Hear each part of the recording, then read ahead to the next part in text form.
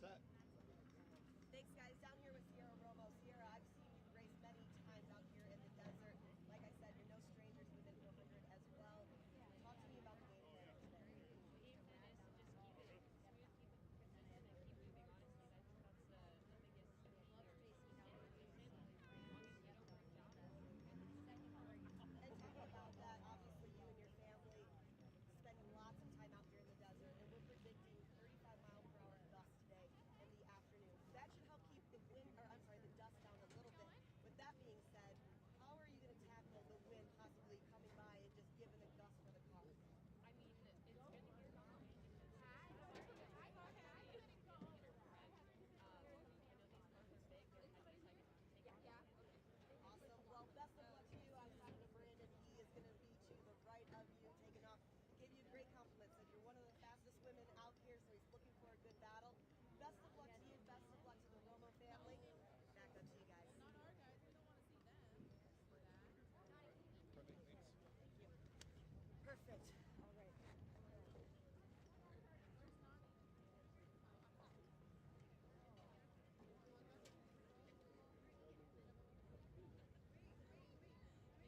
See you later.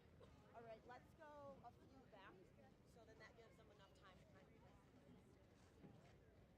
Because I don't want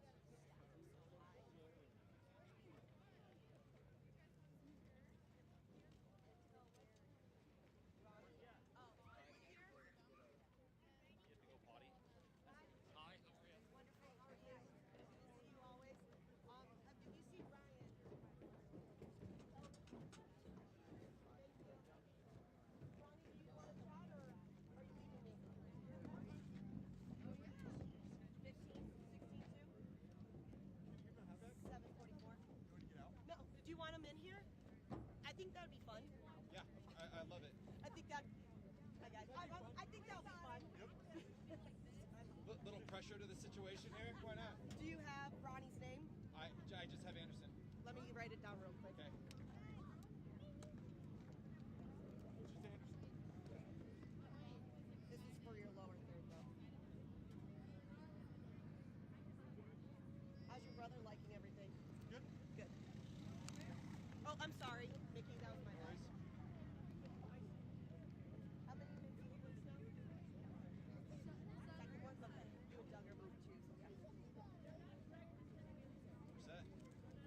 Thanks, guys. Down here.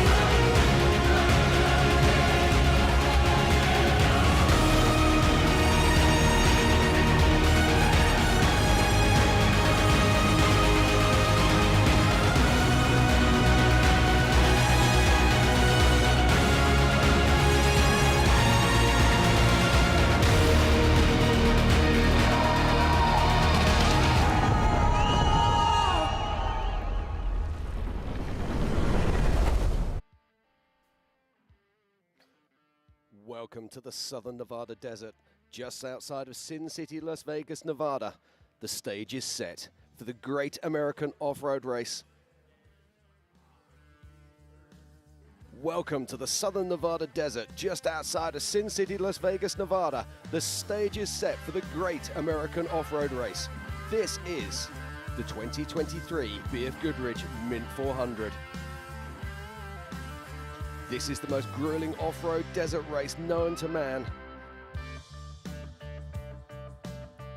And the Mint 2023 Mint 400 race course has everything. It has desert, rocks, whoops, jumps, fast tracks, deep ruts, dust, and open lake beds where these cars can hit speeds of over 140 miles per hour.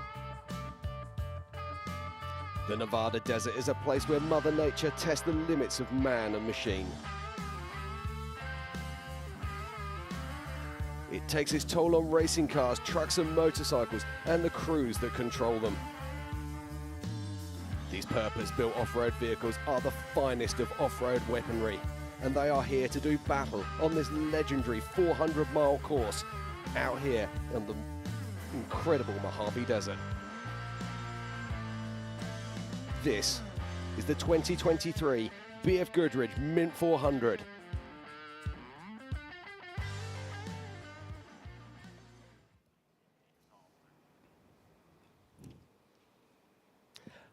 And good morning and welcome to the 2023 BFGoodrich Mint 400. I'm Jim Marsden, and joining me in the booth today for this incredible race is Bob Bauer and the legend that is Ricky Johnson. How are we, gentlemen? Well, Jim Marsden, it is the Mint 400. This is the race. This is the biggest American off-road race. We have one of the biggest off-road legends in Bob Bauer. You have been coming to this race since the conception. Am I right? Close to it, and that's the Earth's conception. Exactly. You and Moses were hanging out. Let me get your mic right so we can hear you a little better. But, Bob, talk about the evolution of the Mint and what it started as and what it is today. Well, you know, it started off as like just a promotion out of a gun club up here just in North Las Vegas. There was one little snowy day they said, hey, let's go race. Let's have some fun together. And it developed, it moved forward, it kept going faster, bigger, and here we are. Well, and that's the thing, folks, is what you got to understand is that when you watch this race and you listen to it, everything that's going on, there's so many moving parts, and to try to cover an off-road race is unbelievable. I mean, the cameras, the drones, the helicopters, everything that we got going. Jim Marsden, I mean, honestly, who would have ever thought? Because this is why Mickey Thompson left the Baja California and brought it to stadiums, because he wanted everybody to see these battles, and now we get to see them. We do. Every time we come back here, we always say the same things about the adversity, about how difficult this track is. And this track doesn't get any easier. No. Every year it seems to get harder and harder, but also the level of the competitors gets better and better. And we look at the off-road weaponry that was making its way through Fremont Street, through Tech and Contingency yesterday. It's phenomenal, and I think we're going to see the best race that we've seen yet so far. But Bob, let's talk a little bit about, let's take a step way back. Class 11, a big resurgence. We're seeing these things all over the place, and how hard these guys are driving them. It's got to make your heart smile a little bit, seeing how many Class 11s there are out there. It's survivable. The Mint 400 is survivable in a Class 11, and there's a lot that's going to be happening today. I think, Jim, we got a schedule we could share with folks. Yeah, we have indeed. Let's check out the schedule for today's racing. So here we go. At 8 a.m. we go live with the limited race start. Then at 12:30 p.m. it is the Group 1 qualifying for the Class 10 and the Unlimited Truck Spec class. That's going to be something to watch. But then also we have the Group 2 qualifying, which is the Class 1s and the Unlimited Trucks and the Unlimited Legends trucks. Now, that's the one that everyone's talking about. Where can they go? Who's going to be the top pole sitter today, Ricky? Well, I mean, we got to look at the different guys, because we got all-wheel drives, we got two-wheel drives, but depending on how this course lays out, depending on where you line up, sometimes I think the sweet spot, Bob, you can argue with me or agree, is about spot number 5. I think the ruts aren't deep, but the berms are established, the water's blown off, because we're not just qualifying in the desert. It is a short course out there that they've groomed and got it watered, so the first guy typically is sliding around a lot. I think the first guy that says I'm going to win it in this infield is a fool. He's got 90-some odd miles to go before he proves his words correct, and there's a lot of desert out there that's just waiting to. Well, and Jim, to answer your question, I'm going to go with Ryan Arciero. I mean, he's typically not the best qualifier, but he's so aggressive, and they obviously they've spent a lot of time out here. He's in that Herbst-built truck with the Gibbs motor, so he's got a lot of horsepower, and he's going to be tough. This is a man who should have won this race. How many times? Yeah. How many times he's been leading? Now, I don't want to curse him. Last year, we saw him wide open going across the lake bed. We're sitting there talking about how big his lead was, and then seconds later, we saw him pull off the race course with a blown motor. I've got a feeling this could be his year, though, and I really hope I'm not cursing him by saying that. If you look at all his preparation he's coming into, some disappointment at King of the Hammers in the qualifying, and I think he would have come back, that would make the team work harder, and it'd be very interesting to see where he places. And the other team I want to talk about, though, is the Herbsts. Yes. Now that we've seen a massive resurgence in the Herbsts in the last 2 years, they've been really hitting that box hard. Can they actually put it on the top step? Be interesting to see. But the one guy that you have to talk about is the defending champion, Rob McCachran. Rob comes out here, and he is the most savvy guy. I mean, Bob was throwing around the word GOAT a couple years ago. I had to pull him back off of that one. But I'm going to say, if you're going to put a guy in GOAT status, it is Rob McCachran. He's won short course, Pro 2, Pro 4. He's raced Class 16. He's trophy truck, Baja 1000 winner. And last year, the way he came back at the end, he had no radio. They were taking pictures and getting that information through the phone to Caden, his son, was going back and forth and texting it back and forth. And he still made up all that time because he knows this desert better than anybody. And that's where he beat his teammate, Luke McMillan, last year. And there was a little bit of contact and a little bit of controversy. But since then, Rob and I talked about that. He was worried about Abdali Lopez coming behind him. So he had to push forward. So we got to talk about Rob. You know who else is out there? The thing with this race is there are so many people. But let's pass it on down to Tiff. Tiff's down on the race course, and she's going to tell us a little about the conditions that they're going to be facing out there today. Tiff, what do you got for us? Thanks, guys. Down here on the starting grid, and you can feel the vibe, the atmosphere, the excitement, and this is a wonderful day. I'm excited to be back here for another Mint 400. Now, what we're talking about down here is going to be weather. We're looking at the weather right now. It's a little windy, it is sprinkling, and this is going to make for a great day of racing. I was also able to check out the weather to see that we're going to get gusts for about 35 miles per hour, and that's going to be later on. But I feel like this is going to help some of the drivers. Now, when they're out there in the Mojave Desert, the wind is going to help keep the dust down, give more visibility, and, of course, make for an awesome race. I'll be down here chatting with a bunch of the drivers before they head out there to start their day, so stay with me. I'll bring you some action down here from the starting grid. Back up to you guys. Thank you very much, Tiff. Now, this is great news for the racing, Ricky. Look at this weather. If you could say to us, what's the perfect racing weather?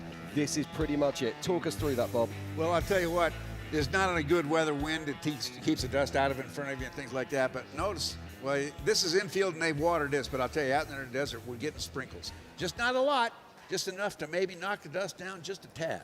Exactly. And if you were praying last night before the race, dear God, I would like overcast skies. I would love cool weather and a slight breeze. And that's exactly what we have with a little bit of sprinkle, so it's not going to soak the drivers and stuff like that. But every little bit of moisture counts when it comes to off-road racing, Bob. Well, it does. And it also helps the smells. You can smell things better in the cool air and in the breeze. You can smell everybody. Well, I don't know about smell it, but I can certainly smell the fear down there on the start line. But let's talk. We're talking about the unlimited classes at the moment. Let's talk about the limited classes, which are the guys that we're going to be seeing leaving the line today. Yeah. Now, I'm just looking down, and we've got to talk about the resurgence or the insurgence of the golf cart, the UTV. This is a vehicle that has changed the face of desert racing and off-road racing around the world.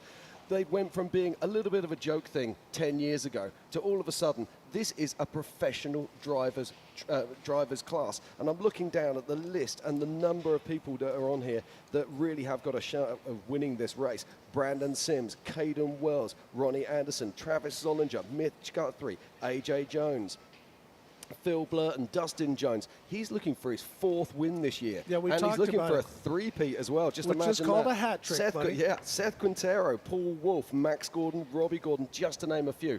That's a massively stacked field, and we've got Sarah Price in there as well. So that just shows you the talent that we have in those UTVs, and there's going to be a race royale out there on track today. Well, and when we talk to Dustin, as we can see the drivers lined up and they're getting ready to start, we got a lot of different classes. We're starting off with the Class 5s, and then we have the 5 unlimited cars, and then we have, it goes down the list, and we get into the turbo cars. So I think you're going to see quite a bit of the UTVs working their way past those other cars, because they are so, as you said, with the turbo technology, the shock technology, what Fox is doing with the ride stability and everything. I mean, it is just, it's through the moon. They are not a golf cart anymore. It is indeed. I mean, I was actually talking to Brandon Sims yesterday. Now, Brandon, of course, has moved over into the new Polaris Pro R. And I was saying, well, what modifications have you made to this vehicle? What have you made? What changes have you made? And he actually turned around and said, do you know what, Jim? Very, very few. This is pretty much a production vehicle, and that's insane. That means that we can go out, Bob, buy one of those, and apart from our limiting ability being our driving, we can be competitive. And that's nuts, and I love that cast. But let's just check this out here. Right, this is our starting list up on the board right now. And we're going to be going off the line any minute now. Ricky, who we got? Well, we got some of the notables. We got 522 Brandon Williams in a Class 5 Unlimited. He's going to be very fast. But then right hot on his heels, back a few cars, we got Doug Matag in the Pro R, as well as Ryan Piplick as well. So in Brandon Sims, Adam Level, which is great. He's out there with his dad, Brad Level. That is going to be a really, really cool program. I'd just love to be inside that car, because I happen to know Brad Lovell is a terrible, terrible right seat guy.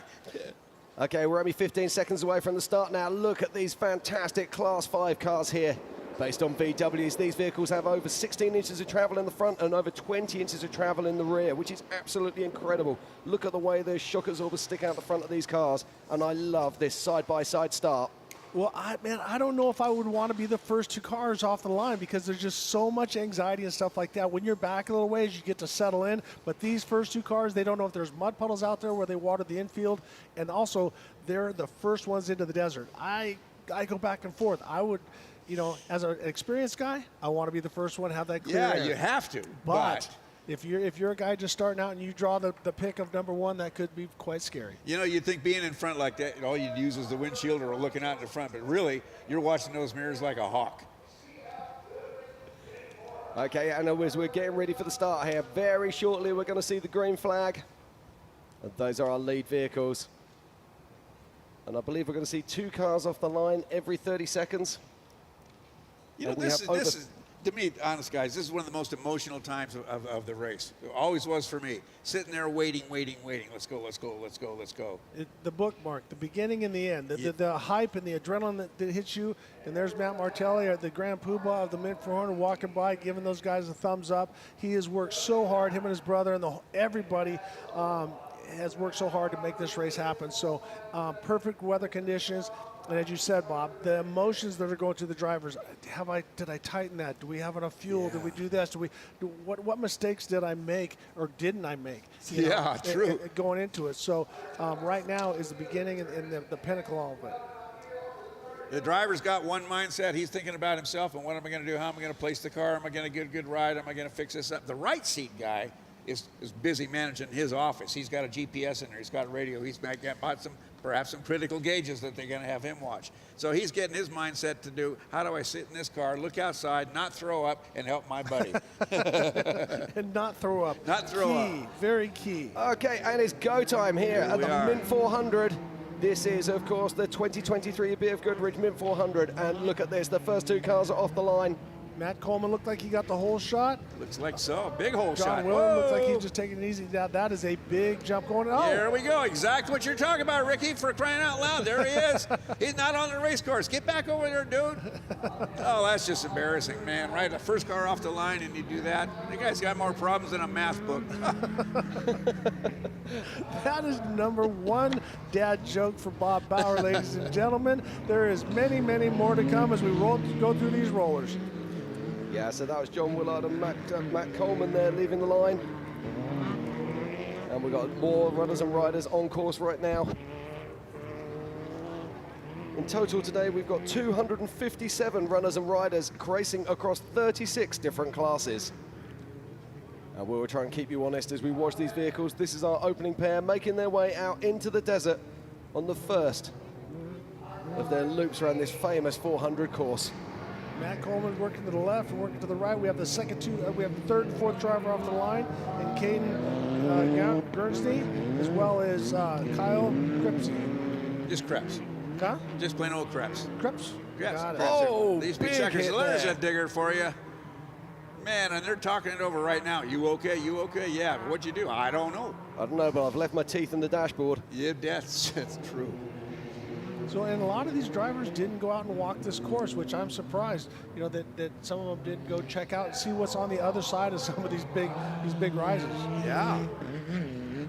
Now, it's worth talking about these vehicles. These vehicles are two-wheel drive, rear-wheel system, of course, based very loosely on a VW Beetle. But what sort of power plants are these running, Bob? They'll be running a VW-based motor to keep it simple. So they'll be doing a VW-based motor, and it's an old style of doing it, but it brings up plenty of torque. Those Type 4s really bring torque. Yeah, I love it. It's one of my favorite classes. It's absolutely iconic. When you think about desert racing, you think about VW Beetles. And we're going to be seeing the Class 11s leaving the line later. And as Ricky was saying earlier, this is the class in the resurgence. We've now got manufacturers making specialist parts for those cars, and it's great to see that class growing. Well, we've got a second-generation guy out here in the yellow car, Trey Hernquist. His dad, Bill, has campaigned that Class 5 car forever. They know what they're doing. So we are off a little bit on starting order. We might have had some people that did not show up because we had Hernquist starting at 10th, but we do not have 10 people out there. So we're trying to keep track of it as much as possible. And there are other power plants in the Unlimited 5s as well. You got some of the, you can run the Ecotech motor, and they used to run the Subaru motor, so quite a few, and some of them I think are running the Toyota, so it's all the 4 cylinders. Now, I was chatting to Brandon Williams yesterday down in Fremont Street, and this car's got a fantastic history. This car used to be raced by his dad right back in the 70s. Then they sold the car. It went on holiday for 30 years to someone else before they bought it back again, modified it, and it's fantastic to see it out here racing once more. All right, now we're starting with the Pro Rs as they're going. So these are the 2000cc Polaris Pro Rs, normally aspirated, but they have a ton of horsepower, and everybody loves these vehicles. What's not to love? They're fast. They're affordable. So that's Taylor Cripps and Harrison Weiss. Yeah, these vehicles are game changers. These are 4-cylinder, 2-litre UTVs, classed on their own this weekend. Listen to those things. Yeah, they absolutely howl. They do not sound like any other UTV on the planet, that's for sure. That's Doug Matag as he gets the whole shot. He was one of our notables. Definitely somebody to watch, as well as Andrew Reitmere. But Doug Matag has done everything. He started out in the Yamaha class in the side-by-sides in the desert. Then he went to Pro 2, Pro 4. He's done pretty much everything. He's really at home. Him and his dad, Chad Matag, build these race cars, and so they're very comfortable. Okay, as we watch Doug Matag here So going off the line, we're going to cut to a quick...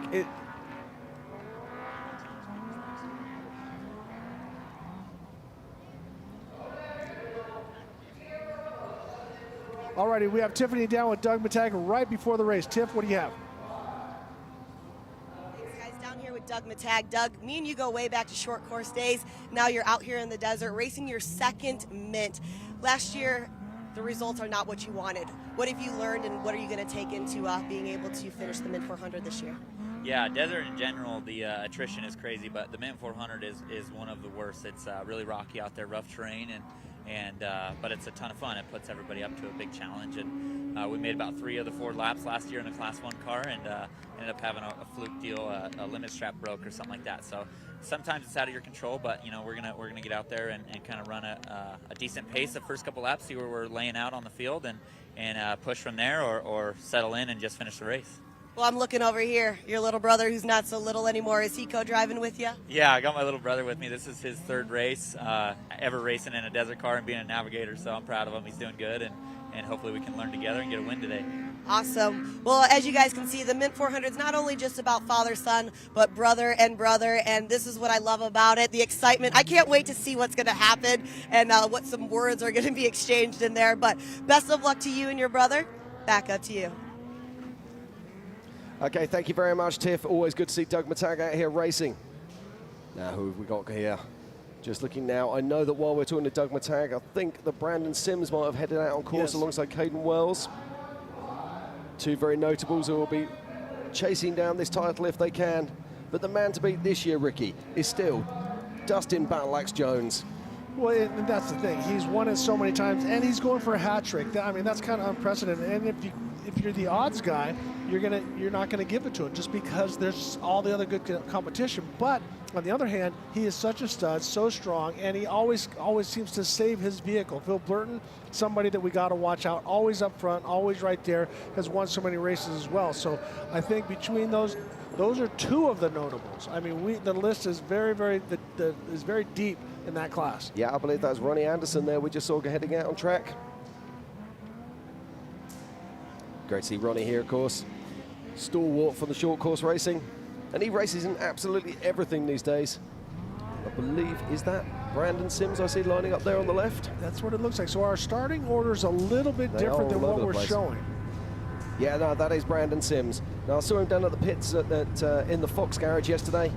They were just taking his shock absorbers apart, resealing them, putting some fresh oil in them, and he is super, super confident today. But this is a man who knows how to race this race course. And he'll just be taking it easy. And as we watch Brandon Sims work his way to the inside, we have an interview with Brandon Sims. We're going to get to it right after this action because right now these guys are going for it and trying to hold position. Look at that. Do you see the way he flew off the top of that jump? I think that was a little bit too enthusiastic. This turn. He'll diamond the turn and pull it out in front. Come on, Brandon. You can do this. Go. Go. Come on. Come on. You sound like my and as dad. we continue to watch Brandon Sims here making his way around the infield, There's Tiffany caught up with him earlier today just before the start of this race. Here with Brandon Sims. Brandon, you're no stranger to the Mint 400. You've won this twice. What do you think it's going to take to make a third win this year? Honestly, to win today or the third time, our class has just changed so much, so competitive. We're going to have no issues all day. You can't have one issue and win this race anymore, unfortunately. So a clean, fast day, and the pace that we're running is extreme now, so you actually have to run almost like 100% the entire day. And looking straight across from us, Sierra Romo, you're going to be taking off the line with her, and obviously you guys have raced many years together, especially out into the desert. You know, thinking about being able to get a little more time and be a little faster than her, what do you think you're going to have to do? You know, obviously she's probably one of the fastest women drivers that I've ever raced against and with as a teammate as well. So she's super competitive. She's super fast in the short course stuff. I'll see if I can't outmuscle her throughout the entire race. We'll see how it works out, but she's a great competitor and looking forward to doing racing with her. Awesome. Well, best of luck to you, Brandon. Thank you. I feel like I don't know why I just gave you a handshake, but best of luck to you. Back up to you guys. Thank you very much, Tiff. And look at this. There's a legend out on track right now. That is Mitch Guthrie Jr., I believe. Just trying to check that number out.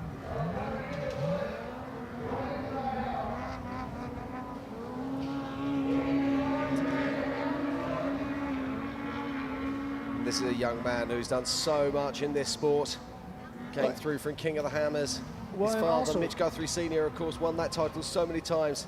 And then his son, Mitch Guthrie Jr., came through, and he's become an absolute legend. Well, Mitch Guthrie is one of those drivers that took down B.J. Baldwin at Silver State 300. And it's a lot of fire roads and stuff like that, but that just shows you how fast these Pro Rs are. That's a hard thing to say. Pro Rs are.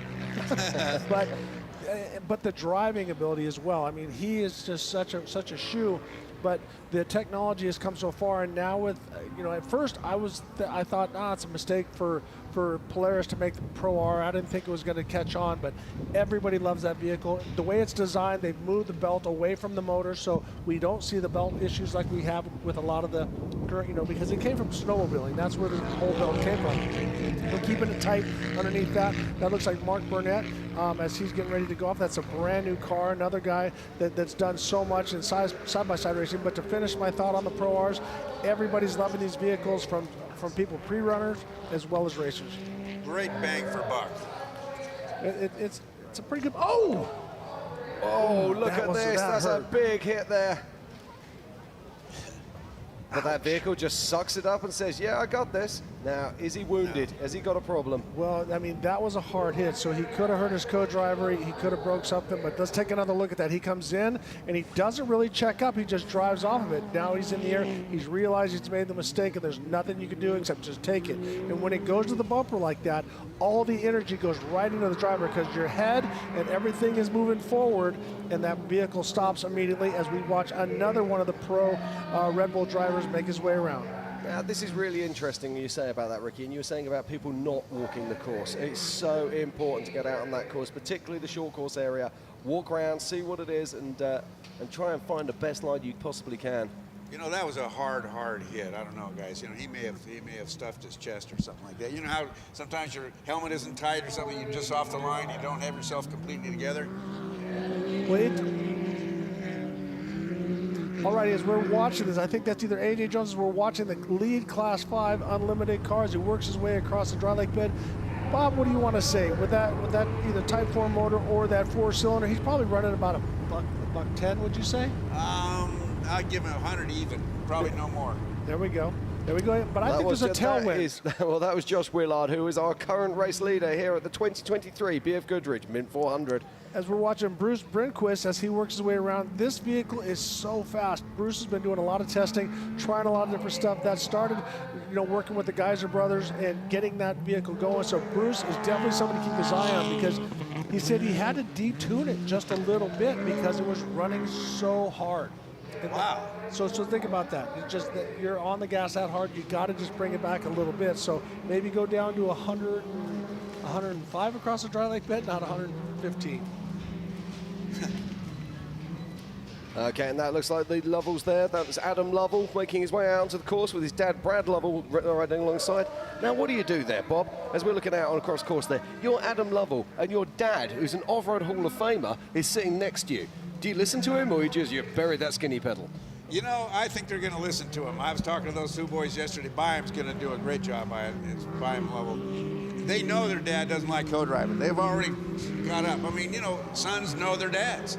And I think that they're just at the right time. They're going to do very well in this race because he is teaching them how to finish. Well, we were at dinner last night, and we were talking to Brad and his sons and Adam and that, and I was saying to Brad, it's going to be something you'll remember for the rest of your life. And he goes, well, I hope it's not because it's the biggest crash of my life. I said, no, but the fact that you're going to be working with your son and the respect that you're going to have for each other, as long as you're not disrespecting each other, it's a wonderful thing. I had the opportunity to race with my son, Luke, with Mike Osborne in the Vegas to Reno, and I was there all day just going, I'm like, do not get a flat, it's going to take too long.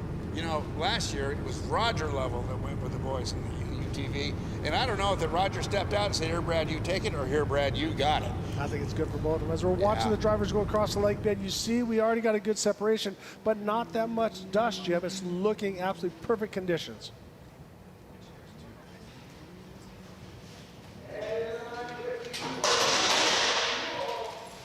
And still the action continues here. So our leading Class 5 now are making their way into the desert and working their way through rockets, and they'll be making their way up towards chokers and race mile 10 very soon indeed. But still, we've got lots of action leaving the line here. Over 257 vehicles will be started in the limited classes today. And then let's not forget, at 12:30 this afternoon, it is the unlimited classes that will be qualifying. So, Bob, I'm gonna hit you up as a driver question. I know what I'm gonna say, but how many miles before do you settle into your pace? Because right now these guys are in a short course. Some of them are fish out of water. Some of them are great short course drivers. But how many miles before you go, okay, I'm here for the long haul? To me, it depends on the race course. Like here, we have a dry lake that's you give a guy a chance to sit back and think and breathe a little bit. So I think I would probably be up to speed and into the car, made it probably within 10 or 15 miles. Generally, it's about a half hour before it's finally, Ricky, how time sort of stops and stands still? Slows down. It slows down all day long. So that's, for me, probably this course, give me 10 minutes, and that's as good as I'm going to get. Yeah, and typically I start pushing, make sure my brakes are warm, make sure I'm not overshooting turns, but it's almost always make a mistake, and then that's what gets me in the mood. Okay, as we continue here with the action at the 2023 BFGoodrich Mint 400, we're going to cut out to a short ad break, and we'll be back with the action very soon.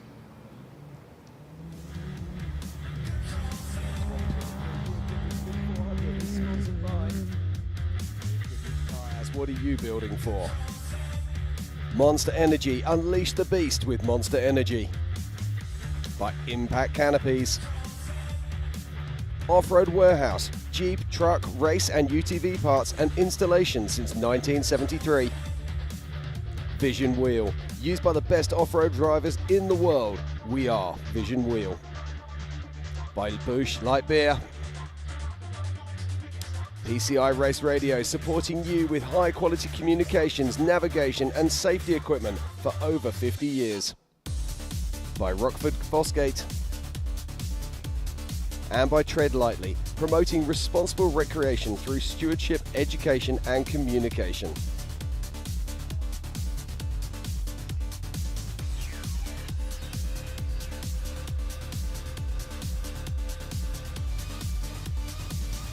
Yep, ready when you're up.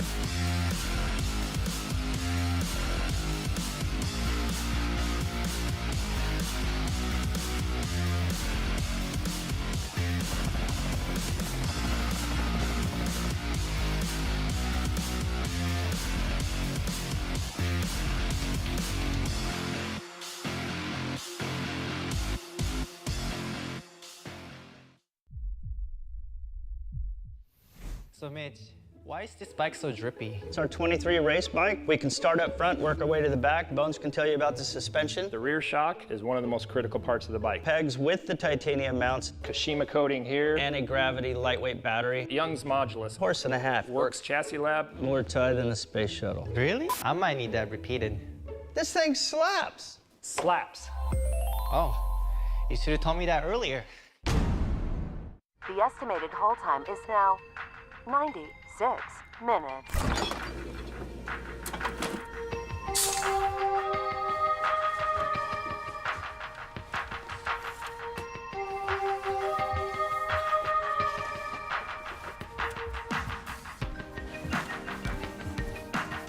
Sorry, are you still there? Yes. Okay, please hold.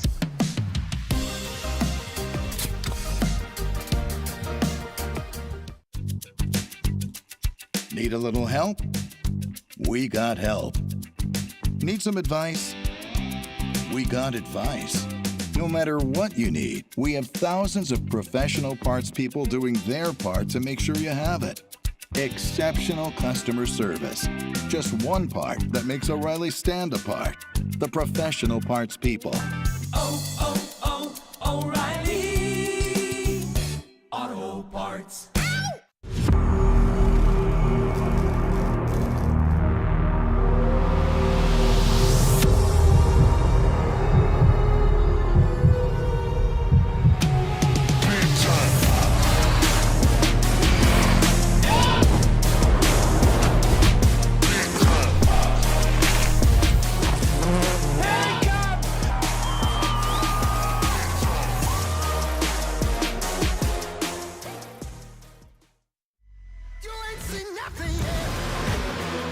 Yeah, I got that right turn. We're good.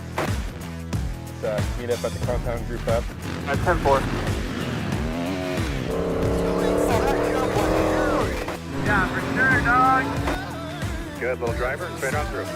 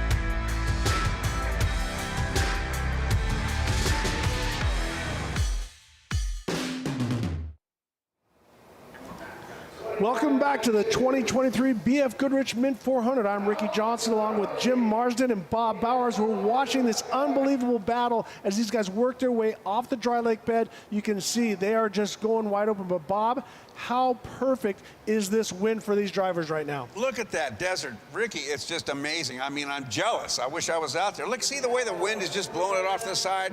Man, and he's passing on the dry side. Oh, look at this. Fantastic action here. That's what we come here for. That's why we are here at the 2023 BFGoodrich Mint 400. Ricky, this is so good to see. This is great, but you can see that how there's alternate lines. You can get to the slightly to the left or to the right. I'm pretty sure that these are the R1 cars, how fast they're going and how quick they're moving out. When you get past, a lot of times, people, you gotta watch what that guy's doing, because you gotta figure, did he make up that 30 seconds on you? What is that driver doing? And sometimes it's just really frustrating because it just handles down the straightaway, as Junior Johnson would say. Yeah, now people are coming up to us and they're saying, what's the starting order? How were these guys rigged for the start? Well, the honest answer is on this, it's a random start draw for these limited class vehicles. So it's literally names out of the hat, and that's how they approach the start line this morning. So here's how that driver got past. Watch the rear of the car. Watch how it goes down and then it packs. So what it does is it doesn't release the wheels. See, it waits till the back wheels are off the ground before it lowers it down. So definitely too much packing. And so a lot of times people think, oh, I need to put more rebound in to make it go slower coming back. What's happening is it's holding it down and limiting the travel.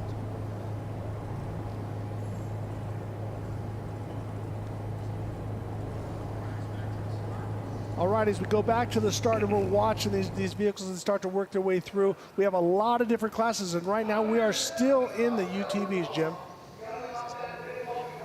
Okay, right, and as they make their way, now we've already seen this. Oh, look at the speed here. Whoa, whoa, whoa, whoa! Now, that's what we talk about, total commitment. Now, Bob, you're 200 meters or 200 yards from the start line, and you find yourself being a desert turtle. What happens now? Well,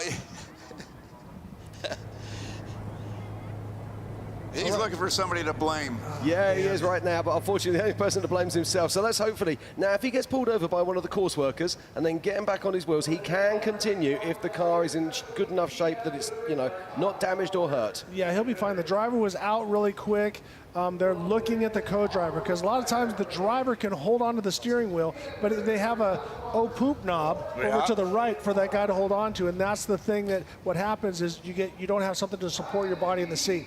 But the nice thing about this is we get to see the underside of this Can-Am. And look at that, it's a completely slab bottom, as we see there. It has an IRS rear suspension, IFS front suspension, so independent suspension all around. That makes them so fantastic in the desert.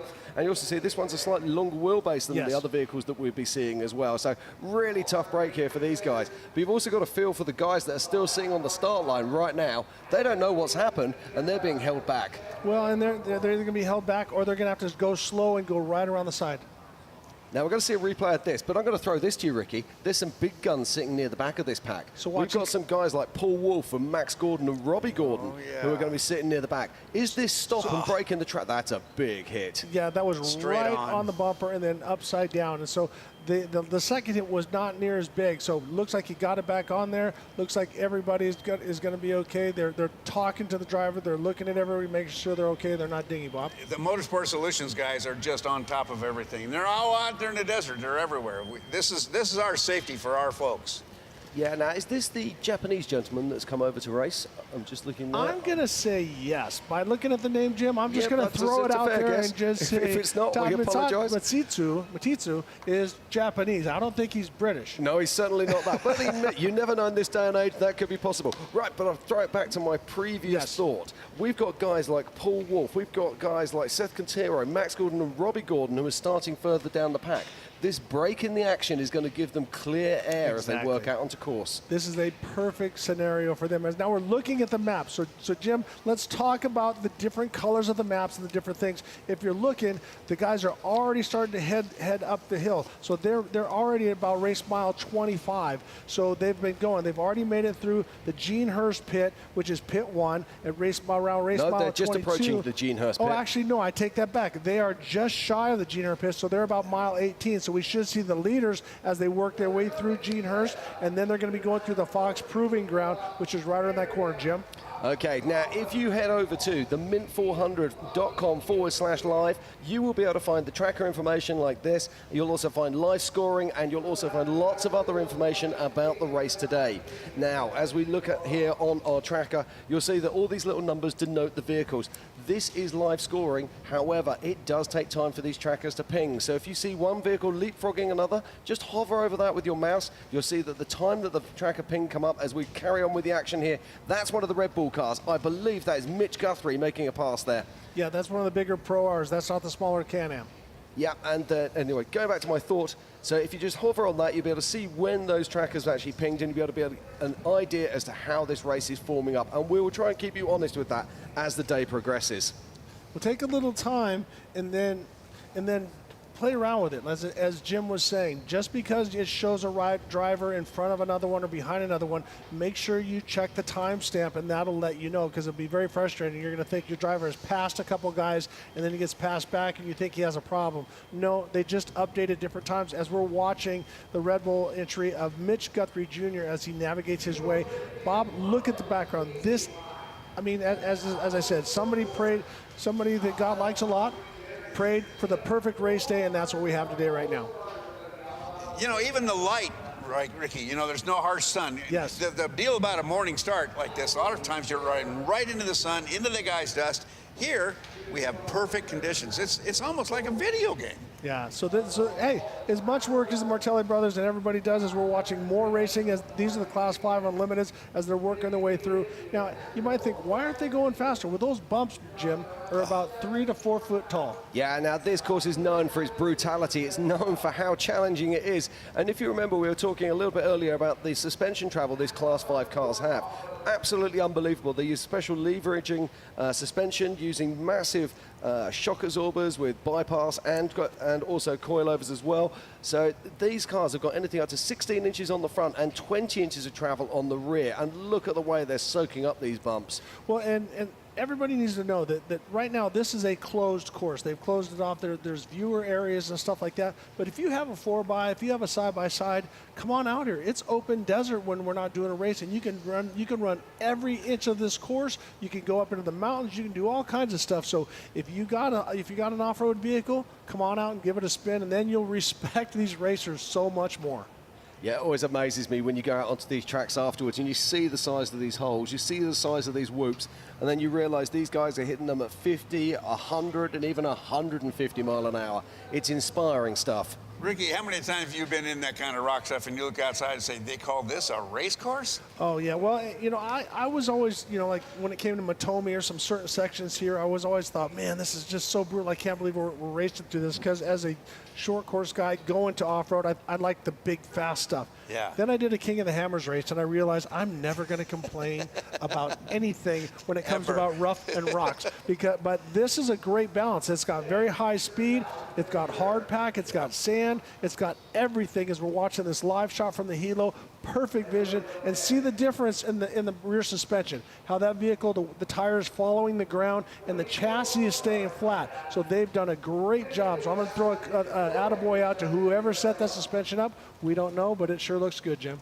Yeah, it does indeed, and it's fantastic. Spoke too soon. Side-eye swapping there, just him. as we say how good the suspension is. But that just shows how incredibly difficult it is on this desert course. 1 minute you're a superhero, the next minute you're just hanging on for dear life.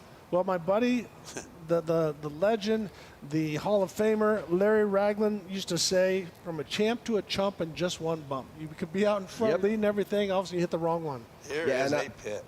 Yeah, now this is, of course, we're looking at here at the at the first pit. I believe this is actually the Gene Hurst pit. It says it's chokers, but I don't think it is. Now, you guys on the TV, you see those black patches? Those are barriers. When they come into fuel, those catch any spillage at all, so we don't do anything bad to the desert. And every pit's got to happen. It's all part of the rules. It's a very well-organized pit. These guys have this together. You got to hand it to Martellis. They squared away. They have porta potties. It's a luxury pit. Well, this is set up at chokers at race mile 11, so it seems to be off, because this does not look like the Gene Hurst pit either. So this is Gonzo. Yeah, this is Gonzo because it's on the other side. So you see nobody's excited because we have other people coming into the Gene Hurst pit. And the Gene Hurst pit goes up one side and down the other. So we are going to get our shots together, but right now this is the dirt coat.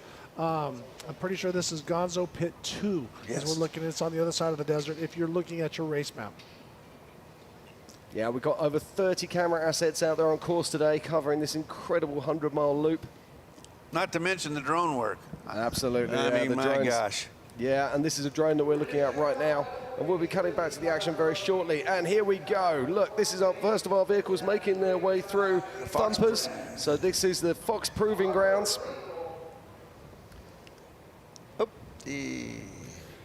So that's the difference, Jim, if you want to talk about that a little bit, difference between running whoops going uphill or downhill. It's a completely different animal. Now, I'm going to ask you, do you prefer downhill whoops or uphill whoops? I know which ones I prefer. I'm uphill too. Uphill, if I make a mistake, it catches me. If I'm going downhill, I could get bucked over and get a long light section and then find gravity, and then next thing you know, gravity's beating the crap out of me. Yeah, I do not like that. So it's always easier uphill. as we're watching these drivers as they got to navigate, because it's a constant balance all day long, Bob, of am I going too fast? Am I going too slow? Am I going too fast? You think you're on the edge, and then somebody flies by you. Well, there's 3 things you got to ask yourself as a driver when that happens. Is first, am I getting a good ride? Second, am I placing the truck where I want it to be? And third, am I relaxed? Any one of those comes up, no, fix it. Yeah, well, or if you're like the one guy on the start, am I looking at the world upside down? That is not good. Flying inverted is not a skill. All right, understand that? This is looking like this is Mark Burnett as he works his way. I've talked with Mark. I've known Mark for a lot of years. Been a monster athlete for a long time. He's very excited about this vehicle. He feels he is one of the guys that can win this race. So let's not count him out as well.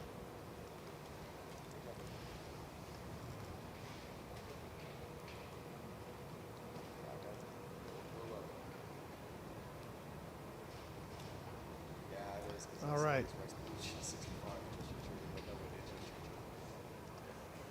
And Jim, when I raced this race a few years back, it just amazed me how much rougher it got. So you have the tracks getting rougher, the suspension getting more tired because you're cycling so much fluid. That fluid, it breaks down. Doesn't matter how good it is or how great your suspension is, it does get some fade. Well, let's just talk about attrition here, because this is a long race. Some of these guys are going to be doing 2 laps. Some of these guys are going to be doing 3 laps. Some of these guys are only doing 1 lap. Now, on this course, how do you push? I mean, we were chatting yesterday to Paul Wolf. Now, Paul Wolf is an exceptional Ultra 4 driver. He's an exceptional rock bouncing driver, and he's just making his way into desert racing. And everyone has been telling him, Paul, don't go too hard on this course. But he's sitting there going, I can't believe that can be a thing. I believe I'm going to have to go out there and hit it really hard. What do you think about that, Ricky? Are you going to be going at what we call a race pace, or are you going to be sprinting this race? I'm going to throw it back. I'm going to throw another thing in there. It depends on what you're doing. Are you able to mark your GPS during the race? If you have lead nav, you can drop those red, yellow, and green dots and say, watch out for that. Because in these vehicles, they can't mark every danger spot because of these small wheels. There's too many, so you have to remember these. So I think you go out the first lap, let it shake down. We talked to Dustin Battleaxe Jones last night. He said, I'm going to wait and let it shake down a little bit, see how things are going. But when they say they're letting it hang, they're hauling ass. Yeah. Let's not be a joke. Exactly but right. they're not taking chances. They're not jumping stuff that they don't see, Jim. Now, that's an interesting thing there where we're talking about it, because Dustin Battleaxe Jones, he's starting right down the pack today. He's going to be right back down in 50th off the grid as we're watching a 2-time winner. That is Brandon Sims there in his Pro R. Very, very slow, very off pace. So this is not a good sign for Brandon Sims, a past winner. He felt he had the combination, but only, if we know somebody that can shoot us a text and let us know what's going on with Brandon Sims, but not up to speed like he normally would be. Okay, as we watch Brandon Sims making his way into the desert, it does seemingly be off pace. It looks like the race is about to start again here. Of course, we saw that accident earlier where that one vehicle went and became a desert turtle off of that top jump. Now, is that top jump going to become an issue? You can guarantee that all the cars that are sitting on the grid, all their pit crews will be radioing them, telling them to check when they get to that jump. Well, and I just was, I was going back and forth with Matt Martelli, and what he was saying is, rain or shine, this isn't NASCAR. We don't stop. We're racing rain or shine. Wind, it doesn't matter. The Mint 400 is definitely there's nothing going to stop us today. You mean so when a hot dog wrapper runs across the course, they don't flag it down? Wait a minute. Dad joke number 2. There you go. Well, as we continue here with the action here at the 2023 BFGoodrich Mint 400, Tiffany was down in the pits earlier with Serena Roma, one of our female drivers, and let's see what she has to say.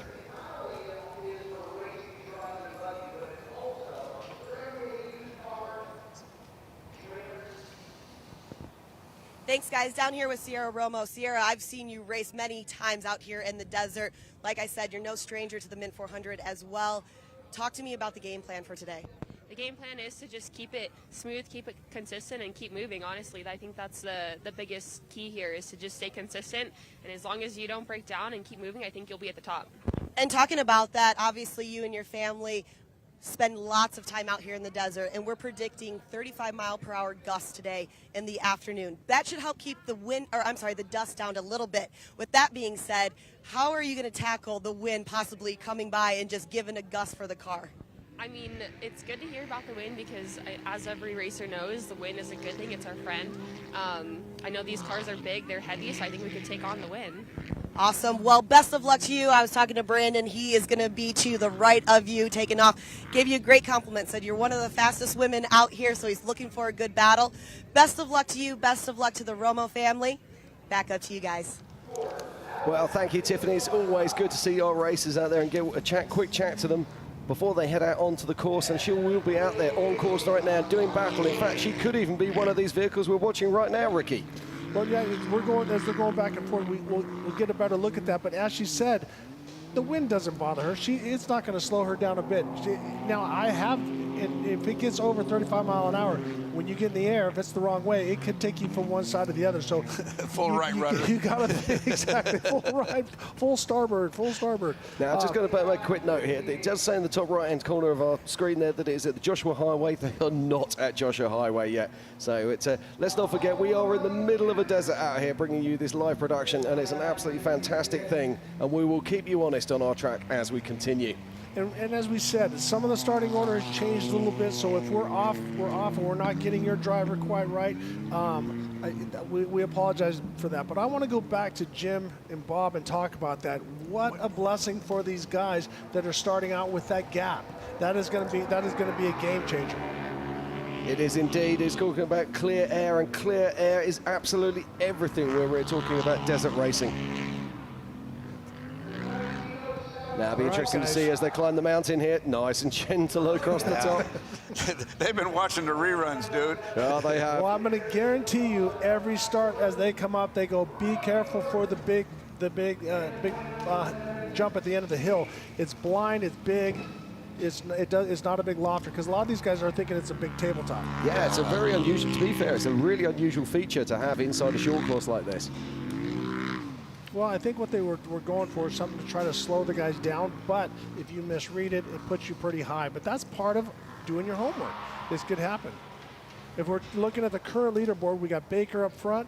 We got Heitritter in second, then Anderson. Look at Ronnie Anderson as he works his way up there, and then Guthrie, Mitch, as well as Romo. So we have quite the race, and already the other cars are making it or work their way up to the front. They're past the Class 5s, Jim. Yeah, no, just looking at this, and Sierra Romo there, she's making her way up into 5th place. Obviously, we saw Tiffany chatting to her earlier, so a fantastic run there. But look at the number of incredible names there. Now, let's not forget, this is on adjusted time. This is an adjusted time race. So as they cross the line from the start, their clock starts. So although you'll be looking at the tracker right now, and according to the tracker at the moment, it's John Willard in the car 514, who's actually physically leading on short course on adjusted time right now. It is Baker. Well, we're going to be cutting back to the action very shortly here at the 2023 BFGoodrich Mint 400. And what a day of action it's already been, Bob Bauer. It has been, and it's just starting out. We're going to have this going on all day today. We're going to have it going on all day tomorrow. I'm kind of glad I'm here, Jim. You know, I got a front row seat. You got a place to sit. It's not half bad. Plus, I'm kind of surrounded by you two, so. Sorry about that, Bob. We apologize because I sensed a little negativity in that. Well, you know, it leaks out every now and again. Can't help myself. I'm old. Okay, as we continue with the action here, Tiffany Stone caught up with Seth Quintero. Obviously, he is a Dakar specialist, and he's back out here at the Mint 400. So let's see what Seth had to say. Thanks, guys. Down here with the 2019 Mint 400 winner, Seth Quintero. So, Seth, talking about this, what do you think it's going to take to get another win? Yeah, I mean, it's definitely going to be tough. It's been a long time since racing in the United States in a race like this. 2020 was the last time we raced this race, got busy with international racing, but super stoked to be back and watching all the guys absolutely kill it for the past couple of years. And it's going to take 100% for sure all day long. I think it's whoever can survive, because there's no room to cruise around anymore. Awesome. Well, I'm going to let you get up there. You're about to take off. Best of luck to you. I'm going to take this net down. Seth Quintero is ready to get another win on that. We're going to talk to some more drivers. Back up to you guys. Folks, this is one of Red Bull's superstars. They've been working with him since he was a very young guy. We see one of the Hondas as they work their way out there. We will be right back with more 2023 BFGoodrich Mint 400. We will be right back.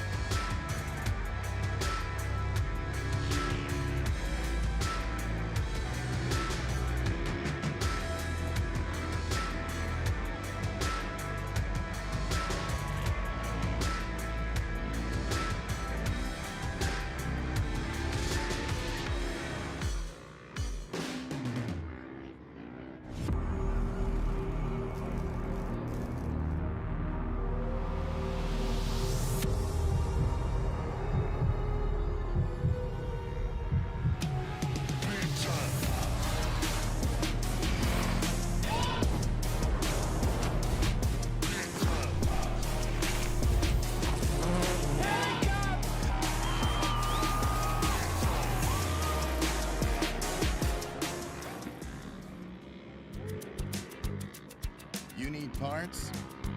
We got parts. Fast? We got fast. No matter what you need, we have thousands of professional parts people doing their part to make sure you have it. Product availability. Just one part that makes O'Reilly stand apart. The professional parts people.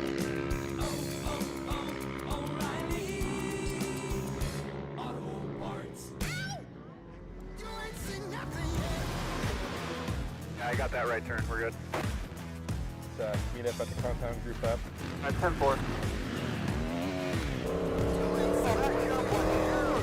Yeah, for sure, dog. Good, little driver, straight on through.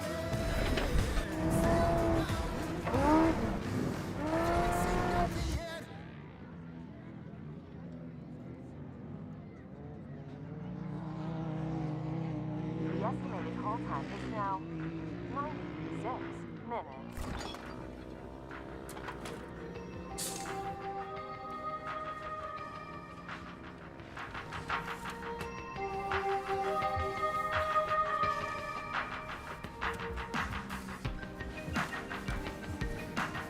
Sorry, are you still there? Yes. Okay, please hold.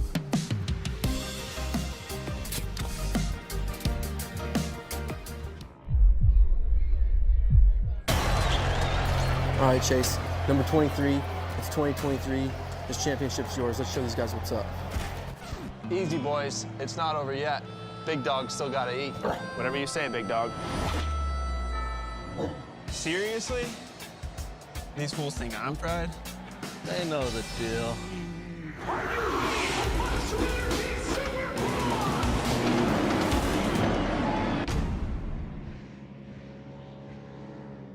The 2023 BFGoodrich Mint 400 is sponsored by BFGoodrich Tires. What are you building for? The official ticket retailer of the Mint 400, O'Reilly Auto Parts. With over 6,000 stores in 47 states, we're never far from home. The official communications of the Mint 400, rugged radios. Work, race, play, communications for any environment. The official host hotel of the Mint 400, the Strat, iconic and completely reimagined. By Amsoil.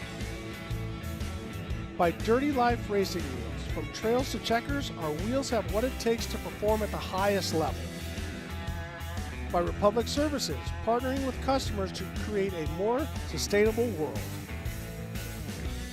The official Arrive and Drive partner of the Mint 400 is 01 Off-Road, leading the way in delivering premium off-road adventures and specialized driver training.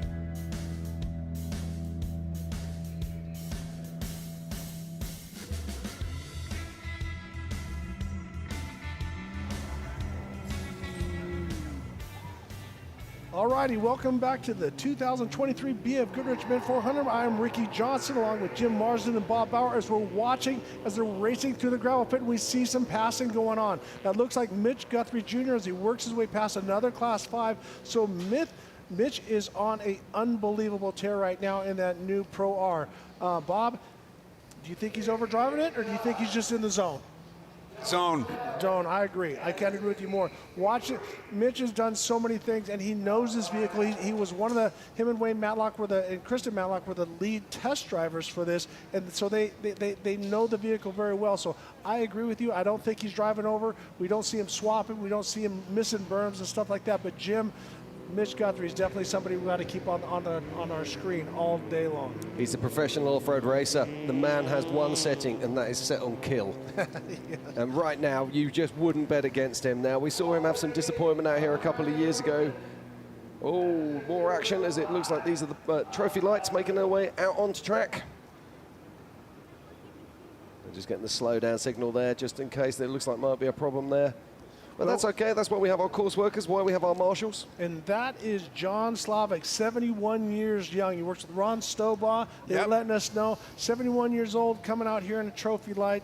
John Slavic, as you can see, he's got that 401k. He's spending his money to come out here and race. So awesome job for him. You know, Ron Stobaugh and his son Austin do a great job with their school, and that's how this guy found his way into off-road racing. It's kind of an arrive and drive deal, and they take very good care of their customers.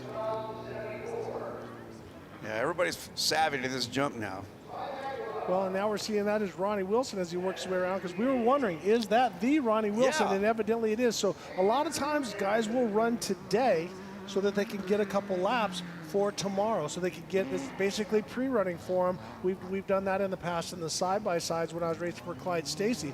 But you're going to see some of the big names out there driving around, and he'll probably split the rides with the other guys on his team. And you know, he may not run all the laps.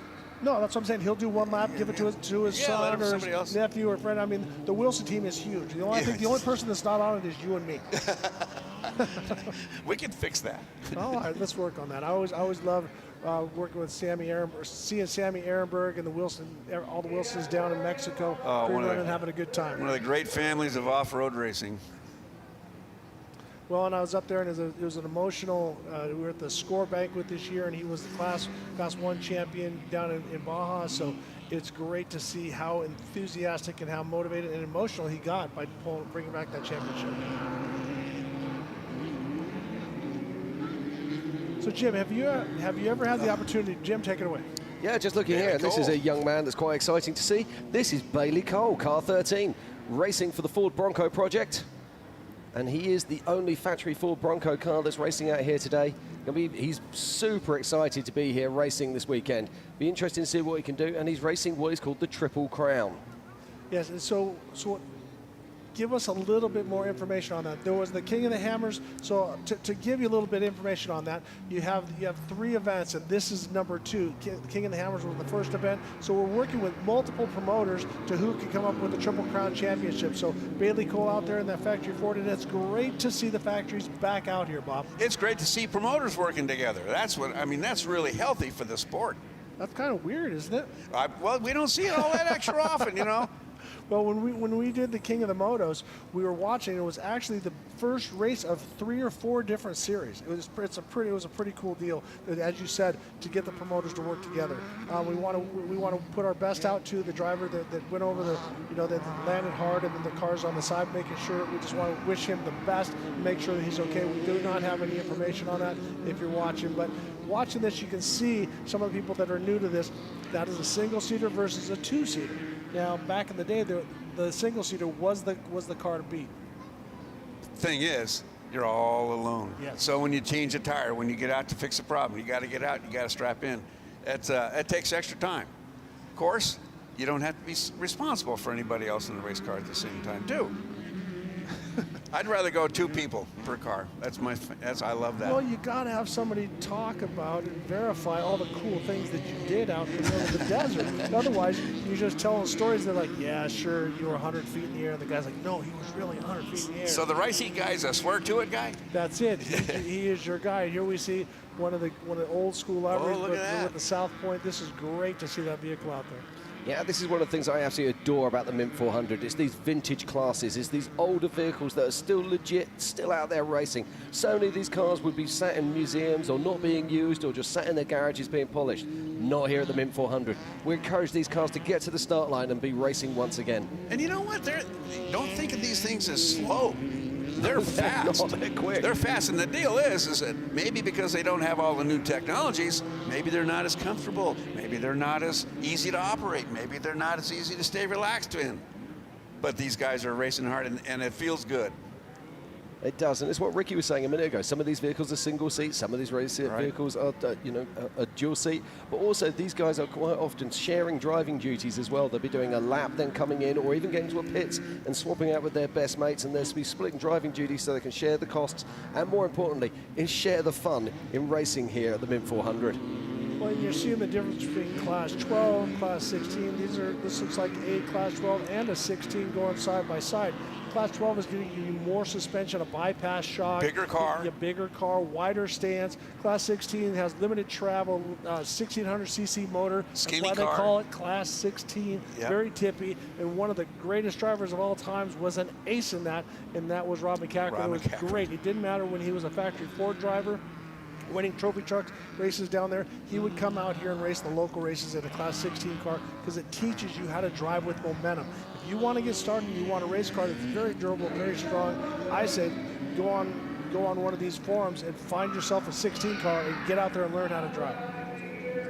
Right, as we continue to watch the action here, Tiffany Stone was down in the pits earlier on, and she was chatting to a man who's looking to do something special. That's Dustin Jones. Tiffany, what have you got for us?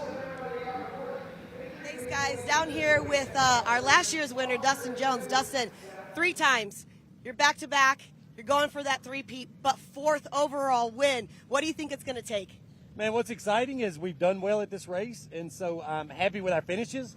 And it was cool to go back-to-back and win it 3 times. So now the pressure is off a little bit, so we can really hang it out there. Naturally, we want to do it 4 times, but now it's just full checkers or wreckers for us. And talking about that, I feel like last year when I talked to you, you were falling out of the car, and that's what we talk about, the attrition that it takes, the determination. Today's weather, it's going to get a little windy in the afternoon, but that's going to keep the dust down. How do you feel about that? Yeah, we got kind of a rear start, so dust is going to be a tough thing for us to battle through today. And so the wind is a blessing for us, Not so good for the front guys because they want to dust us out, but for us, we can run from the back. So it is definitely going to be a wild day. Hopefully the wind picks up because I know it's going to be rough out here. Awesome. Well, best of luck, and make sure you guys follow all day long as we're going to see Dustin make his way from the back, and of course, go for that 4th overall win, that 3-peat. Dustin, I'm excited for this race. Look at this guy. He's excited. Back up to you guys. Okay, and thank you very much, Tiffany. And look at this. This is that dust we were talking about earlier, but there's nowhere near as much dust as we would normally expect on this race course. There's been that slight amount of moisture in the air, the humidity's up, and also we've got wind, and what a difference that makes to a race course, Ricky. Well, if you're watching these vehicles come through, most of them, some of the side-by-sides are 32, some of them are up to a 35-inch tire. If you notice right there, it disappears. So that means that hole is over 32 inches deep, and that changes the horizon for the driver, Bob. The other thing's happening is we've got a nice overcast here. That takes all the glare and all the gleams out of the desert. You can much more easily read the terrain and know how deep is that whoop, how much farther is it. Can I see a color change 150 yards ahead where I know I need to do something? So this is all together, ladies and gentlemen. You are seeing the most perfect desert race conditions that I could ever describe for you. Yeah, no, it's great to see it. Now, I can tell you that our lead vehicles are making their way, and that at a moment, our physical race leader is John Willard, and he's making his way through race mile 45, 46. We've got a race in our hands, gentlemen, but it's all about, at the moment, that man who's absolutely flying. It's Mitch Guthrie Jr. picking his way through the pack. He has phenomenal pace with Ronnie Anderson right there with him. Now, Ronnie, he's becoming a real UTV expert, isn't he? He's swapping between so many different classes, so many different disciplines. Well, R.J. Anderson was Polaris's golden boy when they started to come out with the more extreme side-by-sides. It worked a lot with the Martelli brothers on these great, unbelievable videos of him jumping and doing this unbelievable dynamic stuff. And Ronnie was kind of always in the shadows, watching what his older brother was doing and learning. But right now, I've watched him go head-to-head, and in a side-by-side, I'm going to take Ronnie over RJ. But RJ's, obviously Pro 4 champion, Pro 2 champion, and he's races trophy trucks as well. But when it comes to these side-by-sides, I think Ronnie's the specialist. That's very interesting. Well, I mean, what a talented family they are. As we watch another trophy light making his way out onto the track, I love these cars. They can take the brutality of this course so well. Well, back when Matt Scaroni and Steve Scaroni started that, is we're seeing some of the 1400 vehicles, so they're going to look a little bit bigger, got the 40-inch tires and stuff, going up against a 16 car. But to finish my thought about the trophy light is that I thought, I'm going to go out and race this thing, I'm going to break it. It was actually here, we were doing a little snore race. I tried to break it, and it broke me. I was racing it as hard as I possibly could. I had Steve Barlow's son telling me mile per hour. I was trying to get it up to 90 miles an hour going in, so I was taking it deep into the corners, driving really hard, and it took a beating like I could not believe. So if another vehicle, if you want to start racing, find yourself a trophy light. Those things, you look at the finishing rate of those, unbelievable. It is scary good. Yeah, still the action here. More and more vehicles still leave the start line. Let's not forget, over 257 vehicles leaving the line today in these limited classes. Over 36 classes racing, and so many different types of vehicles. We're talking about the 1400 class there. That's a class I absolutely adore.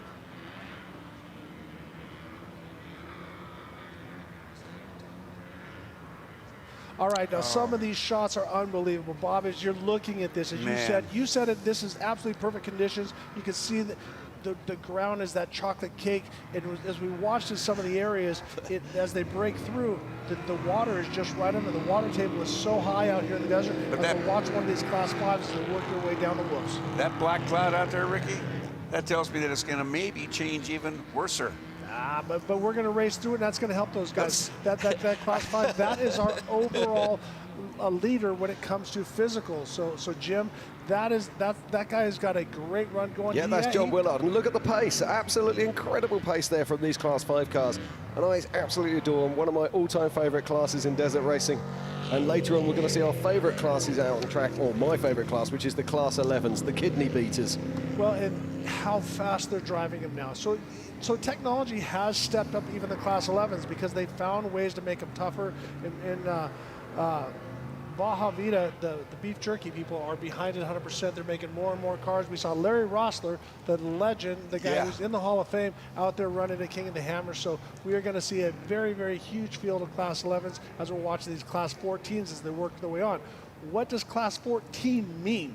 What that means is you start with a stock chassis, but then you can change move everything around. So it started as a pre-runner class. Guys taking what they call a door slammer. It's got the factory frame, but typically they cut the front off and they cut the back off and they fab it up.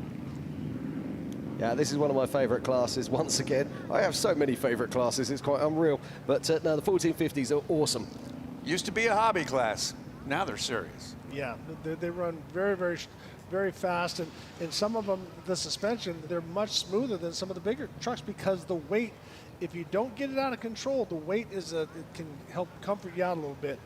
So as we go back to the desert, back to the action in the desert, as we're watching the 1441s, this is the second, I think, second physical when it comes to Class 5 Unlimited. But you can see this vehicle a little stiffer, a little more reactive, but definitely running a good pace.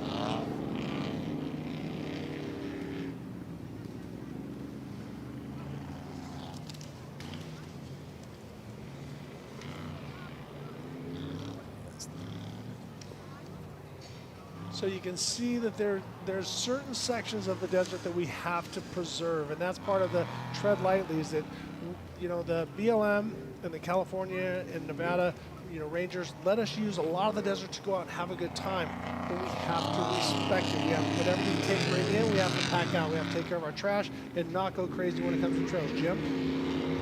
Yeah, and we were watching Matt Coleman there a minute ago making his way through the course. We've got about 150 cars on course at the moment, still another 100 to get started here at the limited class racing at the BFGoodrich 2023 Mint 400. We're going to pop out for a short ad break and we'll be back very soon.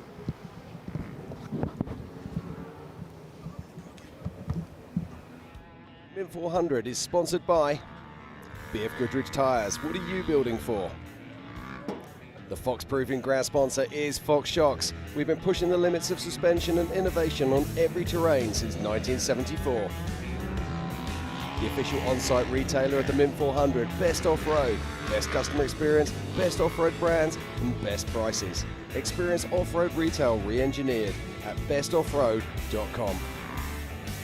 The official fuel provider of the Mint Fuel 400 is VP Racing Fuels, the brand that you can trust for performance fuels, lubricants, coolants, additives and more.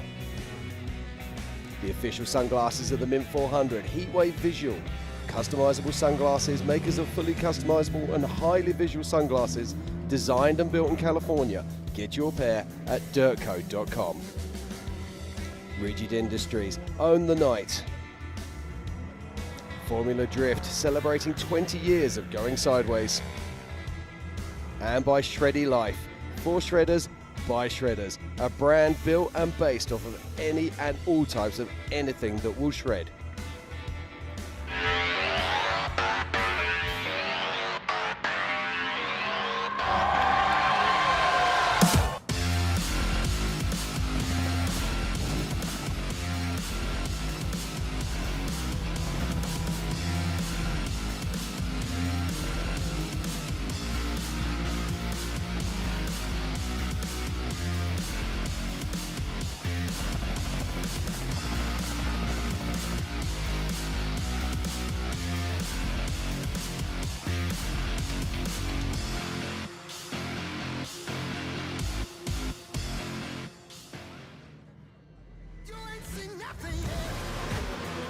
Yeah, I got that right turn. We're good.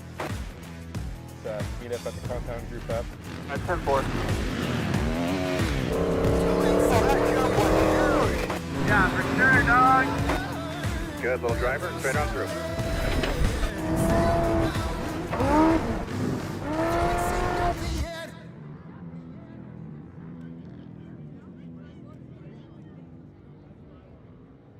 The estimated haul time is now 96 minutes.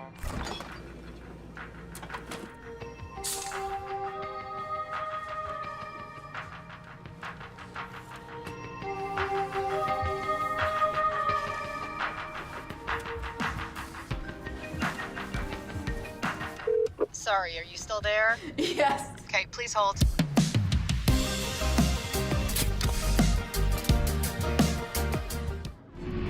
Racing against your dad is something that 90% of the racers in the world will never get. I've accomplished everything I wanted to do, and now he's just like taking the reins. I want to be remembered for being a huge part of short course, not just racing, keeping it alive, helping it grow. If it comes down to the last weekend and I'm in it, the boys better watch out.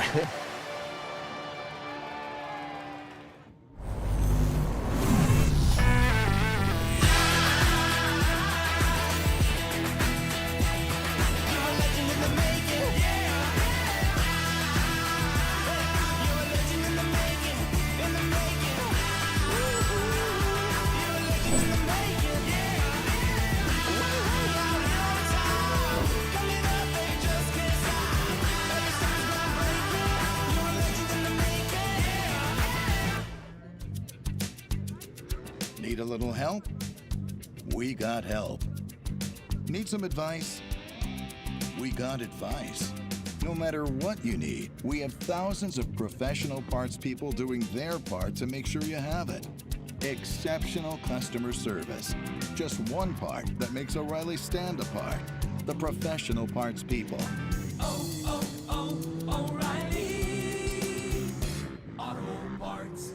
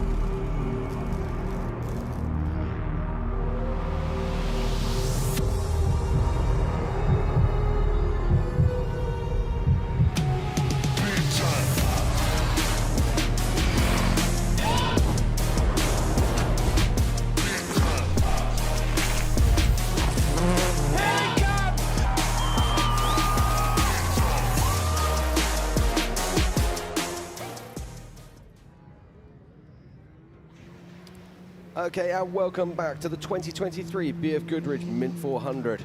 What a fantastic day of action we've already had here, and we've got the slight start of rain in the desert, which is no bad thing indeed. It will help to keep the dust down, but let's have a quick look at our current leaderboard. In first position at the moment, it is that man Baker. Then in second is Tirani. Then in third, it is Hitzscanner. In fourth, it is Ronnie Anderson. In fifth, it's Phil Blurton. And in sixth, it's Mitch Guthrie Jr. And in seventh, it's Seth Quintero. My word. And Sierra Romo is making her way up into 8th position. This is an incredible start we're seeing him. And joining us in the booth right now is none other than Mr. Jim Beaver. How you doing? Good, man. How are we doing? We're at the Mint 400. We're an hour deep, and things are already starting to play out, man. This is an exciting race. Weather's starting to sweep in. You know, as a guy who spent a ton of time in UTVs myself, I got to tell you, the drivers out there, they're loving this weather. UTVs run cooler, belt temps run less. They can really push hard in weather like this. So I think we're going to see some extremely fast lap times moving forward. Looking at the leaderboard, looks like the cream is rising to the top already. Yeah, well, and there's a lot that goes into play here, but I think you got a few drivers that may have a little chip on their shoulder heading into this one too, and maybe had a little bad luck over the past year. There's some sponsor changes we're not going to talk about, but I think there's some people out here that have a point to be proven, and I think it's going to play out today. A point to make. Yes, absolutely. You know what? I hope the desert cooperates with them, because that just means a good race for us. Yeah, it definitely means a good race for us. And, you know, I'm just looking at these shots here. And, you know, years past, that dust, and obviously we've got the rain starting to come in, but that dust was probably 2-3 times as thick. So, we got the wind kind of, the breeze, you know, playing into our favor. It's a great shot. The fact that we can see like 4 or 5 vehicles in the same shot tells you that, you know, how little dust there actually is there. Normally, we wouldn't be able to see that many vehicles that far back. It's incredible scenes here. But it just keeps on coming, the action here at the 2023 BFGoodrich Mint 400. But now, we were talking about grudge matches. We were talking about drivers of note out there on course. I mean, let's just look at some of those names that we've got out there. People like Brandon Sims, Caden Wells, Ronnie Anderson, Travis Zollinger, Mitch Guthrie, AJ Jones, Adam Lovell, Phil Blurton, Dustin Jones, Seth Quintero, Paul Wolfe, Sierra Romo, Max Gordon and Robbie Gordon, and of course Sarah Price is in there, plus a whole host of other people. There are so many top-end racers here. And the thing that I find remarkable about UTVs is we've actually bred this entirely new generation of professional motorsports drivers. Yeah, well, and I mean, I'm proof in the pudding, right? I mean, I've gone from an unlimited truck to racing side-by-sides professionally, you know what I mean, as a paid driver. And it's amazing that we're at a place in this industry where drivers can make a living, you know, racing regardless of class, you know? And we've seen that with a lot of these drivers. I mean, you mentioned Mitch Guthrie, Brandon Sims, both those guys are paid to race. Well, I'd like to make a suggestion to you and point something out here. There isn't actually that many fully paid professional drivers in unlimited trucks in any classes, whether they be 4400, whether they be in trick truck or any other classes like that. but they are in UTV. In fact, I'd go as far as to suggest there are more professional drivers in that classes than there are in any other classes, and I find that absolutely remarkable. Yeah, absolutely, and we're very fortunate that you've had the manufacturer involvement in the side-by-sides. You've seen, obviously, you've got the big two, Polaris and Can-Am, but you've seen Honda. The last couple of years have stepped in and started supporting. Kawasaki started supporting some teams. Obviously we've got Robbie Gordon. We got to talk about his new organization. And the way we talk make it sound almost like it happened overnight, but it did not. No. It did not. I have memories of being back in your hometown, Parker 400, in 2005, and they had a side-by-side. They had some racing there. One got sideways in front of us, and we were in a 9,000-pound super stock, or Super Duty, and we just about nailed him. And I said, they don't belong in the desert at the same time as we're in the desert, and now it's totally the opposite. Yeah, well, we saw Mitch Guthrie last year at one of the races that got second overall in a UTV. And I'm with you. We got this Bronco on the inside here. I forgot his name. He's from South Dakota. That Bronco was raced first by Chuck Johnson in 1982 at the Memorial Day 100. He campaigned that Bronco forever. And that's where it lives now. You want to talk about a Bronco that's got some history, huh? Boy, I'll tell you, yeah. Chuck built that thing in his garage, little garage. He had to build the front first, took it out in the garage, put it back in the other way so he could build it on the other end of it. Right, as the action continues here, I'm just looking at my tracker and I'm starting to see some attrition taking place out there on the course. Let's not forget, these guys are not only racing each other, they're also racing the desert as well, and the desert is a cruel mistress. And I can see that one of our early race leaders and pace setters, Matt Coleman, is currently showing at 0 miles an hour out there on track. So I'll keep an eye on that. And if you head on over to the www.mint400.com/live, you'll be able to find live tracker information, live scoring information, as it happens here on the race course. Looks like we got a shot here. Is that Carson Ward? Green enough. One of the Kawasaki entries there. Yeah. Look like Warnemont. You want to talk about the Warnemont family, Bob? You want to talk about a family with some history? Wow. Oh my gosh. and the history of doing things. There's two. You do know, Jim. Yeah. There's complex and there's simple. And the Warnemont side is simple, and it's simple fast. When we raced with Russ, when he built the Venable trucks, he built Larry Maddox's truck. Who else did he do? He's done pre-runner. I mean, it's all stuff that he did, believe it or not, with no CAD program. It was cutting out suspension pieces from a cardboard thing, putting map tacks on there, and seeing how it traveled. Well, that is CAD design, isn't it, Bob? Cardboard-aided design? Yeah. But that was, we saw a minute ago, that was Zachary Kieisman. But look at the action here, Bob. That's a good pass. But the great thing about that is the lack of dust. In previous years, passes like that would not have been possible. We would have seen these cars going toe to stern, trying to just stay out of each other's dust, trying just to survive the track. This year, we're seeing action. Is that going to take, we're going to see more attrition because of that, because cars are going to be pushing faster and pushing harder to try and overtake. Yeah, well, and I think, too, the drivers, we don't know how the weather's going to play out today. Right now, we've got that advantage where, the dust isn't too bad. There's light sprinkles, and I don't know, there's probably areas of the course where they're getting a little more rain than others right now. But right now, drivers going, you know what, I can push. I can get that track position. I can do it easily because I'm not in the dust. Let's do it now. There's a downside that could happen, too. If depending on your setup, if it isn't just exactly, tickety-boo, you get to going so fast, those shocks heat up. So we have cold belts and hot shocks because we're going too damn fast for the conditions, and that'll get you out because when they start fading, you start bucking. Yeah, and we know the Mint 400, this is tough on shocks. Now, this is a fantastic one. This is the Gonzo pit. So this is the Gonzo pit 2, and we can see the cars here. They have to come through the pit in a controlled fashion. So this is a speed control zone. I think there's a 20-mile-an-hour speed limit through here. And it will be controlled with speed guns, and if they break that, they will be penalized. So it's really important that they check up hard, not just for safety, but for so many other reasons as well. Oh, look at this, Bob. It's into the Class 11s now. They're round on top for a reason, Jim. Yeah, this looks like the 5/1600s, not the Class 11s. Oh, I think you're right, yes. Yeah, these are the 5/1600s. So these are, they've got a little bit of work done to them. It's still not a really fun ride, but a little bit of work done to them. In a way, it is fun. It's so brutal. I tell you what, these drivers, when you finish the mid 400 in one of these, you feel it the next day. Oh boy, yeah. Oh, more than one day, I tell you.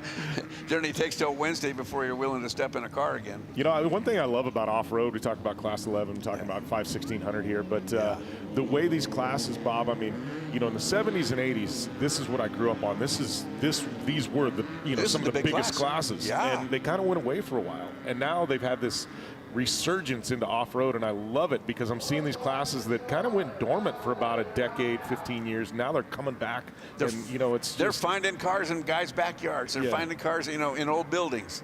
Yeah, it's, you know, it's that retro cool, and now it's awesome. But what I also love about it is that major manufacturers are getting behind these teams. People like Raceline Wheels, because the one thing that these guys are actually really struggling with is actually finding genuine VW wheels that you know, that they can race with. So Raceline have stepped up. They've made an alloy wheel that looks like the original steel wheel, and so these guys can now go play hard again. Well, I was talking to some of the Class 11 guys yesterday on Fremont Street, and they were saying, you know, one of the biggest things is they said, we love it. There's so many Class 11s out. We've got so much competition. They go, but parts are hard to get, and they're getting expensive. They go, we used to be able to buy a fender for $20. Now it's $250. How about brake drums, Jimmy? Brake drums are a big problem for this class. You can't find brake drums. Made in Brazil. They just sound so neat and angry, you know, when you hear them out there. Mean cars. And again, I've wanted to tell people, these may look slow compared to some of the big fast ones, but inside that car, that is not slow. No. Okay, now we're passing back out towards our leaders now, and look at this. We've got some changes at the top, and we are tight. Ronnie Anderson is only 0.02 of a second off her Herringer, and literally just behind them in third position is Sierra Romo. Wow, this young lady is absolutely flying, and in fourth position is Doug McHagg. This is a hell of a race we've got here, Bob.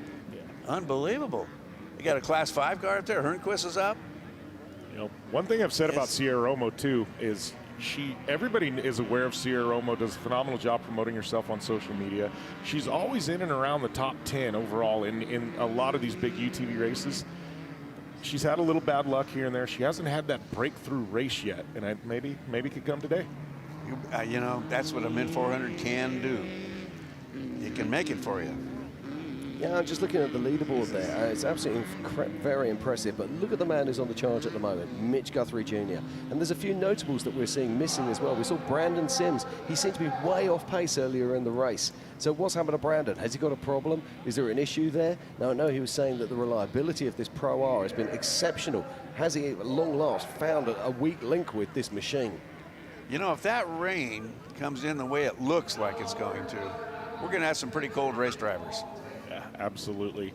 You know, this might be one of the races. You know, these races have gotten so fast recently that drivers are driving the entire race. I know when I switch off with my brother when we're driving, we literally have orchestrated our pit stops, and it's a dance where we can actually make a driver change in less time than it takes to fuel the entire car. But we've literally practiced it. But a race like this where it's rough, it's cold, it beats you up, and it's extra cold, you're going to get wet.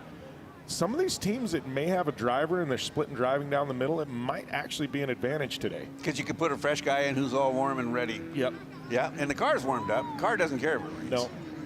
Yeah, we can see that. If we look out across the lake bed, there was a stock car on track, and I'm going to take a guess that might well have been Matt Coleman that we saw there, but we can only surmise at this stage. But as we continue with the action here, Tiffany Stone caught up with a young man, Ryan Piplick, earlier on. We just saw him up into 7th position on adjusted time. So let's see what he had to say to Tiff earlier today.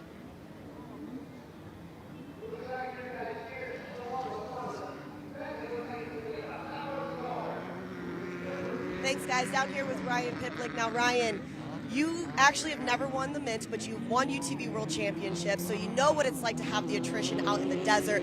You said the best you've ever gotten is 4th. I know you're looking for a podium, especially that top spot. What do you think it's going to take to win? You know, it's a long race. You got to be mentally prepared. You got to make sure you keep the car, you know, in order to finish first you must finish. So that's the famous saying, and this course tests everything about the man and the machine. So as long as everything all lines up, that's usually how it works. Well, we have been looking at everybody and seeing who's across from them, and right now you got Ronnie Anderson right across from you back over there. Ronnie said this is his first time that he's raced the Mint without RJ, because RJ is overseas right now. When you see a familiar face over there, what do you think it's going to take to get that whole shot over, Ronnie? You know, it's a friendly battle, but, you know, as soon as both of us put the helmets on, you know, all games are going and it's all set. And, you know, we're both clean racers, so look for some action, but we're going to have fun. You know, you can definitely lose the race on the start, so, you know, just be smart. Awesome. Well, best of luck to you. And like we always talk about, the friendly battles that happen. But once those helmets come on, it's on. Once you head out to that Mojave Desert, no looking back. Looking forward to seeing you at the finish. Hopefully, fingers crossed, you get that top spot and add another one to your championships as well. Back up to you guys. Tiff, always good to hear from these drivers. And he looks really calm before the start.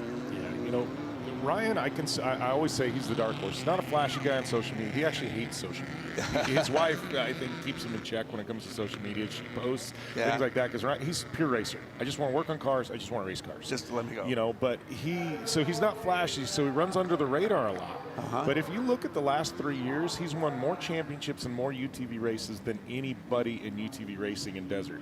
And he is bad fast, and, you know, knowing that he hasn't won this is the one that's escaped him, he's going to be on it today. Yeah, it's really interesting to see, just hearing him talking there, the way he was talking, he's got a plan, he knows what he's doing. Oh, look at this, the shock therapy car there making the pass. Look at, he is on it. He's on it, playing I Can Save It, too.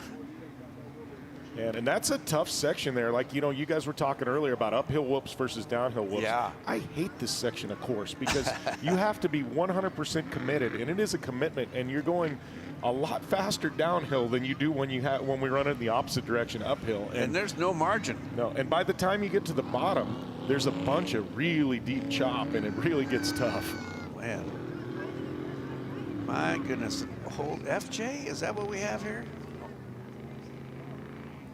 I love this. Now, Bob, this is going back into your time scale, isn't it? Yeah. Well, I hate to say it, but yep, it sure is. And I tell you what, we had a lot of fun back then. We thought 7 inches of travel was really hot stuff. And, I love the fact they have a spoiler on the roof. I don't actually know what it's doing apart from looking cool, if I'm honest. What's wrong with looking cool? There's nothing wrong with looking cool. It makes the move towards the outside.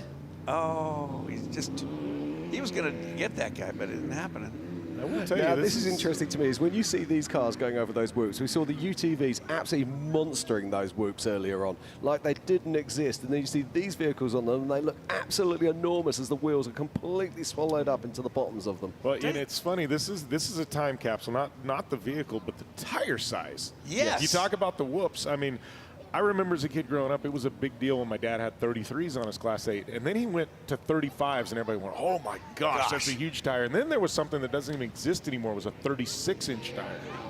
And I know he ran 36-inch tires for a while, and then he went to 37s, and now obviously you know where things are. But it's just funny because I look at the tire size, and those whoops are, I mean, the tire, you don't even see the tire when it's in the middle of the whoops. No. Tomorrow we see 40s. Yeah. I tell you, this little Toyota's doing a decent job of keeping that buggy behind them. Okay, right, here we go. We've got some action here. Look, this looks like this is the, we've got a car that's flipped over, and another car is actually stopping to help out here. And we talk about this, about being friends on the race course, and that's exactly what's happening here right now.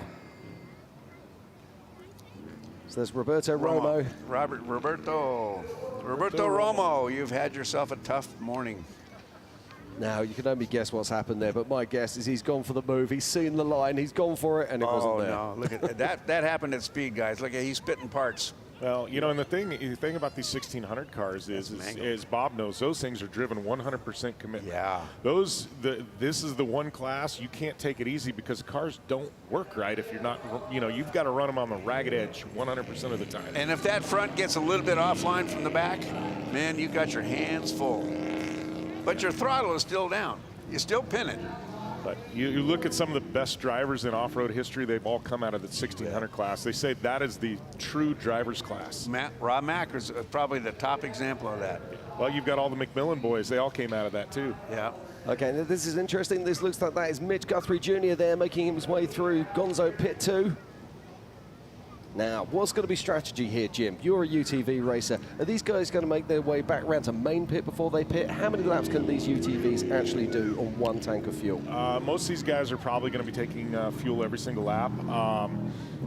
Probably with the cell size, they could probably do a lap and a half, most of them, but it kind of throws strategy off a little bit. So I would assume that most of them are probably going to fuel every single lap at Maine. It's easy. Generally, that's where you've got, I don't want to say your A+ crew, but that's your main setup. It's easy in and out, and honestly, in UTVs, I know with our program, we're using dry brake towers now and things like that, just like we do in unlimited truck racing. So you can fuel a UTV because these cells are about 35 gallons. I mean, we can fuel that thing in 10 seconds and in and out, Now we see in unlimited truck racing, we see them obviously, they'll come in and quite often they'll take fuel at the same time they'll take a pair of tires. We don't tend to see that with the UTVs. We tend to see them staying out there on the same sets of tires for the entire race. Do you think that was something that's going to change in the future? I don't see it changing. It depends on compounds and what you're running on certain tracks, but with the all-wheel drive and things like that, it really spreads things around, so we're not eating the rear tires like you used to and things like that. I know even in with the all-wheel drive unlimited trucks now, they're getting a lot better tire life than they did before. When we were running 800 and 900 horsepower through 2 tires in the rear, those things would shred in a hurry. Yeah, and equal torque. Yeah. I mean, it would just shred them. But I don't know. Obviously, the longer races, and the Mint is a very long race, but I think to take, 2 tires or 4 tires, it just takes so long, you're going to lose position. So we're back out to the Walden Mountain again as cars keep making their way through there. And we're probably only around about 25 minutes out before our lead cars start making their way back round to complete their first lap. As we watch there the 942. Yeah, and look that is at those Mark rocks. Shell there.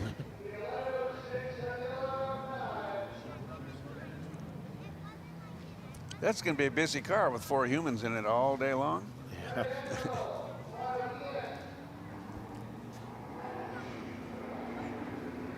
Yeah, we've got a great, fantastic race here. Oh, Here is now the there's Class the 11s at long last. These guys are absolutely insane. Well, let's see if he's going to slow down for this little lump in the road. Yep, he did. Good job. Now, you have to ask, Bob, did he actually slow down, or did he have to go full throttle just to get to the top of the hill? Hey, these have more beans than that. They get up hills. They get up hills, they get through sand, these they Class get over 11s silt. with being rear-wheel drive and having the engine right over the rear wheels, these things can go through things that you'll see an unlimited truck get stuck in. It's actually pretty amazing. They're flat on the bottom, so they skid right over. Now, we saw one of the largest classes recently racing at King of the Hammers with over 37 of these Class 11s racing. Just here today, we've got something around about 20, which is absolutely fantastic to see. We saw some amazing footage last year. Do you remember that Class 11 overtaking a UTV going through the whoops? Incredible stuff. Yeah, I'm looking at these. I'll tell you what. Here's what's original probably on this car is there's probably maybe a tailgate. There might be a steering box if it's still good. The brakes are new. Everything else is new. The cage may be old because that doesn't look like a brand new 11. Yeah, we've got to remember as well, they're still utilizing that same Beetle body shelf. They're still utilizing the whole tub. You know, those bits that usually rust and fall out and everything, these are still there on these cars. I find that absolutely remarkable. It's getting darker. Yeah, it is getting dark out there in the desert. I was talking to Larry Rossler after he finished the race there and got the podium at King of the Hammers. Yeah. And, I refer to him as Larry Legend because, 2 4-wheels, I mean, Rossler's, he's in the GOAT conversation, let's put it that way. You bet. And I hate to single it out to one person. There's about 5 or 6 I've got on my list, but Larry's definitely in that conversation. But I go, Larry, you're racing Class 11s. He goes, I am driving so hard in there, and it's so competitive. He goes, these Class 11s, he goes, to get a podium at King of the Hammers, he goes, it's just as hard as podium in an unlimited truck. He goes, these guys are the real deal. And Larry goes, I'm having to drive as hard and concentrate and focus as much as I ever had to do well in this class. That's amazing. And for Larry Rossler, of all people, to say that, I'm going, that's the biggest kudos I think you can give to these Class 11 drivers. And Jimmy, when he was saying it, he was grinning like a madman. Oh, he loved it. He loved the idea. It was just like, whoa, yeah.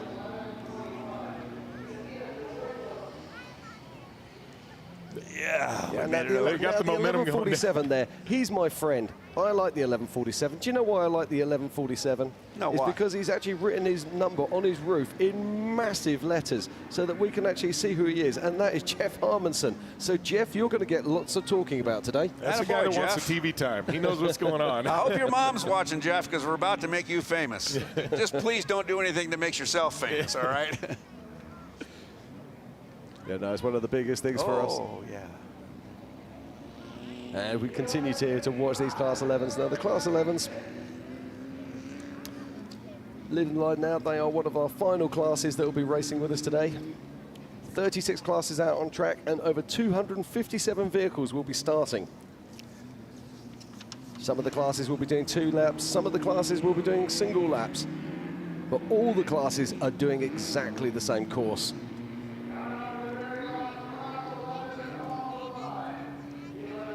And just look at these boys go. That is a steep hill with no momentum. That's true. Now, we're talking about the, when you talk to the drivers of these vehicles and they talk about suspension travel and they talk about, you know, how these vehicles work, and they still rely very much on the sidewall of the tyre to actually give them another 1.5 inches or 2 inches of suspension travel. Just check this out. Yeah, there Wheels we go. off the ground. We got, I'll give him a good 4 inches there off the ground. It's literally Herbie goes bananas. You know, we joke here, but in the short course race, so these as we guys watch are going to be full the dark clouds starting to come in across the Mojave Desert here at the BFGoodrich 2023 Mint 400, let's check out the leaderboard. Let's look at the top 5. In 5th position is Seth Quintero. In 4th is Roddy Anderson. In 3rd, it's Hitchringer. In 2nd is Benquist. And number 1 at the moment is Turiana. So it's all changed there at the top. This is on adjusted time, let's not forget. We look at our top 10. In 10th is Renaro. In 9th is Mittag. In 8th is Guthrie. And in 7th is Sierra Romo. So she just moved down the pack a bit as some of these other cars are starting to make their way through. Don't forget, it's all on adjusted time, and there's so much more action here. So, Jimmy, I'm not a UTV expert at all, but I'm looking at saying, you know, there's Quintero. Okay, he's sitting there in 5th place and things like that. Is there enough steam in these guys where he can say, I'm just going to play rope-a-dope here in 5th place for a while and make my move? I think so, and I think it's very early. It's a 4-lap race, and I think you're going to see a lot of guys save the car for that 3rd and 4th lap. Yeah, cool. Okay, as the action continues here at the 2023 BFGoodrich Mint 400, we're going to pop out for a short ad break, and we'll be back with more action very soon. Don't go anywhere.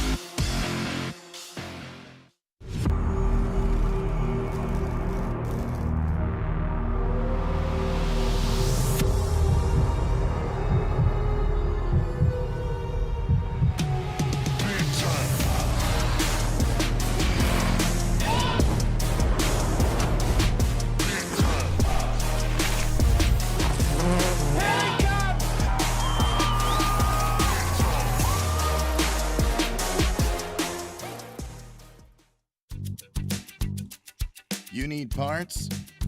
We got parts. Fast? We got fast. No matter what you need, we have thousands of professional parts people doing their part to make sure you have it. Product availability. Just one part that makes O'Reilly stand apart. The professional parts people. O'Reilly Auto Parts.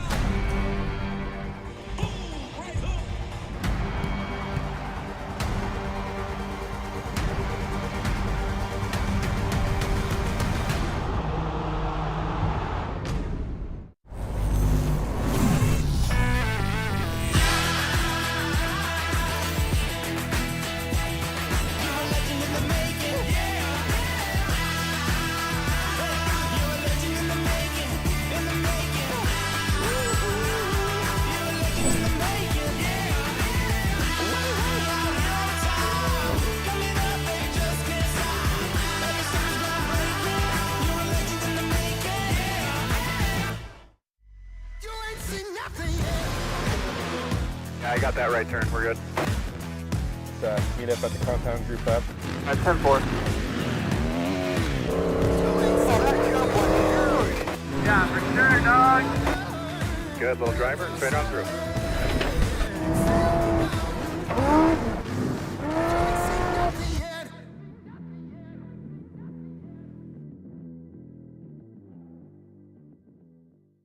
The estimated haul time is now 96 minutes.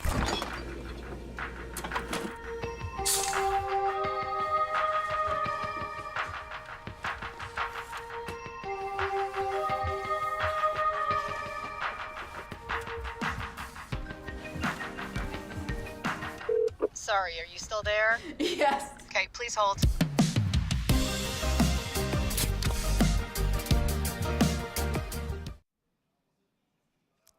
The 2023 BFGoodrich Mint 400 is sponsored by BFGoodrich Tires, where you go. The official craft beer of the Mint 400, Belching Beaver. Belching Beaver Breweries brings darn good times. Method Race Wheels, lighter, stronger, faster. King Shocks, leader in off-road shock technology. Raceline Wheels, go everywhere. The official trophy manufacturer of the Mint 400, Assault Industries, the most badass, strongest aftermarket UTV parts and accessories. KC Highlights, adventure further and explore off-road lights, light bars, rock lights, and adventure products for Jeeps, Toyotas, trucks, SUVs, and UTVs, as well as ATVs. Sight Solar, your mobile sustainable solar lighting and power solutions, all the time, every time. And by Catalyst.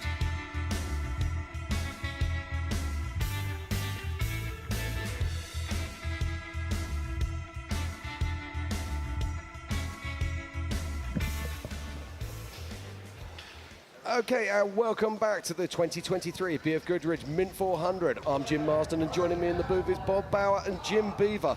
What a day of racing we've had so far for the limited classes. You know, we're only an hour and 40 minutes in, and we've already seen mayhem, we've seen success, and we've seen the potential for a really better day in the desert. Yeah, we're not even 25% of the way through the day, and it's already starting to play out. You know, it's that's what you love about the Mint 400, though. Every lap is a different story. Yeah, and I'm semi-exhausted. I don't understand. Bob, it's not good if you're exhausted. We're not even at 10 o'clock yet. Just too darn excited. I get all wound up like a 10-day clock. Well, we've seen plenty of action out there, but we're also starting to see attrition taking place on the course. We're just getting unconfirmed reports right now that Phil Blurton's actually blown the transmission at race mile 50. Now, he was one of our race favourites, so that's a tough break for him. We also saw Brandon Sims out there on course earlier going way off race pace. He was just crawling along there, so we can only guess that he's got some kind of issue there going forward. We also saw Matt Coleman, who was one of our early pace setters, leading out into the race, one of our top two cars. Not an adjusted time, but actually physically on racetrack. We saw he was stopped on course. And if you go across to the www.mint400.com/live, you can pick up tracker information. You can also pick up the live information on scoring as well. Now, this is still anyone's race to win right now. There is so much action out there on course. We've got Dustin Battleaxe Jones. We haven't even seen him on track yet. Where's he at? On the adjusted time, we're not seeing him punching through, but let's not forget he's got to come through all of that race traffic, and today is a perfect day to do that. Yeah, the weather conditions are playing out amazingly for side-by-sides, these UTVs. Lower temps mean, the lower temps mean lower belt temps. Obviously, sprinkles of rain, the dust. We got a little bit of wind. This is great conditions for racing today. If we could just freeze frame what we have right now, make it go all the way till 6 o'clock tonight, we have ourselves one of those best days in the desert. Yeah, but, as Jim had said earlier, obviously we've got a couple of favorites in Phil Blurton and Brandon Sims, either out or struggling or going to have to make repairs. So we're going to, say that they're probably factoring out of the win today. We've got a couple of favorites that are pushing and still up there in front. But, one thing about the Mint 400, it's a long race. Every single lap is a different story. But this could be the day somebody emerges, somebody new that maybe, was an outlier that maybe, we thought, oh, they might be able to do all right. And they push through and we see them on the podium or maybe even get a win today. Oh, look at this live helicopter shots here. What's your class? Is these class 5? or are these the Class 11s? These are the Class 11s here. It does look Is that way, the doesn't it? shreddy And car there? Is that Blake Wilkie we see there? Yeah, it looks like Blake. Who else has a purple Class 11? No, they're becoming popular, don't you know? It does look like that is Blake there. The wheels have it. I'll tell you what, he is moving across his lake He bed is. too. He's not shabby about anything he does. No, Blake is full send all the time. That's how he's made a name for himself. That's He's true. 100% commitment all the time.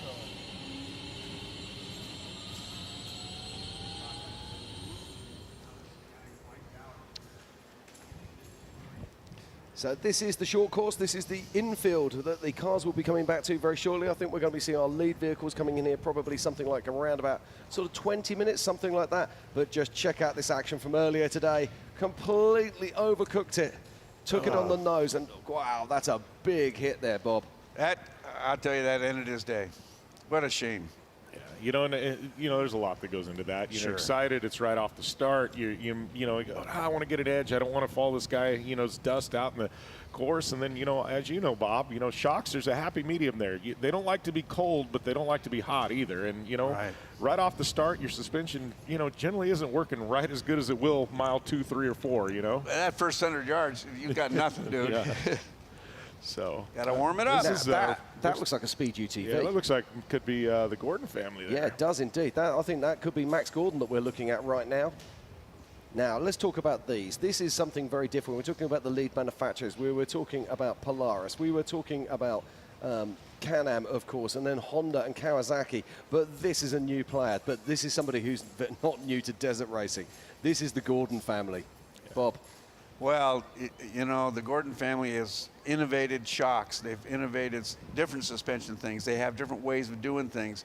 This is third generation Gordon, and acting like a Gordon in the desert. Going to win something someday.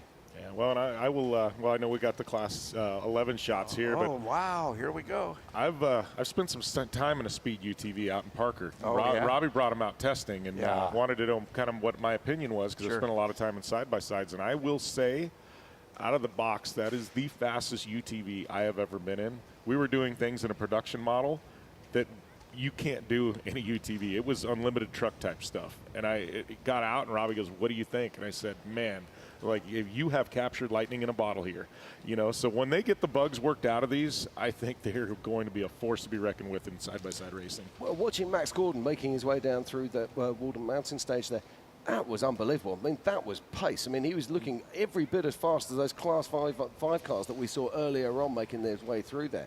So And that's he was phenomenal. controlled. Yeah, very much so. controlled. And let's not forget, this young gentleman isn't even, how old's Max? I mean, he's not even 16 yet, is he? Well, and you look, I mean, you look at Max. I mean, obviously his dad's Robbie Gordon. His grandfather was Bob. His uncle is Ryan Hunter-Reay. I mean, one of the best IndyCar drivers of the last, 30 years, Ryan Hunter-Reay. I mean, this kid has no excuse but to be fast. Well, and you know what? This is another little-known fact is that Bob Gordon, Bob Gordon's, his dad was a racer too. He was a dirt track racer. Yeah. Look at this here. This is Luke Bardmayhem making his way across the lake bed. Fantastic shots here. Look at that. That is a beautiful shot. But, and So it looks like we can see the co-driver there. That. Yeah, she's Look at waving. that. Oh, there she goes. Up and away. Gloves That are is off. awesome. You know what I'm looking at, though, is this the lake bed here. Look at the color of the dirt. And they're screaming across here, but any other time, Bob, I mean, you're going that fast, you've got a massive dust cloud. Yes. And look at just a small amount of dust coming off that.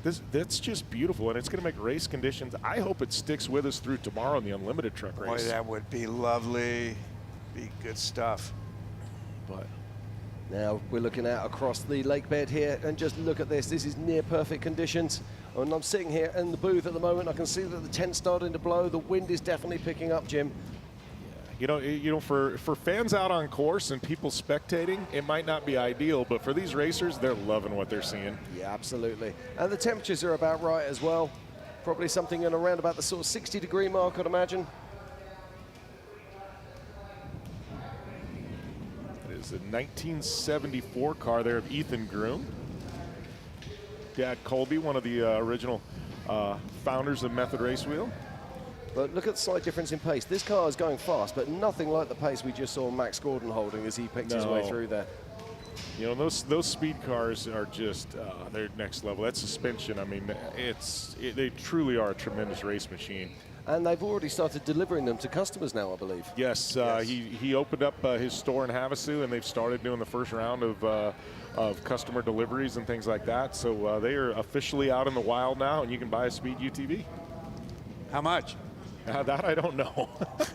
Not that I'm curious. Probably something you and I are going to have to take a loan for, Bob. You think it looks like a zip code, Jim?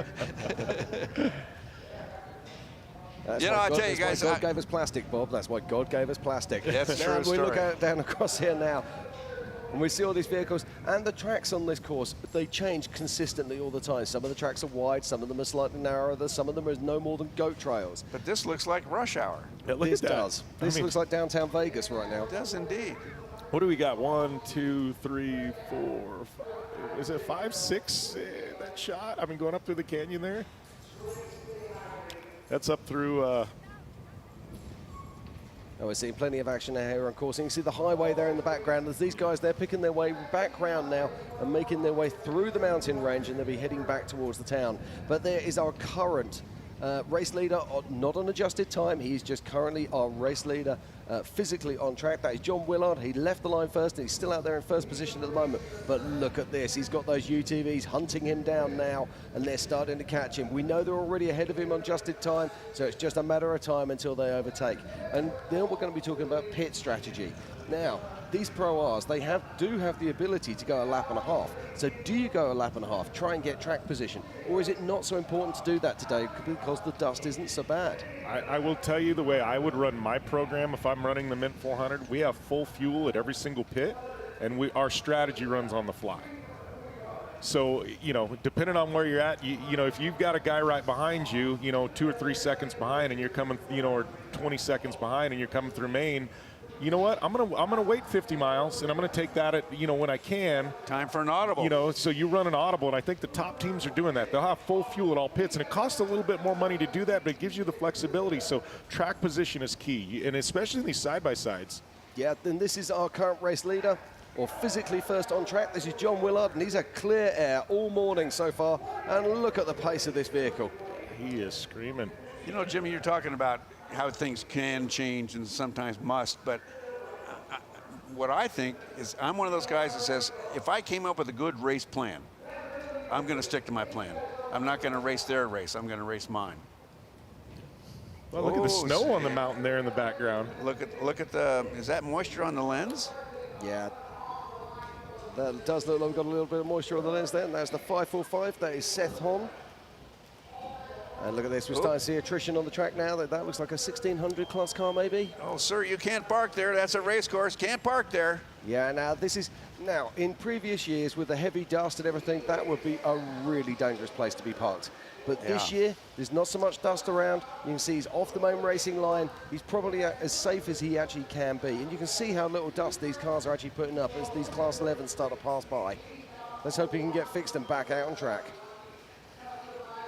Now, the interesting thing, just looking at it, actually looks like it might be facing the wrong way, but it's hard to say. Yeah, I was thinking the same thing. I was twisted around there. How good do you suppose he feels, Jimmy, watching all those cars drive by? Oh, you know, that's the most, as a driver, when you're out of the race, it's not fun. No. But when you're still in the race and you can repair it, that makes it worse because you're seeing everybody go by going, oh, that's a position, that's a position. Well, he is facing the right way, I'm pleased to say, so that's not... That's good. Looks like they're looking at something. Doesn't look like they've called it. Maybe they've just got something they're wrenching on, and maybe a little downtime, they'll get her fired back up. You know, like we said, this is a long race. This is first lap. Yeah. You know, it's a long race. But you know, it's hard. It's hard to rein yourself back in. You know, you get going, you get into your pace, and you don't want to change a thing. And it takes mental discipline. I love the way the dust is just going off. This is 1, 2, 3, 4, 5. There's probably 6 cars. And this makes passing a lot easier. You know, and we talked about, you know, calling an audible and strategy. When it's a dead day and the dust is sitting there, it makes it. I mean, you can go 75, 80 miles in somebody's dust and not get around them. And side by sides, you know, it's one of those where, you know, you don't pull over because everybody's about the same speed. You don't pull over if you have to hit me for me to pull over. That's just the rule, you know, and that's just the way these drivers do it. But here it makes it a little easier. You can push, so you're going to see the fastest guys really rise to the top because they're not having to fight through the dust that they normally would have to. Yeah. Yeah, I love watching these scenes here. Seeing more and more of these cars making their way up through this course. I guess my concern here with a lot of these guys that we're seeing and girls, because I know we have some, you know, running there in the top 10, as fast as they're pushing this early on because of the conditions, and the Mint, this course just degrades every single lap. Yes. How much car is going to be left on lap 4? You know, that's a damn good question. I tell you what, Jimmy, you're so right. I hadn't thought about that. It's use it all up too soon. But you know, maybe that ties back to what I was saying. Is if I got myself a good plan, sitting down and thinking it through, I'm sticking with the plan. Yep. Of course, you know, you still cause an audible if you get an opportunity. Yeah.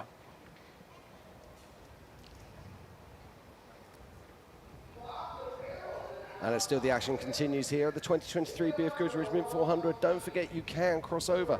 If you go to our website, which is www.themint400.com, then go /live and you'll be able to find live tracker information and scoring as it takes place live on track.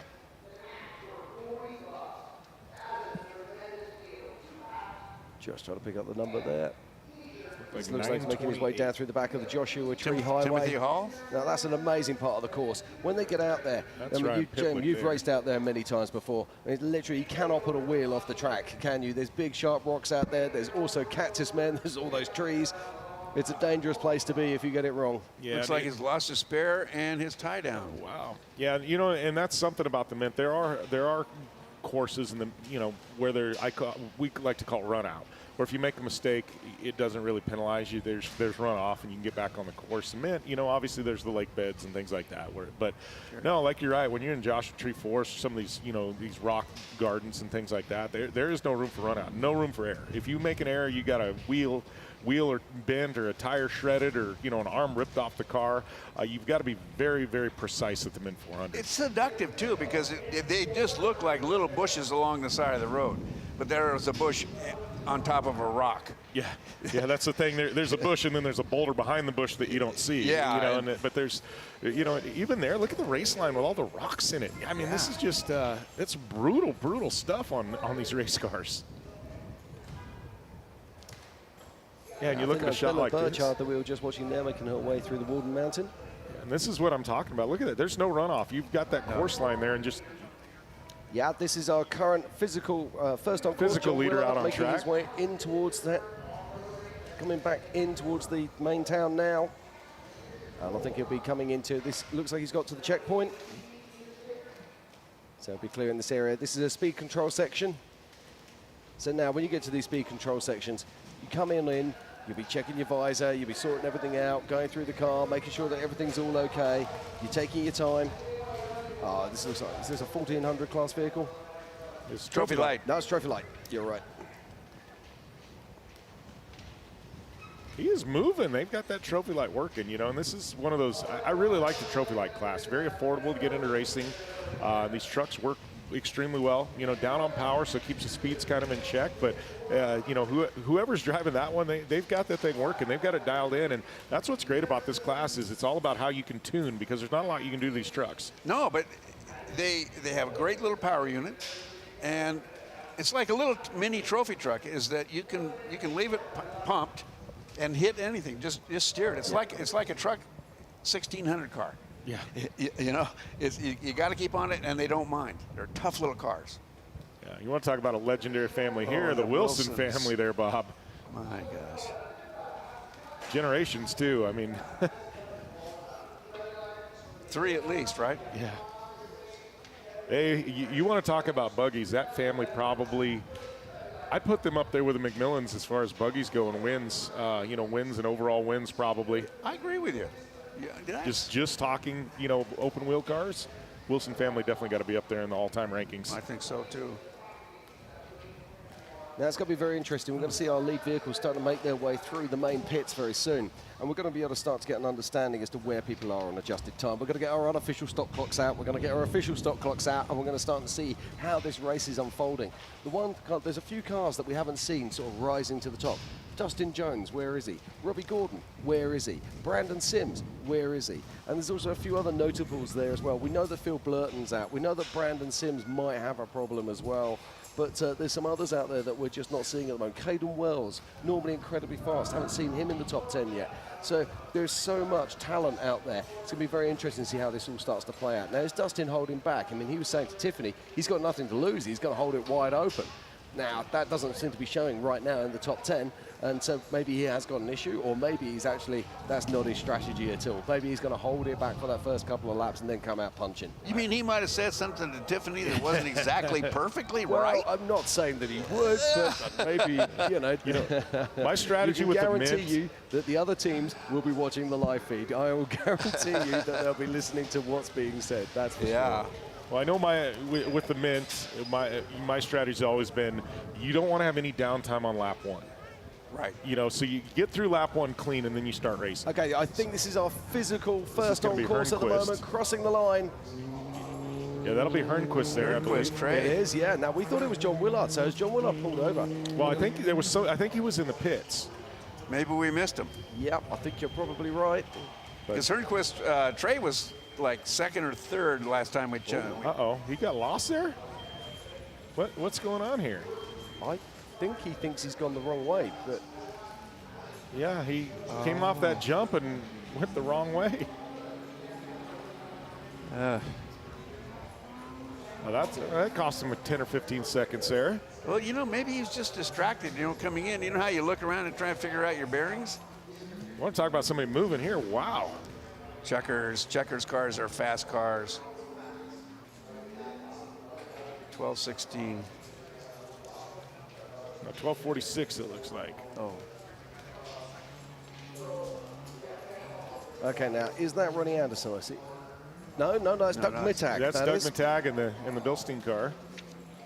So Doug Mittag is on an absolute charge. We saw he was back in about 8th position on adjusted time, but this doesn't look like 8th position on adjusted time to me. You want to talk about a guy who we know Doug Mittag's strategy. It's 100% throttle down all the time. Doug's that guy who he's either going to win the thing overall or he's going to be, hanging out in the pits, early because he just, Doug, I mean, I love watching this guy. He's got just an exuberant driving style, always on the gas, puts on a show, and he is wicked, wicked fast. Some guys save the records from checkers, to the last lap. Sounds like he starts his race that way. I'll tell you what, but when he keeps it all together, I mean, he just is an animal. I mean, just a phenomenal driver. His driving style honestly reminds me a little bit of a young Robbie Gordon. Rally styles? Yeah, kind of throws it in, exuberant. Yeah. You see the car always up in the air, but somehow he makes it work, It does seem weird, because with Robbie, it was like whichever door he's pointing at the turn, because he'd slide it sideways, left door into the turn, and then he'd rotate around, and it was a left turn. So the door he lead with is where we're headed. Yeah. There's a few drivers, Kyle LeDuc, another one. There's a few guys that can make that driving style work for them. I was never one of those guys. Yeah, it looks like that's Romo. Is that Sierra behind? Yeah, and that is John Willard, who was our lead in the race for such a long time. And I think that is Sierra Romo. Yeah, so Sierra going to get around absolutely on a charge here. Like I said, this is one of the drivers I said you watch for. She's got a little bit of chip on her shoulder because she's due a big, big win. She's always right in there, right around things, and she just hadn't had that breakthrough big victory yet. And I honestly think it could come today. What chassis is she in, Jimmy? She is in one of the new Pro R chassis. Pro R, okay.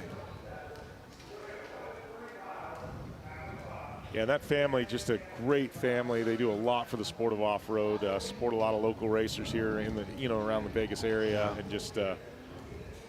She's good to watch, though. You can see she's not afraid to turn a wheel. No. I've been watching her since she was probably 15 years old, 14, 15 years old racing, and she's just phenomenal talent. Yeah.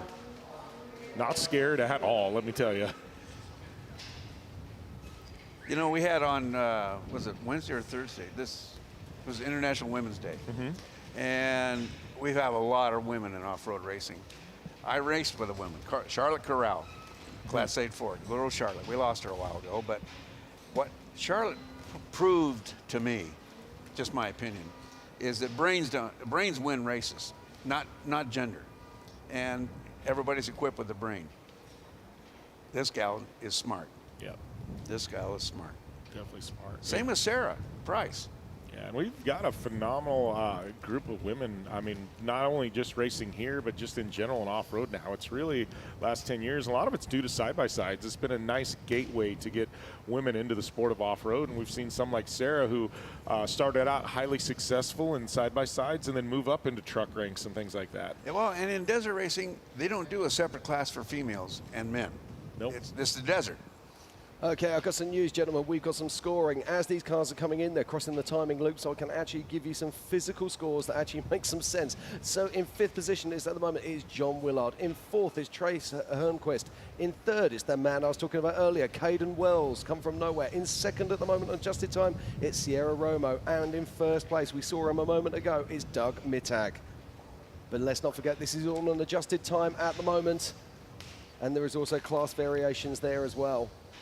And it's the completion of 25% of their race. 25% down, you know, it's a lot of racing left. Sounds terrible, doesn't it? Well, let's just talk about that as well. So, I mean, Doug Mittag, he's come in at 1 hour 53. Okay, for your first 100 miles. So he's going to be going out there for another 3 laps. That's a lot of racing left to do today. Yes. Yeah, definitely a lot of racing left to do. Another car now coming across in the line. And I'm sure we'll get an update from that very shortly, find out who this is. And that's Tyler Krepsky. They're making his way across in a 1:59 and he's currently 6th. Yeah, you know, that's the second driver time. that's done that now. I wonder. Yeah, what they've done is they've taken out that second turn, I believe, so they've actually cut the course slightly differently. Okay. That was his hesitation because he knew what it was in the first lap. Yep. He changed it. You know, one of the drivers we haven't seen come in yet that I think that we're expecting is Mitch Guthrie. You know, he was pushing hard and right up there at the start. Yeah, and we were talking about this gentleman earlier. It's the Ryan Piplick. And Yeah, Ryan Piplick. that's Ryan Piplick He's just there. crossed the line and he is in 5th on adjusted time.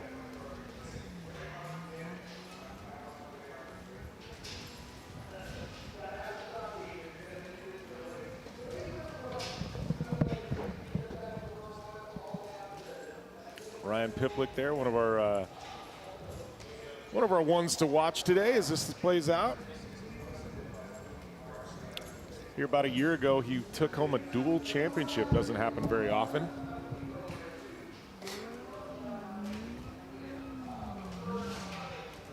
And still cars keep crossing the line here. Is that Seth? And I can tell you now that Mitch No, Guthrie Jr. has crossed the line and he is 3rd on adjusted time behind Sierra Romo. Yeah, that was Mitch Guthrie we saw there in that Red Bull car. So I get the Red Bulls all mixed up. There's a whole herd of them out there. Yeah, so we've got this Mitch makes Guthrie sense, Jr. Jim. He's running in the Pro R platform, and then we've got Sweth Quintero, who's also in a Red Bull car, but he's running in a Can-Am. Ah. Now, this is really interesting to start to see how this is sort of playing out. Now, we saw Mitch Guthrie Jr., of course, he started right the way back down in 30th position, so he's had to pass an awful lot of traffic, whereas we saw Sierra Romo, for example, and she started, I'm just going to find out, Sierra's start position, I believe she was further up the field. Yes, she started in 17th position, so she had slightly less lap traffic to contend with. Right. So was that a factor in the positioning that we see them in right now? But let's be honest, there's literally mere seconds between them as they make their way out onto lap 2. It's quite remarkable. Lap 2 will sort that out. Always does, Bob. It does. like I said, I've always said, get through lap 1, especially at the Mint. There's going to be people go down. There's going to be people with flats. It's a lot of low-hanging fruit, I like to call it. Yeah. You're going to pass a lot of people low-hanging fruit that made a mistake. You know, day ended early, so you do that. But you don't lay up too far because you want to be in touch. But you just finish that first lap, and then you really start racing on lap 2, and then 3 and 4 you extremely start racing. But that first lap, you just kind of feel your way through, and don't make a mistake, because the last thing you want to do is get a flat when everybody's bunched up and get 10 cars go by you changing a tire. And this is where we talk about the difference between a race winning pace and a racy pace. There's so many drivers that think you got a racy, And that's not how you win these races. No. You know, but especially that first lap when everybody's grouped together, you don't want to make a mistake because you'll lose a lot more time. Oh, because they're all there. Yeah, I tell people 30 seconds on lap 1. Right. You lose a lot more than you do 30 seconds on lap 2 or 3 or 4. Oh, yeah. Because just, you know, track position. Lap 4, you're not going to see anybody for 30 seconds. Yeah, exactly. You got that transit section there we saw over the highway that's speed limited.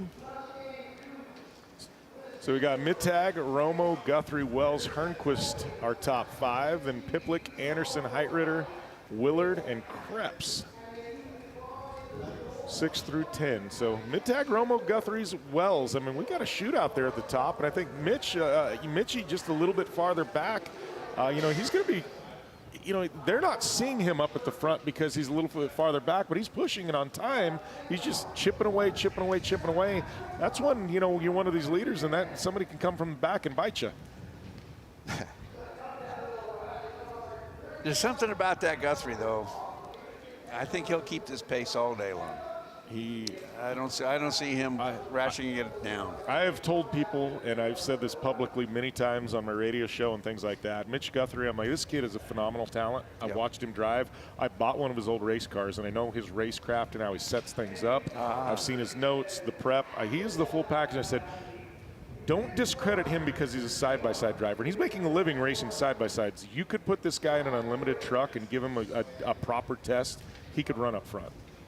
Absolutely. Now let's just bring some, because we've got multiple classes racing here. So let's just talk about those multiple classes. So Doug Mittag is in the UTV Pro 100.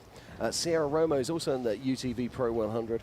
And the Mitch Guthrie, so we've got Doug Mittag in first position overall at the moment. Sierra Romo in second position overall at the moment. In third position overall is Mitch Guthrie Jr., but he is actually in a different class. He's in the UTV Pro Open. So Mitch Guthrie Jr. is actually currently race leader in his class. So in fourth position overall and third in class is Caden Wells in the UTV Pro Pro 100. This looks like, and our current Class 5 Unlimited is Trey Hernquist in fifth position and first in class. So there's a lot going on at the moment. And in second position overall, but second in UTV Pro Open. So behind Mitch Guthrie is Ronnie Anderson. So this leaderboard is changing as I watch it. It is just literally bang, bang, bang as vehicles make their way across the line. That's how close this racing is.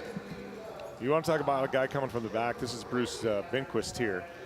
This car, built out of Geyser Performance there in Phoenix. This car has been wind tunnel tested, carbon fiber body. I mean, it is a phenomenally fast car. Well, I can tell you that he's absolutely smoking hot at the moment. He's 6th overall on course, but he's first in UTV Pro Turbo.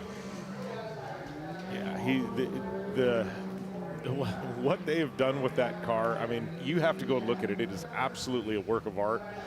You know, it looks nothing like a UTV. It's just it's a Geyser. It's a proper race car, and you know, he is wicked quick. You made an interesting point. I'm thinking about that, Jimmy. Is that he's okay? So he's a pro paid driver. He's making a living in the UTV class and doesn't want to move up because. I wonder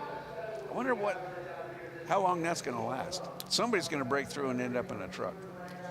I think for him and his family, I mean, it's not like they're super well off or anything like that. You know, I think, you know, for him to go to a spec or unlimited truck, I just think the costs up. We got another one missed the corner there.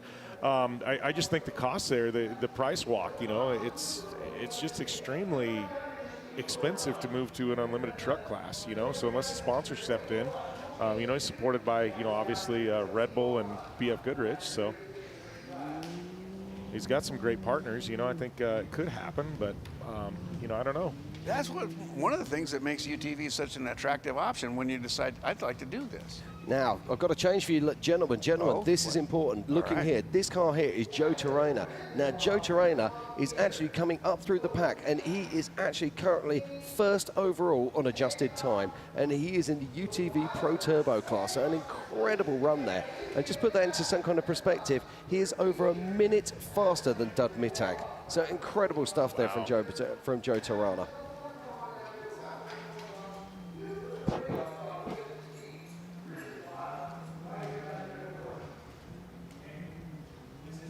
Here we got Vito. He's, he's really come into his own the last couple of years as a UTV driver. He's, I think he's become friends with Phil Blurton, and he's gone pre-running with Phil and things like that. And he's really improved his racecraft, and he's starting to factor into a lot of the races.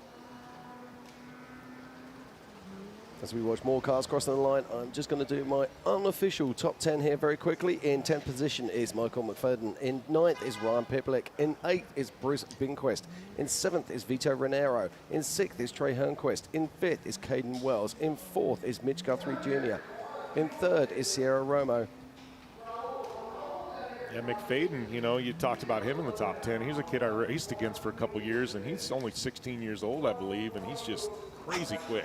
And in 2nd place is Doug Mittak, and in 1st is Joe Tarana, who just crossed the line there and has just over a minute's lead at the moment. So incredible stuff there. Yeah, that's what I love about, and you can talk to this, Bob. I mean, when I got into racing, gosh, I learned in heavy trucks, things like that, and I went pre-running my dad. I really didn't get until I was 20, 21, really a chance to get started. Everybody rode dirt bikes and quads and things like that. Yeah. But now, the level of talent at the ages we're seeing, you weren't fast like this at 13 or 14, 20, 25 years ago. Just didn't happen. There was talent like Robbie Gordon, but even him, he didn't have the experience at 12 years old that these kids now do at 12. No, and I attribute that to so many sim games, things like that, where they get their mind set so it's accepting the kind of stuff you have to do inside of a race car. So it's an easy transition. Plus, I think the lower cost of racing that UTV's brought to the sport is a huge influence on why we have so many of really good racers, and they have an opportunity to hone their skills. Dustin Jones, here we go. Here's Battle Axe. You were talking about it, Jim, and looks like we got Dustin Jones here.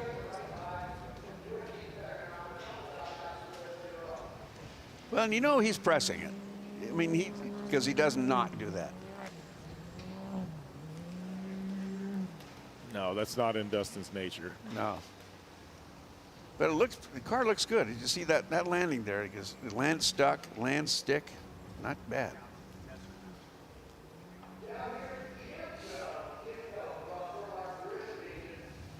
Yeah, we're watching Dustin Jones. Dustin Jones is actually 3rd in class and 8th overall at the moment. And he's absolutely smoking hot, but he's around about 3 minutes off pace at the moment. So I'd suggest that he's actually going for a fairly soft lap. And this is what we say about this race. This race has become a sprint race in the last few years.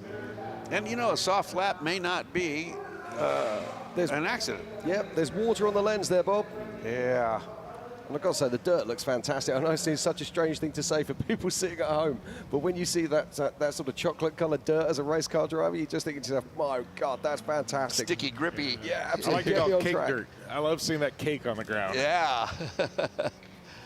And it doesn't kick up and weight you down. It falls off the car. And the thing is when it gets a little bit heavier like that, you get crazy traction. Yes. And that's what's great. Coming out of the corners, there's so much more bite and grip, and you're not just spinning in the sand, and it's just... You have to watch your landings. Yeah, you definitely do, and you don't want to be on the gas when you hit the landing, because it'll rip the axles right out of the car. With all that extra traction, what do you think? Here we go. Is this the Proving Grounds here? Yeah, it looks like Proving Grounds. It says Horseshoe, but that is unconfirmed. This does look like Fox Proving Grounds to me.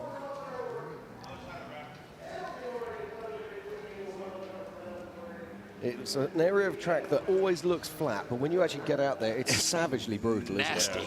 And it's very hard. That's the thing, we're talking about the, grip and things like that. This is rock hard. This is like racing on concrete. It's just very, very brutal. Sharp hits. Sharp hits. It goes through the whole chassis. Well, it's called Proving Grounds for a reason. Makes it really loud in a race car. Really loud. Yeah, no, and it's literally the proper title, the Fox Proving Grounds, because it is just very abusive, and it's not a very long stretch. It's only a couple miles long, but man, you feel it for those couple miles. And with Fox's live shocks, this is probably an advantage to these guys because that car knows what's going to happen before you do. Okay. Oh, look at this. Now it's worth talking about these guys. And again, another reason we love the Mint so much. So many different classes. But we have the military classes here as well. They have 10 different entries in the military class. And I forget a number on this. All these vehicles have names. They are run by vets, injured vets, who have come through the Warfighter Made program. And in that one is probably Rob Blanton, who runs the program. But he is riding shotgun to the wounded vet that's driving right now. And I think that would be, let me get her name, Ashley Walker is, I believe, the driver. Yeah, talk about just an awesome story, an awesome organization, what they've done for these veterans and, with their, adrenaline therapy and things like that. I mean, it's just, to hear the stories that come out of the Warfighter Made program is just, it's phenomenal. Well, maybe if we're lucky, we'll get one of these guys over here after they get out, and or Rob Blanton or Mike Jatinsky, we'll get them over here. Absolutely. Well, as the action continues here at the 2023 BFGoodrich Mint 400, we're going to pop out for a short ad break, but do not go anywhere. Stay with us for more action very soon.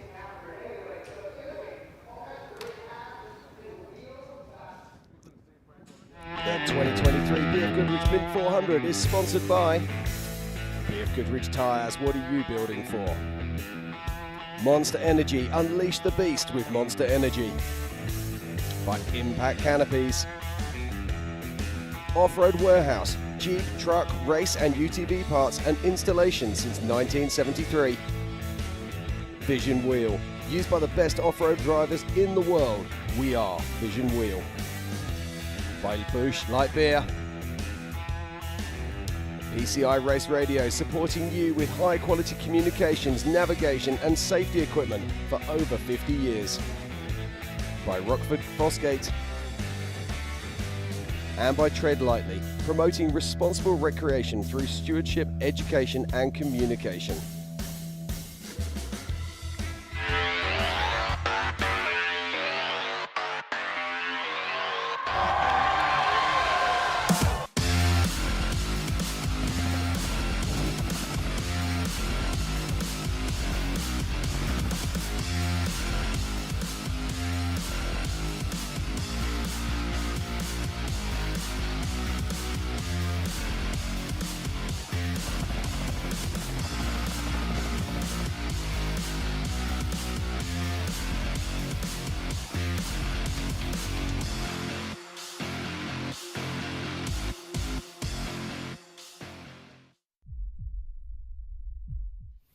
So Mitch, why is this bike so drippy? It's our 23 race bike. We can start up front, work our way to the back. Bones can tell you about the suspension. The rear shock is one of the most critical parts of the bike. Pegs with the titanium mounts. Kashima coating here. Anti-gravity lightweight battery. Young's Modulus. Horse and a half. Works Chassis Lab. More tie than a space shuttle. Really? I might need that repeated. This thing slaps. Slaps. Oh, you should have told me that earlier. The estimated haul time is now 96 minutes.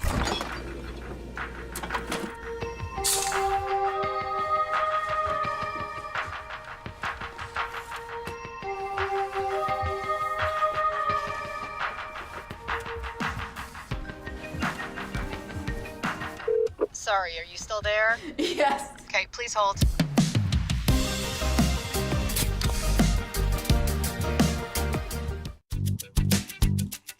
Need a little help? We got help. Need some advice? We got advice.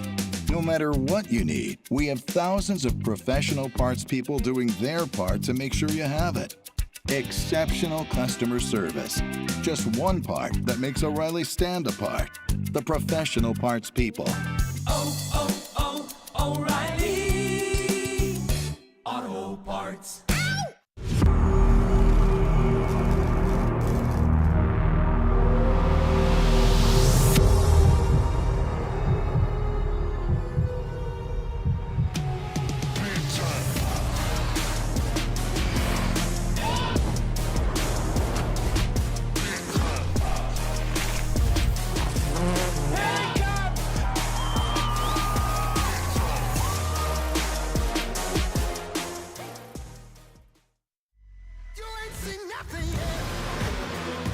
I got that right turn. We're good.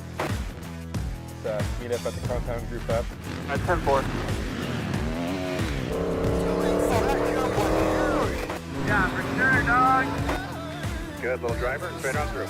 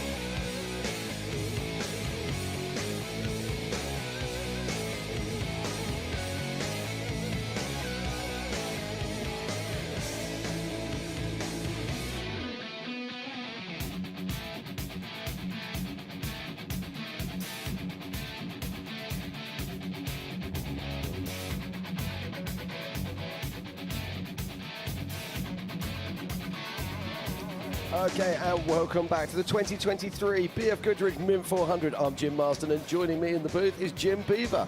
How are we doing, Jim? I am doing good, man. It's, what are we, out on lap 2, and this has been a wild one so far. A lot of storylines. Some of the big heavy hitters we thought we were going to see, out there, out front, ended up breaking out of the race or having some issues and coming back. And now we got joined here by my good friend James Hill. So this is a Jim, and Jim show. So yeah. I like it. Everybody else, triple Jim. The triple Jim. Yeah. J cubed, is that what we are? Something like that. Jim cubed. That's it. Well, James, you're yes, out sir. here, and thank you for joining us in the booth. Tell us a little bit about yourself, and tell us a bit about this race and what you're enjoying so far. All right, so we're at probably the biggest race in the U.S., right? The Mint 400, and I'm excited to be here.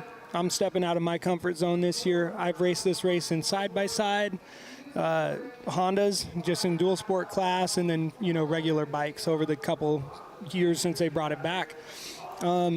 It's quite a spectacle, man. Fremont Street's amazing. Everything that these guys are doing, it's big. So it's very cool to be here and also competing and racing in it. So how's it feel not being out there at a racetrack? I mean, you're looking at this racetrack this morning. We've got wind, we've got moisture on the ground. The track looks absolutely incredible. I bet you're itching to be out there, aren't you? I am. So, like I said, I'll be racing a bike tomorrow morning, and watching these guys start this morning. There's some big rollers that you're going to have to be careful of. There was a couple cars over this morning. Big berms. The conditions look great. The track looks great as far as what we can see right here close to us, and can't wait to get in the desert. Obviously, we're watching some of the live stream, and it looks like a good fast course. Yeah, it does indeed. Now, Jim, so many gyms here. It's absolutely crazy stuff. But I mean, we're watching out there on the track, and we've got multiple classes racing. There's 36 classes out there on track, and I just want to cut back to my score sheet here. Now, if you're sitting at home and you're watching, if you go to the mint400.com/live, you can pick up your tracking, you can pick up your live scoring, all of those good things, and you'll be able to have a look and see what's going on. I'm just going to have a very quick dive into this right now. And currently leading, we saw a little bit earlier that Joe Turano, he came across the line.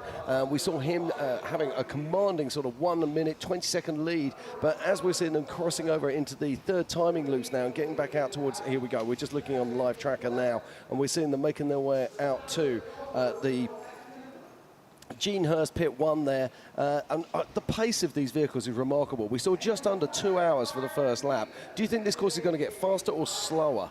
I definitely think it's going to get a little bit slower as the day goes on. We've got perfect conditions out there right now. You know, cars are going to, start to go away a little bit. Course is going to get rougher. Some of those rocks off to the side are going to get kicked into the middle of the track.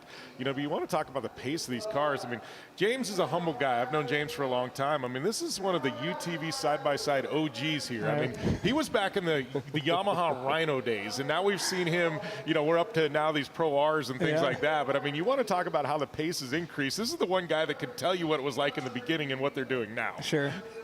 Yeah, I mean, it was almost like they were clockwork before, wasn't it? Yeah. The difference in pace. I mean, you talk about the Rhino. I mean, the Rhino is a utility vehicle, not a race vehicle. I mean, let's be absolutely clear about that. Yeah. So now you see these transitional vehicles, these vehicles coming through, things like the Pro Arm. We've got to talk about that because it is a game changer. And I'm sure that Can-Am are going to have a reaction to that vehicle. I mean, how do you feel about these vehicles now? The fact that you can actually take an off-the-peg vehicle and come out here and play hard against these top guns. I think it's pretty amazing. I mean, especially you've got guys like, I believe Doug Matag's still out front right now. Well, at the moment he is, but we're just waiting to see what happens there. I'm just waiting to see where Joe Turano places. Okay. We've got timing loops all the way around this course, and at the moment, yes, we are showing Doug Matag in first position. In second is Sierra Romo, and in third, Caden Wells. This is all outside the class just as they cross the line. Yeah. And then in fifth, we've got Trey Hernquist. But watch Joe Turano. I think he's going to be punching really high up when he comes back through. So, but at the moment, yes, it's Doug Mittag with the lead. I mean, these cars right off the shelf, we do, customer-based stuff as well. And, man, it's an amazing vehicle. The Pro R is amazing. The current Can-Am is amazing, for what these cars are and how they've developed coming out here in the desert. I mean, this is full off-road desert race course. So watching these guys do lap times, or even if you get out there close to the pits or in some of the whoops, I mean, it's pretty phenomenal to watch these cars go by. It is indeed. Just talking about Joe Turano, I just want to actually put this to you because I think this is quite amazing. Joe Turano, he must have passed Seth Quintero and Dustin Jones to be where he is right now. So can you imagine how much fun that must be? You go, hey, Seth, just flicking him the bird as you go by. That'd be really cool. As we watch now one of the Class 11s. Looked like he had a little off-course excursion there, and looks like you got a little war wound there on the passenger side door. Isn't that the way it always works, though? The passenger takes the hit. It's never the driver, right, Correct. James? Yeah. Absolutely. That was Robert Johnson we saw there in the Class 11. And now this is an unusual car on course at the moment. That is the Kawasaki. That's Carson Wernemont there. I think he's one definitely to watch today. He's been able to take that car, that naturally aspirated car, and punch into the top overall spots here in some of the races in the past. So I think he's definitely one to watch as things play out today. Probably see him factor into the top 10 overall. Yeah, we were talking about pit strategy earlier, Jim. Now, it was hard to get a handle on who was pitting and who wasn't pitting as we saw them coming through the main. But you were fairly convinced that most of these vehicles are going to be taking the main pit, putting fuel in there. And what's the average time now that these guys can actually refuel? Honestly, it's under 30 seconds. Like I said, we've got a dry brake tower, but most of these guys are running dry brakes on their dump cans, things like that. So it's definitely under 30-second pit stop for sure. Days of guys taking and changing belts in the middle of the pit, those are long gone. Most of these drivers can now get an entire race out of a belt, things like that. So, unless there's something else going on, under 30 seconds for the pit. But, I'm anxious to see if everybody is stopping in the main pit or some of these cars with the larger cells are going to push a lap and a half before they take fuel. Yeah, I think it's going to be interesting to see, though. Looks like we've got a trophy light there, might be in trouble. No, I think, is that the Gambler class car? That's a Gambler. That's a Gambler. In fact, is that Emmy? That might be Emmy Hall, I think we just saw sneaking her way through there. Well, we got to talk Keep about going, guys. Emmy. Yeah, guys running stuff that's a little bit different. Obviously, James said he's running the motorcycles tomorrow, but he's not just running a motorcycle. He's in the hooligan class. Correct. I mean, tell us a little bit about the class you're running in, James, because, I mean, these are wild creations, buddy. So, yeah, it's basically a Dynasportster, and my buddy Mark Atkins developed this class called the hooligan class. And they've been running it since 2019 here. It's always something I wanted to do, and we finally got a chance to do it. So that's what we'll be doing, is dragging a V-twin Harley around the desert tomorrow. Well, you've won this race in the dual sport class. Have you made your mission to, I'm going to win the Mint 400 in all the motorcycle divisions? No, I haven't. It's just for fun. You win tomorrow, and then maybe it's like, oh, we're going to try some other weird class. I just feel like it's something totally different, which is up my alley, being able to, the goal for me is to finish, because these guys, there's currently 10 pre-entry bikes that are the same in the hooligan class, and just to be able to finish is my goal. So yeah, sometimes just finishing the Mint 400 is a win in of itself. You just see how it plays out at the end of things. How many cars are in the gambler class? There's quite a few, I think. I can tell you that if you Look bear at with those me. go. Hold the line, caller. In fact, I think there might only be a couple, but what a feat that's got to be. Yeah, well, I was looking at some of those on Fremont Street yesterday. I'll just be honest, it's not something I would want to race on the Mint 400 course. I want to talk about needing some Advil and a chiropractor on speed dial. Yeah. Yeah, just looking here, it looks like we've actually got 5 in the Gambler class. We've got one that's running in the Gambler 500 Hoop Tie Modifieds, and then we've got 4 in the Hoop Tie Stocks. So 5 in total for the Gamblers, and I think they're all absolutely nuts. These are all basically road vehicles that they've brought out to the desert. If Emmy Hall watches this back later on, good luck, Em. But there we are. Right, okay, let's cut back to the score sheets and to looking out there. At the moment, our current race leader is Doug Matak as we look back across to the Fox Proving Grounds. And that is another one of our Gambler class there. Look at that. Are they on the first lap? Yes, they are. They are 23 miles in on the right first now. lap, so they've been lapped already. Sorry to cut you off, Jim, but if you were a UTV guy, it'd be smart if you could see the Gambler cars' lines, pre-race, because that'd be the smoothest part of the course, no doubt. Yeah. They're fighting for every inch of smoothness that they can. I don't know who this is on the left. I can't tell. It may look like, they're moving, whoever it is. This is a great shot. I mean, you can see the incredible amount of travel these vehicles have as they make their way through. Yeah, look at that. I mean, those cars are working. And let's not forget, they've already done 100 hard miles as they make their way across here. And they've still got another 2 laps to do after this one. I've always felt like my car actually works better on the second lap, too, and I don't know why. It's like heat gets into everything, and the car just seems to work. It's like, everything that you're worried about, everything cold. Like, cold UTVs aren't fun to race, but once everything gets warm, it seems like they just function a little bit better. At least that's been my experience. I don't know about you, James, but it seems like the cars actually get a little bit quicker as they get some heat and some mileage on them. I agree. And you kind of settle into a pace, right? So, like, you get that nervousness of the start, you get that out of the way, and if you got 100 miles or 1 lap under your belt, you go okay and start cruising and settling into pace, and I like that. Yeah, and that's Charles Cromwell making his way down through that pace there in the yellow vehicle as we cut back to the Fox Proving Grounds. This might be Ryan Piplick, it looks like, possibly. Yeah, now Ryan's doing very well indeed. Just picking like his I way said, through. Ryan's a dark horse. He's always my dark horse. He's not a flashy guy. He just comes in and he wins races. Yeah, he's a great driver. Yeah, he comes from the ATV and quad side of things, and he's a guy that transitioned from ATVs into UTVs and done a phenomenal job. You look at his resume racing quads. I mean, this guy was one of the best quad racers in the country at one point too.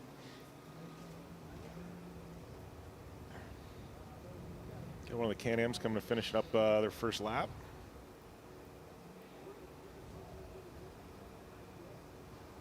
$29.13. That's one of the unlimited class UTVs, I believe. Yeah, just looking up at my score sheet right now, and Joe Tirana has now passed the third of the lap marker as well. So our current race leader is Joe Tirana. and he's in the UTV Pro Turbo class. Then in second overall at the moment, but first at the UTV Pro 100s is Doug Mittag. In third is Sierra Romo. In fourth overall, but first in the UTV Pro Open class, it is Mitch Guthrie. Then in fifth position is Caden Weld, who's third in class. And in sixth position, but first in Class 5 Unlimited, is Trey Hernquist. Yeah, that was a great pass there by Bingquist, just roping him in on thumpers. Just you can tell how well that car works. And I don't know, James, have you been around that car? We were talking about it earlier, and the development, the technology that they have on that car. But that's next level build. Yeah, it is. I mean, look at it work. I mean, look at that. Basically hunt him down in the dust and put it on. Yeah, look at that. Just, I mean, hunting him down and then just makes the clean pass. Didn't even hit him. Just, look at this. Just bows to the right.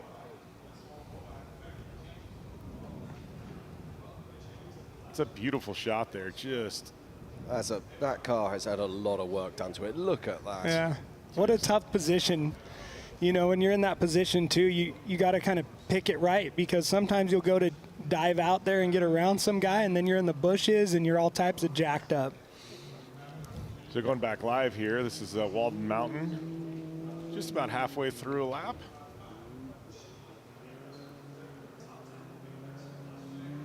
This is a rough section. That car looks like it's handling it really well. Just looking down through my score sheet of people of note here that's need to talk about. We've got in 17th position overall, but first in UTV Pro Unlimited is Garrick Lastra. So great run there from Garrick. And if I move on down through my list, I can also see in 28th overall, but first in UTV Pro Big Engine class is Travis Zollinger. And in 29th overall, but first in UTV Pro 100 production class is Wes Miller. So great run there from Wes. Yeah, and I think Wes, I was talking to him yesterday. A lot of people are expecting him to bring out his big car, and he brought out a production car. Yeah. So he goes, I'm just out here to have a lot of fun today, and he goes, not bringing the big car out. You know, he's obviously runs a lot of stuff south of the border in the Score Series, but he's just out here to have some fun and bring that production car. I thought he had a little something. Maybe he could walk away with a win here in production. Well, at the moment, it's all going to plan. Yeah. So we said it again earlier, there's 36 classes racing today, and we'll try and keep you up to date with everybody. All our current class leaders have all crossed the line to complete lap 1. Everybody else is still out on track right now. So you've seen, most of these guys. You've been around the sport for a long time, James. I mean, obviously we're in lap 2, lap 3, 4. Who are a couple? You know what the running order is now. Who a couple, 2 or 3 that you've got penciled in to watch? Think it might make a push here at the end. No doubt, Doug Mittag, because he's a great driver, right? He's always been out there doing short course. He's raced all over the globe, and I just think that the car he's got current, I think it's a beautiful car. And when he first built it, I thought, man, that's a car to contend with for him. So I'm actually excited. I'd prefer, it'd be cool if he did well today. Yeah, it's like I was telling him. I said, Doug's 100%. The guy's always on the gas, and he's due a big win. I think he's had a little bad luck here and there and things like that. But I think, it's time for him to put it all together. That got multiple lines there. Coming through thumpers. That's where we saw that pass with Bingquist earlier. Yeah, and then I think that's, I don't know who's piloting that Zollinger race car right there, but I know that's a new build that they just got out. I think they raced King of the Hammers in the large class, and now they're racing that car here.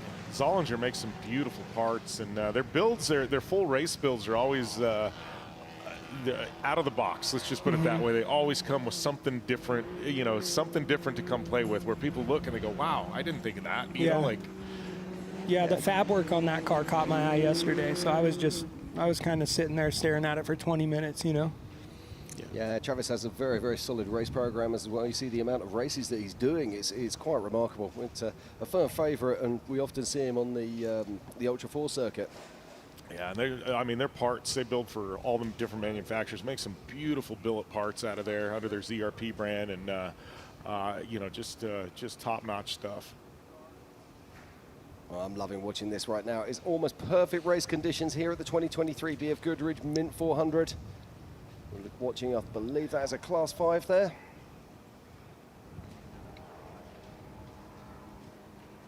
Back to Thumpers. Looks like all the action's happening here in Thumpers. You know, the funny thing is there's no dust, Jim. There is no dust. It's incredible. There's no dust, and the bit that is, there's enough breeze that's blowing it off. But, you know, it's always interesting to see. So years previous, that the line that the farthest away from the spectators, the left line as you're a driver, is the fastest. But we've seen more drivers today on the right line.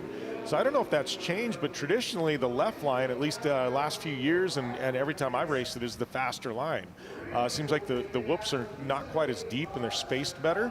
And the right line is generally slower, but today it just seems like almost all the cars are going down that right line. So maybe things have shifted. Yeah. Don't get me wrong, neither one of them is a good line. It's just, I've always felt like the left one was just a hair quicker. I know we've been, you know, hit with a lot of weather here lately too. So maybe that had something to do with it, with some rain, and obviously there's snow capping on the mountains. It's pretty wild. Yeah, it definitely is. I know they've had a ton of weather out here, and as we see, we'll see if that other car on the left line that I've always thought is faster can reel them in here. Now, I was watching this car yesterday going down through Fremont Street, and they've made a really wide body on this vehicle. And it's like you've got all the room inside. I think you could have had 3 people in there. It was unusual to see. Now, here we go. This is the class disparity of the Mint 400. Wow. This is what we love about it. Now we're going to get we got three-way battle here. Now, it's a 516 car there, isn't it? Just made his way past the 1400. Yeah, the 516 car going to pass a 1600 class car, which doesn't happen very often. This is that downhill whoop section we were talking about earlier, and you get so much momentum, and then you got to slow it all down at the bottom of it. It's tough, and those whoops get really deep at the bottom. If you don't scrub off enough speed, you go into them, and it's just seeing a lot of crashes there at the bottom of this. So you get all that momentum and inertia, and it's like you got to stop it somehow. So you're in that 1400 class car. You've got everything going on there, and you've just watched 2 people just cruise on by. Yeah. Frustration level 10. Well, as we continue here with the action at the BFGoodrich 2023 Mint 400, we had our man out on the street, Brian Little. He was down talking with Polaris yesterday. So let's have a go and have a look and see what he had for us.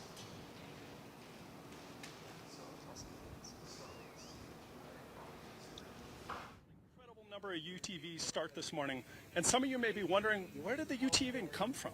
Well, back in 2007, Polaris created the RZR, and an industry was born. In 2015, we got turbos, and things really started to get spicy. Now, this 2024 lineup is no different, including the new RZR XP Ultimate, which has 25% stronger chassis, which improves agility, gives it a tighter fit and finish, and there's less buzzes and squeaks. Now, it also has trail-tuned suspension, whether that's the Walker Evans needle shocks with all the position adjustments, or you end up going to the Fox live valve. This thing performs so well, which is so important when you're out here in the tough bumps in the desert at the Mint 400. The new gear ratios are also really, really impressive, and it doesn't just stop here. We also have kids rides from the 200, so whether you're trying to get started in the sport as a kid or you're looking at something bigger, Polaris has a ton of options for play, or hey, maybe you want to try out this racing thing. And if that's the case, head down to a dealership, talk to one of their specialists, and we might just see you out here at the 2024 Mint 400.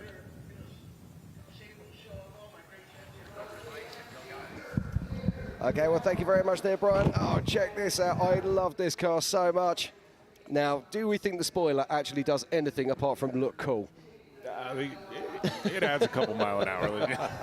I've always loved that era of buggies when they almost look like Indy cars. They have the wing. Like I always want to do one of the side by sides. Maybe I got to get James to do it, but on my new side by side, but put like a cool looking IndyCar wing on the back, just because, James. Yeah, let's do it, man.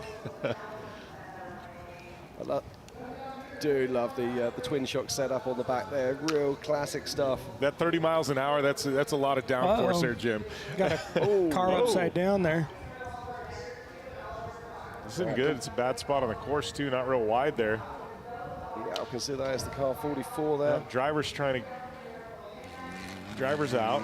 That's good. I'm going to go check on the co-driver. Hopefully. I think that might be Gen Zip, but we'll just have to wait and see. It's coming out of that corner, you just get both the driver and co-driver out of there. At least you got some media there to help.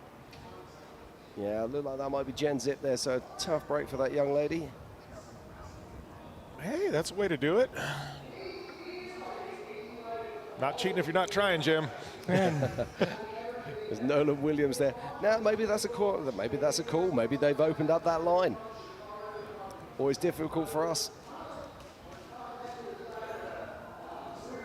Yeah, what do they call that? A bypass? Yeah. Yeah, I did see somebody got a little Western over it earlier and actually ended up, because I think they divert the line right after the start. They did, yeah. So. This is Trey Gibbs here. Oh. So they do. Okay. Oh, no, they've diverted them round completely. They've taken the jump out now. So I think maybe the visibility coming off that big jump, they couldn't see the turn at the bottom, and that's why we had everybody blowing it. But so that looks like that is that Warnemont chasing down Trey Gibbs there? Yeah, it looks like it. Yeah, so Trey Gibbs, guy that's got a big short course background, came over to the desert side of things. I think he's still doing a little of both, but kid has got some crazy good talent. Then you got Carson Warnemont there. Obviously, it's just, as far as naturally aspirated cars go in UTV racing the last couple of years, I mean, it's pretty much the only name in the game. Yeah, he's done pretty well with that Cowie. Got a 516 car here, I believe, 575.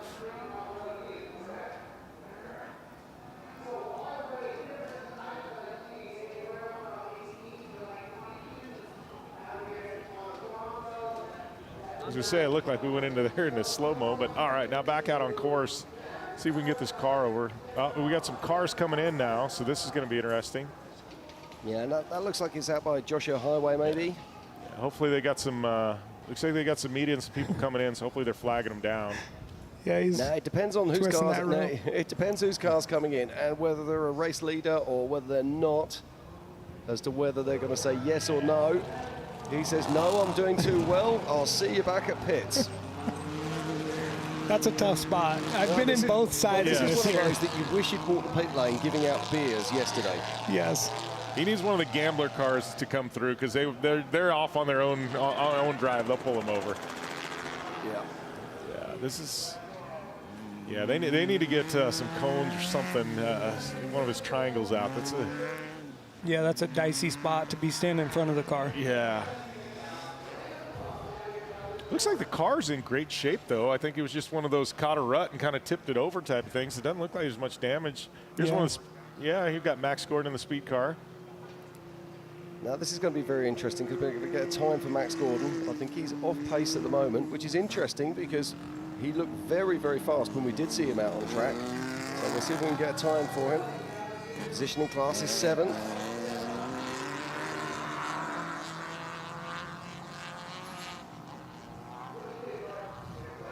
Yeah, he's picking his way through. Now maybe he had a flat out on course, something like that. We don't know about. Yeah, exactly. We can only speculate at this time. The car looks like it's in great shape. Yeah, it looks great, doesn't it? I mean, it looks like it's got a good pace about him. It just goes to show you how fast everybody else is. That's the whole point. Look at that snow creeping down. Yeah, the weather's pretty cool right now. I was even thinking, it started drizzling when these guys were all lined up to start, and I thought, man, if it rains, there's going to be no dust. No. Yeah, Max Gordon crossed the line, and he is 39th overall and 7th in class in the UTV Pro Unlimiteds. So it looks like a 16 car getting her out of UTV.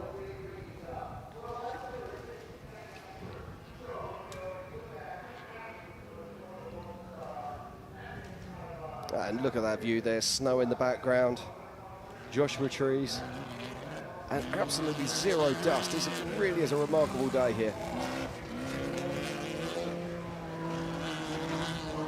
I would tell you we are a little bit lucky, Jim. Here about a month ago, all this weather came into southern United States, right after King of the Hammers, and it would have been about a week previous. I think all of us out on the lake bed probably would have been dying because we would have been in like 2 feet of snow. Oh my word. Yeah, I left home yesterday just south of London. We had nearly 3 inches of snow, and that's usually enough to bring our country to a grinding halt. And still cars are crossing the line, making their way through, starting their second lap.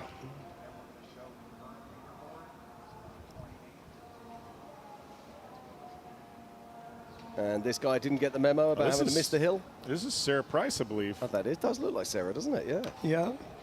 Yeah, looks like Sarah Price. So she's going to complete her first lap, running in the stock production class. It is Sarah Price.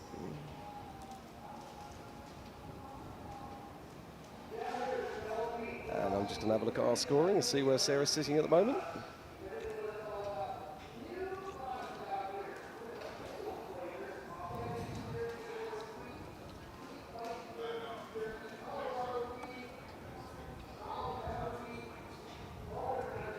Okay, and here is our current leaderboard at the moment. In first position as we speak, it is Joe Tirana. In second is Doug Mikak. In third is Sierra Romo. In fourth is Mitch Guthrie Jr. In fifth is Caden Wells. In sixth is Trey Hernquist. In seventh position is Garrick Lastra. He's making great moves up there, so good to see. In eighth is Dustin Jones, last year's winner. In ninth is Ryan Piplick. In 10th, it is Ronnie Anderson. So we're seeing so many great races out there on the track, and this, let's not forget, this race isn't even at halfway yet. We've got a lot of racing yet to do today. So as we continue to watch the action here live, just outside of Las Vegas at Prim Valley, we're going to cut out to a short commercial break, but be sure to join us back here for more action at the 2023 BFGoodrich Mint 400, and we will see you very soon.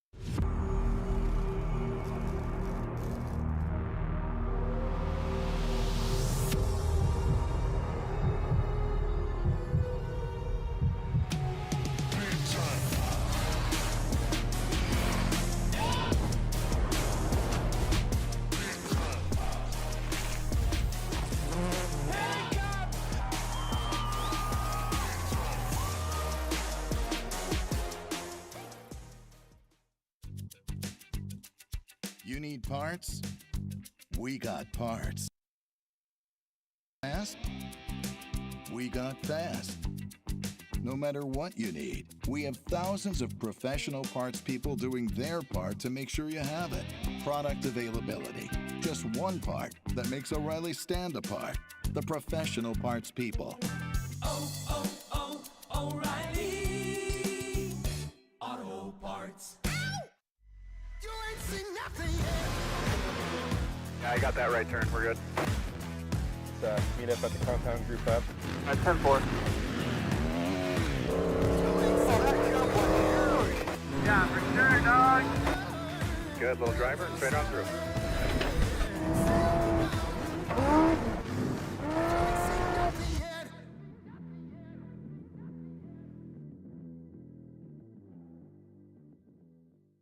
The estimated haul time is now 96 minutes.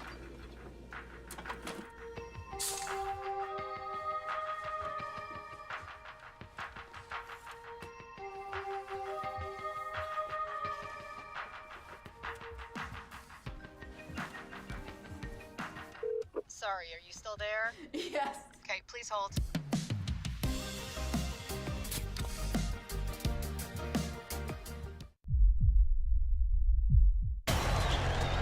All right, Chase, number 23, it's 2023.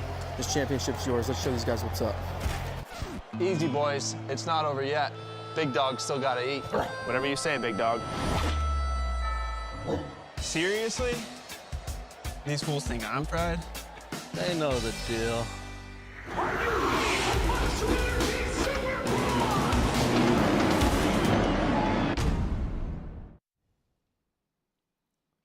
The 2023 BFGoodrich Mint 400 is sponsored by BFGoodrich Tires. What are you building for? The official ticket retailer of the Mint 400, Riley Auto Parts. 6,000 stores in 47 states, or you never find. The official communications of the Mint 400, Weatherman, work, race, and play, communications from any environment. The official host hotel of the Mint 400 is Strap, iconic and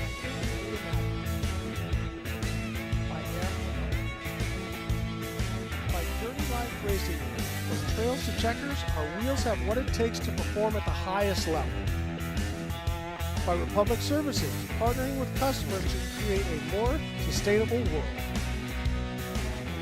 The official Arrive and Drive partner of the Mint 400 is 01 Off-Road, leading the way in delivering premium off-road adventures and specialized driver training.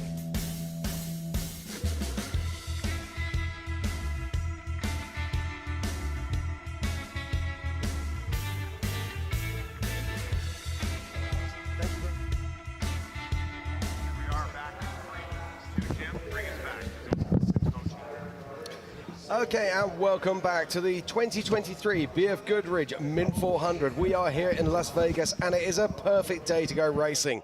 The weather is absolutely where we need it to be. We've got a nice breeze. We've got a little bit of moisture in the air. Oh, and what's this? We've got action. We think we might have a flat tire here. Let's have a look. Co-driver certainly getting out the car here on the 1662. Just trying to find out who that is right now. And that is Billy Gorky there. Now let's see what's happening. My guess is he's probably got a flat tire. Yeah, looks like he's reaching for his jack as he makes his way out. And you can see it's a little bit cooler there. He's wearing a jacket over the top for his race suit. And joining me in the booth now, I've got George Hamill, and I've also got Bob Bauer. How are we doing, guys? Dude, what's up, man? It's good to see you, Jim.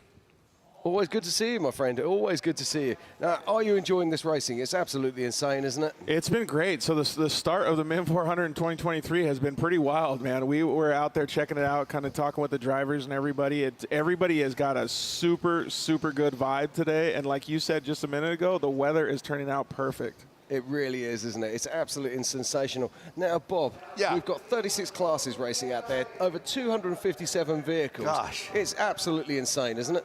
It's like rush hour. But, you know, it isn't going to be 257 cars tonight. No, that's very, very true indeed. And if you actually go to the tracking, so go to the mint400.com/live, you'll be able to find the live tracking information and the live scoring information as it happens. Now, we were looking at that earlier and sort of seeing where everything's going. We've seen Joe Torano started over 50th position, made his way up and is currently leading this race on adjusted time. So great stuff from him. But it's all those multiple class battles that we've got going on as well. And of course, let's not forget Dustin Jones, last year's champion. What's he doing out there? He told everyone he's going to come out the blocks hot. He's currently sitting in 8th position. It's about perfect position for him to make a move on, if I'm not mistaken. I have an idea on Brandon. Go for it. What he's really doing. You know You how mean racers Brandon or say. Dustin? I'm sorry, Justin. You're right. Dustin. when a racer says, "Yeah, I'm gonna hold back. I'm gonna take it easy. I'm gonna do things right," that means they're gonna haul butt, go hard. When a guy says, "I'm gonna go hard" and everything else, he's kind of like sandbagging the field. Well, Jim, there's been a lot of different, I don't want to say debates, but a lot of different things that have been happening in the UTV industry. Like you said, there's many different classes that are participating now. And so a lot of these pro turbo guys like Tirana want to go out and show the Pro R guys who's boss, right? And still be the top level people. The Pro Rs have a pretty solid platform now that they've been developing for the past year. But they're not walking away with it, are they? That's the interesting thing for me. I love that.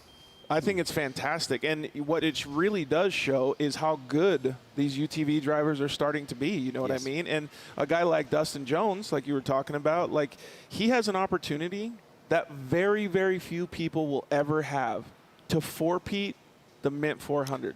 Three-peat and to win it 4 times. Is it three-peat? Win it 4 times? Yeah, it's a three-peat. Yeah, it'd be a three-peat if he wins it today, but it'll be his 4th overall. Oh, because it didn't happen in sequence. That's right. Yeah, correct. Yeah, but still, I mean, that's one for the record books. And that we're talking UTVs here, which are somewhat new to the off-road scene, right? I mean, that's fantastic. Let's talk about it again. We spoke about it earlier. Yeah. If we actually look at unlimited truck racing, how many drivers are there that are truly professional drivers that do nothing else in there for a day job apart from drive unlimited trucks? There isn't actually that many. You could probably count them on one hand. Exactly that, Bob. But if we look at UTVs and we actually look at the rise of the UTV and the UTV industry, we have multiple drivers out there who are professional UTV, full-time paid race drivers. That's phenomenal. I love this. I love these vehicles, and I can't wait to see the growth in the next 10 years and see where they take us. So let's give them a hand. What do you say? Clap for all that. And I don't know if you guys have... But also, we've got all this wonderful racing here. We're cutting back to the action live on track now. Yeah. But let's not also forget, this limited racing is really cool. This limited racing is great. But at 12:30 this afternoon, we're going to see the big dogs roll into town. It's the unlimited trucks, and they're going to be coming out, and they're going to be qualifying here on this course right in front of us. And to them, a front starting position, the closer you can get to the front, the happier you are. So you know that qualifying this afternoon is going to be just a touch more crazy than the race tomorrow. Yeah, when we were talking to some of the guys during the procession or the parade, a lot of the trophy truck guys said they were putting more weight on qualifying than they were, because it's so important, like you said, Bob. Well, if you can get one clean lap out of 4, man, that's a hot deal. Now, talk us through that, George, because I mean, in most off-road racing or any kind of racing, we want to take weight off a car, not put weight onto a car. So why are these guys adding weight? Oh, so I didn't mean it like that, Jim. I was talking about more weight in the actual structure of their logistics. Gotcha. Right. But yeah, so see, that's the difference between our languages, you see. But it was really cool to hear that, because they're really adjusting their programs to make sure that qualifying goes very smooth, because that's the start of a winning weekend. Yes. Yeah. Now, we talk about that, but we're looking at the lack of dust here. Now, I've been looking at the weather forecast. It looks like we're going to get more of the same tomorrow, which means we might get a reasonably dust-free race. If that happens, then it's all to play for out there, and that brings up the whole qualifying thing in. We're going to see guys like Rob Mack. Now, Rob doesn't usually qualify that fast, but he usually starts to come right through the field, usually about lap 2, and starts to hunt down those leaders. So we'd be interested to see where he qualifies. But, I mean, let's talk about Harley Letner, okay, because Harley Letner, he's going to be an animal out there today. He really wants to put it on the front of the grid. That's another man who feels aggrieved that he's never won this race, along with Ryan Arciero as well. So we've got some real sort of grudge match stuff going out there this afternoon. 100%. We talked to Harley on Wednesday, and man, he was fired up to go get out in qualifying. And also spoke with Ryan Arciero last night, and man, he's so calm. He's such he's one of those guys that you can tell is just cool, calm, and collected, but you can hear it in his voice. All he wants to do is win. That's, I'm a little close to Ryan. We know each other rather well. And he has this, I call it serenity. I mean, he's been running this race for probably a month now in his mind. And I think that this could be his time to break through. But, there's another breakthrough out there, and I think it's time that Harley found a finish line. I agree. He's on it. We'll know in qualifying today. If he survives qualifying, we may have something to talk about tomorrow. I hope we get to talk with one of these Class 11 guys maybe today or tomorrow. Maybe get them up here and hang out. Oh, looks like we got a Motorsport Safety Solutions helping somebody off course. Good. This is an interesting one. I don't want to see this. I was chatting to this gentleman yesterday in the pits, and the story behind this car is incredible. They used to race this car over 30 years ago. Yep. Sold it. It went on holiday for 30 years to someone else's life. They bought it back, done some work to it, and they're out here racing again. How cool is that? Very cool. But this is even cooler. Now, you're going to like this. In our top 8, we have no fewer than 6 class-leading cars. Really? Wow. Yep. Get Holy your head cow. around that. So, it's absolutely insane. So, although I can tell you that our current leading vehicle isn't actually our current leading vehicle. It's showing us Robert Johnson in the Class 11 at the moment. So a slight glitch on things, but that's because looks like we he's on got his Braden Class Baker 1. coming through as well. Braden's been doing really good in that Pro R. They've had that being developed for the past 6-8 months or so, and he's a young kid, getting his feet wet and starting to battle with the pros and stuff. You guys will probably get along with this. Like, whenever I see drivers like him, I always see, you can almost see from the outside of the vehicle the aggression that they have when they're that young, right? They're moving the car around a little bit more, and then you look at a more experienced driver like, well, we'll go all the way to the end of the spectrum, like Rob Mack was really calm behind the wheel, or an RC Aero, right? I like the way that these young drivers are driving, because it's changing. Everybody is gung-ho, wide open, let's get it done, let's go out there and win. Yeah, that's Seth Quintero there making his way through the infield. Now, this young man must have a story, because he should be at the pointy end, and he's not. So it'll be interesting to see what's been happening to him. We can only surmise, of course, whether, of course, it is a belt problem, whether it's a tyre issue or whatever, but we'd normally expect him to be at the pointy end. So let's see how he works now, whether he's going to start pushing fast. Now, this Class 11 was making a bit of a fool of me a minute ago when I said that there was 6 in the top 8, but there's actually 5 class-leading cars in the top 7, which is even more nuts. So I'm just going to go through that. So we've got Joe Turano, who's currently our lead vehicle on course at the moment, a UTV Pro class leader. Then behind him, we have in second position is Doug Mickentag in the UTV Pro 100s class leader. Then in fourth position, Mitch Guthrie in UTV Pro Open class leader. Then in 7th position, we've got Trey Hernquist. He's the Class 5 Unlimited class leader. And then in 8th position, Garrick Lastra, who is the UTV Pro Unlimited first place. That's incredible. That's a lot of UTV classes. It does, doesn't it? Well, there's also the Class 5s in there as well. Just shows you how close this racing really is. You know, to have, after the first lap, we're 2 hours into the race, we're 3 hours into the race, and to have all those people bunched at the top, that's amazing. It is, and that is car 13. That is Bailey Cole there. More used to rocks than he is for desert, but he's doing a great job there. Yeah, he was talking to us a few weeks ago, telling us how much he liked driving that truck, man. He gets so much seat time compared to a lot of the other drivers. I love it. There's old Todd Wiley, too. That is not a brand new pickup truck. That's been out probably 20, 25 years old. Really? And it's updated pretty much. I got a good look at it. Oh, it's look ready at this to go. side-by-side action as they make their way into the infield. This looks more like a start than the end of front lap. It does. Yeah, what do we got? A Textron versus a Class 10? Is that what that is? I don't know what kind of car that is. That's crazy. No, Class 10s go this afternoon. Oh, yeah, so it's a 16 or something? Yeah, a 16 or a 12, something like that. Probably a 12. It looks 12-ish to me. How would you guys feel about having all those different vehicles on course? That's 12-16. I think it would be super cool to be, out there and seeing a totally different car next to you. As long as it's in the rearview mirror, I'm okay with any car you want. Spoken like a true racer, Bob. The track looks like it's shaping up really good. We got to pre-run the track. We did some testing and stuff with some stuff for the Mint 400 broadcast system a few weeks ago. And, man, the track was so good. I love the layout that they've come up with this year. I don't know if you guys talked about it earlier on the broadcast, but I think a lot of these drivers are going to be really happy. Yeah, we're looking forward to that. Now, I believe that the qualifying for the unlimited classes is a 5-mile loop, literally just outside in front of the VIP area. That's going to be very fast indeed as we watch the 12:15 there. That is Michael Benedict, and that is one of the 5 class cars. 516, rumpity-rump little car. Since I'm the big UTV guy, give me a little bit of a rundown on these different vehicles, Bob. Oh, look at this. Oh, wow. And Cummings is really pushing now. There you go. Well, he's a checker. Oh, he's picking up door nets by the looks of it. Oh, yeah. Looks like he might have gotten back in a hurry or something. Was this that? Now, we saw a vehicle stopped out on course earlier doing a tyre change. I don't see a tyre in the rack. So you think it might be? Yeah, I'm wondering if that was the car that we saw earlier stopped, and now he's making his way back up past lap traffic. Wouldn't be a surprise. See that? Look at the deep grooves. See the dark grooves, everybody? That's grip out there. Yeah, 100%. That's like the chocolate and the dry cake. stuff on the side is drier because of the wind. So what that means, that dark stuff, to a driver, that's grip. That's bite. That's control. Yeah, it makes such a difference, doesn't it, to how the vehicle feels when you're on track. And when you can see that, it gives you confidence as well. It means you can start to push on a little bit.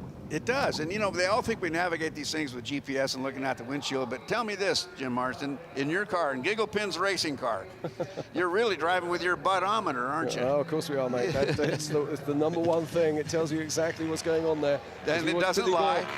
Picking his way through in the 16 class car.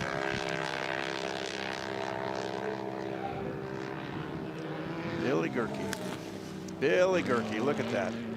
Dude, he's actually driving really smooth too, man. Look at that. That's really cool. Yeah, he's keeping that car nice, and like we just talked about, Bob and Jim, he looks like he's really calm, but he's pushing it still. But these are 1600 class cars. They're very narrow, aren't they? They're very narrow. They're very well. They're not delicate. They can't afford to be delicate because of the way they get beaten up. But to drive one of these things requires you to stay in the gas, and be smooth. The smoother you are, the faster you are. And I know it's an old cliche, but cliches aren't BS. Well, let's talk about what you were just talking about the ruts, nice. Bob. And as we see Carson Wernemont cruising around here, well, cruising. Yeah, I don't think that's a cruise, George. That's Carson. Yeah, he's doing fantastic. You talk about the ruts. Like, this car is much wider than a 1600 car. How does it feel going into those ruts? You straddle the ruts, you move on the sides and ride the cushion. You're always looking for a smooth line to keep the platform stable. Yep. And if that means straddling it, you do it. You got to know how tall you are, or how tall you aren't, so you don't bottom out. Yeah, so you're not scraping the belly pan the whole time? Okay, ladies and gentlemen, I've got some news for you. As these vehicles go around, they'll be crossing timing loops, and as they're crossing those timing loops, we're getting refreshed times. And I can tell you at the moment, there is a change in our top four. In fourth position at the moment, and it literally changes before my eyes once again. In sixth position at the moment is Trey Hernquist. In fifth is Sierra Romo. In fourth is Ronnie Anderson. In third is Holden Heitrita. In second is that man Ryan Piplick, and in first position on adjusted time right now it's Caden Wells. So all change at the top of our field. As we watch Matt Burrows come through the screen as well. So that does beg the question, where has Mitch Guthrie Jr. gone? Oh, shoot, we did lose Absolutely, him, and where is Doug Mittag gone? Okay, so lots of changes up near the top here. So we're going to be watching that now. We've also watch out for Joe Tirana, so you find out where he might have gone as well. Now, I would definitely like that. Across to my tracker and see if I can find out and see who's down and see who's not down. I would definitely like to see Doug Mittag come back up on screen as with Mad Max Gordon. You know what's funny is we just saw on social media that Seth Quintero went live in technology, right? Yeah. And Seth Quintero's out on course. And guess who was watching his live? Mad Max Gordon. Way to go, Instagram, right? It's pretty cool to see that, though, that these guys have the opportunity to do that. But I definitely want to talk about Doug Mittag. Doug Mittag's been doing some really cool stuff. He's been building his own cars. He's now started building cars for other racers out there. These guys are just taking these platforms in this UTVs and just taking it to the next level, man. It is so cool to see. And now with the Pro R platform as well, it's giving guys an opportunity to go even faster. It's interesting. It's so consistent how growth occurs and how change happens in racing. It never goes to slower. Even the slow classes are made to go faster. Yep, exactly.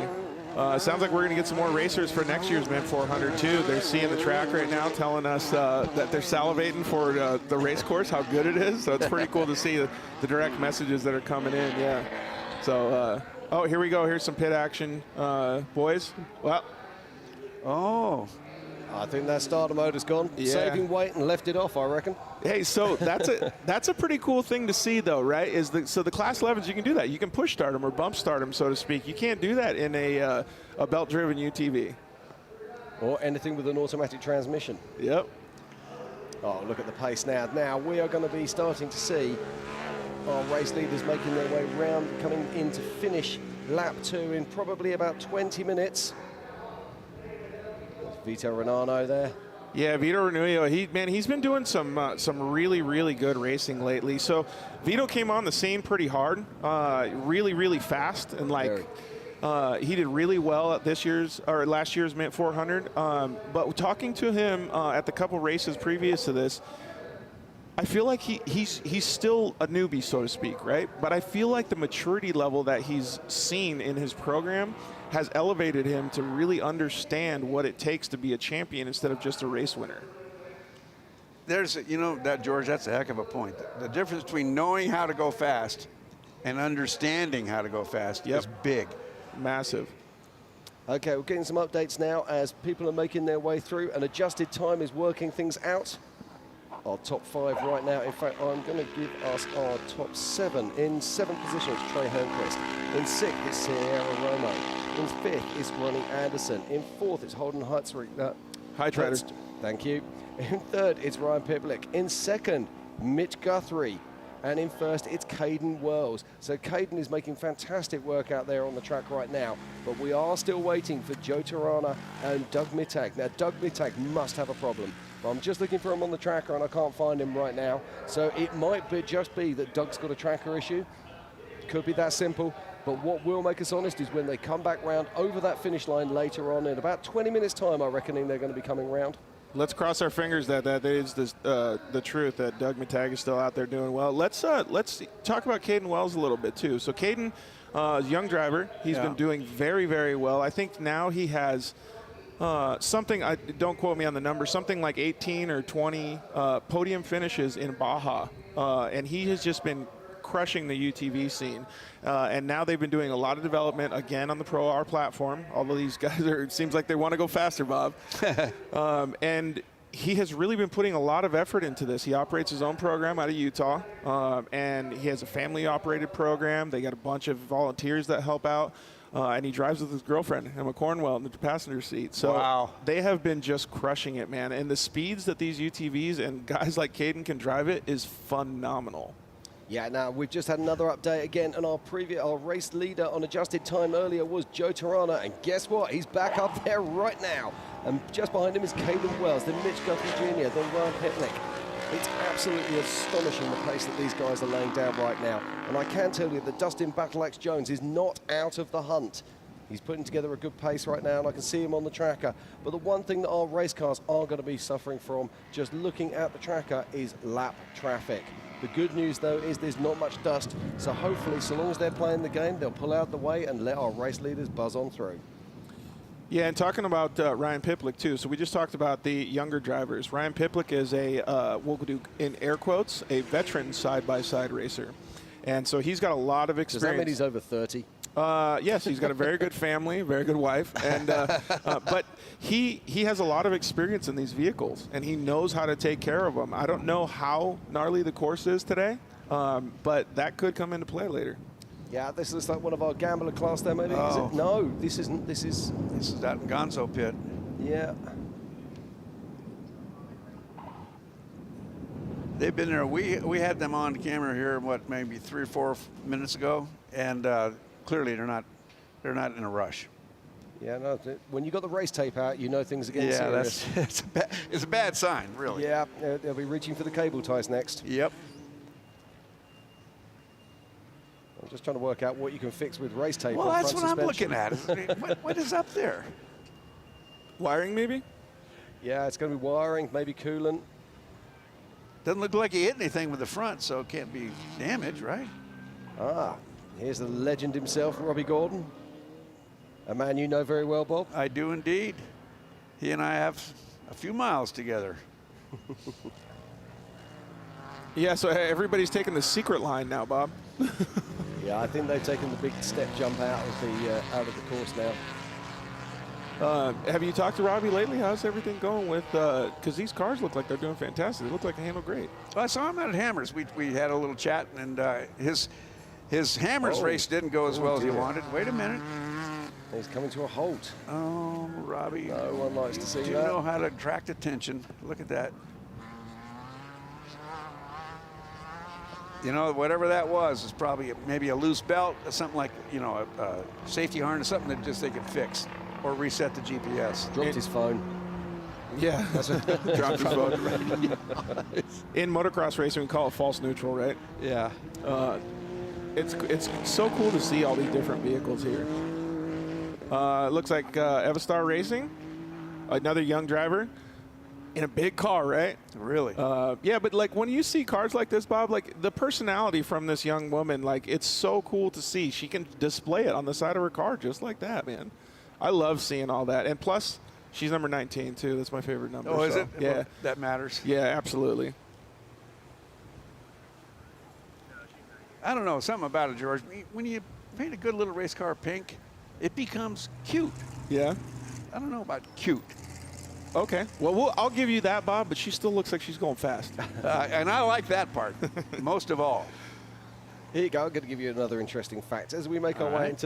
into the final third of the second lap, our top three currently is Joe Tirana, who is first in UTV Pro Turbo. In second position is Caden Wells in UTV Pro 100 class, and then in third position, but first in his class, is Mitch Guthrie Jr. in the UTV Pro Open. So we've got 3 different classes in the top 3 overall. How insane is that? We got Todd Wiley he's just moving right along there. Arizona he's got a guy, great pace. well experienced, good truck. We'll see how he goes. In another race, it would be labeled as a Class 8. So that is the car 572 there. And that is Larry Negretti. Larry Negretti. Oh. He and Dave Simpson were going to be driving this thing. I don't know if Dave's in now or not. Probably Negretti behind the wheel in the first lap or two.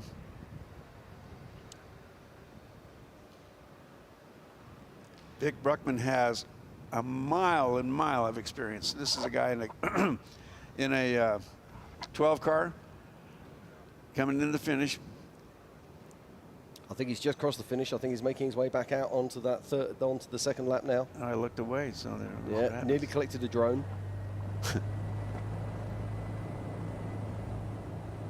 But Jim, the car looks happy. It looks stable. Yeah, no. No really extra good. moves, no nothing. Of course, you are jinxing it now, Bob. I know. that's my yaw.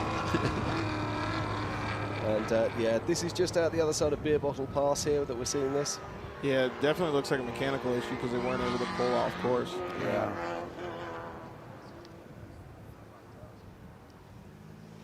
That looks like John Williams, maybe. Yeah. It's one of the Jeep in the Jeeps. Jeep Speed class, I believe. But there is no dust, is there? I mean, this is absolutely fantastic to see. Is that John? We'll get a number in a minute.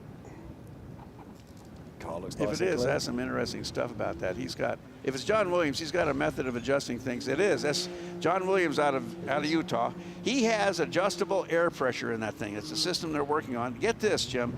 You can change your air pressures front, rear, as you run easily, so that when you're in a place like, well, in a long desert race, you get in a place like Portosinos Road, you change your air pressure because it's this kind of rough and this kind of smooth. I hate to break it to you, it's kind of common, particularly in Europe.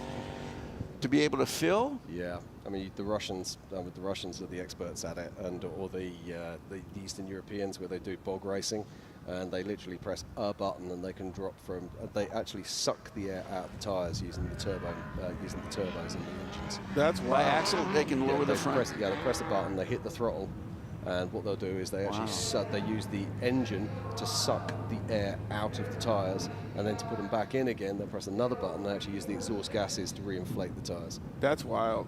And you're talking about big tires, 40-inch, 40 or even Yeah, they have bigger. them on the trash trucks too, don't they? Yeah. Incredible. I don't know about that, but yeah, it's insane. But central tire inflation is very impressive, and to be able to get it to work on any vehicle is wild.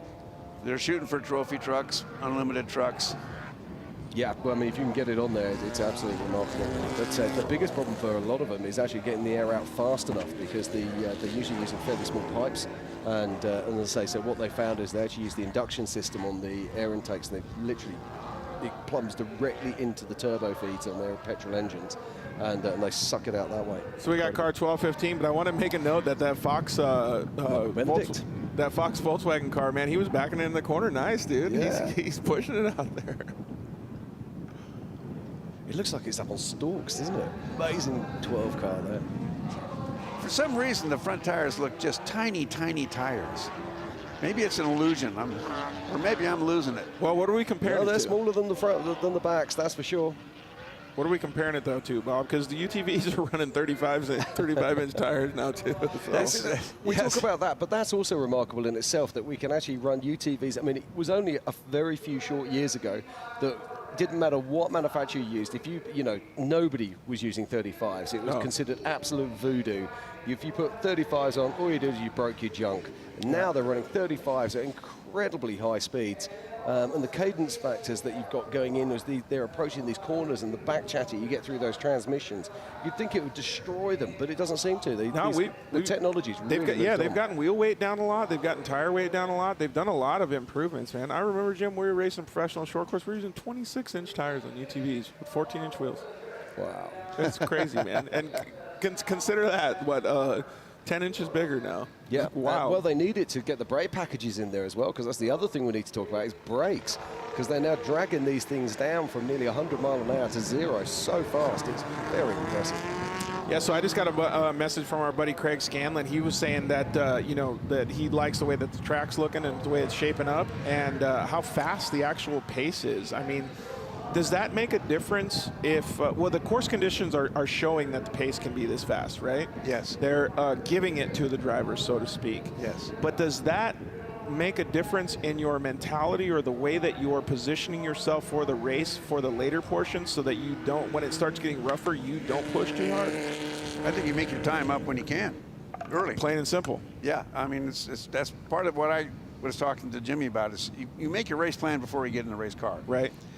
There's two ways of going at it. He likes calling audibles. I like saying, hey, if I figured out a good plan, I'm going to go with that. Done. Okay. And so the strategy is, for me, I will take on the first lap. I will ease through the second lap to see where things are and see how the car is. Third lap is when I start squeezing for a win.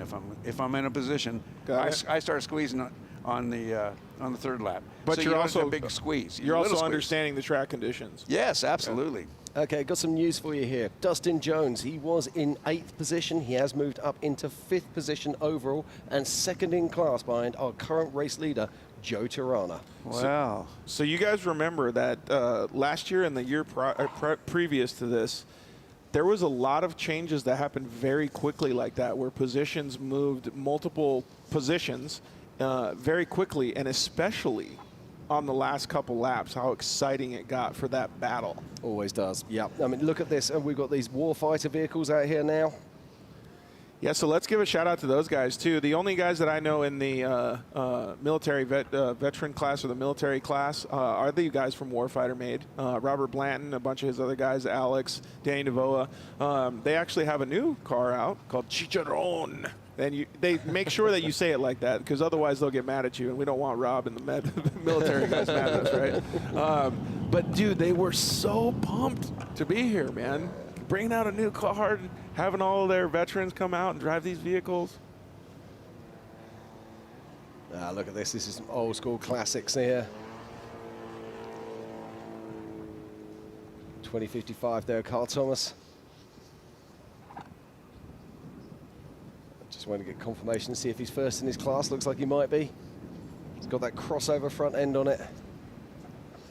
So since I don't know too much about these vehicles, maybe you, Jim, or Bob could give me a little bit of an understanding of how these vehicles drive and how they're positioned and built.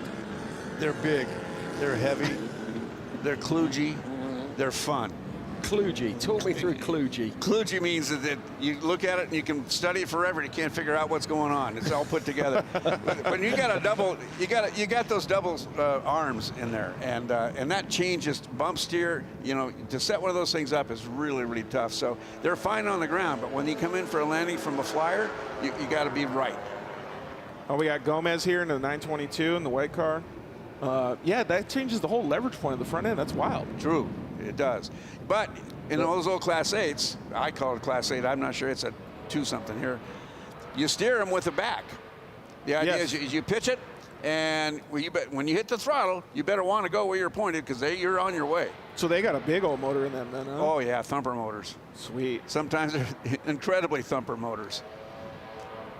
Ah. But towed by another competitor, so that changes things. It does indeed. I can't see the number on that, unfortunately. Oh, look at that. These guys are having, oh, what a mess. Lovely.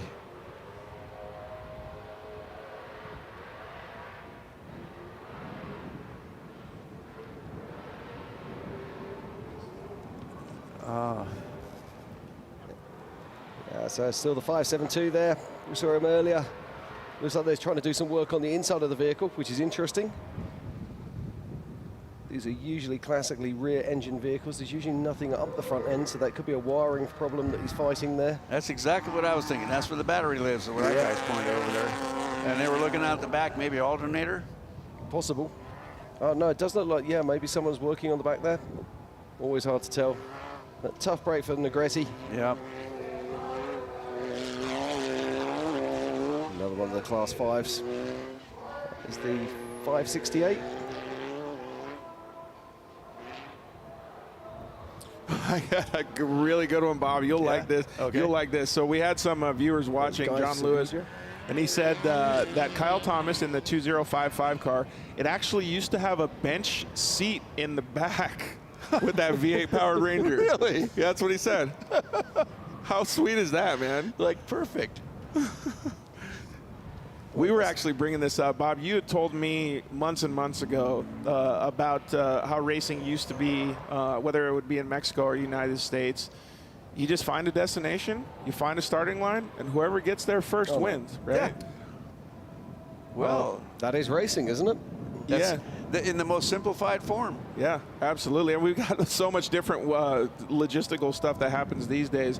But it just kind of reminds me of the vehicles and the way that they are, and him saying the bench seat, you know, it doesn't have to be perfect. It just has to get the job done. You know, one of the entertaining things is to walk through any contingency or tech or something like that, when everybody's all lined up and stopped, is to just look at the different approaches or not approaches to wiring, to how they weld it, how much rust you see inside the cab, you know, those kind of things. Each race vehicle has a personality, and they don't have to be loud to tell you. Exactly. We're going to have to talk with the Red Bull Can-Am guys, see if they get us bigger numbers for this. That was either AJ Jones or Seth Quintero cruising through there. Those guys have been doing fantastic overseas, and they're really wanting to increase the program over here in the United States. I love seeing the growth of the sport. Looks like our black clouds have turned blue. We're in for maybe a nice afternoon.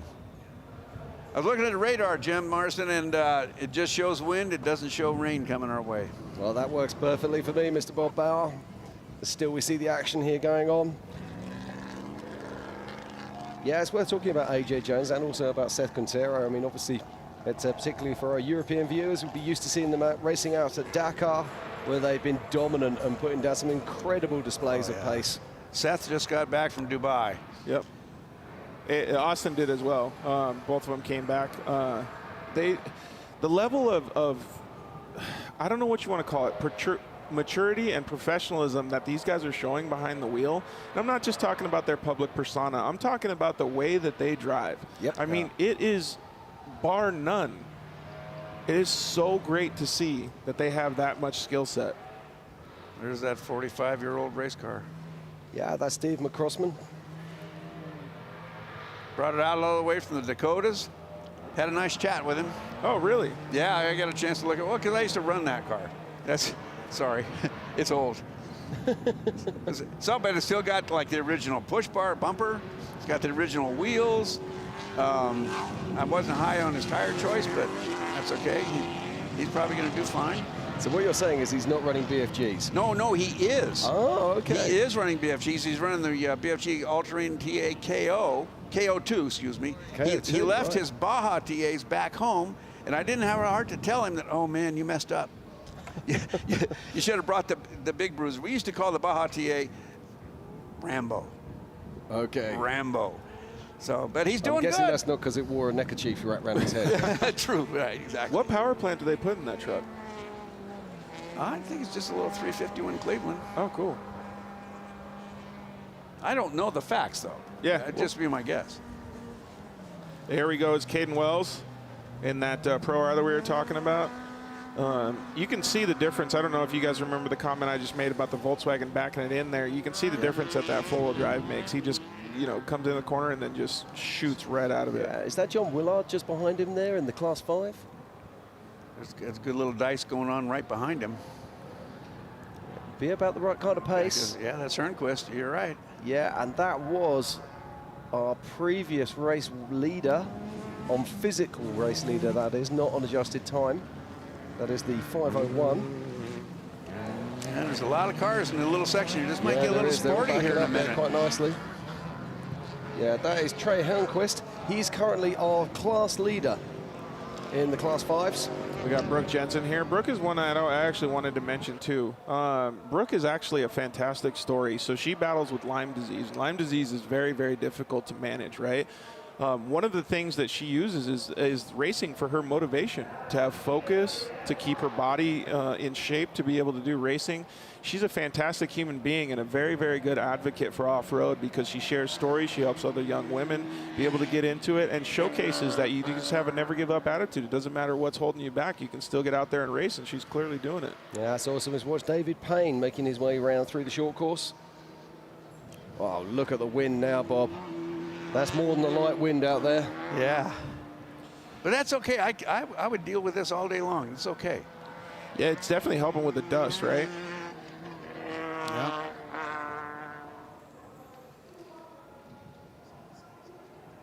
Two different class cars here. Looks like one is a 1400. So, Bob, you mentioned before about the way that the sky is changing, right? The clouds are lifting. It's getting a little bit more blue. Most of these drivers still have their lights on their vehicles, and what I'm guessing is that they're using it for other people to be able to see them, not so they can see. So they are visible to others. Right. They are visible to others. That was Jeremy Spirkoff's old truck that went by, that big old Ford. Was a stock full, and it goes like stink. Stink is fast, by the way. I think. Okay. Yeah.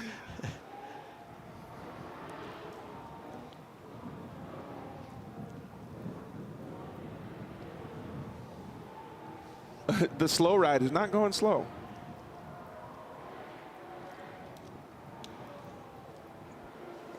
I like watching a 516 on screen, hearing a big V8 out behind us. Yeah, you can hear it, right? Yeah, that's actually a good thing to talk about as well, Jim Marsden, is that we got to walk around a little bit. We got to see all the fans stoked out here at the event. It's always awesome to be able to see how many people show up to these races locally. And I know everybody's watching the live feed and listening to us, but man, if you can ever get out to these events and just come watch live and be a part of the action, it is so cool, man. Like every single person, hundreds and hundreds of people had a smile on their face. Yeah, I mean, yesterday down on Fremont Street, it was the biggest street party you've ever been to. It was absolutely incredible. Yeah. Unfortunately, we're watching Bailey Cole here looking to make a move. Yeah, he's hounding this one. Let's see if it's going to be a cooperative pass or not. Yeah, cooperative. Yep. I think Bailey will take it whether it's cooperative or not, if I'm completely honest. I've known this young man since probably 13 or 14. And watching him rise up through the ranks has been absolutely incredible. So you can probably get along with what I was saying about you seeing these drivers mature and their skill set. We talked about this, right? When we actually watch off-road racing, it's usually, let's be honest, it's gentlemen of a certain age that tend to be dominant in the racing. Right. Now, if we actually break that down, why is that? That is because they've been racing. Oh, look at this. Bailey Cole really Battle leaving out Royale, there. look at that. Holy smokes. Going on the edge, Bood. Yeah. And that's one of my favorite cars he's trying to overtake at the moment. That's Dougie Connor, I believe. Stunning looking vehicle. Before you continue on your thought, Jim, we can actually, being here at the live event talking about that, we can smell the tires from the drift guys out here doing the little drift shows as well. So another reason to come out and hang out at the Mint 400. Exactly. But gentlemen of an older generation, they've had wheel time. They don't even have to think about when they're actually, their hand-eye coordination. They see small changes in dirt. They see small changes in terrain. They see small changes, they react to it, and they deal with it. What we're seeing is another generation of racers coming through now. Guys like Bailey Cole, who've actually been doing this since they were in their late teens. Yeah. Early teens. And they've been coming through. The same with Seth Quintero, same with AJ Jones. The list goes on and on and on. And they're actually getting into race cars, and they haven't got 1 or 2 years experience. Yep. They've got 10 years experience behind them. And it's all those subtle ground changes that they see before them, they just take that as natural. And that is why I believe we're now starting to see these young generations coming through. Yep. It's the older guys who've allowed their kids to develop into these race drivers, and that never happened.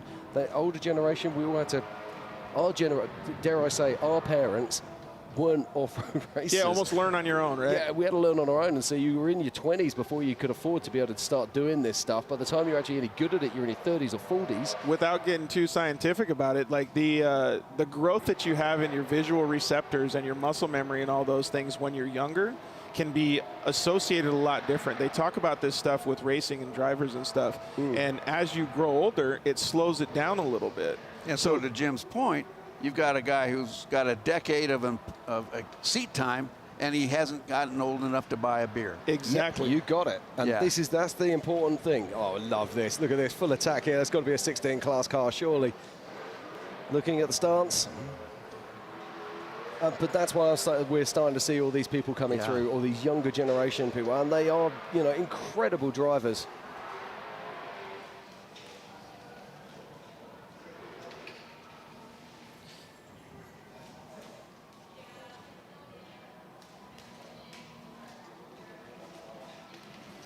We got an update from a team as well that unfortunately Braden Baker, looks like he lost the uniball. They got it fixed, but they're back out on course as well. And let's not forget, it's not just about the guys running at the front, it's also about the guys who are just running on this course. And we've got lots of different classes running lots of different strategies out there. So like the military vehicles we were watching earlier, they're going to be completing 2 laps today. We've got the gamblers who are going to only be doing 1 lap out there today. But most of the top classes out there racing at the moment are going to be doing 4 laps of this brutal course. That is 400, very hard. And what do they say?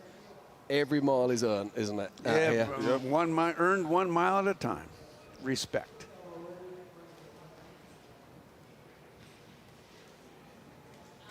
So we're going to be seeing the lead cars making their way through, coming back into complete lap 2. But this is the Gonzo pits now. Our lead cars have already been through there. As we watched the little Class 11 making his way through. I think that was the 1167, wasn't it?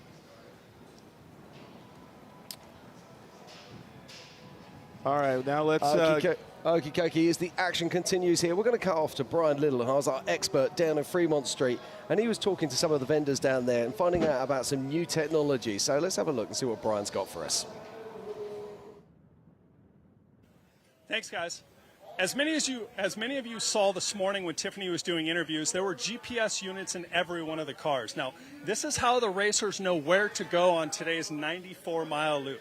Not only is there a course, but there are notes. And this is critical for the racers, as this is how they get around the course. Now, this isn't just for racers. This is for everyday users as well. We're here in the Rugged Radios booth and wanted to show you guys kind of what this looks like. And tell us a little bit about this and kind of why it's important. Well, what this device is used for is to download a course map for the race that these drivers are running right now, and then overlay dangers on top of that course map, so their co-driver can tell the driver what's coming ahead of them, and it helps them be able to brake in time, and it's really safe for the drivers to maneuver the course at the best speed. Got it. So you heard it, critical for the drivers here today, but also a really good tool for you and your recreational vehicle. Back to you guys. The 2023 BFGoodrich Mint 400 is sponsored by BFGoodrich Tires. What are you building for? The Fox Proving Ground sponsor is Fox Shocks. We've been pushing the limits of suspension and innovation on every terrain since 1974. The official on-site retailer of the Mint 400, best off-road, best customer experience, best off-road brands, and best prices. Experience off-road retail re-engineered at bestoffroad.com. The official fuel provider of the Mint Fuel 400 is VP Racing Fuels, the brand that you can trust for performance fuels, lubricants, coolants, additives, and more. The official sunglasses of the Mint 400, Heatwave Visual, customizable sunglasses, makers of fully customizable and highly visual sunglasses, designed and built in California. Get your pair at dirtcode.com. Rigid Industries, own the night. Formula Drift, celebrating 20 years of going sideways. And by Shreddy Life, for shredders, by shredders, a brand built and based off of any and all types of anything that will shred.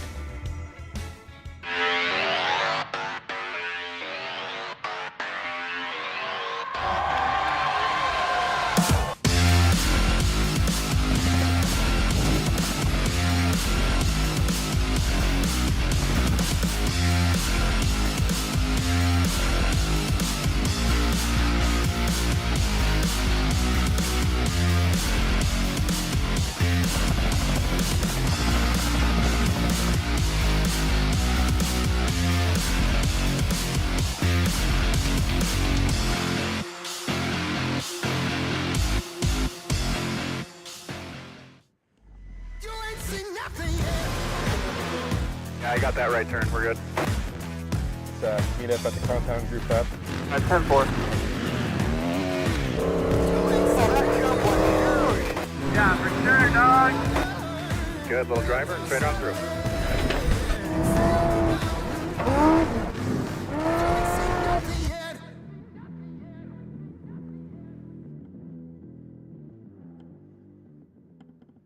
The estimated haul time is now 96 minutes.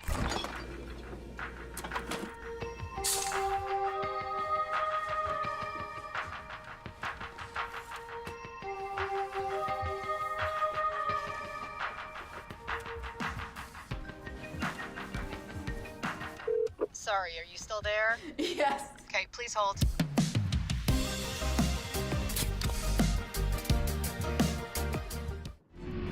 Racing against your dad is something that 90% of the racers in the world will never get.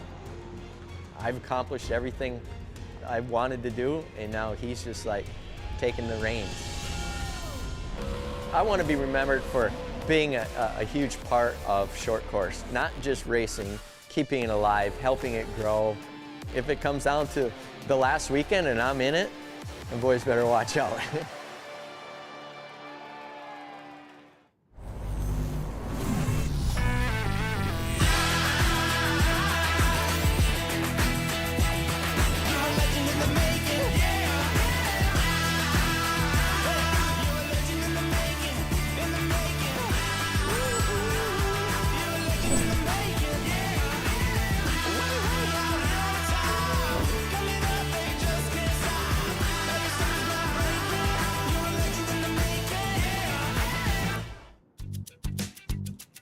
Need a little help?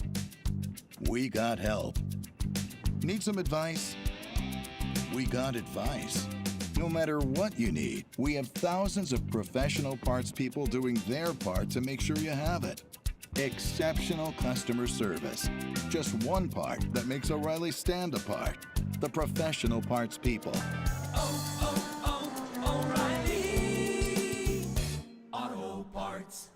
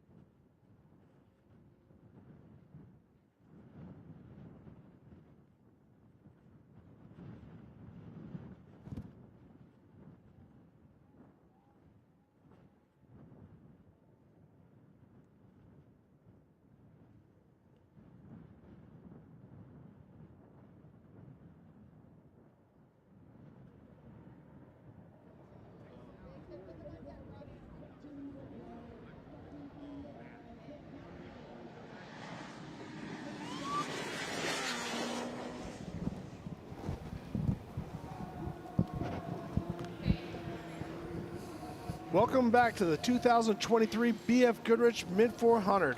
With this, I am Ricky Johnson stepping in for Jim Marsden. I'm here with Bob Bauer and George Hamill. Now, a lot is happening at this point because we've seen Phil Blurton blow a transmission. Yeah. But the guys up front, the crazy part is the top three are all in different classes, Bob. You know, that says an awful lot about what a competitive race course this really is. To have the cream rise to the top in the second lap of 4, that's pretty amazing.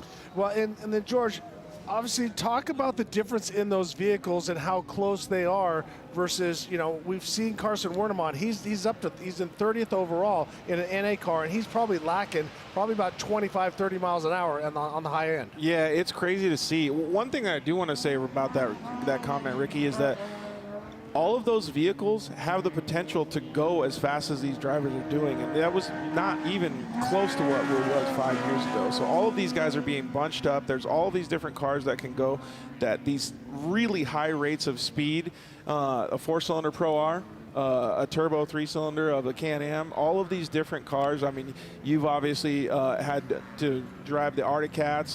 There's people out there like obviously Robbie Gordon driving his new vehicles. The evolution of this and the diversity in the classes and seeing how tight everybody is blows my mind because it's not what we're used to. Well, and if you look at the running order, you're going to see a lot of the top Can-Am guys and the Pro R guys and Polaris Pro R guys dicing for that overall, because you want to win your class, don't get me wrong. That's important, but it's always best to cross that line first, Bob. Nothing like it. I mean, you can't replace it. You can't fool the finish line is what they said. That's another old dad joke, by the way. No, I missed a couple, so we're probably on number like 25. Yeah, okay, good. There we go.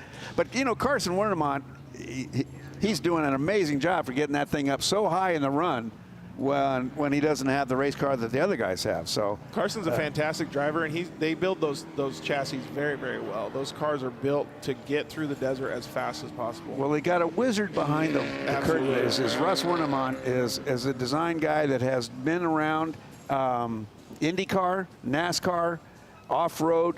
His real deal is shocks and suspension. He would have to tune up a car. A guy would bring a car over, we're going to go testing. Don't need testing. Here, just drive your truck over this lump I have of dirt in my yard.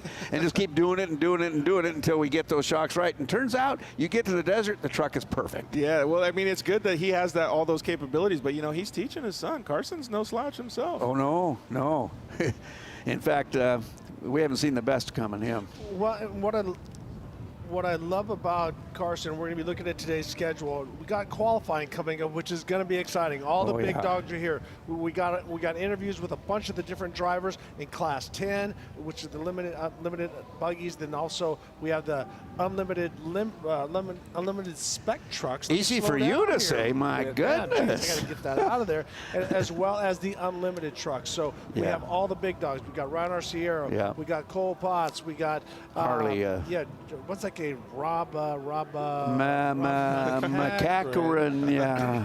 As well, at 2 o'clock, we're going to have Group 2 qualifying, which is the bigger vehicles. And then estimated finishing time for today is around 4:30. But back to finish my thought on Carson Wernemann. He started in RC cars as well as so did my son, Luke Johnson. You could pull it, shock apart, change springs. You got dual rate springs. You got all these different things, tire pressure. You can do all of these different things and learn in your lap. Yeah, the technical ability grows. Exactly. Yeah. It's pretty cool to see that, man. And I kind of did the same thing too. I knew about RC cars and Carson before I got into side-by-side racing. It was cool to see. Hey, so one thing I was going to tell you, Ricky, so some more moto transition. We got our buddy Axel Hodges, famous freestyle guy, going to be participating in the Class 10. Yeah, so we're going to see him out there. But we also have some interviews, some people that are in staging. And we're going to start with the young man that it was a whole family affair. Yeah. Nathan, gosh dang, I got to slow down here. Nathan Ebers, his sister was in the co-dog team with him. His dad started the race. So Tiffany has some of those interviews right now. Tiffany, take it away. Thanks, guys. Down here with Ethan Eber. Ethan, I've seen you race UTVs now. You moved up to trucks. I love seeing this. And we were talking about wind earlier. It was very windy. Now, right before your qualifying time, it's kind of died down a little bit. That's going to linger in the air. What's the game plan? It's just to get through all of it, just drive what you can see and push when you can. It's just you don't want to over push this car because we have a race tomorrow. So we have to go 400 miles tomorrow, so why waste it on 5 or however long this loop is? So we're just going to drive what we can drive and go fast. And talking about that, UTVs, obviously, to this truck, some similarities, obviously a lot of differences. What have you gained from the UTVs to kind of bring over here? Is it just keeping yourself calm and making sure that you're focused? Yeah, it's definitely just stay calm, and I have the greatest co-driver out here, Joe Whining, to help me stay calm, get through it. But it's just consistency as well. Like the UTV, you had to be so consistent in order to catch the first guy. So it was just consistency, being smooth, and hitting your marks everywhere. Awesome. Well, best of luck to you. And like Ethan was saying, it may sound cliche, but consistency is key, and it's really cool to see these younger guys go from UTVs now into the trucks. Back up to you guys. That just shows you it's the UTV is the breeding ground for our next champions. We're seeing so many like Ethan, and what's funny is they're going back as well. Like Doug Matag would come from there. This is our current leaderboard. Tirana has a blistering place as far as Caden Wells, and then also Mitch Guthrie Jr. Those are the top three, and they're all in separate classes. So pretty amazing that this is overall. And you look down there, in 5th place is Dustin Battle Axe Jones, and he's going for a hat trick. George. Yeah, I think it's his 4th win, but his third. Right. And he said that he could just go for it. Dude, he's so pumped on it. One of the people that I want to mention on that list there is Doug Matag. He is back going. So he's back on course. Going back to Ethan Ebert, him and Jeff Proctor are probably going to try to join us a little bit. We might have him as a guest a little bit later today. Fantastic family. And that's one thing that I think is very important about understanding off-road racing and, the Mint 400 is, Ricky, when you were walking around the pits earlier today, you see families all over the place cheering on their young drivers, older drivers. All of the family joins in. That's one of the best things about off-road. But and I can't agree with you more that this is a sport of passion. I mean, when my son Luke's, I asked him, I said, what do you want to do? Do you want to race because you want to be famous and rich, or do you want to race because you love it? And he says, because I love it. I love doing it. I said, well, then you're not the 4-year degree guy. Go to the Fab school. The other college. Yeah, the Fab school. He learned how to work on cars, and now he's prepping vehicles, racing. He got another trophy truck ride with Toyota of Escondido and Dan Myers. And that's the thing. I'm not just sitting here bragging about my son, but I'm saying it starts there. And if you want to if you love racing, you get your fill in this. Because, Bob, you know what it feels like to cross the finish line of the Bob 1000. You don't want to see a car for a month. That's true. So Bob, we can see some of the names up there. We got Potts up there and stuff, and these are the Class 10 cars, which there's a lot of different specs that they call them, but we are calling it the Class 10. So it's the buggies, some single seat, some 2-seat. Here are some of the notables: Nick May, also Jesus, Mark Arcuna, as well as Nick Eisenhower, which is he's going to be in an unlimited spec truck. I love the sound of Eisenhower's truck. It runs really high pitch, and it looks like a door slammer, kind of old school. We got Thor Herbst, Justin Blauer, always fast, Kirk Harkey, as well as Blaze Nunley. So I'm jumping all over those names and messing them up. That's okay.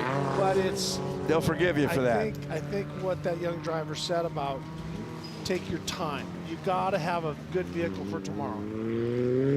Well, the Class 10 guys have a tough choice to make out here because these cars are fast. And with the visibility we have here, with the lack of dust and all that kind of stuff, it's going to be real easy to get over your head, get so far behind the car that something goes wrong. So we're going to watch some guys doing some smart driving and some guys doing some emotional driving. Yeah, well, and there's always a little emotional driving, especially here. You got to push hard. And so now that's one of the guys we want to talk to down there. Tiffany caught up with him earlier, and that is Rob Arciero. Rob Arciero. Now, we know the Arciero name goes back many, many generations. I just asked you how long you've been racing. You're like, Tiffany, this is my 3rd race in 30 years. So obviously you love the Mint 400. You love desert racing. Walk me through how are you feeling right now? Feeling great, Obviously the nerves are pumping for qualifying right now, but as soon as we get in the car and strap our helmets on and get going, everything kind of calms down, and we're excited to get underway. This is my first Mint 400, so You know, just getting taught from my brother and the good advice. You know, it's attrition, it's a long race, and it's going to be a tough one. So we're planning on, you know, getting there at the end without hopefully any problems. Well, right now we've been talking about weather, and oddly, I feel like the wind has stopped a little bit, but it's supposed to be picking up. And with that being said, what did Ryan really talk to you about? Like, what is a tip that he was like, hey, the wind is your friend, but this is what you need to look out for? Yeah, definitely the wind. I mean, tomorrow for race day, it looks like the wind's going to pick up again, which is obviously a big help, starting in the back behind all those trucks. But he basically just said, you know, just be calm and the race will come to you. Just don't do anything, you know, stupid, and it'll be good. So, yeah, we're excited, man. We're pumped. Awesome. Well, best of luck. I'm going to let you get around, get your nerves. Like you said, I'm nervous, so we're going to let you calm down a little bit, get you out there. And who knows, maybe next year will be your 4th race in 31 years. Awesome. Good job. Back up to you guys. Thank you. And Bob, a lot of history with that Arciero family. Absolutely. You know, Pickin'-lutely. Well, you're not supposed to say that anymore. I just realized that, so I apologize. Absolutely. That's it works perfect. Anyways, go ahead, Bob. But I tell you, Rob got himself into the Hammers race first time in a long time, and so he does have some seat time, some recent seat time, and he drove a very smart race, did very, very well for not getting in the car for as long as he has. Plus, there is that Arciero genes. You know, he's one of those Arcieros that goes fast. His pop, Butch Arciero, is incredibly wicked fast and still fast at 70 years old. That's exactly what we were talking about family and like the growth and all of these different things. Yeah. So as we're watching the guys come through staging, that is Ronnie Wilson, or one of the Wilson boys. I can't quite tell which one it is. That's the Wilson in the 12 car. Now that is Bradley Wilson. So as I said, he's leading class 12, and so he's out in front. But those turbo cars and the top UTVs, the limited UTVs, are out in front of him. But the Wilson gang is always a threat, Bob Bauer. Because they know what they are doing. You know, there isn't a situation in the desert that they probably haven't experienced at least once. Well, but I also love that they stick to the buggies. And George, as you can see, we got some stuff looming, but I looked at it, and the chance of rain was earlier, about 11 o'clock. We got a couple sprinkles, nothing to really consider. But this is actually just great it's better for the cars right now than it is for the drivers. Yeah. So a couple things about the cars is like we were talking, like any time you can have a side by side with cooler weather. Yeah. You can push it way harder. Mm-hmm. You can push that vehicle way harder. And I thought, too, the perception of what these guys can see and the visuals that they can see, they can drive faster. Yeah. Because they don't have the sun right in their eyes. They don't have all these different shadows. Well, and that's what Bob was talking about as we're watching it. That looks like, I'm not sure who that is. That's Blauer, I think that was. But Bob Bauer, and that was Blauer. This is not easy. It's just tongue-tying me bad today. But Bob made that, is that with this sunlight, it's actually perfect. You can see every nook and cranny. You can see all the square edges. You can see the rocks and stuff like that. So, Bob, you were absolutely right saying this is a racer's dream right now. Well, it is. And if a racer uses his head, he won't get over his head. And that is, I think, one of the jeopardies you run here is you get into the groove. You get so into the groove, you get over that edge where you realize, man, I can't save it just at this moment. So something crazy happens. Let's talk about that, though, too, Bob, because you got two things happening here. We're going to watch qualifying for the trucks and the Class 10. Yeah. That's a completely different mindset than the guys that are currently out on the track. Oh, because this is just gun it and see how fast you can get around the track compared to the other guys saving. It's like pull the pin on the hand grenade and go. Yeah. There's no strategy. Well, we have the man we were talking about, Mr. Eisenhower, Nick Eisenhower. Tiffany got a chance to catch up with him. So, Tiffany, take it away with Mr. Eisenhower. Thanks, guys. Hanging down here with Nick Eisenhower. Now, Nick, 6th overall last year, first in your class, so you are no stranger to what you need to do to get a good qualifying time and, of course, take that top spot here at the Mint. What's this year's thought process? Just trying to have a clean day. Like, to win any of these races, you just got to have a flawless day, and you got to be there all day long. You can't be out trying to run out front, because that's when you pick up issues. You just got to be consistent and steady, and hopefully be there at the finish line. So that's it. Well, we just talked to Ethan Ebert as well, and he was saying the same thing. Consistency is key. That's kind of really what you have to do. Tomorrow, the wind's going to pick up just a little bit. If you get that, top spot, you're good. However, if you're a little bit back, really, what is the game plan to make sure that you're out there? Like you said, you don't want to get mixed up with any of the traffic. Yeah, wind is definitely our friend when it comes to these off-road races. The plan is hopefully, if we're in the back of the pack, you just try and drive safe. Try not to pick up any flats, try not to stack the truck up at all. And like I said, just try and pick up spots consistently and just have a good day. Well, yesterday at the Off-Road Festival, we were talking about how he is my vest bro friend over here. So I love that. You're not wearing the vest today, though, buddy. It's a vest.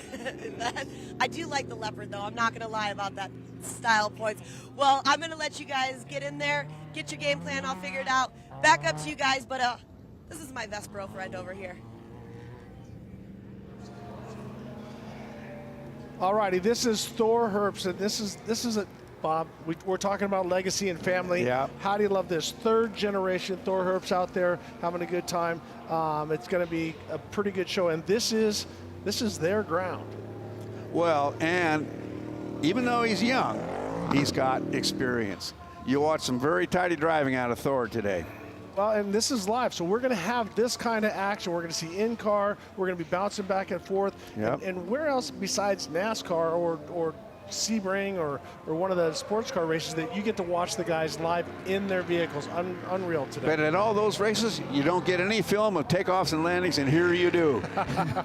I want to see. I'm really interested to see how high the nose gets, Ricky. To see how high how much the hood blocks it. Right. I hate it. You can't see through that nose. It's up there. These camera angles are fantastic, man. It's so good to see that the broadcast is going this way. See, he's setting his GPS.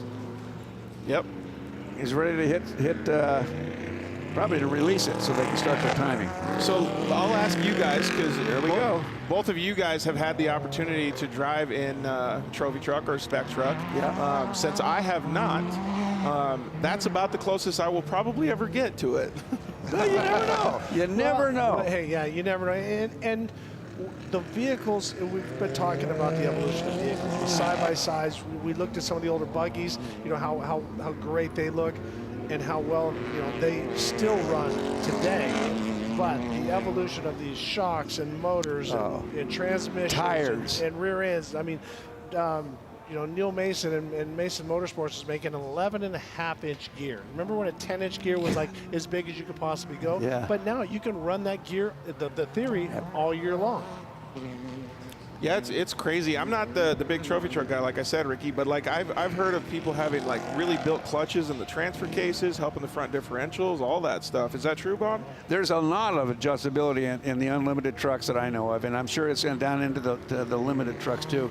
Adjustability you wouldn't think about. They can change your shock rebound front to rear as you run along. You just press a button. Yeah, you can move your weight forward and back on some of them. Well, and so when you slide into a corner, they have the active suspension. It starts to lean. It gives you support, so it gives you a much more flat platform. Well, that's the Fox stuff. That's the live shock stuff. That's the live valve stuff. But we've been talking about Thor Herbst. We've been talking about the different vehicles. We have Tiffany has a special on those Herbst racing vehicles. Cool.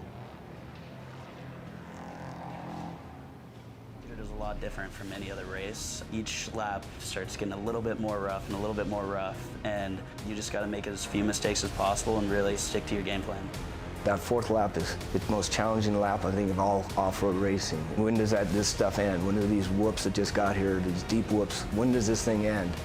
This sport would be nothing without BFG. The Mint, it's crazy that those tires can go through that rough of a course. I've never gotten a flat in off-road racing, and I think that's such a credit to BFGoodrich Racing. Obviously, you need a driver, you need a truck, you need a crew, you need everything else, but you do need tires. You need to keep them on your truck. And I think it definitely, in today's world, the BFG is way above their competitors.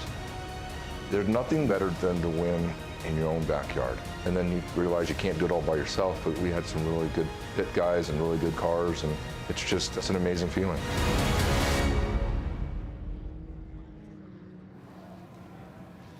Alrighty, as we watch these guys, so what they're doing right now is they're getting a parade lap. We saw in Thor Herbst's truck, they're going out there, they got the hands ready to go, and they're marking the GPS. They're going to say send it. They'll probably put a green or go, or they're going to say stay right, stay left, L2, R3, all the different stuff. And a lot of these guys have GoPros, and so they're filming this as they see. So as soon as they stop, they will they'll make sure that they watch it over and over and over again. So they're getting one lap. They don't want to go fast. When you're pre-running, you want to go slow. You want to see everything. And remember, a lot of guys make the mistake and they want to go out and they think, I gotta see the course at race speed. You don't learn Spanish real fast. You don't learn shooting guns real fast. You don't learn anything real fast. You learn slow and then come to it, because they know how fast they can drive. They just have to know what they're hitting. And what's going to be too much for the truck and what's not going to be too much. Right, and so here we're taking another look at Thor Herbst as he goes around. Once again, we're going to have an in-car camera from him, so it's going to be great to watch the hand placement. If there's anything that the co-driver's doing with the hands and stuff like that. So they know this section of dirt very, very well, meaning they do a lot of testing out here, so they know it. They did not come and pre-run this course, but once they see it, they remember it, and that's what we saw with Rob McCachran last year in the dust. Rob knew this Nevada desert better than anybody else, and that's how he sucked up Luke. Yep.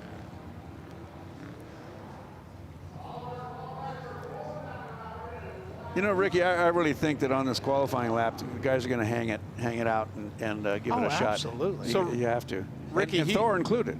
Yeah. Ricky, he's not pushing at race pace status yet. You can already see how, I don't know what you call it, jarring or rough the actual course is. I mean, that's wild. Yeah, so. But look how the platform's handling it. His steering wheel is his steering wheel is bored. It's not kicking back or anything else, and it's easy, gentle rolls. Well, and I was down at with the guys from Charlie from Power Steering Solutions, and listening, and this guy pretty much takes care of everybody now. Yeah.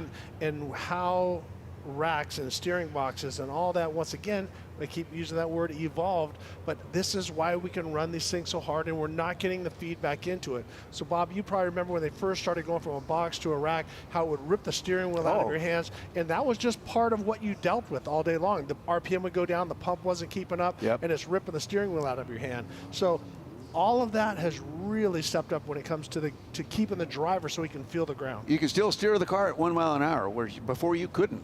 Yep. It would lock up. So looking at some of the names that we have is pretty phenomenal. I'm just going to go through some of them. In the Trophy Truck Legend class, we got a couple guys. We got Robert Malone as well as Thomas Fisher. That's going to be a cool little dice there along with Greg Adler. But then if you start going down some of the guys, I'm just naming some of them. Ryan Arciero, BJ Baldwin, Tim Herbst, Rob McCachran, Dale Dondell, Steve Serapis, Steve Olagus, Ryan Prosser, Kevin Adler, Justin Lofton, Kevin Thompson, JP Gomez, and the winner of King of the Hammers, the Desert Challenge, was Adam Householder. So he's fresh off a win. He's in another one of those Herbst trucks. So we'll look for him to be out there and want to defend that crown, because he's the first winner of the Triple Crown. Unlimited. I'm sorry. Correction. So I owe Bob 10 cents for every mistake. So I'm up to about $15 already. I'll take it in nickel payments. Mm-hmm. They're heavier. So what's going to be great is they've done such a great job on building this course, and look how wet it is. It's holding, because the water was just a couple inches down because we've had so much rain and snow and everything out here. We did see some snow out here a couple weeks ago, but they've done a great job prepping this course. I'm going to say I'd like to be about third off. I think that would be my perfect spot. But as I look down, I see the guys like Olagus and Justin Lofton and Kevin Thompson. You know, and if Harley's qualifying, always a show. Always a show. Ricky, I'm curious. You said you want to be third off the line. Why? Talk to us about why. I want to see their breaking points. I want to see if they blow out the berm or anything like that, because right now everyone's going slow, no one's trying, and no one's hit the berm as hard as they can. Gotcha. But as you come in and you set up for the berm, you see that it's packed or it's blown out. It tells you when you want to get on the gas, how early you can get on the gas. But I don't want that rut to get too big, because then it starts, even with the 40-inch tires, it'll grab that center skid plate, it'll slow you down, and it also makes you want to bicycle and get high up on the outside. So I think if I have my perfect choice, I would like to start about right where Cole Barbieri is, third or fourth. So that's my theory. But also the guys in front will teach you what's about to happen in time to do something with it. Well, and the course is going to season a little bit. So if I do adjust my thing, I probably want to be down about. Ryan Arciero's in a good spot, starting 8th. So I think that's going to give him good ruts, good berms, but not so deep that they're wanting to hike him over on his roof. Let's hope. Well, yeah. Ryan is not a crasher. He's very fast. I mean, he comes by it honestly from Butch and awesome Albert, his uncle. You know, I've seen Flipper. We call him Flipper for a reason, but I'll stop right there. Yeah, we don't want Albert coming up here and no. happen. Yep, so we got the guys going back and forth, and this is going to be an awesome jump as they cross the road. But for right now, someone flipped on the infield so that we have to divert a little bit for right now.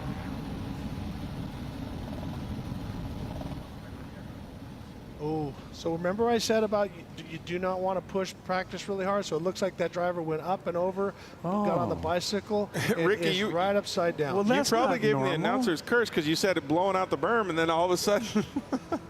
that looks like one of the Herbst trucks. It does too. look like a Herbst truck. Oh, man, I hope it's not. They got Starlinks on the top of those things. Well, not anymore. Not anymore. They better have. They're on the bottom right now, George. They better have an Earth link, or the people from China can actually see what's going on right now. So you're saying that's upon Earth? He's linked to the Earth right now. That is Earthlink. So we were doing some talking with those guys over there, and they were saying, could you call China from a Starlink? I didn't know they were going to make it literal. You know what? Oh, this is terrible. We're going to burn for this one because this poor guy, and I can't see who it is. I'll tell you in just a moment, but tough blow. Is that Serapis? No, that's... It looks like. No, that wasn't. That's not the Coors vehicle. Yeah, and it's definitely not one of the Herbst trucks either. It is a Herbst truck, but it's not. It's not one of the guys. Yeah. Yes, it's a Herbst built truck. It's not a Herbst team truck. Customer truck. Customer truck. There you go. And what was funny is we were talking with Tim Herbst, and we joke about turn 19. Yes. He spun out and flipped and all the different stuff. And his Pat Dean also. That's 282. Come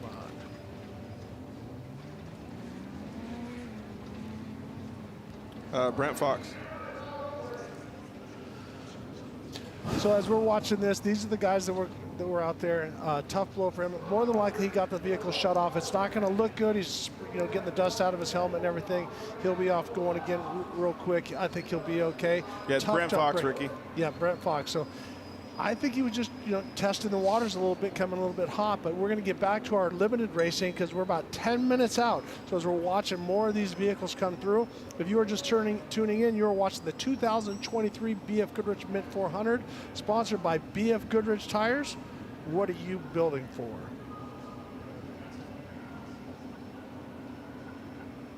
As we're seeing the vehicles come through, this is a Class 12, which is a air-cooled Volkswagen motor, but it also has like a Class 10 chassis, Bob.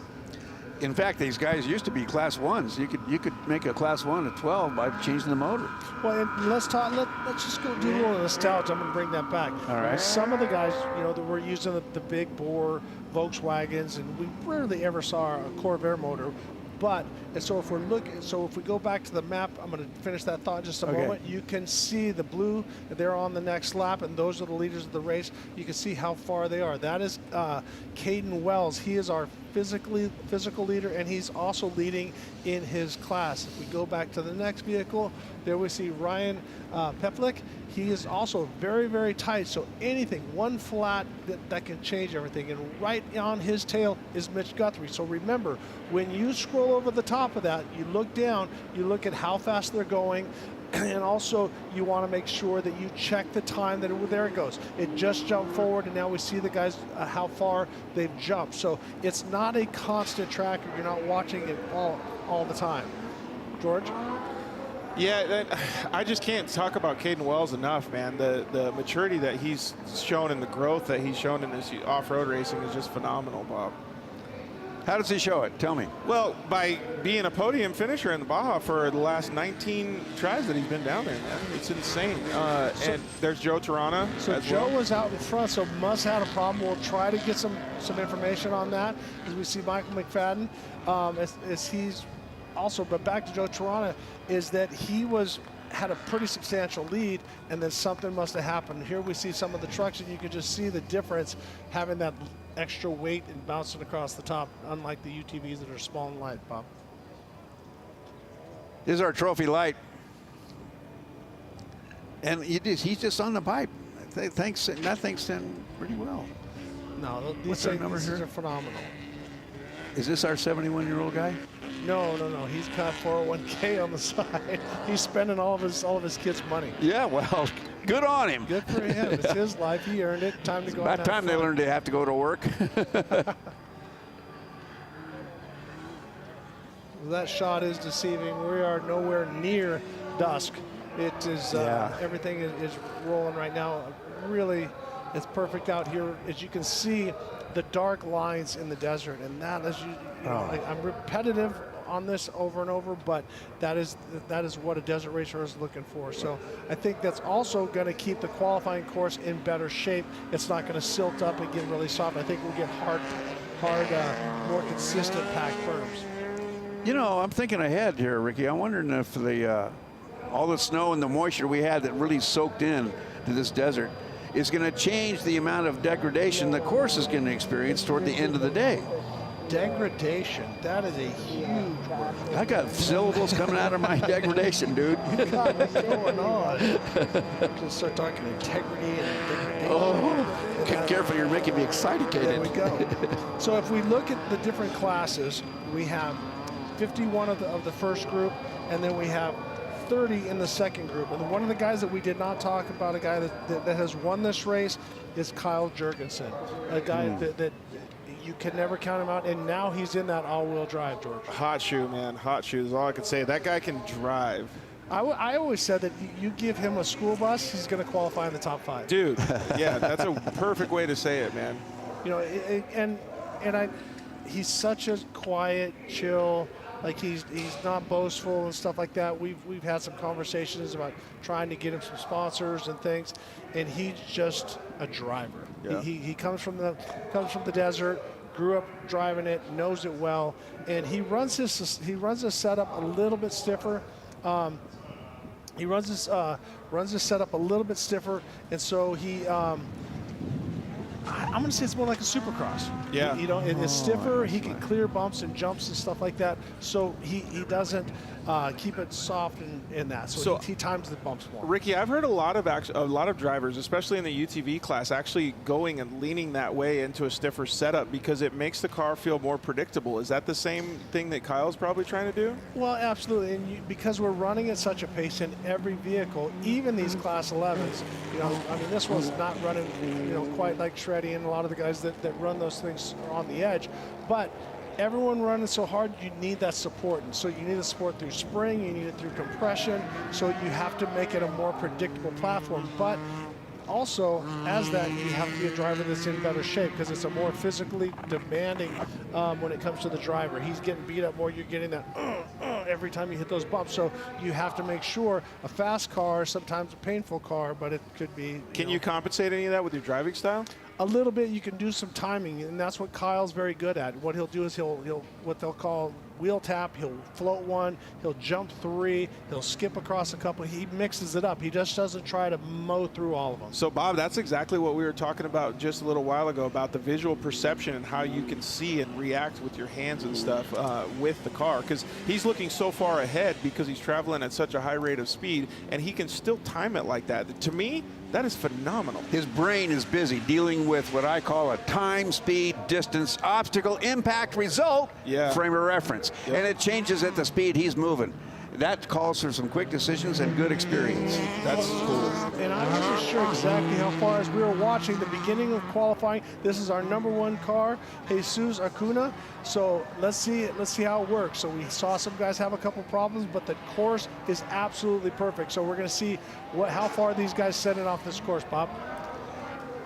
Most of the qualifying is going to be on this course. They're not going to head out in the desert, from what I understand. They're going to go out a little bit down into the desert, but not as far. They're not far. They're not. We got another race going on, so they got to get back. They can't use those other cars as moving chicanes. And so I'm not sure exactly on the time. I'll get my timer going to figure out exactly what the distance is. I think it's going to be 1 minute in between qualifiers, but we'll know shortly. You know, as a side note, if you're on watching us on screen here and you're not here at the Mint 400, think about this. Next year, all of this short course stuff is happening right in front of the VIP tent and trailer, where you've got grandstand seats, you've got food, you've got entertainment, you've got people there. Think about coming up next year if you're not here today. Well, and that, get on the email list, because they have parking areas. You can go to the Fox Proving Ground, you can go to the gravel pit, you can also go here. Oh, big sender. That is Mike Coulter as he's sending it. I'm pretty sure that we're going about 30 seconds in between each car. So as we see Mike Coulter, number 2 at 10:35 as he works his way into the desert, we'll probably scan back and see the next car leaving the line. So give us a little bit of an understanding. They have 2 different courses. One that's the race course right now for the limited cars, and then they have the qualifying course as well. Completely different areas. So yes and no. So what the guys started on was this, but they branched off really early for the races, so we got to keep them different. So right now it looks like we're starting every minute, because we're 52 seconds, so a couple more seconds we're going to see Kevin Sanchez take off the line. So ready in 2, 1, go. There we go. So they're leaving every minute as they take off. But to finish my thought with you, George, is that they have a course that is just for qualifying.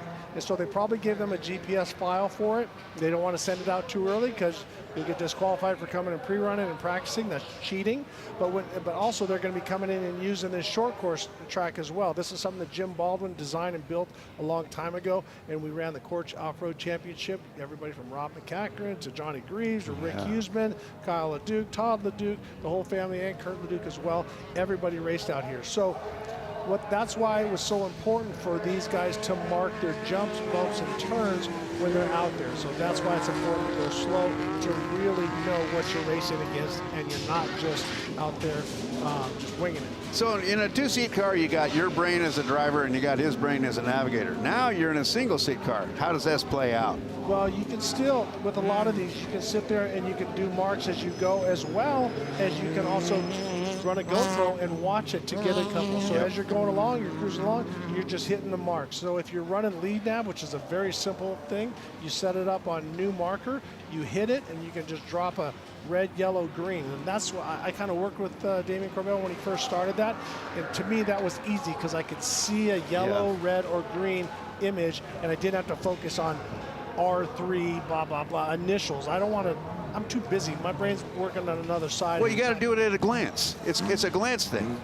All right, so watch this in slow motion. Jumps, he probably gets a little sideways, so that jump is kicking you a little bit, but that driver did a great job correcting a little bit and landing. I think that was Brian Crawford, if I'm not.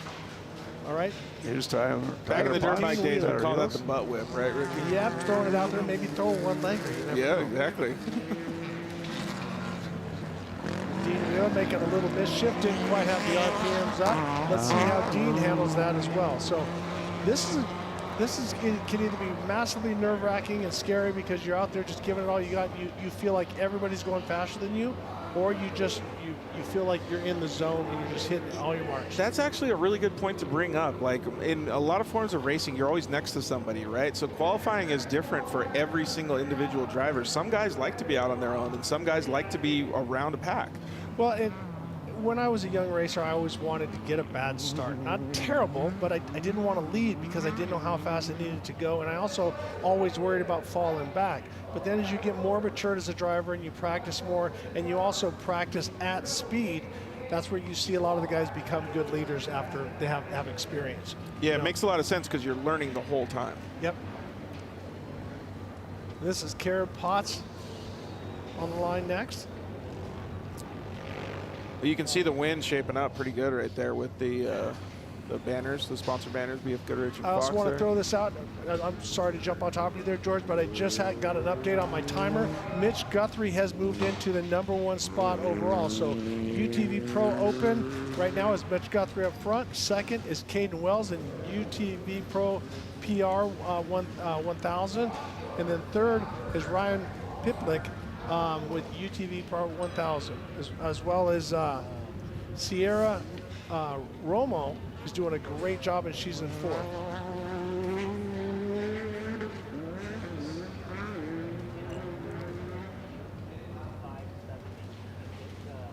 So if you're just tuning in, you're wondering what is happening, you are at the BFGoodrich Mint 400 and you are watching qualifying. This is the first round.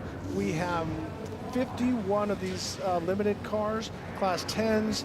Also, we have the trophy unlimited spec trucks as well. So we have a lot of different vehicles we're looking at. But right now we are down to this is Josh Burns taking off at number 8. So we are just starting, Bob.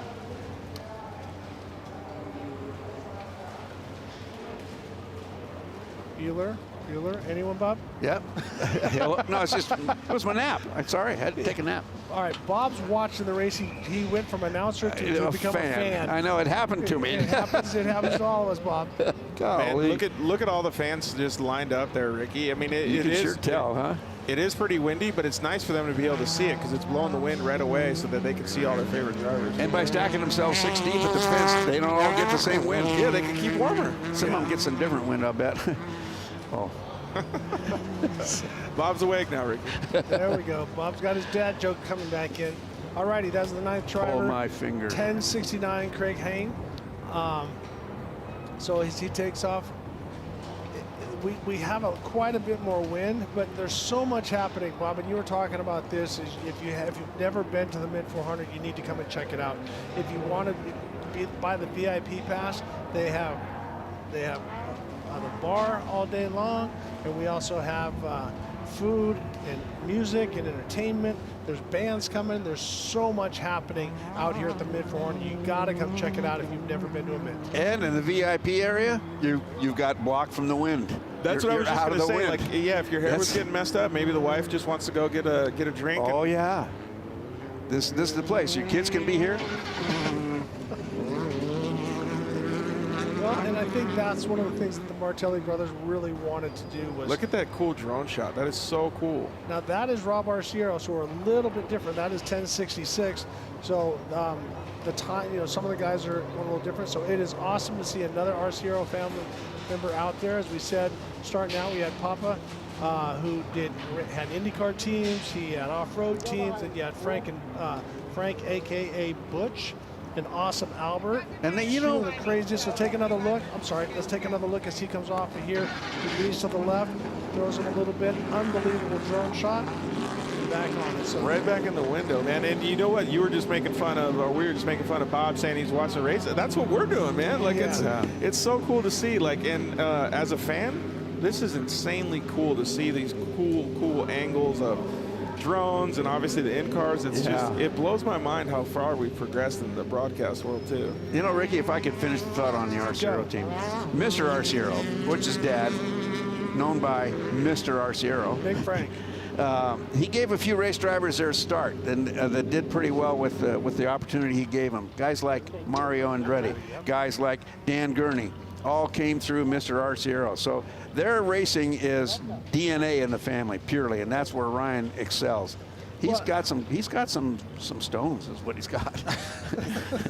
AKA Huevos if you're south of the border. AKA Huevos, yeah. But what I loved about him is he was just such a gracious man and such a sweet man. But he was like the Godfather. He was so intimidating. The voice. Yeah, the voice. The voice was the Godfather. Right, and so like Marlon Brando, I think, went and hung out with Big Frank Arciero to learn that, and it scared the crap out of me. I'll be honest with you, because I saw the Godfather movie before I met him, and I'm like, I met the guy.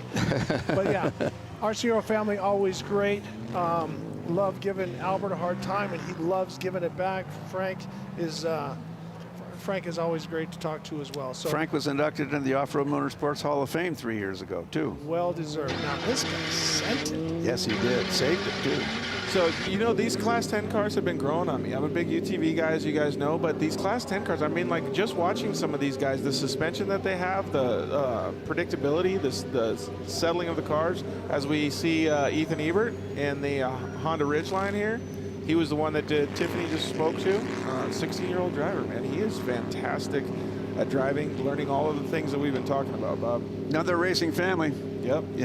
Another racing family, and they have been in the desert for years and years, and successfully in the desert. Well, in this truck, it has its pros and cons. You know, with it being an original 7, it's a narrower vehicle. It doesn't have as much travel, but the guys at Proctor Racing, that is a very, very fast truck, and I think it's going to qualify very well. It's going to be a little bit tippier than the other unlimited spec vehicles. So, but having a young gun like that.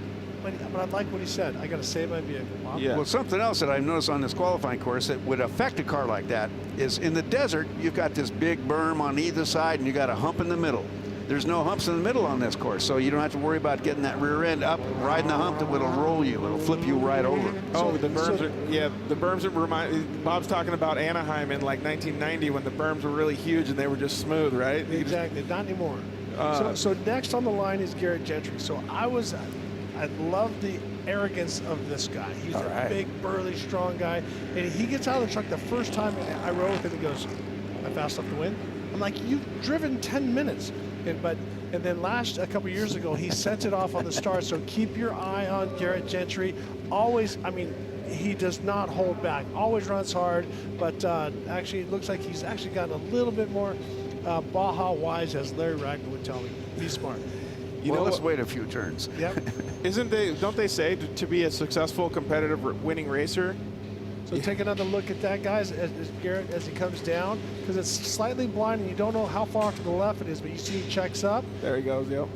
But you can see how much easier that solid rear axle, everything keeps you much straighter off of that jump. Where we saw the independent rear suspension on the Class 10 cars, it leans over a little bit more and gets a little bit more, I want to say, wonky, so to speak, but it follows the ground. And the solid rear axle keeps the driver much more straight.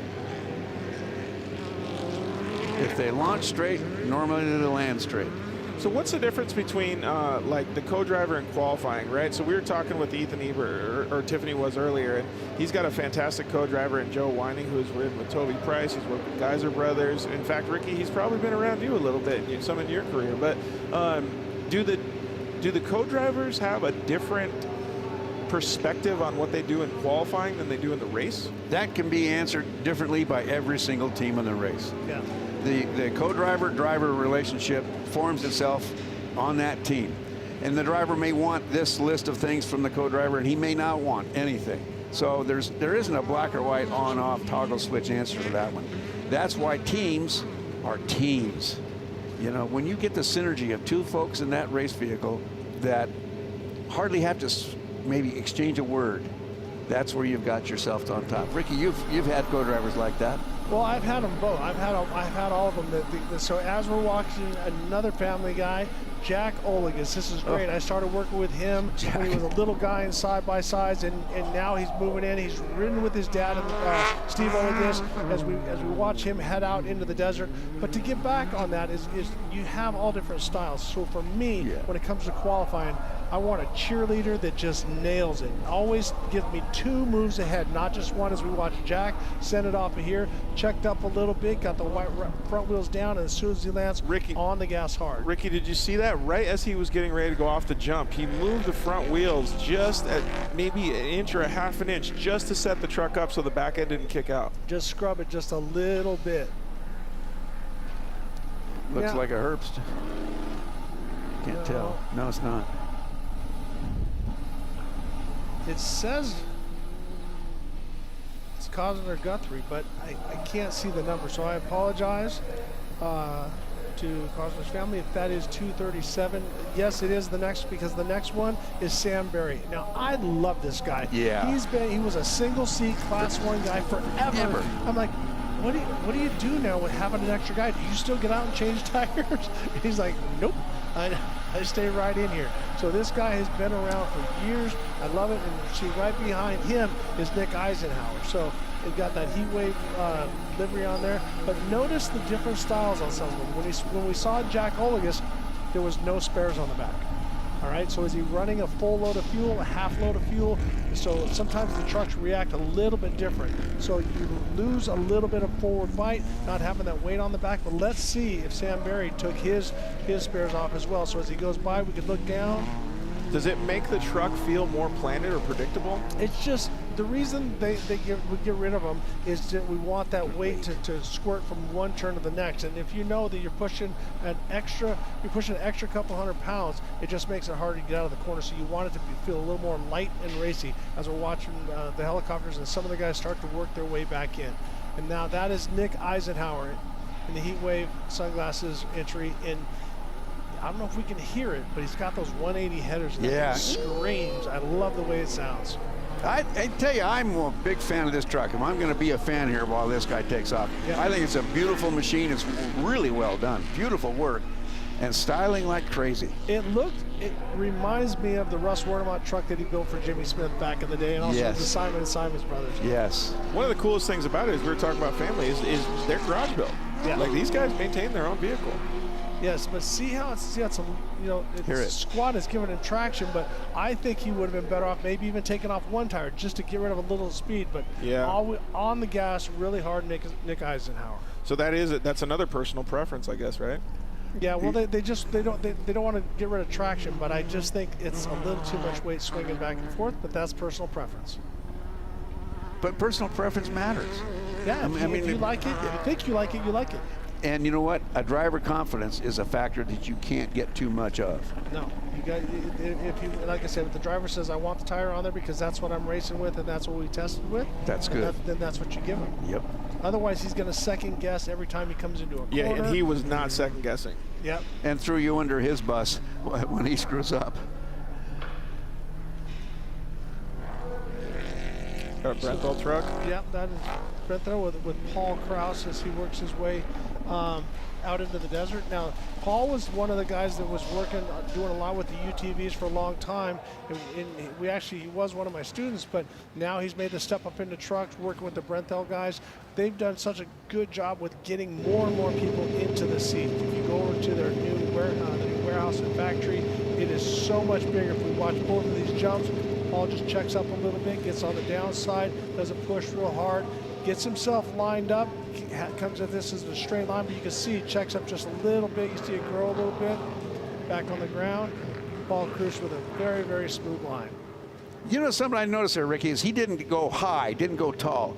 No. And that's smart because the quicker you get back to the planet, the quicker you can plant your foot on that gas pedal. Yep, as we watch Thomas St. Peter as he takes off, and you're absolutely right. What you can do to take some of that energy is roll off the gas and scrub your brake a little bit to stop the shocks from extending. So that's a way of keeping the vehicle on the ground. That's one of the things that we teach in our school. Yeah, you get on the opposite end of the stroke, right? Well, it's just like stealing a jump on a trampoline. If you're coming up and then somebody takes your bounce, you don't get. Or if you want to preload and jump really hard into it, you can tap your brakes, plant the nose a little bit more, and get more rebound to try to jump higher. Next up on the line is 212, Josh Herschel, as he's waiting. As we said, they're going every minute. And right now, Josh Herschel is the number 24 truck, and we have 51 entries going. So we're just about halfway through this qualifying session.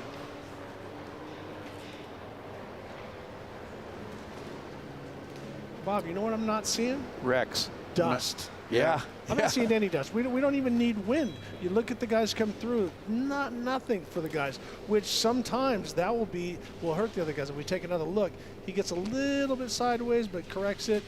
The trucks handle it perfectly.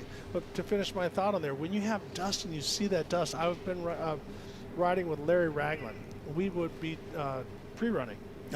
He would see dust, and all of a sudden he would just see red. He would take off. I think in his mind it was always Ivan Stewart out there. Dust is an aphrodisiac. I'm like, come on, man. Is this a relative of yours, Justin Blauer? No, not quite. I told him to get the L out so I could have my name. Yeah. Oh, wow. King, that was the biggest dad joke ever. Get the L out. I love it. Look at you. Think the drone got a little bit of help from the roof? Oh my goodness, we got altitude. Yeah, we're gonna have to talk to the drone guys, man.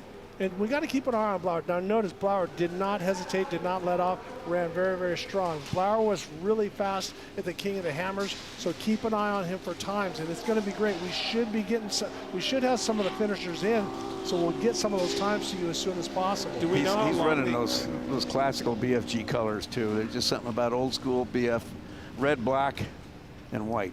Do we know how long the qualifying course is? I was told it was 7 miles. Okay, so that's going to be a pretty quick qualifying lap. It is a quick qualifying, which I think is great. I don't think you need to go mega long. 7 miles is still pretty far when it comes to how much you can tear up your truck if you make a mistake. This is Carl Edrup. See, notice how much he checks up versus Blauer. So Blauer is on a pretty hot pace, and also Jack Ole's looked pretty strong. So a bunch of and we still have a bunch of fast trucks coming up.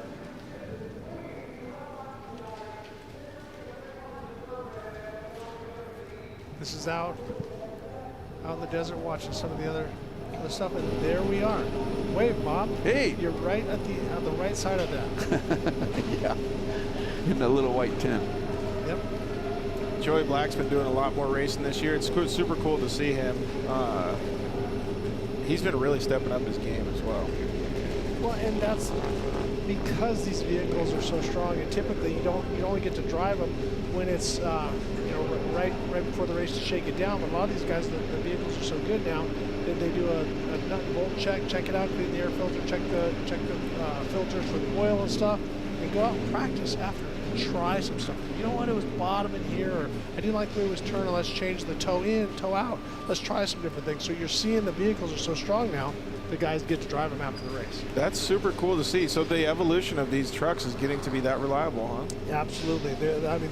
They're so strong and safe. That's the biggest thing. We've seen some hellacious crashes, and I've loved his line. Notice how that he started outside, opened it up, and then just touched that berm on the exit. So very, very, that was awesome by Black.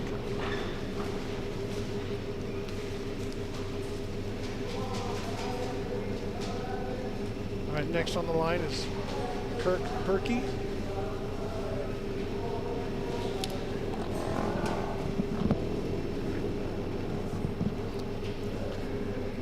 You want me up?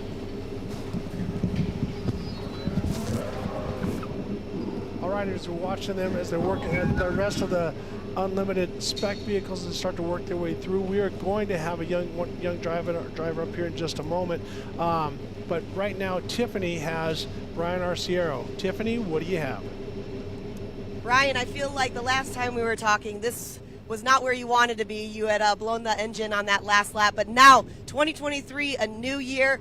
This one's eluded you, like you said. You're looking for that Mint 400 win. What do you think it's going to take to get a top qualifying spot for tomorrow's race? Yes, the Mint has eluded me. It's been a little bit of a heartbreak for me, but we've been so close. And, you rebuild, you regroup, you rebuild. We did lose the engine last year while leading the race, starting that last lap. And that was a heartbreaker, but you know what? That was last year.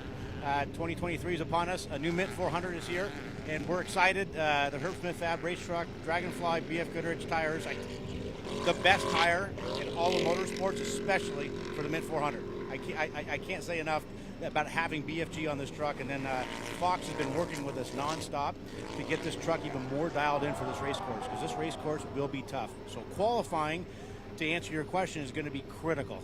We have to qualify well. We have to be up in the front group, especially if the wind's blowing tomorrow. If it's blowing too much, it'll create dust and it'll wreak some havoc. So qualifying is super important today. We're going to do everything we can, Travis and I, to put this 32 truck up front. Well, as we're talking about it, we can kind of see that the wind is picking up right now. The dust is picking up, and I think this is exactly what you're talking about. That too much wind can create that dust storm that we're trying to see right now. I'm not crying, Ryan. It's the sand and the dust in my eyes, but I'm going to let you get settled. Best of luck to you for qualifying. We're going to see how you are tomorrow, and of course, talk to you on the grid walk. Thank you. Back up to you guys. Saw Dustin Grabowski. If you guys like to surf YouTube every now and then, pull up Dustin Grabowski Kyle Jurgensen at the Rage at the River. Unbelievable. They're nose to tail going over 100 miles an hour. Just the trust that they have between those drivers, and it was quite spectacular. So the Grabowski family, very, very competitive in Class 5. Obviously in unlimited spec as well. So keep an eye on Dustin Grabowski. I liked Ryan's confidence, frankly. Yeah. I did. Well, he said he couldn't say enough about BF Goodrich, but I think he did say enough. I think he said the exact amount. Next on the line is 257 Michael Lewis. Is getting ready to go.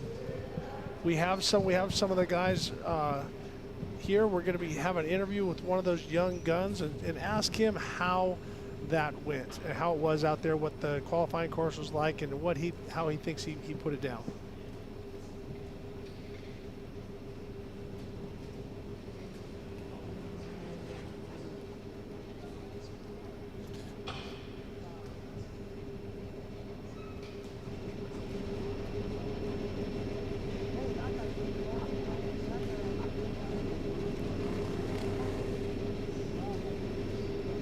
All right, so we've just found out. Yes, we do have a rollover. We just literally we're just going to say that, so they have to stop qualifying. The guys that were on the course. So I'm thinking Blauer blew it. Wow, Joe, that wasn't as good as get the L out, but that was pretty good. So so while we're doing this and while they're cleaning this up, we can obviously see that Blauer is okay, is safe. They just got to get him rolled back over, and then he'll get on his way. But we have a piece with Ryan Arciero and Tiffany.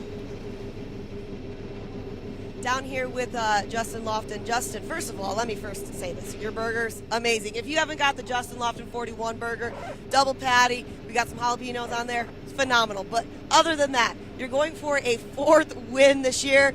Is Mike eating one over here? Oh my gosh, come over here, guys. Look at this. Mike is... He's eating that beef burger. Mike's already here. But like I was saying, you're going for that 4th win. What do you think it's going to take? You got to make all 400 miles. This is a tough race, and it's been hard on us the last couple of years, and we're excited. We got some new energy, and truck's looking good. We got a big beef on the side of it. Of course, we're riding on BFGs and Method Race wheels, and we have Fox controlling all the suspension. Mike over there working the live valve system, and we're looking forward to it. We've got 4 wheels spinning, and I think we can make it happen this year. Well, we always talk about how imperative tires and suspension are, especially for this. The Mojave Desert is unforgiving. There are a lot of sections out there that you want to run the best. Having one of the great shock tuners to your right probably helps a little bit, and he's a great co-driver as well. Working together, what has this benefit been like for you guys? Because obviously you're more than just friends. You're teammates, you're co-driver, driver. It's really awesome to see this. Yeah, it was awesome to have Mike get in the truck last year, and we really throughout the year started getting our notes and everything synchronized, and became really good buddies, and here we are. We've got a really, really good riding truck, and I think this is what we need to conquer the Mint for the 4th time. I'm looking forward to it. This desert's always great to me. Great race, great event, and looking to cap off the weekend on a high note. Awesome. Well, best of luck to you guys. Mike, can I just have a bite of that real quick? No, I'm just kidding. Make sure you guys check out Our Beef. It's phenomenal. Like I said, we had it yesterday at the Off-Road Festival. Phenomenal product. And Justin was telling me that you guys can actually get that delivered to your house. So you want to run some of the stuff that a Champ's run before? Make sure you guys check that out. Back up to you guys. You know, Ricky, I tell you, I think his chances to win this thing just improved. I heard something key there. He's on BFGs this year. He's been on a different tire company and frankly had issues. Yeah, that's how serious he is about winning. Well, Bob, you would know. You're the grand poobah of this. But hey, we're going to take a quick break. When we come back, we'll be watching more of the 2023 BF Goodrich Mint 400. When we come back, we're going to have one of the young guns, Ethan Ebert. We'll see you in a minute.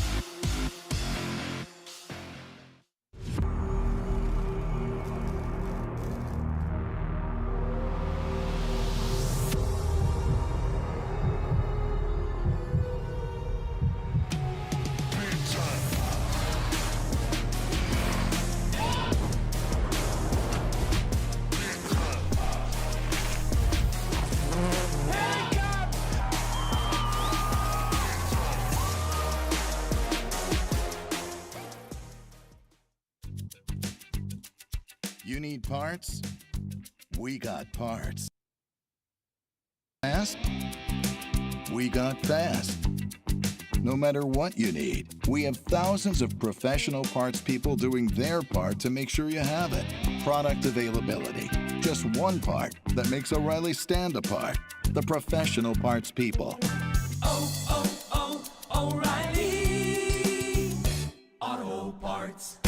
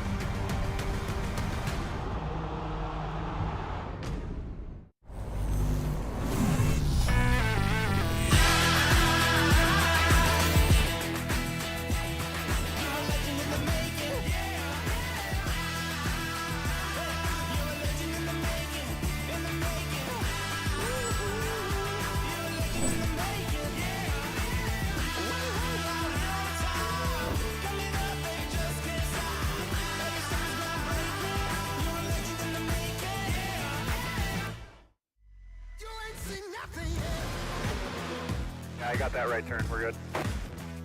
Let's meet up at the compound group up. At 10-4. Yeah, for sure, dog. Good, little driver. Straight on through.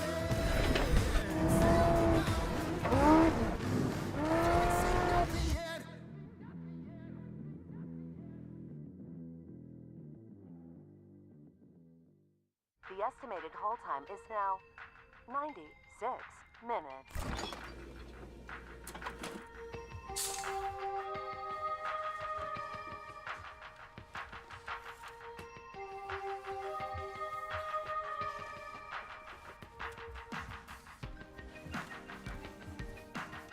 Sorry, are you still there? Yes. Okay, please hold.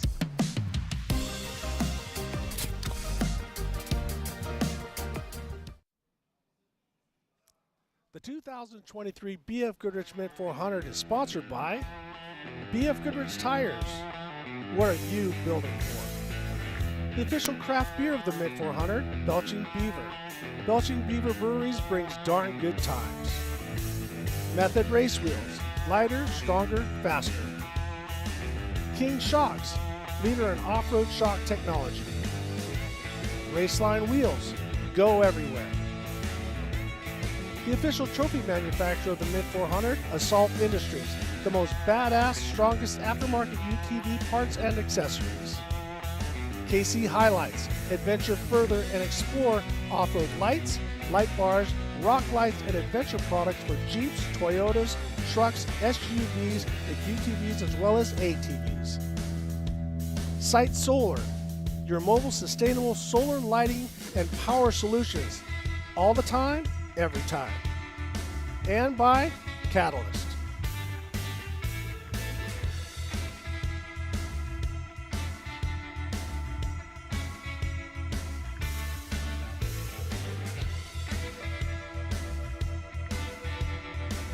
Prim just outside of Las Vegas, and I'm joined in the booth now by Ricky Johnson. Ricky, how are we doing? So far, the qualifying has been unreal. We got a young gun up here, Ethan Ebert. Now, I want to talk to you about the qualifying course. I mean, how did it feel? And let's talk about your procedure. So I'm going to start off at the beginning. How did you get ready for that on that parade lap? So we just really take a good look at the whole track in general. You know, we just make sure that we spot our holes, spot where the ruts are, and spot where everything else is. You know, rocks and all that stuff, so it doesn't take us out of it. But are you running yeah. Lawrence or are you running lead nav, or how are you marking the course? Yeah, Lawrence. So we have my co-driver Joe. He'll mark a waypoint and then he'll do it once we're done with it. You know, just kind of remember or hey, waypoint 1 was a G out or whatever. And so when you took off and when you went, you felt confident with all the marks. Yeah, correct. I mean, and it's just coming from a short course mindset too, of just remembering the track and just doing it over and over again and just trying to hit your marks wherever you can. So any changes do you think that you're going to make to that ridgeline before tomorrow? No, honestly, we got that thing pretty set up, pretty good for testing before here. So we're running a good Maxxis tire, and we're really confident in the whole truck in general. So, yeah. And so, you blow any berms? No, actually. We actually stayed in the ruts the whole time, so it was actually really nice. No bicycling? No, I mean, we were close, but we were out there just having fun. So a lot of times people say, I left a little bit on the course. Do you think if you did a perfect lap, how much, 2 seconds, 3 seconds, 5 seconds, a second, what do you think you could have been better? I mean, I could definitely clean up a lot of different areas just because it's just like that short course mindset. You know, no lap is ever perfect, but you're always chasing the perfect lap. So you have to hit your marks here, hit your marks here. So I think I could have gained a couple seconds on that track, honestly. And so for tomorrow, you're running the whole race. Yeah, correct. So what are you doing? So let the people know. I mean, I have my routine. What are you doing for nutrition, and what are you doing to be ready? Because it is going to be a brutal. Have you done it in a truck yet? No, not in a truck, just in UTV. So be ready, son, because with those trophy trucks with the 40-inch tires and all that horsepower, your first lap, second lap, third lap, and your fourth lap, you're like, oh my God. Your speed is down like 30 miles an hour and stuff like that. But what are you doing? Obviously, you're young and you can take a beating all day long. But what are you doing to be ready for this race? Just a lot of nutrition. You know, just stay on top of it. Drink all the water you can and stay hydrated. You know, and eat a lot. Like if you don't eat, then you won't fuel your body, and without fueling your body, you can't go. It's just like the race truck. So just fuel your body. What are you doing for hydration during the race? So we have this mix that we use with electrolytes, sodium, and all that stuff. So it just keeps me going, carbohydrates, all that stuff. So we have the Fluid Logic system, and it keeps us going for the whole race. So yeah, it's an awesome system, and it works throughout the whole day. Well, I'm going to keep you here for a minute because we're going to go back to the action and watch some of these guys. So now I think we're right at the end of the unlimited spec class. We should be getting into the unlimited class here shortly, but yeah, this is the last couple of guys. So Jim, as we've been watching, we did see one rollover. We had to slow down qualifying, and we might see some of those guys actually get to re-qualify. But walk us through this jump. This jump's a little tricky. It's kind of off to the left. Yeah, so you kind of got to set the truck up in the corner. So you got to go a little bit wider and then take it so you jump straight instead of jumping all sideways, because who knows, you can blow out a tire and ruin your whole qualifying run. And then, so if we're going to take another look at that, walk us through. What are you thinking? So you're setting yourself up, but you obviously don't want to land a flat because you don't really want to mess the truck up. But yeah, you want to jump as far as you can, just because the more speed you have, the better. And yeah, you know, just don't want to mess the truck up that early in the qualifying lap. And so as soon as they make that right 45 and get out into the desert, how much softer and different is it than this short course? Oh, it's completely different. You know, like this is all groomed, and this is pretty much short course, and then it goes out in the middle of nowhere where no one's touched anything, you know? So it's just way different. But like this is like really smooth, no rocks in the dirt at all, and then out there it's like really gnarly. So you just got to watch your tires and watch for your driveline as well. So when did you finally take your first breath? About here? Yeah, just around there. And all the adrenaline of just sitting there waiting always sucks. But once you let that right foot go, it's awesome. But and that's got to be comforting for you, knowing that you just pushed your truck 100%, came back, no leaks, no flats, didn't smash it, didn't flip it, didn't have a bad day. So you got to be excited about tomorrow. Oh yeah, no. I mean, this Honda platform is amazing. You know, we can't really get much better than we are, and that new truck's going to be even better. So can't wait to get in that. So tell us about this new truck. So the new truck is another Tisco chassis. Obviously, you know, it's one of the best trucks businesses in the game. But yeah, it's a new Tisco chassis, so it'll be a 6100 chassis, but same power plant, same everything. So yeah, no, we'll have a little bit of more tips and secrets in there, but yeah. But talk about the power plant, because they've allowed you guys to run a different motor, smaller, and that's so. Talk to people through what that power plant is. So the Honda power plant we run is the IndyCar motor. So it's the V6, but we slap 2 twin turbos on it, and then we just let it eat. So we have the guys from HBD down there tuning the whole truck up for us nicely, and yeah, no, it just makes it go just as fast as we can. Well, that's awesome, because it's a different platform, and it's cool that because they got to watch. And if you go out and start dominating with that twin turbo, they're going to do something. Yeah, because correct. right now the limiting factor is your travel. That vehicle's narrow, it's got shorter arms, and also it's a little bit tippier Yeah. in the corner. So it's a little bit like a narrow UTV. You're up on the bicycle quite a bit more. Yeah, correct. I mean, and that's what we were scared about going into the corners, was just because the truck doesn't plant and sit as these wide ones do. So you kind of got to look at it way differently. So that's what we did, and we were able to keep it on 4 wheels. All right, I'm going to ask you a couple more questions, then we're going to let you go get ready. Who do you like in the unlimited spec class? Who do you, if you had to put your money on it besides yourself? Because are you running your own class, or are you running against them? We're in the 7 class. Okay, so you're in the 7 class. So you're on the pole. We expect a big win out of you tomorrow, but you want to get up there and be on the podium with those guys as well. Yeah. You want to chase them down and race with them. But who do you like?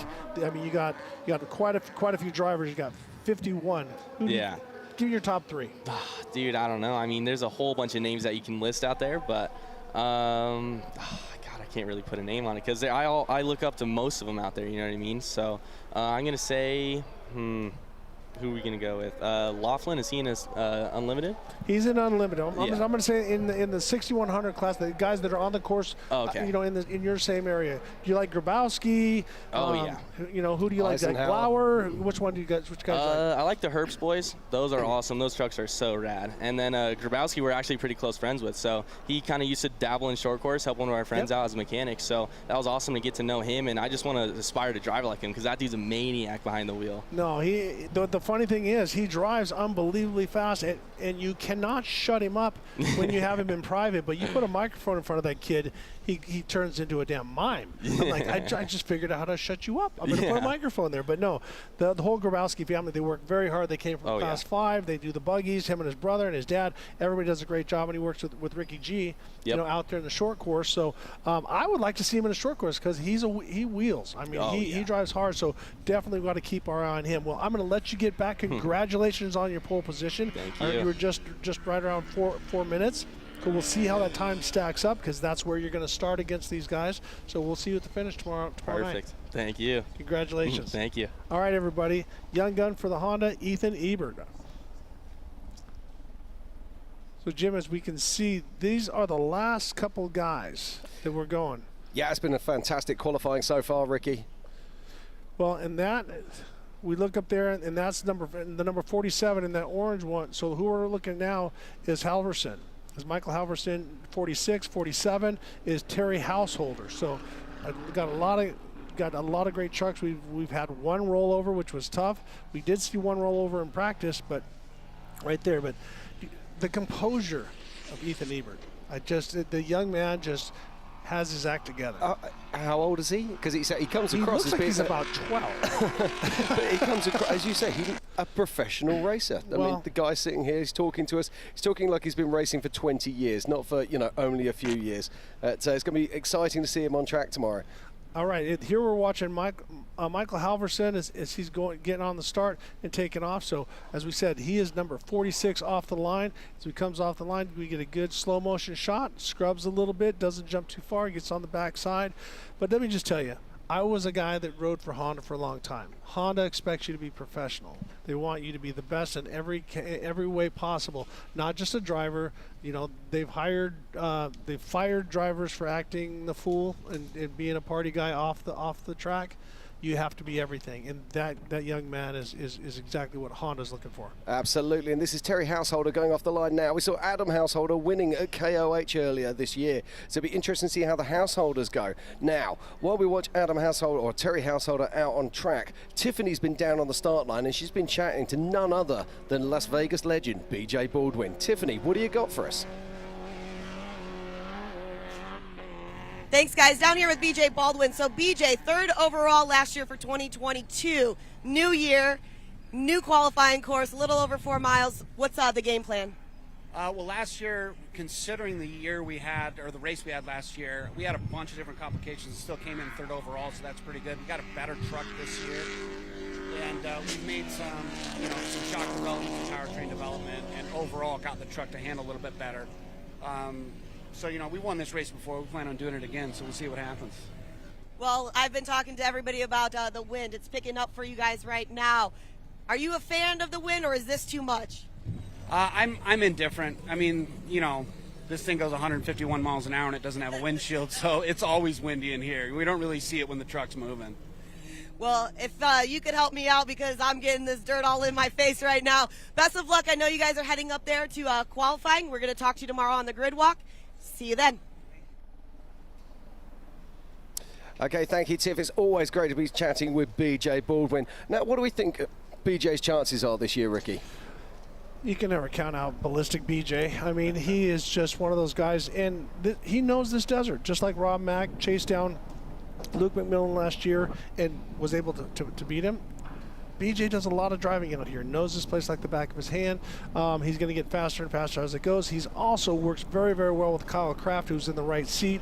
They have a lot of confidence between the two of them, so I think we need to definitely keep BJ in our sights. Absolutely.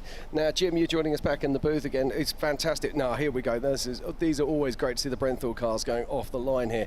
And Brenthal have been so strong out here over the years. So who are you looking at the moment? I mean, obviously we're looking at the unlimited spec cars. Is there anybody out here that you think might have, what it takes to be at the pointy end of the pack tomorrow? Well, I think one of the things I'm looking for here in qualifying, kind of an interesting storyline, is there's a new Ford engine that's now eligible for the 6100 spec class. There's a kid from Parker, my hometown, RJ Merritt, who's got that new 427 Ford engine in the truck. It's a little old school with a carburetor, but that, from what I understand, Ford's finally got an engine for this class that will compete with the Chevrolet engine. So that's one of the interesting storylines I'm looking at. I want to see how this kid qualifies with this new Ford 427 in it. Yeah, no, it's going to be very interesting indeed. And I'm just kind of looking down at my top 5 at the moment, and it's very interesting. In 5th position at the moment, I've got Pat Gailey. In 4th, I've got Joey Black. In 3rd, the young man himself, Ethan Ebert. In 2nd, Dustin Grabowski. And in 1st at the moment is the man himself, Nick Eisenhower. Now, that's fantastic to see Dustin Grabowski and Nick Eisenhower at the top there. I mean, we all love the Eisenhower car. It always looks so iconic. That's a favorite. Well, and we just had Ethan up here, and they were talking about how that's a V6 twin turbo, and they're building a new Tisco vehicle. So we're going to see how well that stacks up in a heavier vehicle, because it's going to be quite a bit bigger than that current Class 7 that he has. Yeah, I think this looks like Kevin Curtis coming in to cross the line to finish his qualifying run. Yeah, and he takes the flag there, and just try if I can find you a time. So give us some times, Jim. Give us the top 3, 3, 2, and 1. Yeah, so in 3rd position, we've got Ethan Ebert with a 4:14. In 2nd position is Dustin Grabowski in a 4:12. And leading up at the moment is Nick Eisenhower with a 4:10. Now, these trucks are absolutely phenomenal, but what are we going to see those big unlimited vehicles coming in at? Can they shave 10 seconds off? Can they break that 4 minutes? Absolutely. Especially, I think who we need to look for the pole position is going to be Justin Lofton with that all-wheel drive Mason. The all-wheel drive is just so fast off the corner, and with this being like a short course, that thing feels very similar to what I used to race when I raced for Menzies Motorsports. Michael Crowling designed a truck, and it felt just like it. So they're very, very balanced and very fast on these. They're fast everywhere, but very fast on these short tracks with the sand. Yeah, so that's Terry Householder there just crossing the line. We're going to see his son, Adam. We're going to be racing very shortly. And he's just crossed the line in 16th position and 13th in class. I think another couple of guys to look at in qualifying, he mentioned the all-wheel drive Mason. I think Lofton, is bad fast here at the Mint, knows how to win. I mean, one of my guys that I am definitely looking at, and, maybe he's going to be really solid in qualifying, but I think race pace, he's got what it takes to win here is Ryan Arciero. I agree. We've seen Ryan Arciero nearly win this race on how many occasions? Yeah. Well, and then as we're watching Thor Herbst as he rolls through, we're going to also get in-car camera, which is great. We're going to see what it's like from the driver's perspective. You can see as he checks up a little bit, he's obviously, they marked that when they're out there before, but I think we got to look for qualifying to the all-wheel drive. It's Kyle Jurgensen, who's going to be the last driver off the field as we're going in-car with Thor Herbst. You can see how great that dirt is looking. So Thor with a great pace, but once again, to finish my thought about the all-wheel drives and unlimited, the 2 and 4-wheel drives. So taking another look at the situation, driver comes in, gets a little bit loose, comes in a little bit too hot. Yeah, this is Chase Barbera. Oh, look at that. You hate to see that right there at the end, too. Just blows your entire run. Yep, that's a few seconds bled away there. And this is the 61.73 here of Conor McMillan.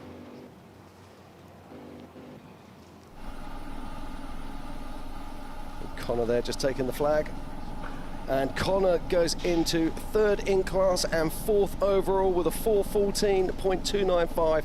And just check this out. He is literally only, wow, 0.2 of a second behind Ethan Ebert. Wow. That's incredible. Very tight, but actually quite impressed with Eisenhower. I mean, that's not a surprise, but unbelievably fast. And then our last driver is going to be up at just, I think, one or two more is Brandon Sorensen. And that's what you're talking about with that new Ford. Is that right, Jim? Well, I don't know if Brandon's got that. I know there was a kid, R.J. Merritt. He may have been late entry, but they're going to be out here with that, too. There might be a couple of the trucks in the field, but I think that's one of the big storylines for the longest time, though, Ricky. I mean, we've been waiting for Ford to come with a package, you know, and they do. And from what I understand, it's right there on par. All right, let's watch Thor as he comes through. As he works his way, this is here to the finish. Let's see if he takes Eisenhower off the top spot. Just waiting for our scores to update. Now, Eisenhower has a Ford in there. What motor plant does he have, Jim? I truly don't know. I know he does have a Ford engine in there. I'm assuming it's probably a small block of some sort.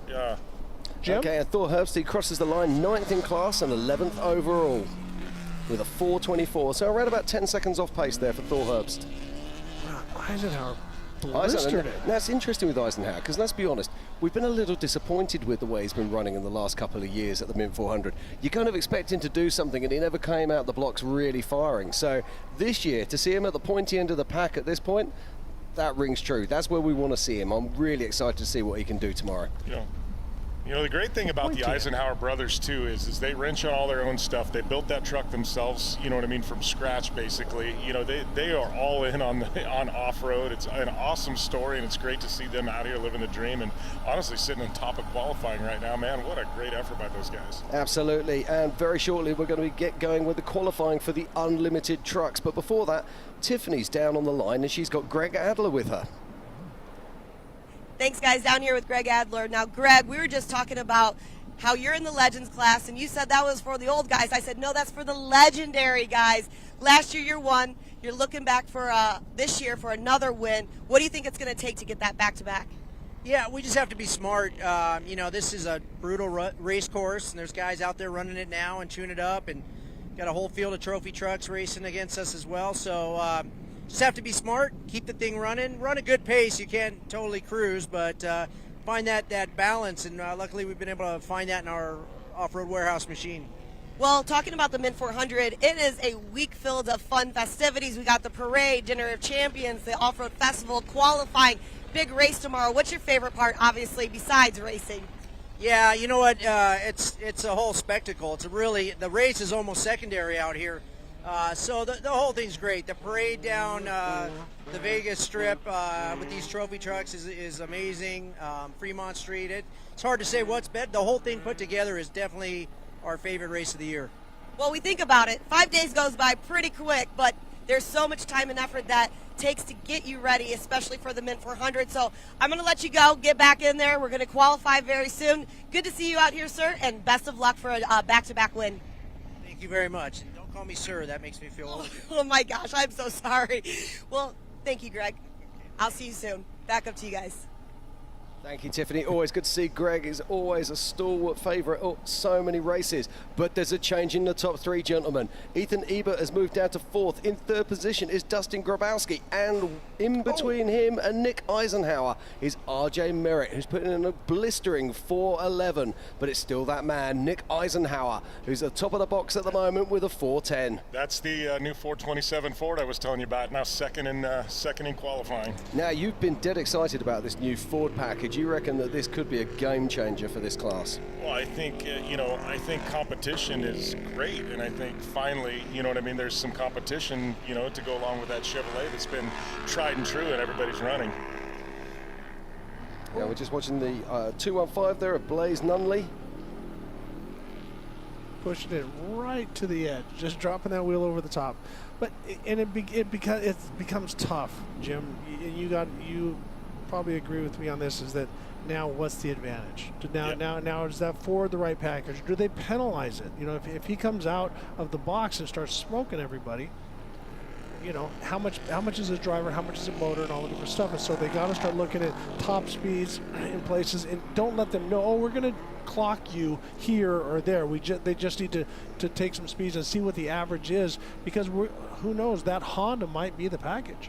Yeah. You know, that turbo. So you got to try to keep it close, and you also want to keep it somewhat economical. Yeah, but you know, that being said, I mean, I think this is phenomenal. I mean, we've got a couple of Fords, we've got a Honda, we've got, you know, some Chevrolets, you know, all in the mix here in the top 5 in qualifying. That's kind of great to see, you know. No, competition, you know, variety is the spice of life, and we need a lot. We need it in racing, because in a perfect world, we all want Ford to come in and start backing drivers. It would be, you know, and then we want Chevrolet to back drivers, then Honda to back drivers, so that we can get it more like it was back in the 90s. Absolutely. Yeah, we just saw a moment ago it was Roy Tompkins that left the line in the 2-2-1, but we are just waiting for And I think last they left to be leaving line, and there he goes. We've only got a few more cars left in this class. And I think it's the last one, the Blauer. They went in and let him go last because he rolled over in practice, and so they had to give him a little extra time to look at his truck. So we'll be watching Blauer as he takes off, and I think he will be the last truck in unlimited spec. Yeah, 51 runners and riders in this class, and it's great to see that it's so popular once again. But this is the class that's really evolved. We used to call it 6100 only a few short years ago, and it used to be on 37s, and it used to have to run that stock motor, and it's been evolving all the way. I mean, now, let's be honest, these trucks are pretty much unlimited trucks with the smaller engine package, aren't they? Well, but now they've opened up the rules a little bit. They've given them underdrives. There's a lot of different things that they've updated, and we're seeing some of the top unlimited spec guys run top 5. We've seen it in Hammers. Yes. We've seen it down in Mexico. We've seen it here as well. Yeah, they don't seem to be understanding the rule book, which is the smaller motor is supposed to be near the back.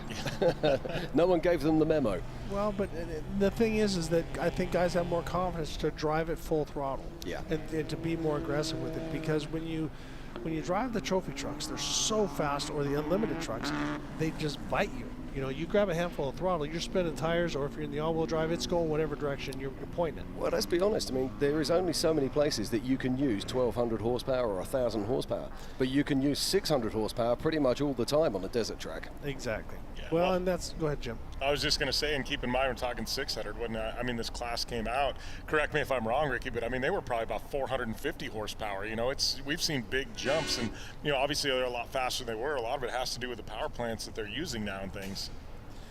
So Jim, this is one of our guys. As the action continues here, we're waiting for the unlimited trucks. But Tiffany, she's only got an interview with the man himself, Carl Jurgensen. So Tiffany, come on, what do you got for us? Thanks, guys. Down here with Kyle. Kyle, you were last year's winner, so obviously you've got a lot to live up to try to get that back-to-back. With that being said, you've got that target on your back as well. What is the game plan for 2023? It's a great question. The game plan is going to be the same as last year, which was just to stay smooth. The course kind of chews people up, and we're hoping that it doesn't chew us up and spit us out. So a lot of talent today. I think the lineup is pretty impressive this year. So yes, we have a target on our back, but kind of we all do. You know, you got Harley, you got Loft, and all those good guys here. So we have a good truck today. Done a lot of good testing. We're feeling good. It is an all-wheel drive truck from Brenthel, so we're excited to finally get this thing top of the box. And talking about that, you are the very last truck that we will see today for qualifying. Every other truck is going to go out there. You're going to see their mistakes. You're going to understand what the course is happening. With somebody like you, knowing what's out there, how difficult is the qualifying course since it's so small? It's a short amount of miles, but that is going to get your starting position.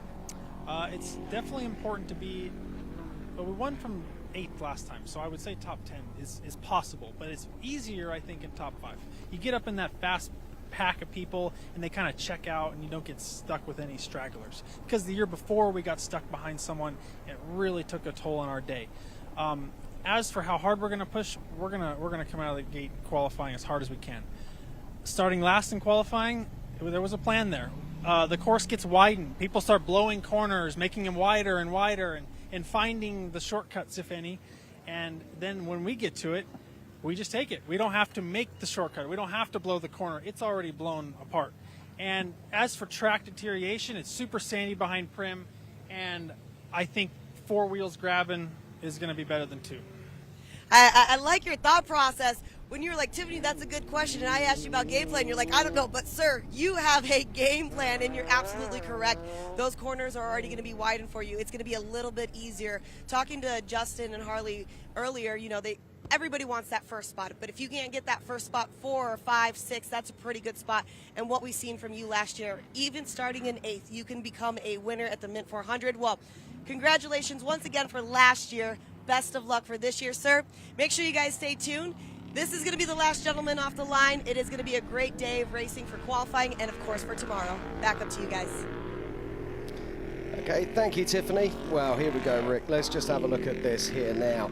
In first at the moment in qualifying, it's Nick Eisenhower. In second, it's RJ Merritt. In third, it's Dustin Grabowski. In fact, oh my word, look at this. We've got a change at the top, which I'll tell you about in a minute. Well, let's just go through this list at the moment. We've got RJ Merritt. In fourth is Dustin Grabowski. In fifth is Ethan Ebert. In sixth is Connor McMullen. But while this is all going on and our screens just popped up, I can tell you that we've got a change in the lead. In fact, Brent Fox has just snuck in with that can't be correct. I'm going to double check. I'm going to go with the scores that we've got in front of us because I think that's a mistake. In first is still Nick Eisenhower. In second is RJ Merritt. In third is Dustin Grabowski. In fourth is Justin Blower. In fifth is Ethan Ebert. This is an incredible field of vehicles.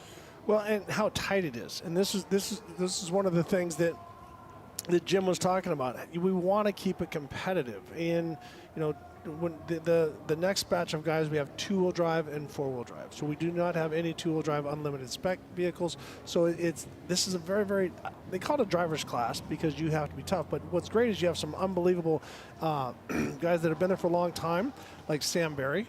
And then you have the young guns as well, you know, like Ethan Ebert. So it's an unbelievable class, and I think it is the biggest class we have out there. Yeah, it's absolutely fantastic. Now, we're going to be going qualifying with the unlimited trucks in around about 20 minutes' time. But this is the Mint 400. We're talking about years of history here. We're talking about literally going back into the annals of time here. And all of those trucks that we saw earlier racing on, which are still racing out there, which we're coming back to. But we've got a really cool history piece. We're going to cut out to it now and find out more about the Mint 400 and the history of what drives this race. In April of 1968, at a time when NASCAR was barely out of its teenage years, the Mint Hotel executives greenlit the first ever Del Webb Mint 400 rally. And what started as a fundraiser for the Las Vegas Gun Club quickly became an annual off-road festival. With promotional help from racing legends Mel Larson and Parnelli Jones, the Mint began attracting top drivers and celebrities from around the world. Legends like Al Unser, Rick Mears, Roger Ward, and off-road champions Mickey Thompson, Ivan Stewart, Jack Flannery, Walker Evans, and Rod Hall. Powerboat champion Bill Muncy, film and television stars James Garner, Steve McQueen, Larry Wilcox, Chuck Norris, and Ted Nugent all raced the Mint in the 70s and 80s. They helped create a mystique around the event that still exists today. At the height of its popularity, the Mint featured multiple days of festivities complete with a Miss Mint beauty pageant and a parade down Fremont Street. The racers were treated like royalty. It was an unofficial city holiday, and race fans came from all over the country to watch the outrageous vehicles compete for huge cash purses. In 1971, Gonzo author Hunter S. Thompson covered the Mint for Sports Illustrated, writing, "It's the richest off-road race for motorcycles and dune buggies in the history of organized sport. A fantastic spectacle in honor of some fatback Rosero named Del Webb, who owns the luxurious Mint Hotel in the heart of downtown Las Vegas." Hunter's Fear and Loathing in Las Vegas articles were eventually published in Rolling Stone magazine before being made into a best-selling novel. which propelled the Mint to even greater popularity. But in 1988, the Mint Hotel was sold, and within a few years, the race disappeared. It lay dormant like a sleeping giant for 20 years. In 2008, the once famous competition was unearthed, and like an old race car, it was slowly brought back to life.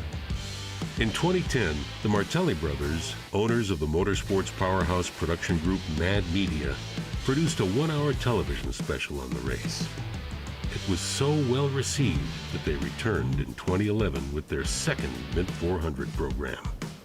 Then in 2012, they purchased the famous event and have spent the last 8 years working side by side with a growing legion of racers, volunteers, and off-road luminaries to make the Mint the crown jewel of the sport. What started as a one-day fundraiser back in the golden age of Las Vegas has now grown into a week-long festival with multiple events throughout the city and the surrounding areas. Over 500 race teams in 80-plus classes compete on a 100-mile course for 2 days in front of crowds that top 25,000, all while being streamed live via the internet to nearly 1 million viewers. Tens of thousands of off-road enthusiasts descend upon Las Vegas each March to party, race, and spectate, making the Mint 400 the great American off-road race.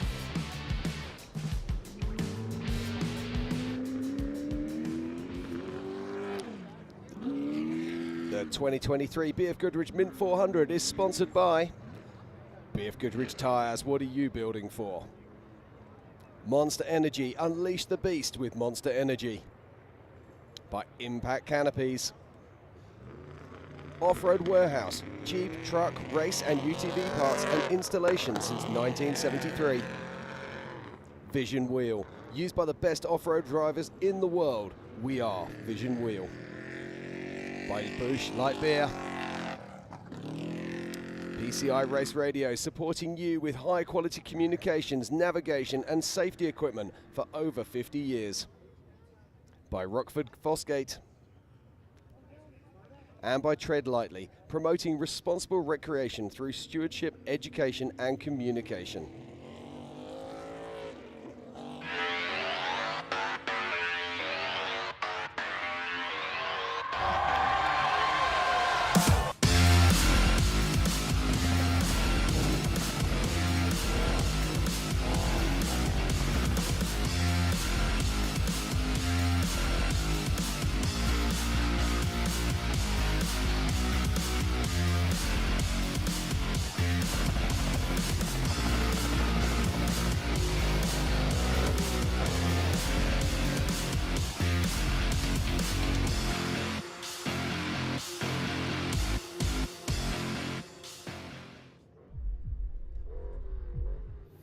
So Mitch, why is this bike so drippy? It's our 23 race bike. We can start up front, work our way to the back. Bones can tell you about the suspension. The rear shock is one of the most critical parts of the bike. Pegs with the titanium mounts. Kashima coating here. Anti-gravity, lightweight battery. Young's modulus. Horse and a half. Works chassis lab. More tie than a space shuttle. Really? I might need that repeated. This thing slaps. Slaps. Oh, you should have told me that earlier. The estimated hold time is now 96 minutes.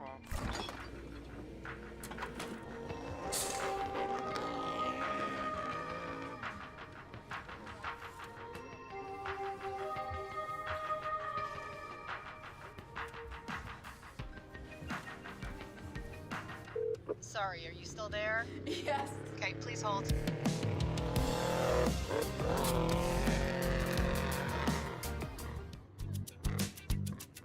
Need a little help? We got help. Need some advice? We got advice. No matter what you need, we have thousands of professional parts people doing their part to make sure you have it. Exceptional customer service. Just one part that makes O'Reilly stand apart. The professional parts people. O'Reilly Auto Parts.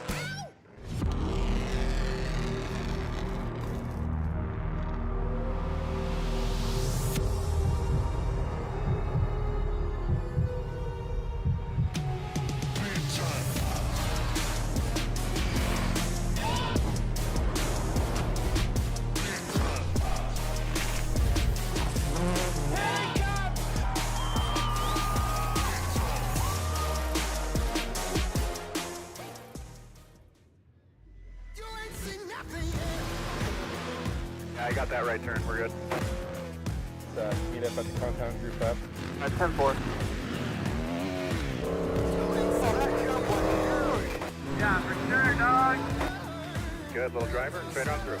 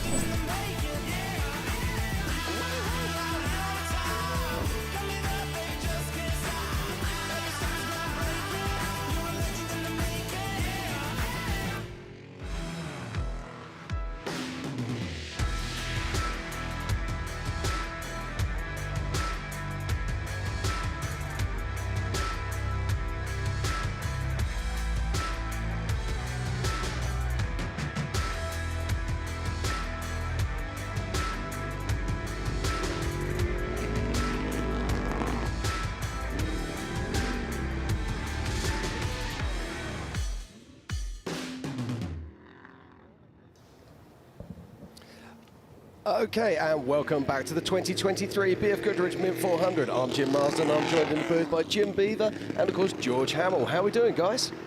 Doing all right, buddy. I mean, things are getting deep here, whether we're talking about the race, we're talking about qualifying. I mean, storyline's starting to play out. We're starting to build for tomorrow, and we're still going to crown some champions today. Yeah, it's absolutely fantastic. It's already been an awesome day of racing. Let's not forget we've got the limited classes out there on track at the moment. 36 classes, 257 vehicles playing for the right to say that they are Mint 400 champions, which is absolutely fantastic. Then we've got the unlimited classes qualifying this afternoon, and we've already seen the unlimited specs out there, which was incredible. And Dustin Eisenhower is currently our pole sitter. But what can these Class 1s do? How much faster are these cars going to be? Well, you know, I think it's going to be really interesting. Obviously, the truck's got the horsepower, stuff like that. But as things start to get rutted up, things like that, the Class 1 cars, you know, they're nimble. You know, they can go through things just a little bit different. So it's going to be interesting to see how they factor in. You know, and they've got some big engines in those cars now. It's not the Class 1 days of old, you know. That's what I was going to say. And the big power plants, the big trophy trucks too. That's going to keep pushing through. Yeah, it was really cool to see. I just actually got off the phone with Nick Eisenhower. He said the truck was really smooth when he was out there. So hopefully he'll join us in the booth in just a bit, talk about his qualifying run. Well, that'll be absolutely fantastic. Now, it's worth talking about. This is a relatively short qualifying course for unlimited trucks. It's only around about 4.5 miles, something around that kind of area. So they haven't got a great deal of opportunity to really lay down their dominance and show how these big cars really do work. So are we going to see cars actually breaking that 4-minute barrier? Around about the 4-minute 10 at the moment. Can we see these big cars shaving off a whole 10 seconds? That's a lot of time. I think with the all-wheel drives, we will be when we get to the unlimited trucks. I definitely think we're going to see it with those. Just, you know, with a very, very short qualifying course, every corner, every entry, every exit matters that much more. You know, we're talking tenths of a second here, you know. So I really think we're going to see guys thread the needle, fully committing 110% to everything they do today. We're going to see some mistakes. We're going to see some corners blown, and we're going to see probably some good drivers cycle towards, you know, the middle of the pack because they made a mistake because they were pushing so hard. But I definitely think we're going to see some blazing fast lap times. Okay, with that in mind, that sort of automatically springs to Justin Lofton, who's running that Mason all-wheel drive. Then Carl Jurgensen, last year's champion, of course, also running the Brenthal all-wheel drive. Yep. So though we're expecting to see these two on the top of the box if all that lot pans out the way that we're saying here. However, we've also got Ryan Arciero. The man he wants this so badly. Then, of course, we've got the qualifying legend that is Harley Letner. Now, to be honest, I'm really excited to see him. Yeah, Harley is Mr. Excitement, that is for sure. Exactly. I mean, there's one thing for certain. It's either going to be checkers or wreckers with Harley out there today. If he can have the run that he wants, I really wouldn't bet against him putting it on the top spot for tomorrow. I asked him what his strategy was in qualifying, if he was going to take it easy, and he just answered no. That's it. Well, we can't forget either about, you know, the legend, we call him the GOAT. And sometimes he plays a silent assassin, Rob McCachran. You know, we're talking about all these other trucks. Rob Mac doesn't show up to play for second place. No, he doesn't. He's not up. historically not the fastest of qualifiers. I also have a theory on this. I do wonder sometimes if Rob Mack doesn't play to be up front. He knows his strength is out there later in the course. He knows that he's almost in many ways, let Harley Letner go. Let those boys go. Let them go and blow their junk out on the course early on. And then we've got some other big hitters out there as well. Dale Dondell. Let's talk about Big Booty Judy. Judy. Okay. Now, he had some bad luck at Hammers. He had some bad luck here last year as well on the Cut Trucks debut. He's struggling to keep a rear end in that vehicle with over 1,000 horsepower. Can he actually, do something with it this year? He certainly had the pace last year, but can he actually put it together and give us a good run? When that truck's on course, it's fast. Very. And I think with Dale, I've raced against Dale for years. He's been around the industry for a long time. Especially on a very short qualifying run, there is nobody better in the business than Dale Dondell. So we could conceivably see Big Booty Judy up there on the pole here. Yeah, absolutely. And let's not forget, we've got some other big hitters out there as well. Adam Householder, he's just coming off of the back of a big win at KOH. That takes a lot of doing, so we can't discount him either. And then we've got other notables in there. JP Gomez, this is a man who we're more used to seeing in 4400 class racing, and he's really cutting his teeth here now in unlimited trucks. Has he got what it takes to be able to be near the pointy end of this race? And then, of course, we talked about him earlier, BJ Baldwin. I mean, you can't not write this guy off. I mean, he's going to be pushing really hard, but that BJ's kind of calmed down a bit in the recent years, isn't he? Is he as hungry for that top spot on the qualifying as he used to be? Yeah, I think BJ, he had a phenomenal year last year. I mean, BJ, it's a new BJ, and I don't mean that in a bad way. Not that there was anything wrong with the previous BJ, but I think he's a little more cool, calm, collected. I think his racecraft, as he's aged, has got better, and I think he's a little more precise. I think the exuberance we saw and the chances he took in the past, I mean, they worked out at times, but sometimes they were detrimental. I think, BJ's become a lot more consistent. And I think BJ, qualifying-wise, I don't know. It's an older truck. I don't know if he's going to have there to put it on the pole. I think race day, don't count BJ Baldwin out. Yeah, and he was telling us, too, that before the parade that he's really confident in that truck now. They've been working on it for the past, I think it was 18 months or so. They've got a lot of the little bugs worked out. He's a Best in the Desert champion from last year. I mean, he's got a lot of confidence in both himself and the vehicle, so it's going to be pretty cool to see. Let's be honest, he's a two-time Baja winner. He's well overdue a big win again, isn't he? Yeah.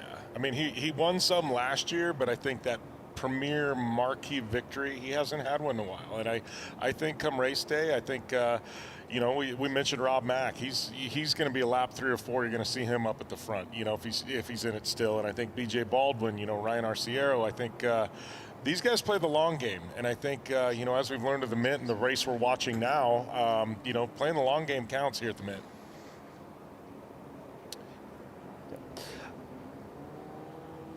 Okay, so what we've got here is we're just looking at the unlimited qualifying Group 2 noticeables. And people that we're going to be looking at. So obviously we've got James Dean, we've got Michael Fry, we've got Cole Burfree. I mean, talk us through some of these. We've just been talking about Justin Lofton, Ryan Arciero, Carl Jurgensen, Tim Herbst. Now, this is somebody we need to talk about. This is literally his backyard. Yeah, Tim Herbst, this is his backyard. And the Herbst program, obviously iconic. I mean, the entire family, there's not a person with the last name Herbst that can't drive. But I think Tim Herbst, these guys we've seen a resurgence of late. Obviously, we've seen them build a lot of trucks. There's a lot of Herbst trucks out there. But Tim, it's like he's got his second wind as a driver. And I believe Pat Dean is probably racing with Tim. And, I mean, Pat is, he's one of the best. I mean, Pat, that guy is an absolute legend. He doesn't, it's not like he's a big social media guy, but if you know, you're talking about that. I mean, his son James Dean there in Class 1, he's right there at the top of our notables. And, anybody from the Dean family, they're Las Vegas locals. They know this track, and I wouldn't bet against anybody with last name Dean. Steve Ologist down there in the number 27 truck, he's a Las Vegas local.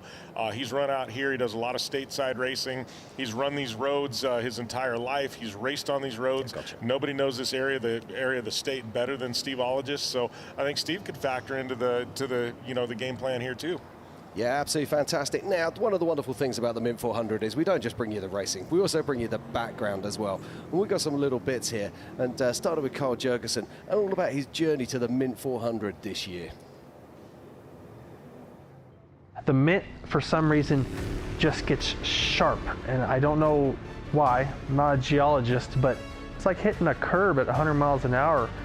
the traction from one tire to the other was huge. They're thinking of it, and it worked, because I think that this tire is better than the last. Even with 30 inches of travel and 40-inch tires, they still get you, and that has always been the trouble with the Mint, in my opinion, is figuring out how on lap 3 or 4 are you gonna make it around this thing with all these 1 foot tall sharp edges. I know we're a force to be reckoned with, but anything can happen out there. Being first on a road point to point has its advantages every day, but for us at the Mint, it wasn't too big of a factor. You get lucky sometimes. I think the daydreaming part is what keeps bringing me back to wanting that win again. Moving up to the spec truck class was definitely intimidating. There's a lot of competition in 6100. The spec truck class is no slack. So, you know, even though it's a limited class, it's just like class 10. It's hardcore, race to the finish, 110% every single corner, no room for mistakes, and gotta be perfect or there goes a second. It's just a whole nother world being able to transition from a buggy to a truck. With Connor, there's a whole new level of excitement. You know, to have him have the drive to do off-road racing and understand being respectful gives you the confidence and all that kind of stuff, and everything falls in line after that. The Mint 400 is the Super Bowl of off-road racing. BFGoodrich, they've always been there. They always want to know, how can we better it? To come home with a Mint 400 win, that's a special thing.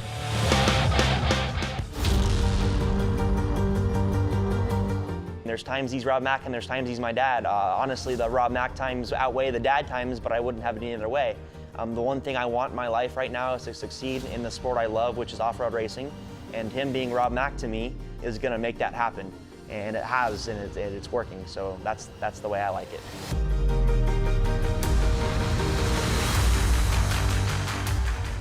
Growing up in Las Vegas, the Mint 400 week, it was a week-long event to me as a kid, and I was always looking forward to that.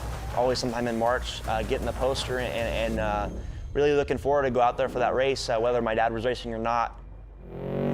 Yeah, being a part of a BFG legacy is something I definitely don't take lightly. There's so much nostalgia in that legacy, and to have my small little piece of it is very important to me.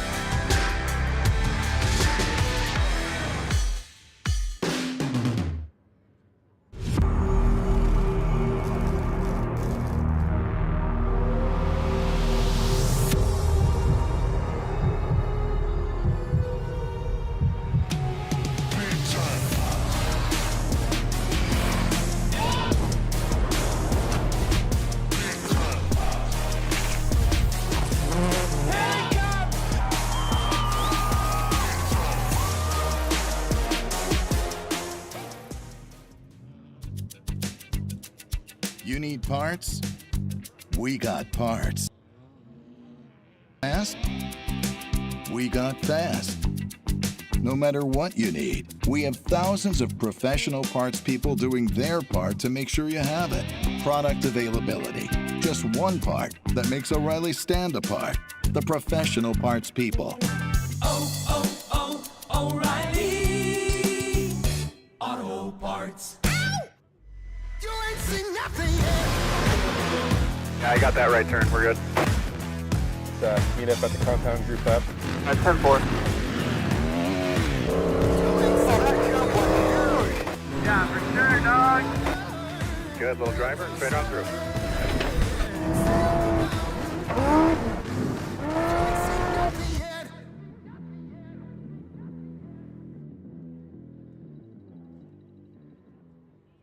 The estimated hold time is now 96 minutes.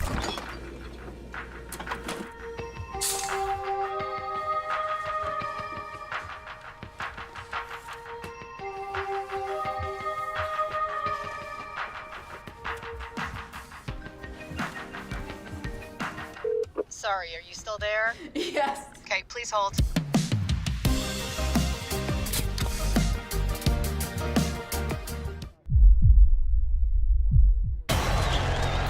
All right, Chase, number 23, it's 2023. This championship's yours. Let's show these guys what's up. Easy, boys. It's not over yet. Big dog still gotta eat. Whatever you say, big dog. Seriously? These fools think I'm fried?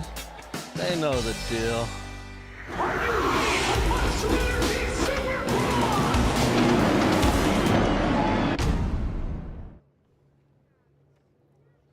The 2023 BFGoodrich Mint 400 is sponsored by BFGoodrich Tires. What are you building for? The official ticket retailer of the Mint 400, O'Reilly Auto Parts. With over 6,000 stores in 47 states, we're never far from home. The official communications of the Mint 400, rugged radios. Work, race, play, communications for any environment. The official host hotel of the Mint 400, the Strat, iconic and completely reimagined. By Amsoil. By Dirty Life Racing Wheels. From trails to checkers, our wheels have what it takes to perform at the highest level. By Republic Services, partnering with customers to create a more sustainable world. The official Arrive and Drive partner of the Mint 400 is 01 Off-Road, leading the way in delivering premium off-road adventures and specialized driver training.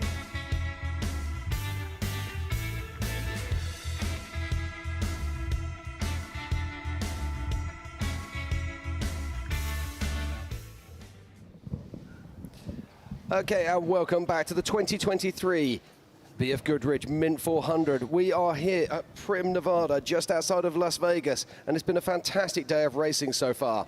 Over 257 vehicles in the limited classes started racing first thing this morning, and they're still racing out on track right now. But at this moment in time, it's all about the qualifying for the unlimited classes. Earlier on, we saw the unlimited pro specs with Dustin Eisenhower leading the pack. Very shortly, we're going to be seeing the Class 1s, and then, of course, it will be the big dogs, the unlimited trucks. Jim, how cool is this?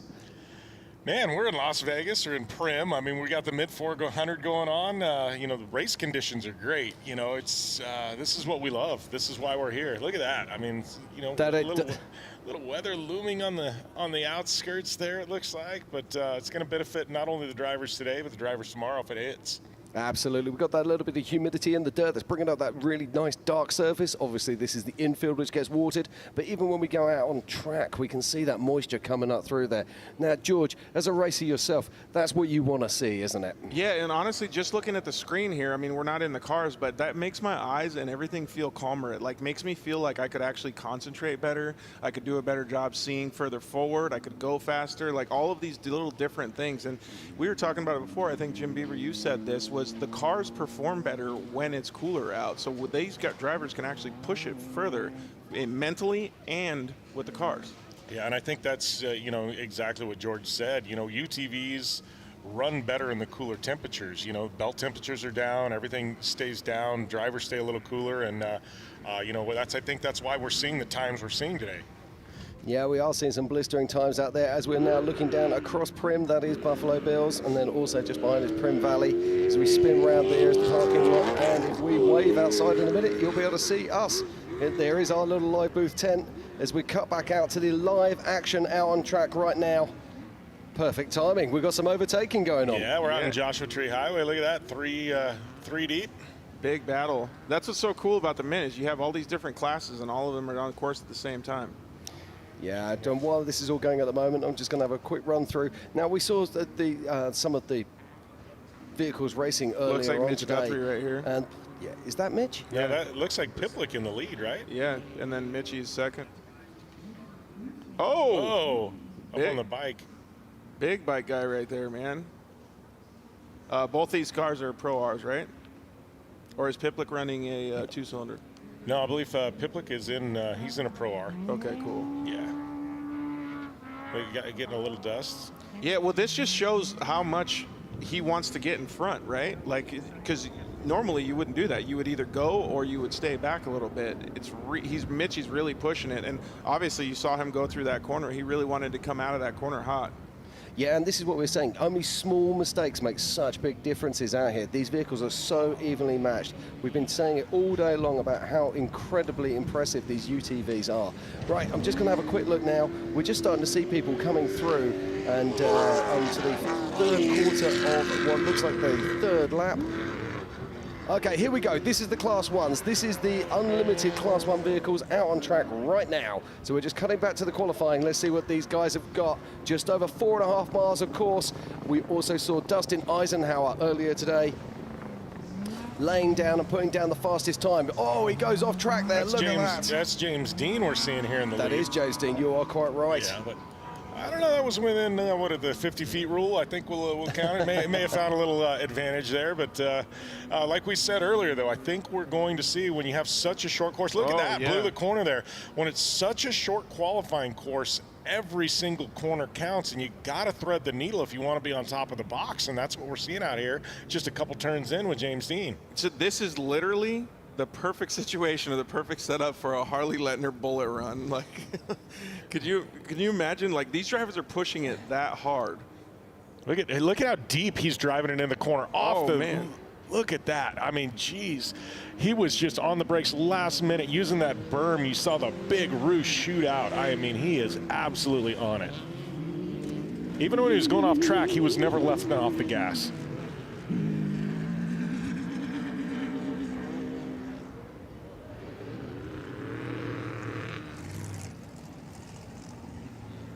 Yeah, so we've got 3 cars on track at the moment.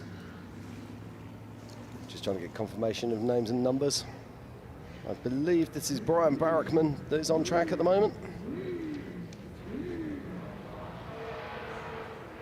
Now, for the buggy dorks that are out there, I mean, Class 1s are absolutely where it's at, isn't it? Do you remember that run that Harley Lettner gave us? I think it was 5 years ago in a Class 1. And he gave the unlimited trucks an absolute schooling out here until he didn't.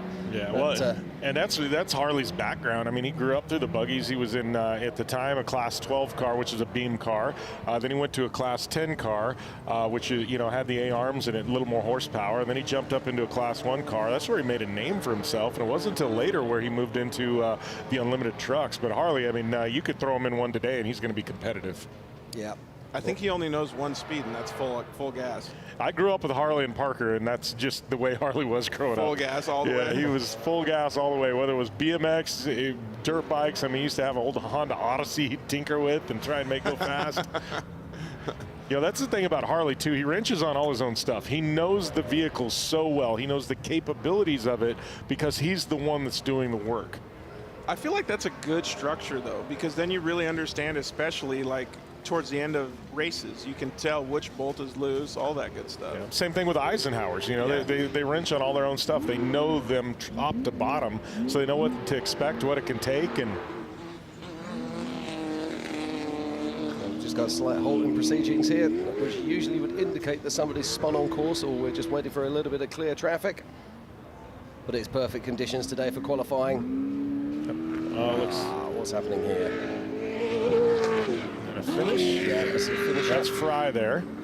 Okay, so we've got a 4:32 there for Michael Fry. Look at that send, full send there. These guys actually at the Laughlin Leap last year, they were full send. Oh, look at the dirt. It's actually hitting our drone as our drone tries to stay up with him. Just completely outrunning the drone, too. This is going to be interesting because Dean was the one who was just threading the needle earlier, and we're going to see if that ended up costing him. Yeah, so now James Dean goes, oh wow, now this is fast. This is mega fast. We were saying, could anybody beat that 4 minutes? Well, James Dean says, I'll beat your 4 minutes and I'll give you a 3 minutes and 50 seconds. Yeah. That is phenomenal pace there from James Dean. I can't believe he broke into the threes. Do you think that the he didn't just break into the threes. He took 20 seconds out of Nick Eisenhower. That's crazy, right? Do you think that the solid rear end is a benefit or a deficit?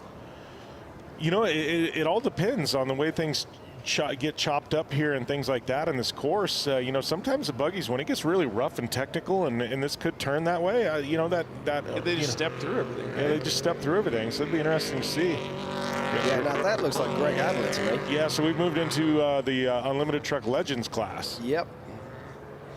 Now, Greg Adler, you want to talk about a guy who's a veteran. He's raced short course, he's raced Ultra 4, you know, he's raced desert in just about every single class. I mean, you know, a guy who's given a lot back to the industry, but he definitely knows how to wheel a truck. Yeah, he does indeed. He's been in this industry a long time. He's absolutely raced absolutely everything, as you say, from short course to 4400 and everything in between. In our Legends class for this weekend. Now, what sort of pace are we going to see with Greg here? I'm going to guess something around about the 4 minutes, 5 seconds, I would say. Yeah, he definitely isn't going to throw it in like we saw from Dean, but Greg definitely knows how to put in a really solid run. Yeah, and you can see there how these unlimited trucks, how they just soak up the ground, completely different to everything else that we see on the track. You know, and keep in mind he's running the Legends class, which the field isn't quite as deep. So I know Greg knows he can put in a really solid run and probably still be on the leader in his class, but he probably knows, you know, I probably don't have a whole lot in the tank to put this thing up in front of the rest of the unlimited field. A lot of car control too, especially just going through that. You can see the suspension rebounding and stuff, and him just keeping the car going straight. Okay, it's another car that leaves the line now. It's David Payne, but I can tell you that Brian Barrickman has crossed the line with a 4:26. Look at who is on that entry list, though. That was Damon Bradshaw. We got the beast from the East here. Is that right? I saw Damon Bradshaw's name on there. Wow, you want to talk about, we got to get Ricky talking about Damon Bradshaw. I mean, we got some Supercross legends here, if that's the same Damon Bradshaw. And I've raced some UTVs against Damon Bradshaw in the past, but man, what a story there if we've got him at the Mint 400. We got to get Ricky to chime in on this. Well, I'm sure Ricky's out there doing his homework right now. And he'll come back in. You can imagine what that's going to be like. Yeah. I'd like to sit down and bench race with those two boys. So, okay, now this is the man who can. This is Ryan Arciero. This is a man who could have won this event on at least 3 separate occasions. He's had some heartbreakers. He's had heartbreakers here. And, you know, and honestly, he's probably got to be the fan favorite here, just because everybody that's a Mint 400 fan knows how close Ryan has been, and he's just an awesome guy. Yeah, he's had a little bit of bad luck recently as well. Had a bad run at qualifying at King of the Hammers. So he's here to make amends, that's for sure. Look at that, see the back end of the car light up. Okay, we've seen a 350. Are we going to see better than a 350 from Ryan Arciero? I honestly, I think we might see Ryan do it. I mean, Dean is going to be tough. He made some mistakes, though. He blew some of those corners. I think he left a little bit open. I think we could see Ryan Arciero put it on the, you know, the provisional pole. Yeah, let's see how he gets through this first and second segments, because that's where Dean was a little bit, I don't want to call it sloppy, but that's where he was a little. See if Arciero can clean it up. Okay, we've got a change at the in the top 2 at the moment. Cole Barbary has just come in with a 3:52. So we've now got 2 vehicles that have gone sub 4 minutes. So this is what, yep. Ryan was infinitely quicker from Dean through that corner. That's one of the ones that Dean blew. So yeah, exactly. And this is kind of what you guys were talking about, or Ricky was talking about earlier, Jim, is that when the track actually grooves in, you can get much more speed. So you don't want to be the first guy out on track. Yeah. Now, if we look down the list there, we can see that you've got the likes of Rod McCachran, Dale Dundale, much further down the list. But right down the bottom of the list, we've got Justin Lofton, Harley Letner, and of course, Carl Jurgensen. Look at Arciero throwing a little bit of style in there for the jump. Here we go. This is going to be Adler finishing his run in the Legends class. Yeah, just waiting for a time there from Adler. And as soon as I have it, I will give it to you. But at the moment, it's James Dean in the Class 1 car with a 350.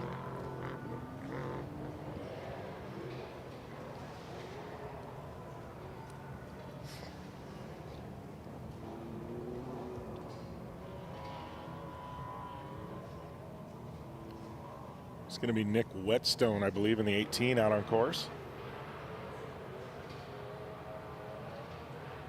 See how he takes this corner.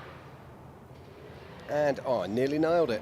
Thomas Fitcher, which will be Greg Adler, came in with a 4:03, so I was 2 seconds out. You were almost spot on there, buddy. It's like I've seen him race before. Whetstone in one of the Geyser trucks as well.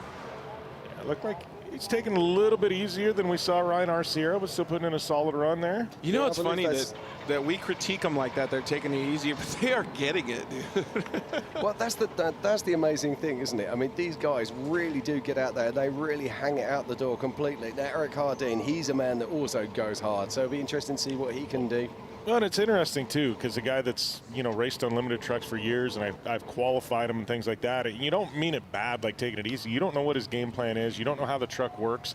Maybe that truck doesn't quite work as well in the corners, but there's other places where he can go harder than, you know, say Ryan Arciero. You just don't know, and it's just, like you said, you sit here and you critique, but it's like, I can tell you, as a driver, I'll go back and watch the video and go, oh, I left some time on the table there, and I watch it as if I was watching myself, and I know where I leave some on the table, but when you're behind the wheel of the truck, it feels like you're flying.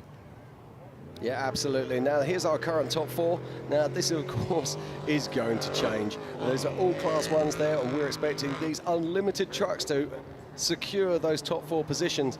But at the moment, it's James Dean with a staggering 3 minutes and 50 seconds. And then Cole Barbary with a 3:52. They are blisteringly fast times. But let's not forget, Ryan Arciero is live on course right now. Let's see what he can do. And look, watching now as Eric Hardin makes his way out into the desert.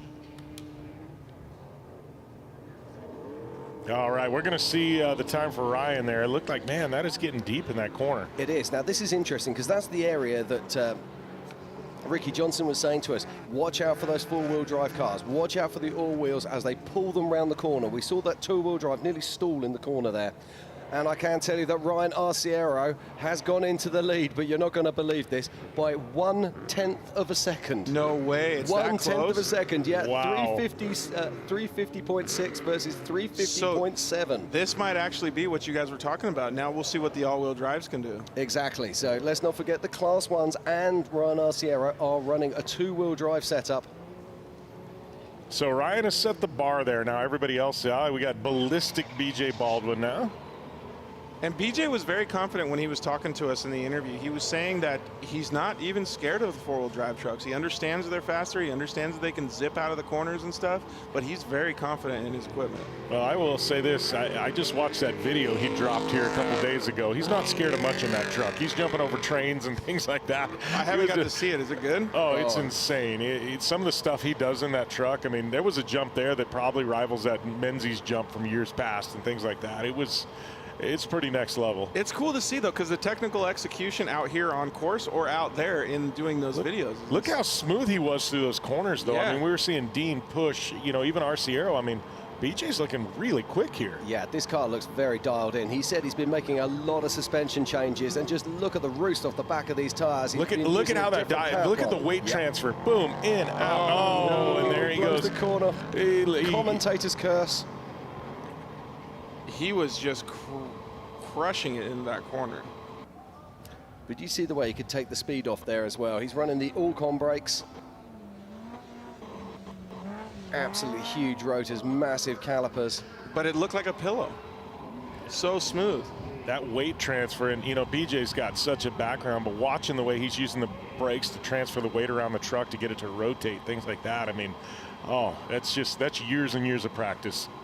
Yeah, and this looks like that's Tim Herbst there getting ready to go. Yeah, do we know if Tim's qualifying or if Pat Dean's qualifying? Not sure. Well, I could see Pat Dean jumping in there and wheeling this thing. Well, Pat Dean's name is down as co-driver. Yep. Oh, so you think he's doing the qualifying? I don't know. I think Pat might be able to send it a little harder than Tim. I honestly, I truly don't know the answer to that, so it's just me speculating. One of the things I really like about this race as well, if you're in a Class 1 or if you're an unlimited truck, if you get to the pointy end of the race, that's where you're going to be starting tomorrow. There is no class rules here. If you're in a Class 1 truck and you happen to beat the unlimited trucks, take your moment of glory at the front of the field. Look at him all the way off to the right. All the way off to the right. So there's been a few people that have used that line, Jim. Yeah, we're going to see how he comes into this corner now. Look at that. Line. Look at that. He's doing an outside-inside. We haven't. Yeah. We've seen it a few times, actually, yeah. But you see how much more braking power he had on the outside there? This could be a pole run here. Do you see that double jump there? He just absolutely nailed it. We haven't seen anybody hit that with that kind of speed. This is a good because he run. came from that exact line you were talking about, Jim. Yeah. Now this is the one where look at the brakes on that. Just dive in, out on the gas. See, but that's where Ricky was talking. When he came out of that corner, that's where the two-wheel drive gives some up. If that was an all-wheel drive truck, he would have been biting, and he would have had, another second or two out of that corner. Look at that. So just the way full that he send. set up for that was before the jump, right? Turned the truck, got that inside line, and pushed it all the way towards the outside. Look at that. Hard on the throttle as he exits away from the jump. Incredible stuff here from Tim Herbst. But the Herbst seem to be a team on the ascendants once again. Yeah. They had some, by their standards, some dull years. But just recently, they've been hitting podiums consistently. Here we got the legend, Rob McCackern out. Again, another local to this desert. A man who knows what it takes to win here. Last year, he won under a little bit of controversy after making contact with his teammate, Luke McMillan, literally meters from the finish. Then went on to win the Baja once again. Arguably the greatest off-road racer of all time. There you go with your secret line again, Jim. See how they're all taking it now. Here we go. This is BJ Baldwin. Let's see what we got for us. Has he got enough to be able to sneak in front of Ryan Arciero? We did see him lose a corner. Pushing it all the way to the end. No, fourth. BJ Baldwin is in fourth position with a 3:53, so he's around about 3 seconds off pace there, which is exactly what we saw him losing in that corner. Yeah. And like you guys were talking before, Ricky was talking before. Here we go. This is that corner. Holy cow, he was pushing.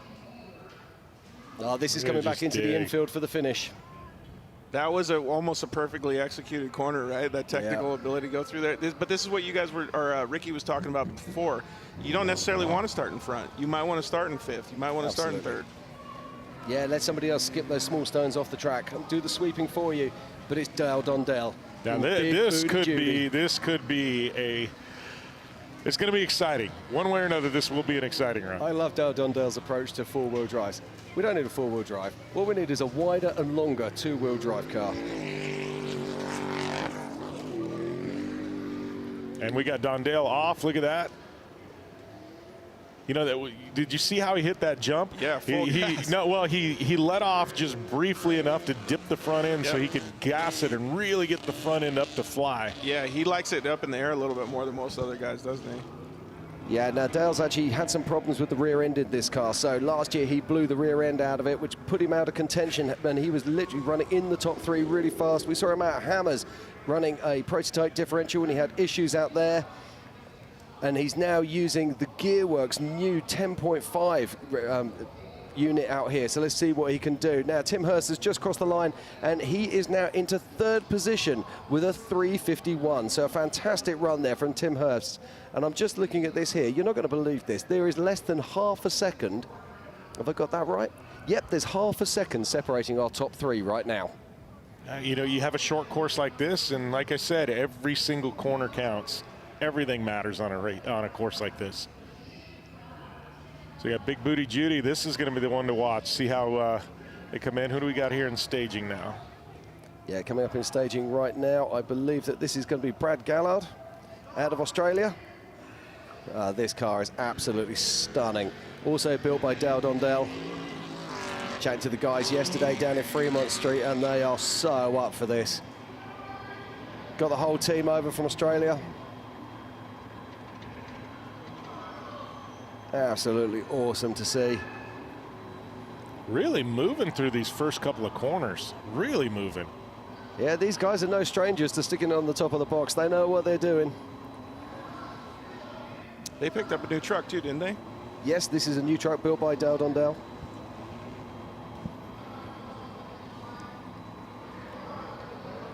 Right, so our current top 5 at the moment in 5th position as we wait for Rob Mack to make his way across the line. Our current top 5 is BJ Baldwin, Colbert Barberi. In 3rd, Tim Hurst. In 2nd, James Dean in the Class 1. And in 1st, Ryan Arciero. And I can tell you that Rob Mack has gone into 6th position. Yeah, and you could see through that last corner, there's a completely different mentality or way that they look at qualifying. Rob Mack drives very smooth, very consistent, and doesn't necessarily have to position himself to be in the first spot. Absolutely, and you can see that from the pace as well. Our lead car at the moment is at 3 minutes and 50 seconds, whereas Rob Mack comes in with a 3:57. But that's we were talking about that. That's what we expected. But interesting to see that Rob's not running any spare wheels on this car at all. No, trying to get that weight just, you know, accelerates out of corners that much better. We've spoken about this before, though. I've got this theory. You set your car up to run fully loaded, to run with a full tank of gas, to run with 2 spares on the back. When you take all that off, surely you're upsetting the trim of the car. Yeah, and I think that's why you see, you know, they react differently in qualifying. But, you know, it's one of those where you're on the ragged edge anyways. So yeah, you're absolutely. just riding the lightning. Yeah, and that's Bill Apgood there. We're just seeing making his way out onto track. But our top 6 at the moment is Eric Hardeen in 6th. In 5th position, there is Nick Whetstone. And then in 4th is Rob McCachran. In 3rd in BJ Baldwin. 2nd is Tim Hurst. And in 1st is Arciero. This is the unlimited truck standings that we're looking at the moment. So Jim Beaver, if you were going to go out and qualify right now in the trophy truck class, what position would you foresee the best starting position? I was never a real good qualifier, but I also started up front, and I don't necessarily prefer being up front and blazing the trail. I think being 2nd or 3rd just as good. I think you look at a guy like Rob Mack, and he put in a very fast but conservative qualifying effort, knowing, hey, I'm not really going to, the guys up front, I'm probably not going to catch them, you know what I mean? So I don't have to really worry about their dust, and we're just going to kind of let the race come to us, So, yeah, and that's been a solid strategy the last couple of years for him too. So, yeah. So this is car 12, Robert Johnson here making his way out, of course. And we were talking about all of these things. We got our provisional pole sitter right there. Okay, I've got some big news, ladies and gentlemen. We've just seen Dale Dondell going out on track in Big Booty Judy. And Dale Dondell, you're not going to believe this. He has come in with a 3 minutes 50, 6:46. Ryan Arciero with a 3:50, 6:64. Okay, we are talking hundredths of a second of difference. That is just insane. Oh, my word. Oh, my word. Wow. And I've just got to set this up for you. That means that our top 4 currently are separated by less than 1 second. And in fact, they're separated by just over half a second. Absolutely incredible scenes here.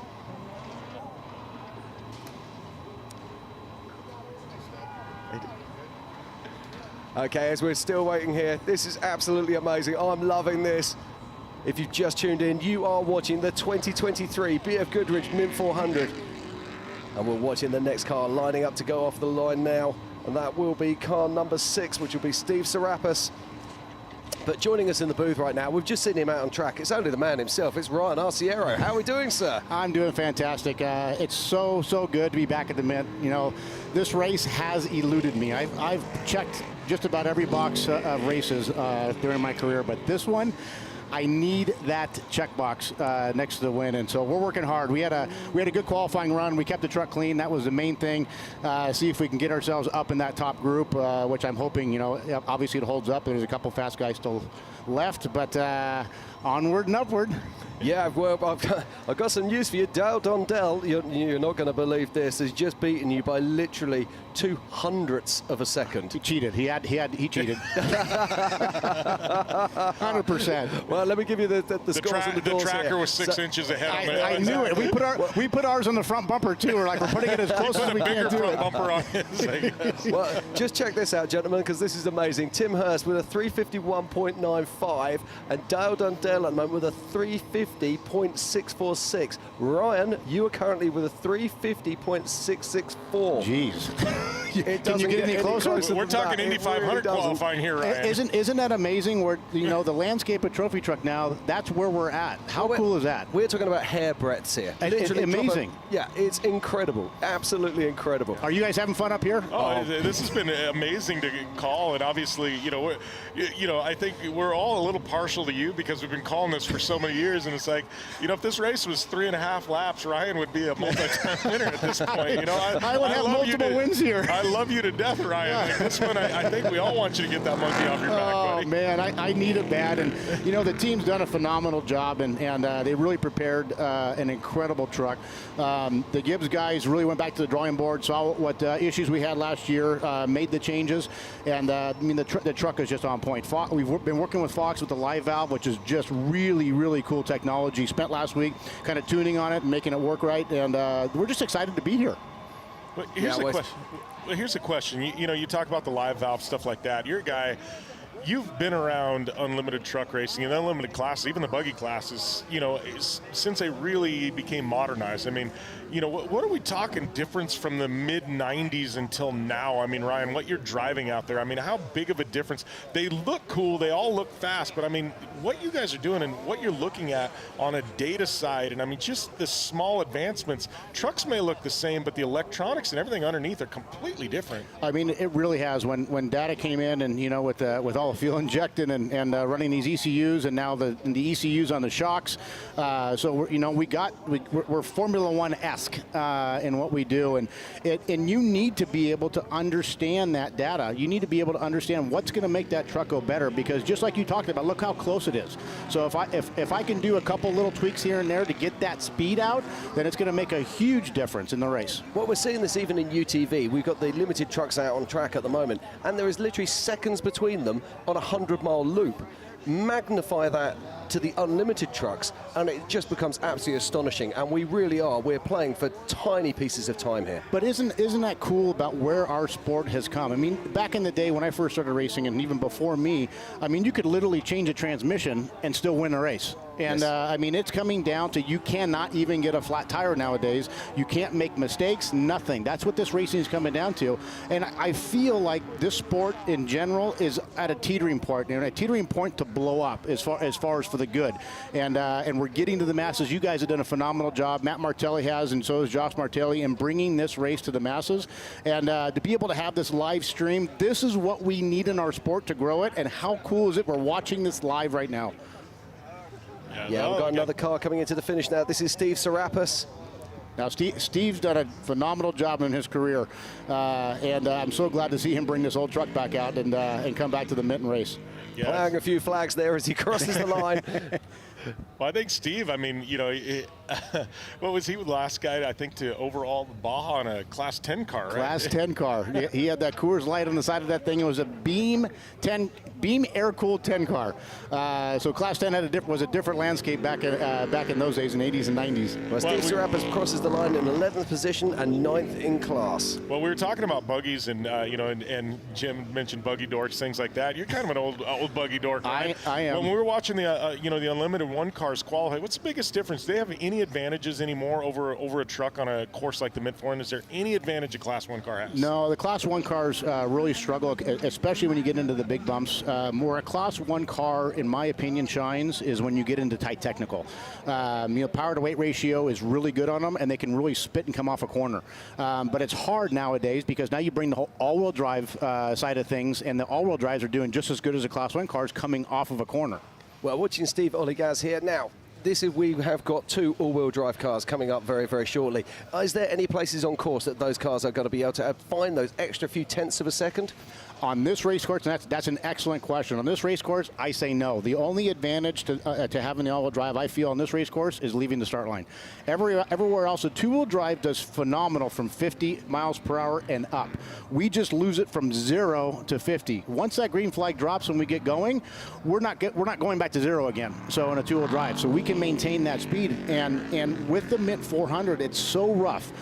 The first lap, it's a rough course on the first lap, but you get to lap 3 and 4, and the course and the landscape of the course is completely changed for the worse. And so the two-wheel drives, I feel, have a big advantage in the bumps.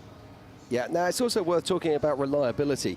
There's a lot of moving components in an all-wheel drive truck. We've got drop boxes, extra gears, we've got all kinds of different shafts, an extra differential. The differential, of course, is the weak link on many of these vehicles, as well we know.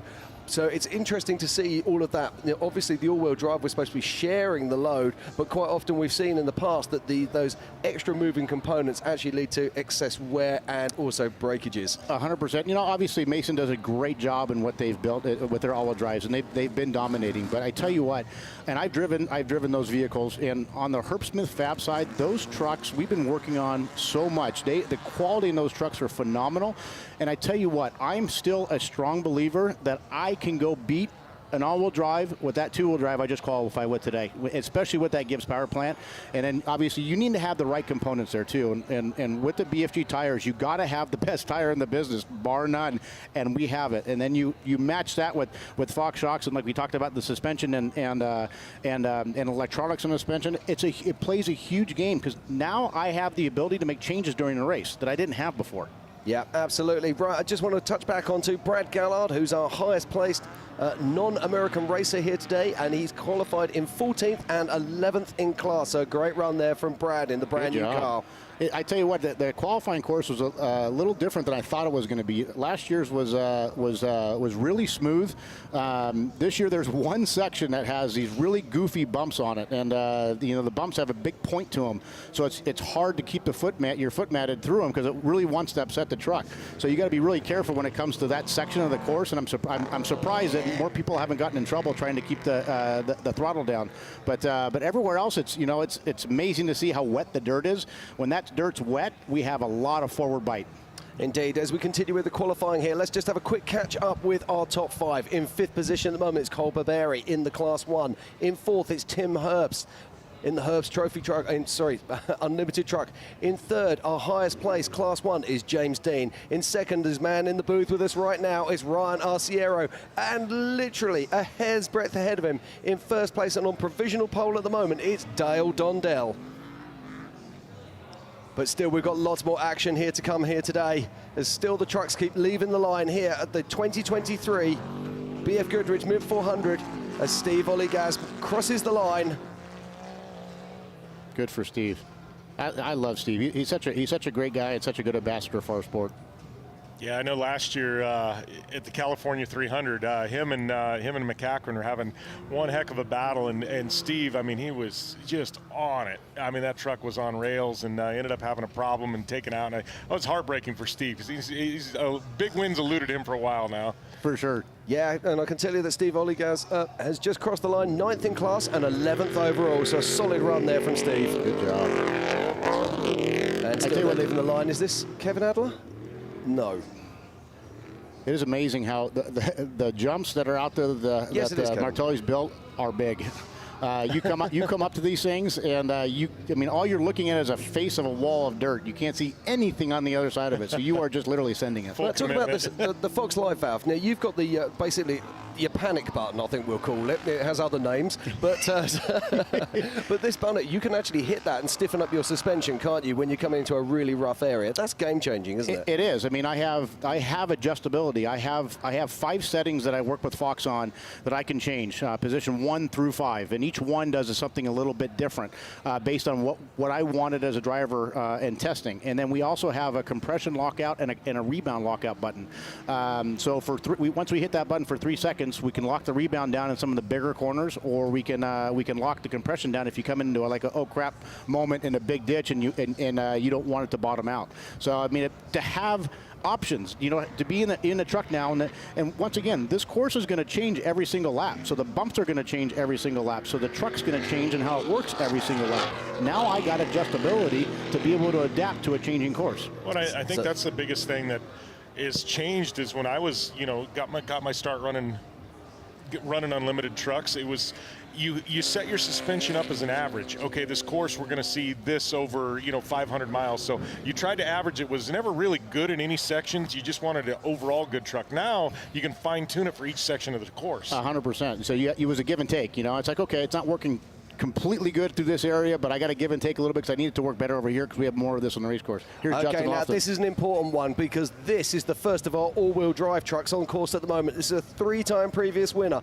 This is Justin Lofton. And did you see the pace he had going around that first corner? Absolutely unbelievable. Justin's going to be hard to beat. He is fast in that all-wheel drive, no doubt. Yeah, it's going to be interesting. He's had some disappointment here in the last few years. Tyre issues, transmission issues, all kinds of different other issues. Is this the year he can put it together? I hope not. I'm guessing you're hoping not. I'm just being selfish. While we're going to continue to watch, this is the right? start here for Justin Lofton. And this is what you were saying here, Ryan. Just how these all-wheel drive trucks hook up off the line. They just grab and pull and just launch these vehicles. Yeah, and that thing from 0 to 50, 0 to 60 is amazing. It really, really is. So we can't hold a candle to that in a two-wheel drive. We need to get it up to speed.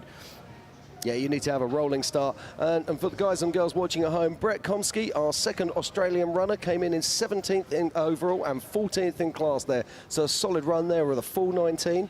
And Brett Gallard, also of Australia, came in 15th and 12th in class with a 4:07. So a solid run there.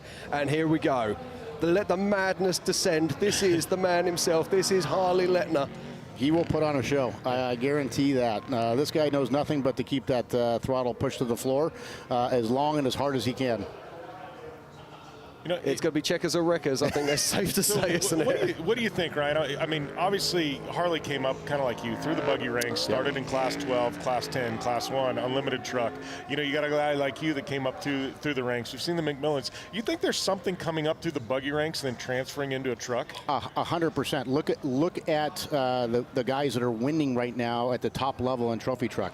Every single one of those guys has come from a lower division, if not 1/2/1600 or the old style Class 10 with a beam car, and really learned how to drive the desert, really learned how to read the terrain and how to get the most out of your vehicle. Now, Ryan, talk to us about this. We've seen a lot of guys doing this, taking that outside line. You're looking for, I'm guessing you're looking for that clean track so you can really get that heavy braking in, yes? Yeah, it's a little bit chopped up now on that inner line. So I think one is Harley is looking to find a little bit more bite on the outside. Plus it lines him up for that left-handed corner and so he can carry a little bit more speed through it.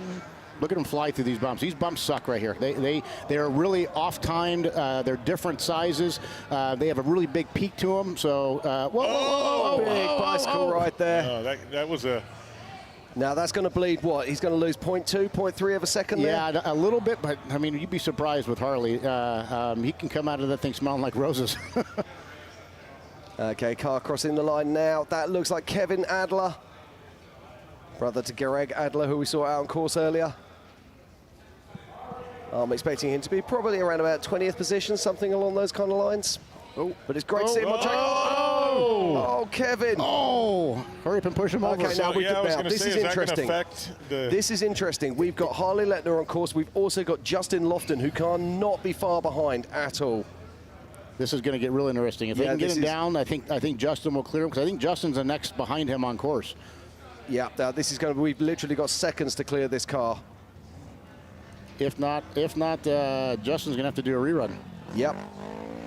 So as a driver, Ryan, I mean, I know Yeah, it's yellow on course. So, you know, as a driver, I always hated this. I didn't want to redo my run.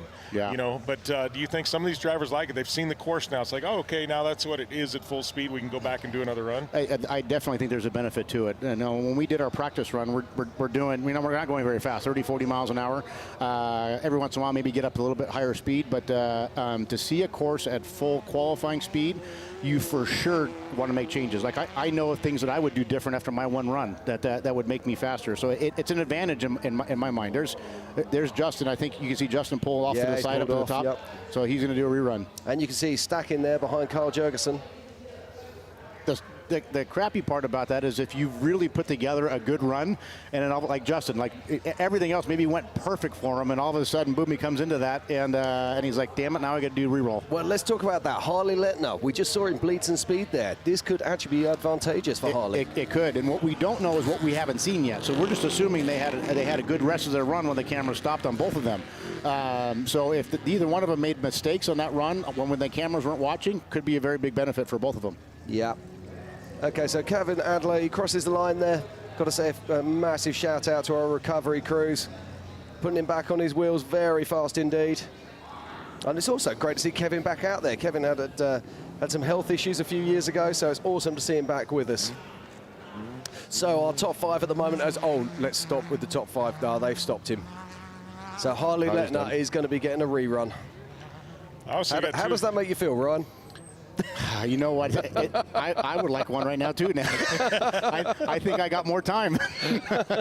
You know, it is what it is. It's nothing they did wrong, so I can't. Obviously, I can't blame Justin or Harley.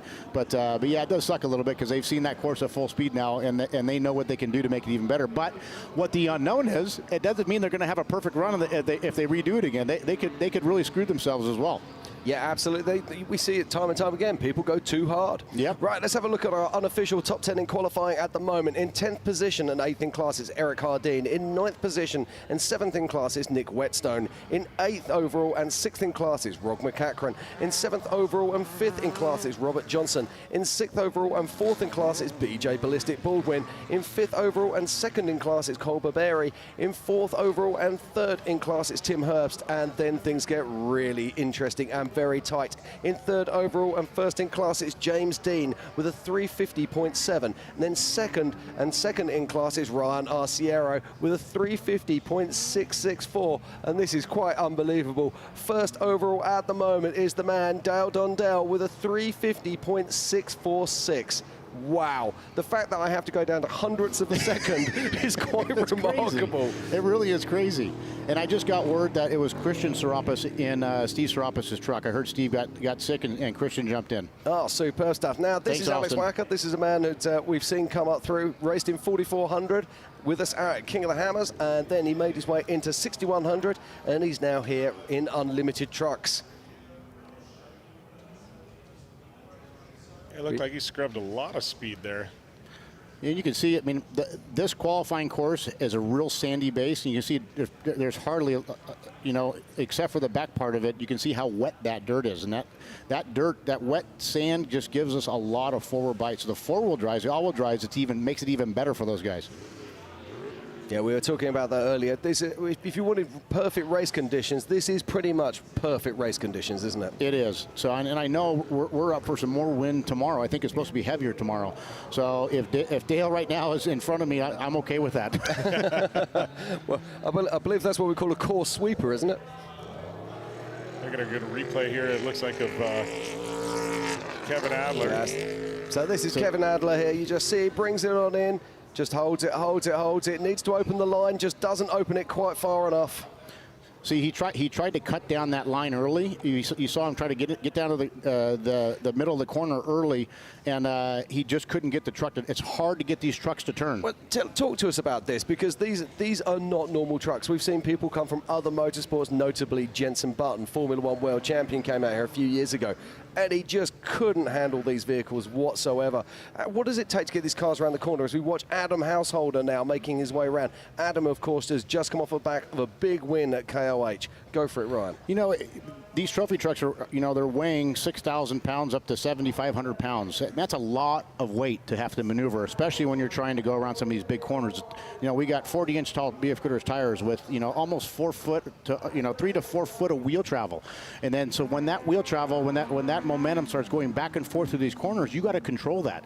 And like, you know, with Adler in that one situation is he came into that corner early and then let the truck slide, and now the truck's unloading, and you can see the suspension releasing, and that weight wants to continue to go. And it was, you know, there's nothing he can do at that point. He's along for the ride. Okay, now this is Justin Lofton. We've seen him off the line once before already today. This is his second chance.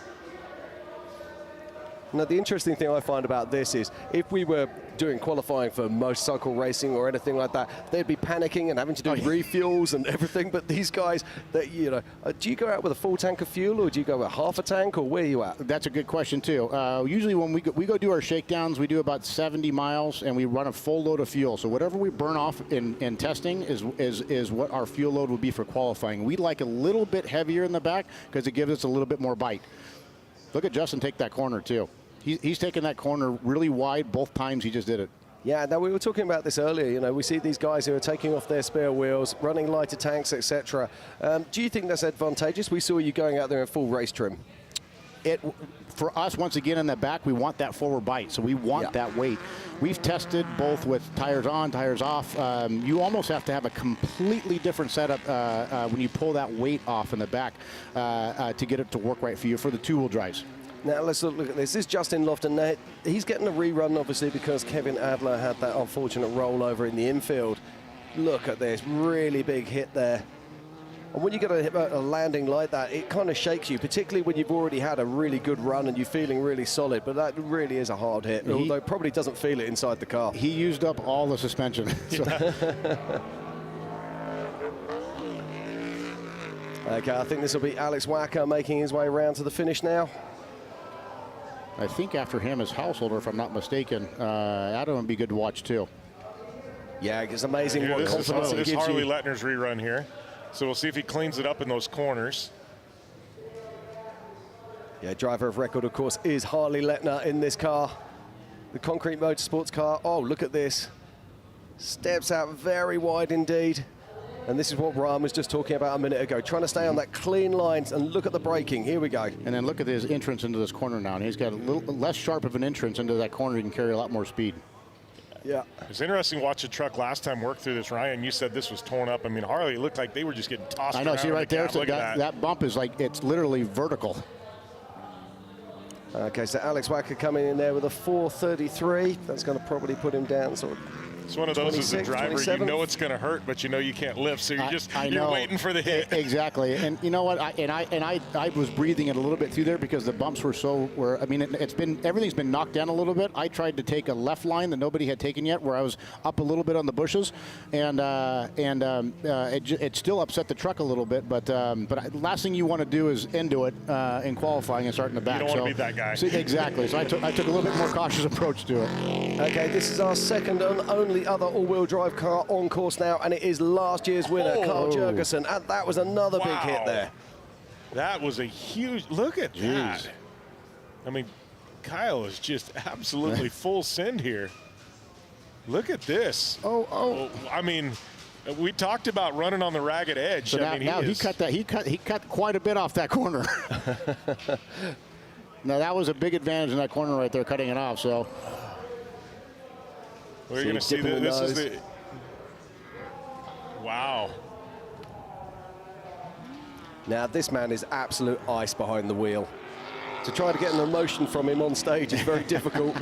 And to see any emotion on him when he's actually driving is almost impossible. Look at it work through this, though. I mean, that truck's working good. Yeah. Let's not forget, we've got Justin Lofton on course, and we've also got Harley Lettner on course. Any of these three cars could give us a new pole position. Let's see what Justin. Did Justin go to the top? Justin Lofton has taken the pole position by an amazing 9 seconds. Holy cow. Holy moly. That'll go show you what an all-wheel drive can do there on a qualifying course. Wow. Yeah, on a 4-mile track, On a- I mean, yeah. you're getting half a second here, a half a second there every corner, and it all adds up. No, It it's massive. Yeah, so that was a 3 minutes and 41 seconds. Absolute astonishing run there from Justin Lofton. That's pretty impressive. Very impressive. Let's see what Harley can do in a two-wheel drive. And now Harley's got the Gibbs power plant, and he's got the Mason 5-speed. And he's also got that secret weapon, which is the Harley Lettner right foot. Yeah. The trouble is, when we're watching it like this, it's hard not to just become a fan and just sit here watching. For sure. Well, that's what I love about Ryan. Ryan's been around the industry so long. I mean, Ryan's just a huge fan of off-road racing. Oh, 100%. And you've been a great ambassador over the years. I mean, even when you went and, you went to Dakar and things like that. I mean, it was always to try and shed light to what we're doing over here in North America and what we're doing in the Southwest. This is the last corner for Harley Lettner. What can he do? Miles off course. That's a full Harley Lettner move. Wow. He'll be sitting there. His head in his hands right now. So close to perfection. Jeez. Just waiting for his time to update right now. And there he goes with a 351.72. Which means that he is going to be behind you, Ryan. There we go. So Kevin Thompson is going to be on. That was awesome. He just came in way too hot. Yeah, we're going to see that again right now. This corner it's not an easy corner. It's got a big berm to it, but you're carrying a lot of speed into it, as you can see Harley's doing. Couple braking, one bump leading into it, but the truck wants to push through it. It doesn't, so you can see it pushing, and then up and over. How he held that. That is incredible car stayed control. on the gas was way held together, I think. I mean, he was over 45 degrees there. Astonishing that he kept it on four wheels. Wow. Okay, I can tell you that Kevin Thompson and Harley Lettner are in 6th overall and 5th in class. But it's all about this man now, Carl Jurgensen. What's he got in the all-wheel drive? Can he get it to pull him around the corner? Pushing a little bit, even with the all-wheel drive, is pushing a little bit. And he crosses the line. And Carl Jurgensen goes into 2nd position with a 347.237. So it is Justin Lofton will be our pole sitter with a 341. Astonishing stuff there. And our all-wheel drive trucks are sitting 1st and 2nd right now. That's okay. I'm okay for that for the race. You're sitting top 5. I'm gonna make that change after the 1st or 2nd lap. We'll see if we can't dip into the all-wheel drives. Okie dokie. Right now, let's have a quick look here at our scoring. This is the unlimited trucks. So in our top 10, we have Whetstone. In 10th position is Whetstone. In 9th is McCachran. In 8th is Johnson. In 7th is BJ Baldwin. In 6th, we just saw him on a massive bicycle, was Harley Lettner and Kevin Thompson. Then in 5th position is Tim Hurst. Then in 4th it's Ryan Arciero. In 3rd is Dale Dundell, and we've just seen him cross the line. In 2nd, last year's champion Carl Jurgensen, and then in 1st place is the man himself, AHB Mr. Justin Lofton, a previous 3-time winner. Has he got what it takes to do it again this year? What a qualifying run there. I just obviously we saw the all-wheel drives do what we thought they would do, but I think what's crazy for me is just those, I mean, we're talking hundredths of a second. There was a few of you guys in there. 1 second, there was, 3 or 4 guys within 1 second of each other. Absolutely. I mean, if I'm looking at the times right now, so James Dean, I want to talk about him, but between Tim Hurst and Dale Dundell, so we've got Tim Hurst, then James Dean, then Ryan Arciero and Dale Dundell, literally just over half a second separating those cars. I think that's awesome. That's incredible. That's awesome. But that's why we love off-road racing. It is. So, and then we take the green flight tomorrow and you throw it all out the window. Yeah, absolutely, yeah. So is the new thing going to be a qualifying bumper? I know, where the bumper sticks out an extra foot with a sensor on there? It's on a lever, so it shoots out. Yeah. Well, I don't know. I don't even know if that doesn't even come close to Justin's time. So good for him though. He's been on it, and he's got Mike Kim, who's works for Fox. Been such a huge ambassador with me, and to work with the Fox Live valve on my truck, and Mike's just been so awesome. So he's got a good right seater in that truck.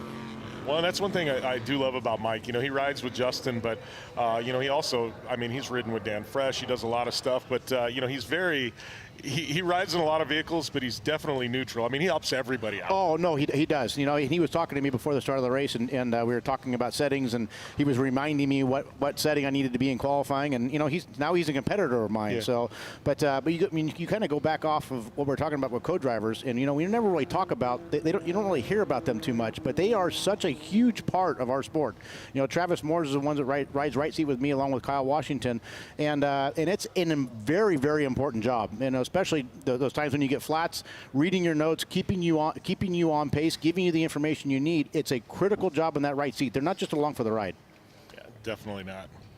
Yeah, I mean, and also tyre strategy. We've got to talk about that as well. I mean, we know how brutal this course is. I mean, we've seen guys out there picking up 3, 4, or even more flat tyres on this race course. You just can't afford to do that. So that guy in your seat next to you, he's massively important. We've seen all you guys have got all these new tricks now where you've got some literally hydraulic rams coming out the bottom of the cars, huge electric guns and all of the toys. And but this is the thing, isn't it? You're going to be stopping for around about 1 minute 30 seconds to change a wheel, and that's a race-changing moment, isn't it? It's amazing. It's about 1 minute 30 from the time we stop until the time we get going again. I mean, getting out, changing a 40-inch tire in a harsh environment. We're not sitting at a race shop. I just laugh at how quick it's come down. I mean, there was years ago it was 3 to 5 minutes to do a tire change. You know, it was just one of those. Now it's orchestrated. I told him even when we do driver swaps, we practice it. It's an orchestrated. 100%. You know, it's like a dance. I mean, it really is. You know, you put your hand here, I do this, I do. You know, it's. Well, the thing, based on that point, I mean, we're talking about how we win and lose races now. I mean, just look at qualifying, and like I said, going back to like you're losing a race by potentially a flat tire. So if you screw any of this process up, the getting in and out of the car, if you lose one position or track position is huge, especially when you're falling in the dust. That could mean your race is done. Yeah, just I don't know. It's amazing how advanced things have gotten just a few, short years. I mean, it's tremendous the times we're seeing, the speeds. I mean, what we just saw in qualifying. I mean, it's got me excited for race day though. Oh, it's a complete brutality. That's what I love about this sport. You just never know what's going to happen though. We've seen qualifying. We've seen all the big guns come out. We've seen what they've got and what they can put down on paper. Now tomorrow it's about the racing. And race strategy is totally different to qualifying strategy. We know that of old. We also know that there's going to be pit strategy that's going to come into play here. Now with the low dust that we're expecting tomorrow, maybe not so much. Maybe you're going to be putting your assets into coming back to main pit, which is what we were talking about before, rather than previously looking to get out to Gene Hurst to try and get track position over and above everyone else. I mean, pit strategy, you guys are obviously going to be practice this. I mean, it still blows my mind that you can put on 2 rear tires and put in sort of 60 gallons or 30 gallons of fuel in literally a little over 20 seconds. I mean, how do you practice that? The guys at the shop do a phenomenal job. That is all them. They sit there and they practice at the shop. They practice their craft. They try to get better, knock time off, and get more and more comfortable with the movements of what you need to do to perform that. And to try to throw around a 40-inch tire, I mean, it's not the easiest thing in the world. I mean, this is not like a Formula One pit, but we're trying to do what Formula One's doing and how quickly they're doing it. And it is to put that much fuel in. I mean, we have a 114-gallon fuel cell, and so we're putting more than 30 gallons in. If we do one lap, it's anywhere from 60 gallons to 70, 80 gallons of fuel that are going in there. That takes a little bit of time. And they're all pressurized systems that pump the fuel into it. But it is amazing to watch these guys. It really is, and to see how quickly we can get in and out of a pit. And it makes a big difference if we can get into a pit and out of a pit without anybody getting around us. Yeah, absolutely. So it's going to be incredible to watch the pit strategy tomorrow, because looking at the qualifying, there really is nothing to choose between you. And it's going to be interesting to see if the guys with the all-wheel drives, whether they try to use that advantage to save their cars, or whether they use that advantage to try to push a lead ahead of you guys. It's amazing. I guarantee you're going to see the pulse of the race and how that stacks up by the second pit. The first lap, second pit, you're going to see that the all-wheel drives, unless something is going on with the two-wheel drives, the all-wheel drives aren't gaining a lot of time. It's not like qualifying, where there's that big of a difference between the all-wheel drives and two-wheel drives. You're not going to see that tomorrow unless us and the two-wheel drives have any issues. But once again, it's going back to making sure that you're hitting every point on that race course and not getting any flats and not making any mistakes. Key. Okay, so you're going to be starting 4th position tomorrow, so that's going to be second row of the grid. Let's not forget the lead, the pole setter. He will go out on his own, and then, of course, we'll stack back 2 at a time. How difficult is it actually to pass vehicles on this course? Because, I mean, normally we've seen it is literally people being beaten by adjusted time rather than actually physically overtaking. Will you be looking to put physical overtakes on people, or will you be trying to pass them using pit strategy? You know what? For sure, try to get around guys while you're running, but it's hard because even if we have wind tomorrow, and let's say we're lucky and it's moving the wind, it is not moving the wind in our favor, in our direction, everywhere around that race course. At some point, that dust is going to be coming right back into the cab as we make turns into this race course. We'll be going into the wind, and it's just so hard to be able to pass anybody when you're following in the dust. So we're going to need some favorable wind in a certain direction in certain parts of the course where we can start making these passes, and then make sure we're within that 15 to 30 second gap between the car in front of you, so you can capitalize on their mistake. So they get a flat tire, you're going to capitalize. They pull in the pit, you got them. Fantastic. Well, Ryan Arciero, thank you so much for joining us here in the pits. Let's have a quick look, though, at our top 10 and what's coming up for in later today and tomorrow, more importantly. So let's not forget, tomorrow is the Unlimited race, and you'll be able to see Ryan Arciero starting on the second row of the grid, or third row of the grid, should I say, for the Unlimited race. It starts at 9:15 a.m. PT and 12:15 p.m. on Eastern Coast time. Don't forget to go to the mint400.com/live, where you'll be able to find live tracking. You'll also be able to find live scoring as well, and keep up with all of the action here. But let's not forget, it's not over here yet. We're going to pop out to a short commercial break, but please do not go anywhere. Go grab a drink and join us again as we get back into the limited class races here at the BF Goodrich 2023 Mint 400.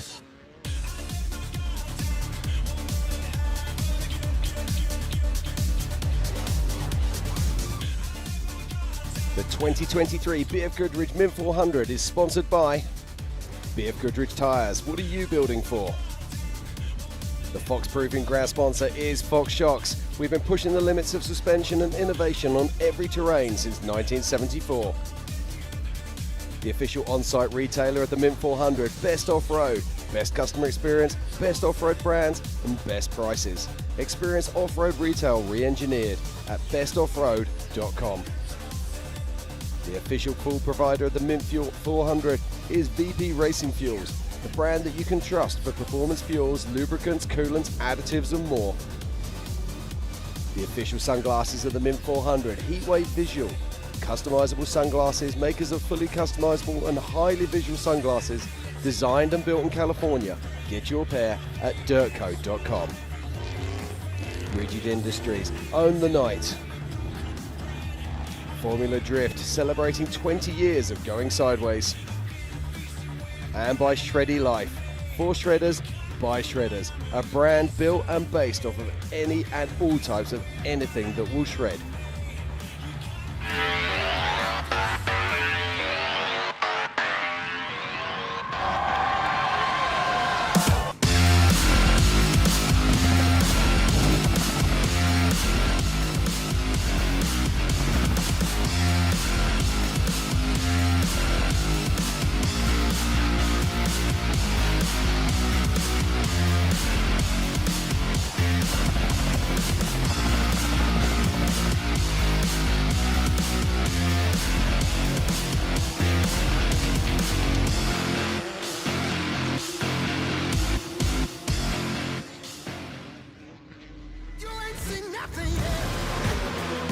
I got that right turn. We're good. Let's meet up at the compound group up. At 10-4. Yeah, for sure, dog. Good, little driver, straight on through.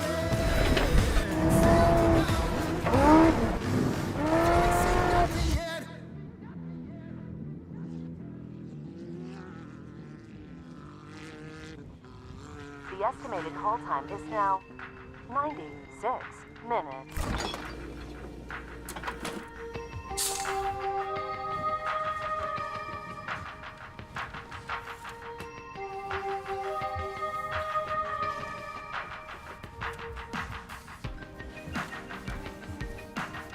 Sorry, are you still there? Yes. Okay, please hold.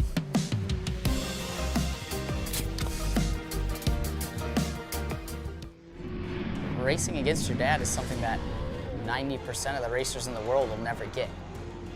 I've accomplished everything I wanted to do, and now he's just like taking the reins. I want to be remembered for being a huge part of short course, not just racing, keeping it alive, helping it grow. If it comes down to the last weekend and I'm in it, the boys better watch out.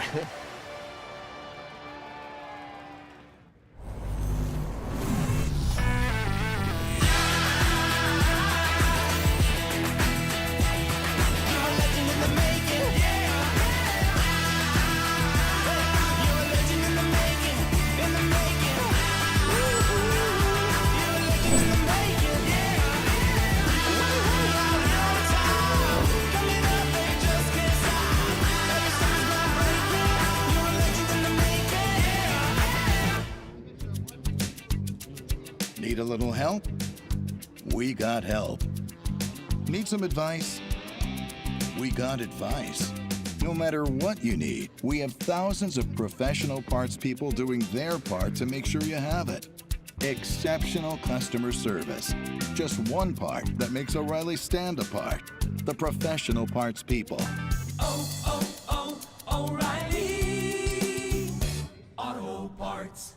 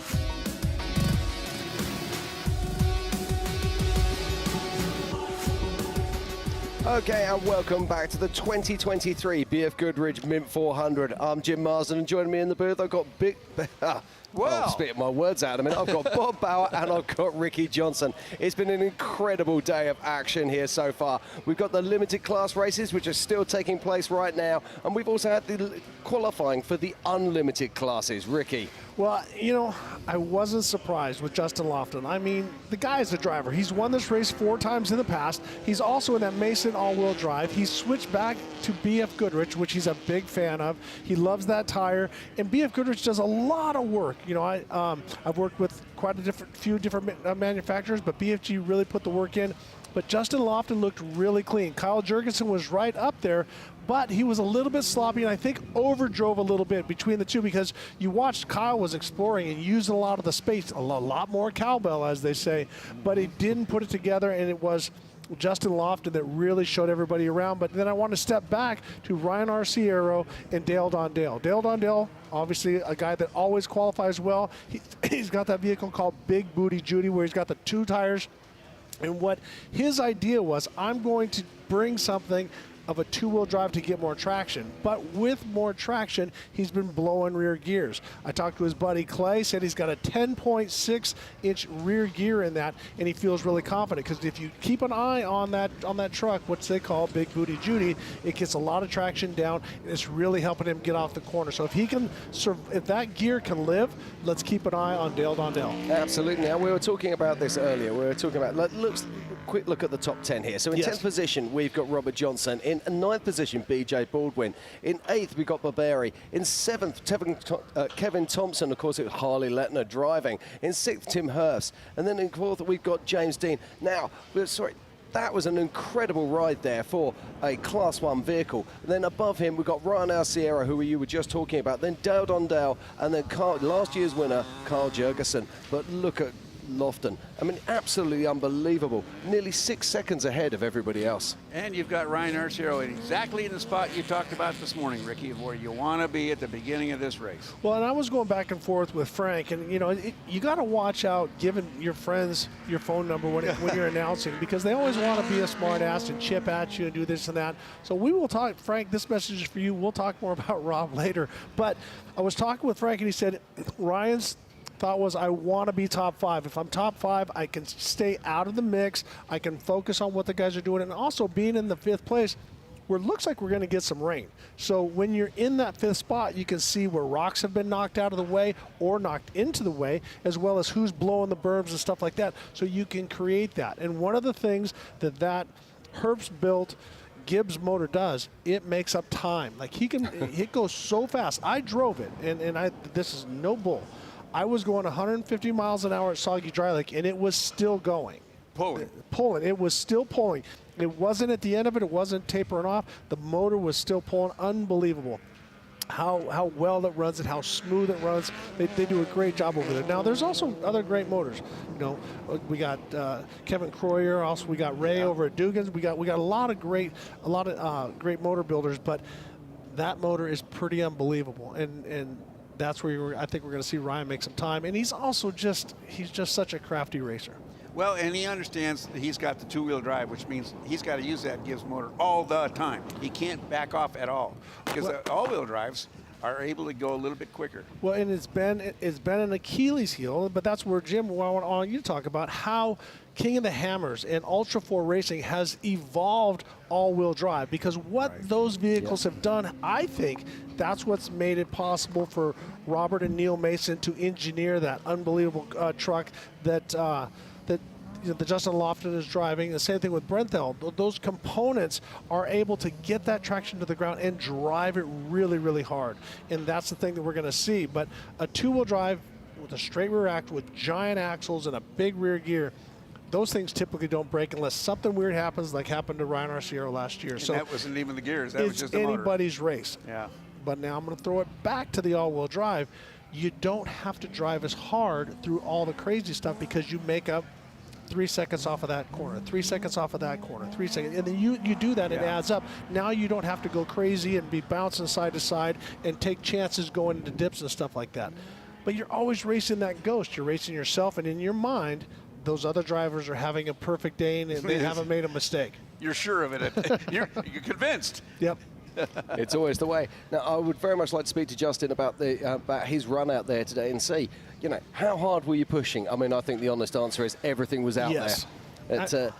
I'm sorry, I don't mean to interrupt, but I got to say, he ran hard, but he ran clean. Like wasn't hanging wheels off. Like Kyle Jurgensen was using the edges and coming over and taking chances, because sometimes when you do that, you split that lane, you get up on that edge, it grabs the rear end, because you still have a drive shaft and you still have a solid, and so you grab that. It's like putting the brakes on for a second. So I think Kyle just drove a little too hard and tried to use a little too much space, but man, I'm telling you, Justin Lofton is like the Justin Lofton that everybody has been afraid of here at the Mint 400. Yeah, now we've seen him have problems in the last few years. Can he put it together? But let's just talk about other people that are further down the field. Rob McCachran, Tim Herbst, BJ Baldwin. These are all guys that are two-wheel drive specialists that are specialists at this racecourse. They know this desert intimately. They know it incredibly well.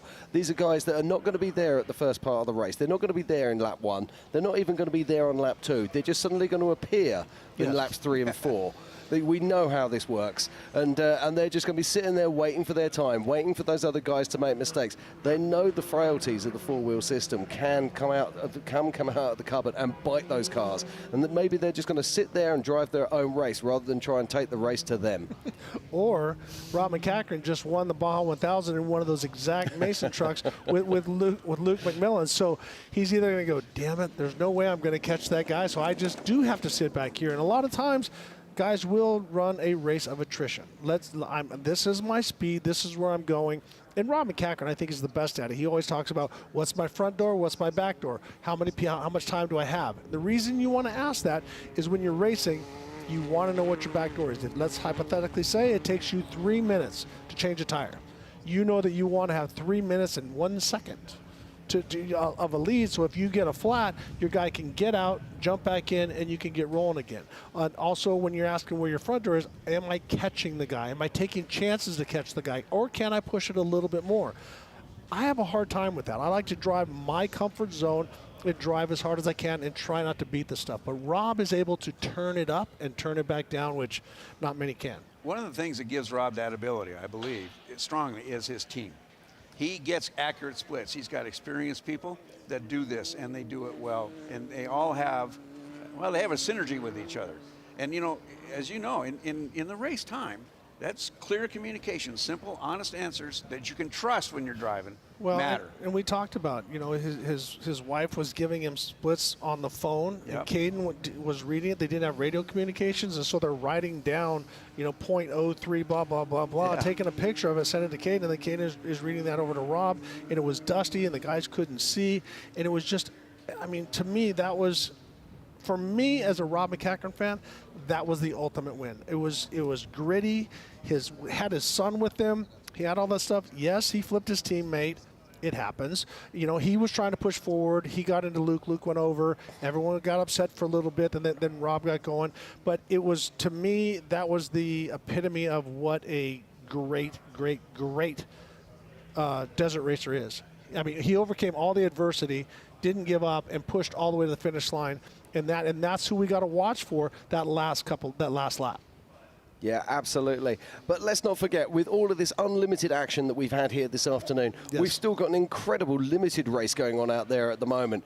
37 classes, 257 vehicles left the line this morning. And if you go across to www.themint400.com/live, you'll be able to find this tracker out there at the moment. And let's just check this out. At the moment, it looks like it might be Ryan Piplick who's in the lead, but I think on adjusted time, we're actually going to find it's Joe Terriana. Now, this is a battle royale going out there right now. We've got multiple classes all racing for the overall. So we've got Ryan Piplick in the UTR Pro 100s. We've got Joe Terriana in the UTV Pro Turbos. Caden Wells also in the Pro 100s. Mitch Guthrie Jr. in the UTV Pro Opens.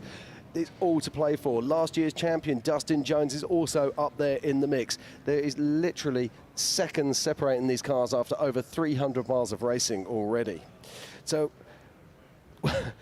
I find this quite remarkable. We've been sitting there talking about all these incredible unlimited, and yet we've got this really unbelievable limited race going on right now here on this racetrack.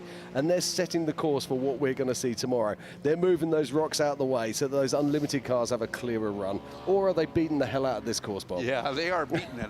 And what we're about to see here in the next hour and a half is even more.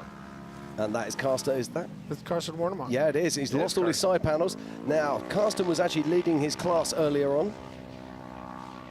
And more than likely, he still is. More than likely. That would be my gamble. They have a great package with that Kawasaki vehicle. And as we talked about his father, Russ Warnemont, but it's just Carsten looking at the low scoring building here, it does look like Carsten Warnemont, on the last check I had, was still leading his class. So, and look at, it's absolutely perfect, Bob. We've been talking about this all day long, but look, those 2 dark ruts, that's good, nice water underneath, so no dust whatsoever. We see a little bit here, but drivers can drive through that. Well, it's also great grip too. Yes. You know, it's a win-win for everybody. I think so. It is indeed, and we're going to continue with the race action here. Oh, it's a friend of yours. I believe this is the Wiley car, isn't it? Todd Wiley's car, yeah. He's losing a little bit of his attractive fender. I believe that's what we call some newness wearing off. Yeah, hey, that stuff will buff. Yeah. That'll buff out. A little bit of polish out there. You know, the question comes to my mind is did that fender get done by another vehicle, or did he blammo a tire and rip it off? Or did he get a little slight altercation and find a bush? Anything can happen. You think a bush? I don't know. Do It race could cars happen. hit bush? Not in this race. No, not at all. No. We go around them. Okay, I'm just looking at my trackers now, just trying to work out where exactly our race leaders are. And it looks like, I'm going to take a guess here that our race leaders are probably something in the region of around about 45 minutes out from coming into town. So we've got a whole load of action here to come still this afternoon, and it is close out there. And the teams are now going to be giving over orders, and that looks like Max Gordon crossing the line. It does indeed. Well, it's awesome. I mean, think about the undertaking, Bob, what Robbie Gordon has decided to do, to design this vehicle. Obviously, he's designed multiple winning trophy trucks. He had his, he worked with Polaris when they did the Razor program. He worked with Textron with them, which had those divorces didn't work out really well. And so then that's when Robbie said, I'm going to do it on my own. And for him to take this on with his crew from North Carolina and then find builders and stuff in China to put this together, and at the right time with his son Max, who is an unbelievable shoe, it's mind-boggling. When does he have time to sleep? I'm not sure that he really does. Yeah. Well, one of the things that we want to talk about, I'm looking at the live scoring, is that Bruce Benquist has moved up into second place, and so he has been on a tear, and he was sort of sitting back quietly. I talked to Bruce last week, and he said that and he was the one I told you detune the motor a little bit, so because he felt it was going to save everything, and it was living. Because it's one thing to be the fastest for the first 10 minutes, but you want to be the fastest guy to the finish line. Well, at the last 10. Indeed. Well, we're just going to have a quick look at the top 5 as it stands at the moment in top 4, as we're just getting the split times. In 4th position and first in class is Miss Guthrie Jr. In 3rd overall and second in class is Bruce Benquist. In 2nd overall and first in his class is Ryan Piplick. And first overall at the moment is still Joe Terriana. We're going to pop out for a short ad break, but do not go anywhere. Grab a quick drink, grab some snacks, and join us once again here at the 2023 BFGoodrich Mint 400. See you soon.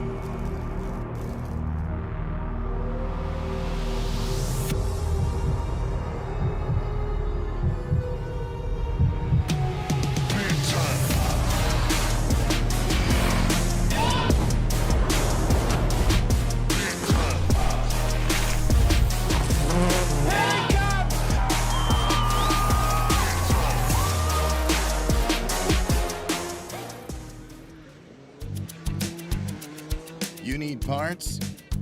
We got parts. Fast? We got fast. No matter what you need, we have thousands of professional parts people doing their part to make sure you have it. Product availability. Just one part that makes O'Reilly stand apart. The professional parts people. O'Reilly Auto Parts.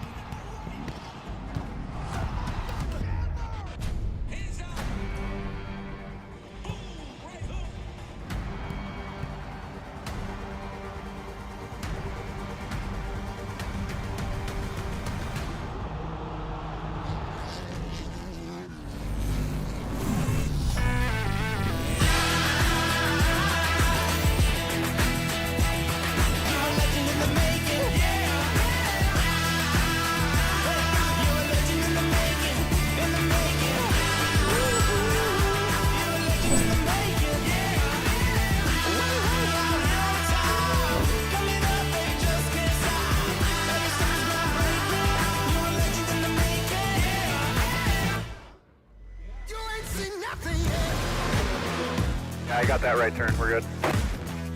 Let's meet up at the compound group up. At 10-4. Yeah, for sure, dog. Good, little driver, straight on through.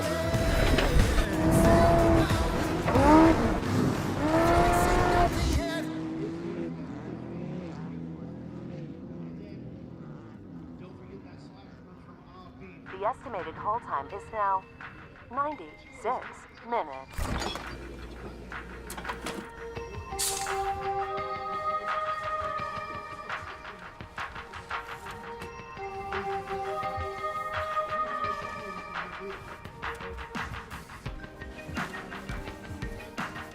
Sorry, are you still there? Yes. Okay, please hold.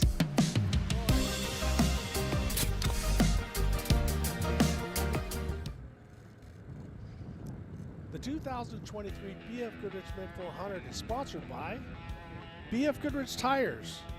What are you building for? The official craft beer of the Mint 400, Belching Beaver. Belching Beaver Breweries brings darn good times. Method Race Wheels. Lighter, stronger, faster. King Shocks, leader in off-road shock technology. Raceline Wheels, go everywhere. The official trophy manufacturer of the Mint 400, Assault Industries, the most badass, strongest aftermarket UTV parts and accessories. KC Highlights, adventure further and explore off-road lights, light bars, rock lights, and adventure products for Jeeps, Toyotas, trucks, SUVs, and UTVs, as well as ATVs. Site Solar, your mobile sustainable solar lighting and power solutions, all the time, every time. And by Catalyst.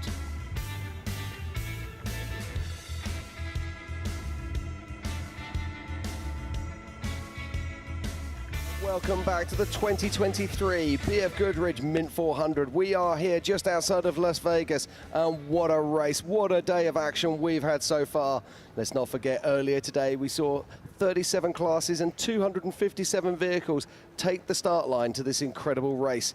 Then at just a little after lunchtime, we saw the qualifying for the unlimited classes. Now joining us in the booth right now, see on my left-hand side, I've got George Hamill, but most importantly, I've got the man who's leading up the unlimited spec cars at the moment. It is only Nick Eisenhower. How are we doing, sir? I'm doing great. Even better now after, nice qualifying run and all that. Absolutely. Well, now tell us a little bit about this, because, I mean, you're a firm crowd favourite. Your car is easily identifiable. Your name is obviously identifiable, and people know a lot about you. So talk us through this. What's been going on today? What got you to the top end here? Honestly, it felt pretty slow. And I guess that means that it was doing pretty good. We made some changes coming into this race, some torque converter stuff and some gearing changes. And literally the first half mile of this, I thought we made a bad decision because it just wasn't quite picking up. But, by the end, I guess we'd had a pretty good run. And sometimes slower is faster, I guess. Yeah, absolutely. Slow is smooth, and sometimes it doesn't feel quick, does it? It feels like, it's all going away from you. And then you get to the end, you look at the time and think, wow, where did that come from? Now, talk to us about your truck, because your truck is very iconic. It's got that vintage look about it. Yeah. What motor are you running in there? So that's actually the Spec LS3, so it's a 525, just like the majority of the class. But what sets it aside, and everybody thinks we're running something different, is that we run the 8-into-1 collector for the exhaust. Yep. So it's a 180 header. It scavenges all that goes around. It's a rotary fire, and that's what gives it that nice high pitch. And our theory behind all that was hopefully that would give us a little bit more on the top end. Sometimes it's there, sometimes it's not, but dude, it gives you the cool good. factor in the sound, that's for sure. I think that's all that really matters in this stuff, is if you look cool, you sound cool. Nobody remembers who wins or loses. Well, you were just saying to us off air, and I said, how amazing your car looks, and you said to me, well, you got to look at it for 90% of the time in the garage, so it's got to look cool, and I'll go with that. But it's also not about just looking good, it's got to be fast on the race course. Now, the Mint 400 is a brutal course out there. You've raced here many times before. What's your prep for tomorrow? I mean, you're not going to give me all your secrets, I know that. But, you must have a strategy for this race. Is it go out hard in the first lap and then throttle back, or is it to take it easy on the first lap and then go hard on the last lap? Where are you sitting? So for us, this is kind of a new thing for us. Usually we're mid-pack qualifiers, so we go right out the gate. We're chasing people down, and you kind of feel out the pace of whatever he's doing in front of you, and you try and run with that. Running out front, I have no idea. So I guess we're setting someone at the pace, so we're just going to get on the pipe and try and run for a smooth day. Nowadays with these trucks, they're so reliable that you can run 100% the entire time, and it's, it just takes those guys that have the little issues here and there to get in the positions, but if you can have a clean day of racing, you can really win this thing. Well, now this is interesting because obviously you're going to have the big unlimited trucks going out in front of you, and also the Class 1s going out in front of you as well. So they're going to sweep the road clean for you. They're going to, in theory, remove all the debris off the track and give you that nice clean line. So you, in theory, you've got the golden spot. Yeah, hopefully that's the plan. It works both ways. Sometimes those big trucks will make a nice clean line for you, or sometimes they'll knock all the rocks down into the race line, and you're still dodging. End of the day, you just, like I said before, you just got to be smooth. You got to be consistent, and you have to be there all day. You got to be on the ball, all the way to the finish line, and just hope that everything goes smooth. Well, Nick, you were saying too that the difference between the trophy truck class compared to the spec truck class, it's a lot more momentum, right? Correct. It's a lot more timing. Yeah, so the best way I can explain it is we've all been to Boomers or K1 or whatever, the go-kart tracks, electric gas carts, and every fast guy knows that if you touch that brake pedal, your day's over, your buddies are flying by you. Yeah, if your wheel makes noise, you're done. Exactly, so that's a lot like spec truck racing. You want to carry your momentum, you want to hug the insides, you want to be real tight with that truck. You can't let it hang out and shoot big roosts as much as you want to. It slows you real big down. Yeah, but that changes a lot as the track progresses. Correct. So a lot of the big trucks will push the rocks up and make the big berms and move all the fluff, and you want to carry deep into the corners and all that, but end of the day, you want to try and make the racetrack as short as possible, so that means cutting the corners tight and just being quick. Yeah, totally. Now, because you're running in the spec class, now it becomes very, very difficult because obviously everything is so tight. So pit strategy is going to be a massive thing, isn't it? Yeah. I mean, where do you sit with that? Because, I mean, obviously you're playing with guys who've got, let's be honest, unlimited budget. It's in a limited, unlimited class, if that makes any sense at all. Yeah. So are you going to be running one of these big fuel pods, or are you still going to be using the hand jam Hunsackers? we have a middle of the road there. So, most of the big guys run the Pressure Pros. We haven't quite gotten to that level yet. We still use a fuel tower with a single dry brake. So knowing that, we have to be a little tighter with our strategy because we know we'll be in the pit box a little bit longer than the other guys. So we definitely try to extend our fuel mileage as far as we can. And to that extent, I'm not talking about that on here because I think some of these other guys might be listening. Well, one of the things that I wanted to talk about, Jim, was that for everybody that's watching somebody like Nick is he does it himself. He does all the work on the vehicle himself. He has friends that come over. They, hydrate together while they're in the garage, but they make sure that their program is on point. I've got to stop you there, George. Did you say hydrate together? Is that a posh way of saying having a beer? It could be. Depends on what your hydration of choice is. Exactly. But the point is that it's not out of reach. No. You put in the hard work and you can actually do these things. And Nick has been on the top of the podium, man. Yeah, that's true. Yeah, we're just normal dudes, so. Yeah, but with an incredible car, with a passion and a drive to take you there. And that's the whole thing. And that's why I wanted to pick up about the whole point about the pit strategy, because there is a massive difference between having, as you say, one of these fuel pros and have that sort of middle of the road, or even going back to the Hunsackers, where we're looking at, we were talking to Ryan Arciero about this a minute ago. Those top trucks, they're coming in, they're doing 60 gallons and they're doing 2 rear tires, and they're doing that in 20 seconds and out on the track. I mean, it's mind-blowing stuff. Yeah. And, I mean, is this stuff that you're practicing, or is this stuff that, you just got guys, what you got to do, and you're just going to hit it when you do? As much as I want to say, yes, we're in the shop and we're doing it, we're putting the hard work in, absolutely not. We don't. We show up and we just hope that we have a clean day racing, and a lot of that falls on my brother and I's shoulders in the race car to try and keep it in one piece and, keep the guys in the pits hanging out, not making them work too much. Yep.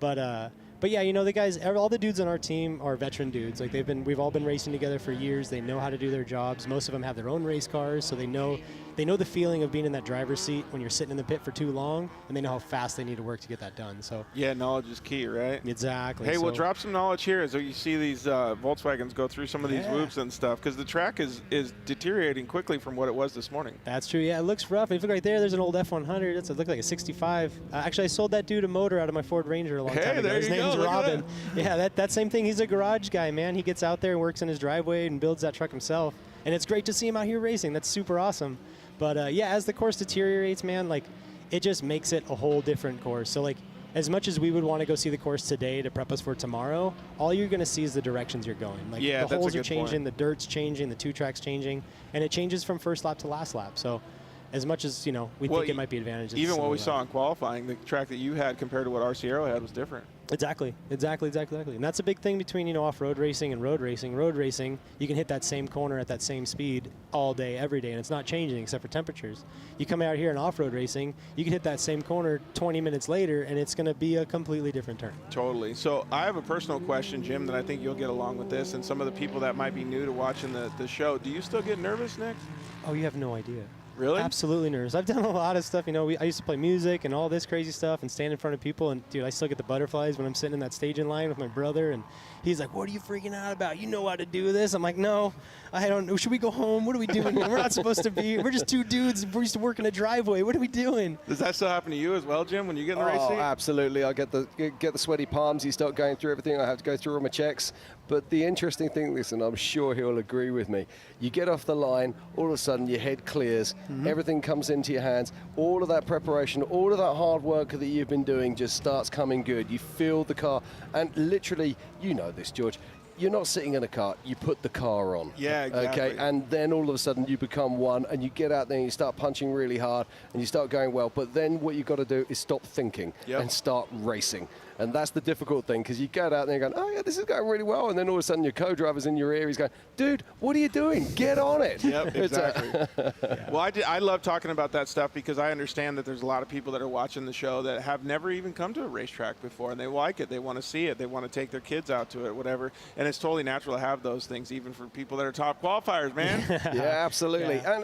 And you know, every race is different. I mean, that's why we get nervous. You mean, you look at the field that's lining up behind you, dude. That's a stacked field of talent right there with some serious horsepower. There's some really fast dudes behind me that I don't want behind me. So, like I told because my brother had actually this morning qualified with somebody else in another truck, and he came to me, he's like, how do we do it? I'm like, well, we're starting in the front. And he's like, why did you do that? Don't start in the front. So, but yeah, we no, want somebody definitely. to chase is what he was thinking. Exactly, yeah. What's the pace going to be? I don't know, wide open, I guess. So a lot of these guys are out there on what, now their third lap, Jim? No, most of these guys are out there on on their fourth lap now, I believe. Okay, so they're going along pretty good. The pace has been pretty we are looking at our top cars now, and we are going to see race leaders coming back in towards us here in the main pit. I'm guessing, I'm just going to have a quick look at my yellow brick tracker. For their last lap? Yeah, no, they're going to be coming in to finish. Oh, wow, so they're going to finish well ahead of Dark then. That's good. That's a fast day of racing. Well, so we were talking about it a little bit earlier, Nick, that we were saying that the pace of the race course, or maybe it's just UTVs have excelled so much, is very quick. Oh, UTVs are night and day, so much faster than they've ever been, and like they're on pace with the fastest guys. Like, they're quick. It's wild. Yeah. But I still do think that, I mean, even tomorrow, I think your guys' pace is going to be faster than what it normally is. Yeah, hopefully. I got that wrong. They're coming in to start their fourth lap. Okay, I do apologize. yes. So we still might finish before dark, but my question was that I was going to ask you, Nick, is since you've done this race before, you've done very well at this race, Sure. What has been the vibe in the driver's seat on that third lap at the same position that these guys are in right now? Are you just waiting to cross the finish line? Are you like getting ready to step it up again? Like, where are you at? You're hyper focusing on every single noise that the car is making, stressing so hard that something's falling apart, and just, for me, I start panicking. Like, as rough as it is to sound, like, so the nerves kick in again? Big time, yeah. Especially when you know you're running up front. It's like every little thing, you're so tight and tight and tight and tight, and you don't want to make that one mistake at that last lap. Sure, there's the breath of like, hey, I want to be at the finish line. I want to be hydrating with my friends. But you're still like, hey, I don't want to mess this day up. These guys have all put so much work into this race and this program and the truck that, like, you don't want to throw it away for those guys. You know, they take just as much enjoyment out of winning as we do. Yeah, like, it's such absolutely. A big deal. Yeah, and it's kind of crazy, though, too, because you can communicate back and forth with them through the communication systems and different things like that. And you can even formulate different strategies on the fly. Does that mean that all of that gets filtered through your co-driver, or do you guys both talk about it? I turn my radio off, and everything goes through my brother. Yep. And he's a much more level-headed individual than I am, so he it's can probably process good. Exactly, and he tells me like, hey, let's turn it up. Hey, we're in a good spot. Just cruise. Do what you're gonna do. Most of the time, it's, hey, keep it turned up. We got to chase some dudes down. So yeah, and then it all changes, right? I mean, if you've got some dude on your back door is catching up to you and you're losing a little bit of time, then you've got to completely completely change the whole system. Yeah. And it's cool. How was the qualifying course? Qualifying course was probably the most technical qualifying course I think I've ever done. It was just goofy. It was hard for me to find like a rhythm through it. usually, you know, like this sets you up into this jump, and you can land into this corner here. But it was nice because it kept you on your toes the whole time. Like right when you were you know, it's only 5 miles, and so I talk about it like it's a 30-mile qualifier. But in those 5 miles, like right when you think you're comfortable in a section, all of a sudden something would come up, like the moguls, or there'd be like a deep rut, or the weird like spine jump coming back in. But I had fun with it. You know, I just kind of felt like I was out there with the boys ripping a truck around. So it ended up turning out pretty good. Totally. Yeah, and still we've got lots of action out there on course at the moment. And that is the 801 there that we can see making his way through. And I'm just looking at the scoring at the moment, and we'll be talking about that in a minute. That is Josh Meister there. I'm just looking at the scoring. Just listen to this, gentlemen. This is absolutely incredible. Our current race leader is Joe Tirana with a 6:56 so far. Okay, but this is on the 3 laps and 2/3 split. Now, in second place, we've got Ryan Piplick with a 7 hours and 25 seconds. Then in third, we've got Bruce Brinquist with a 7 hours 1 minute. Then in fourth position, we've got Dustin Jones with a 7 hour 1 minute and 24 seconds. Wow. So we've literally got less than a minute separating our second, third, and fourth vehicles after 300 miles of racing. Yeah, that's wild. And then those other guys, Joe might have just crossed over the transponder loop too, so it might be even closer than that for the top 4. Absolutely. Yeah, that's so incredible. wild. Like, that's some tight racing, like extremely tight racing. Dude, in UTVs and that far of a race, it always blows my mind. It's insane, especially like, you know, just like how long these things are lasting now. You know, it was always a thing, you know, like, oh, UTVs are going to run up front for the first half of the race, and they're going to start deteriorating. Like, these things are so wild now, and like, it's impressive, honestly. You know, it's really, really cool to see. I do also think it's really cool to see Piplick up there. Piplick's had some good races now, kind of getting that Pro R going. It's really cool to see him back on. We were talking about him earlier. He's one of the OGs in side-by-side racing. Yeah. So it's really cool. And then on the other side of the spectrum, Tirana, he's like a brand newbie, so to speak. He's only been doing it for about 2 years now. And this is even more remarkable if you want to look at it this way. In our top 6 at the moment, we've got 4 different class leaders. Still, so the variety still ceases to amaze us. Exactly. This section right here, running down here through these canyons, I think just this is so Piplick. much fun. This is Piplick right here too, I think, right? Yeah, that's the 915. Yeah, that is Ryan Piplick. And he looks super smooth as he makes his way through there, doesn't he? Now, when you get to this part of the track here, I mean, obviously your vehicles are much wider than these UTVs. I mean, are you getting worried about those little rocks on the side of the road jumping out at you? 1,000%, yeah. So, like, name of the game is keeping the tires underneath you the whole time. You don't want to be letting the thing hang out and sticking in the rocks and getting into the trees. You want to try and keep those tires literally right in the track, right where you want them, trying to make speed. Yeah, so you're hyper-focused, right? So you don't make a mistake. Can it catch you off guard pretty easy? Oh, big time, yeah. Like, right when you start getting comfortable, things will change on you. Yeah. So you got to keep your head about yourself the entire time you're driving. How are you guys in the car doing that? Does it take your co-driver kind of nudging you every now and then to make sure that you don't lose focus? No, we have a really good line of communication when we're in that car together. Like, I always tell him, I'm like, always state the obvious. So he's sitting in the passenger seat and like, call the turn that I see, just so mentally I'm like, you know, understanding what's going on. Like, hey, there's a left coming up. It's like, yes, I know there's a left coming up, but it just keeps me on my ball, like confirming, like, oh, there's the left, there's the right. It doesn't let me daydream or like space out or start thinking too much about other stuff. Yeah, totally. And like we see this driver coming through here, kind of riding the edge of the course. Oh yeah. That looks like Zach Seislove in the Honda Talon. How do you guys manage that? Like, there's 2 different lines right there. Yeah. They're completely different. One was on the crown molding or the crown edge of it, and then the other one was kind of going straight through it. So that's tough, especially at a race like this where you don't get to pre-run. So you don't know what the fast line is until you get there. So a lot of that is just based on experience and just understanding. You know, I spent years on a dirt bike racing District 38, and you learn line choice. So in a truck, you pick a bad line, oh, shucks, there it is, we've got a flat or what have you. On a dirt bike, you pick a bad line, that's your life, you know? Yeah, exactly. Many a times I've woken up in canyons, like unconscious, and you don't want to do that. So you learn, you know, on a dirt bike, rocks are death. Yeah, exactly. In a truck, you get a flat tire. So you just drive as if you're riding your dirt bike. So we got Mark Burnett just cruising. Well, I say cruising, but they're still moving pretty good. Yeah. I want to thank him because he gave us a taco party last night. Thank you, Mark Burnett. Okay, one thing I have noticed while we're sat here, have you just noticed how the wind has picked up massively? Yeah, massive. And you can't see it very well. You can see it a little bit on the screen here. That you see the Honda Talon coming through. That's Zach Seislove. They call those the 4P Honda Talon. So it's a 4-seater. It's a little bit longer than the 2-seater Honda Talons. But they've got those things working really well. Very reliable cars. Yeah, it's great to see new manufacturers joining us as well. So obviously we've got the big dogs out there, the Polaris and the Can-Ams and the Kawasaki's, but also Honda are coming to the party, and Speed UTV, of course. Looks like we might have some weather coming in, Jim. Maybe that's the wind that you were talking about. Maybe we got a storm brewing. Yeah, right, it does look that way. There's my boy, Vince Munoz, right there, old 1450 legend. Him and I have raced for years and years together. He has a spec truck. He runs in Mexico mainly. But, man, it's cool to see him out here racing. Dude, he's moving. Together. He's jamming, dude. Don't underestimate Vince. Actually, because we pitted for him, his rear end housing is bent, like terribly bent. Really? His, like, right rear tire is towed way out. Yeah, it looks like it's in. Yeah, it's bad. And he came in and I said, hey, what do you want to do? You want to take spare axles? He says, no, I'm just going to run it. We're having fun. I'm like, all right, buddy. I'll see you at the finish line, I hope. That's the best answer, Jim. Yeah.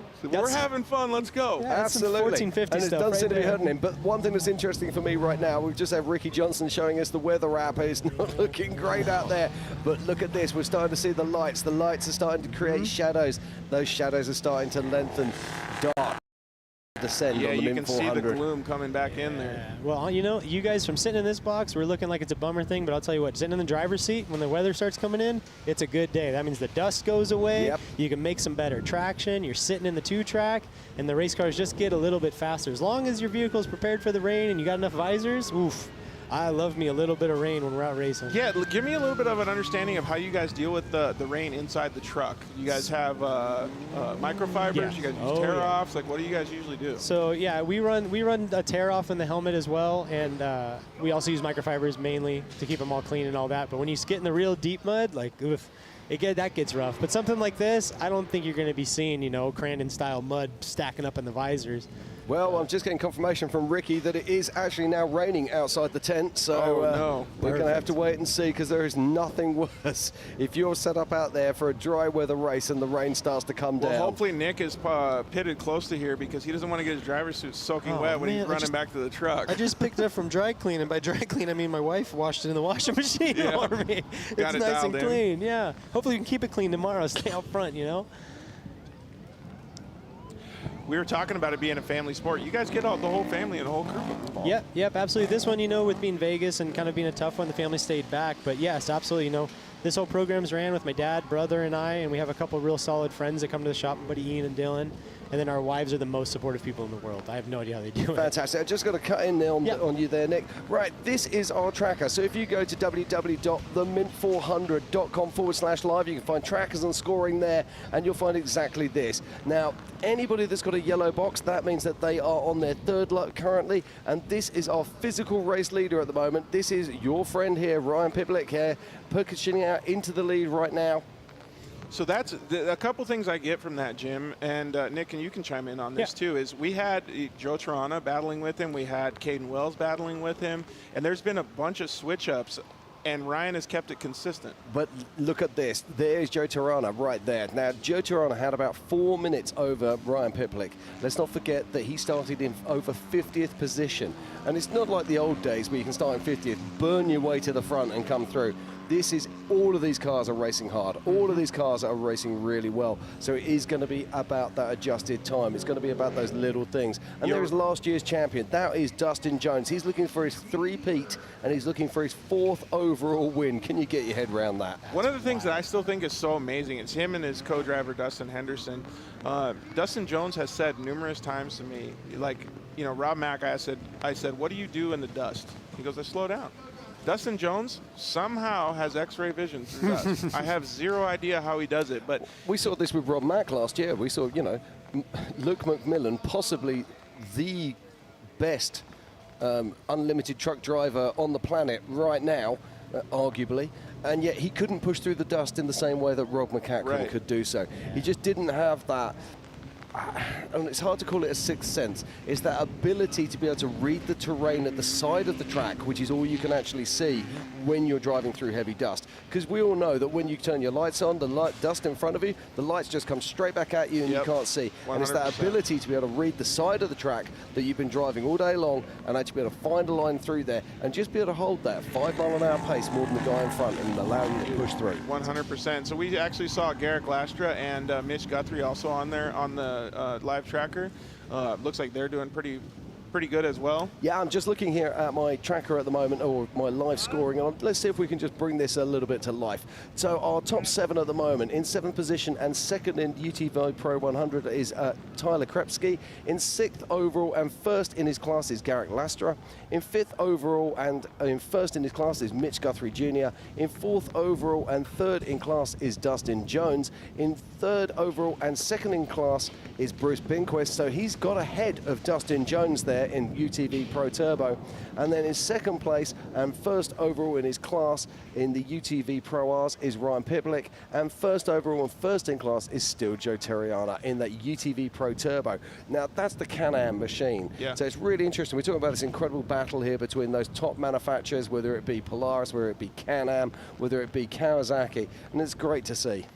I think it's just like what Nick was saying. You know, he grew up racing dirt bikes and stuff. I like to see these manufacturers battle. I like to see all of this competition. I think it breeds innovation. It does indeed. We were talking about this earlier. Wes Miller. You know, the true professional racers in this at the moment are all in UTV. There is far more professional racers in UTV than there is right now in any other class. And I think that's a cool thing with side-by-sides is because it's an obtainable thing. Yes. You know, you can do it, and I think that's where a lot of the budget comes into it, and a lot of the factories want to back it because you can, the mentality that we've all kind of driven away from, the whole, win on Sunday, sell on Monday thing. Is this it's been Toronto good. right here?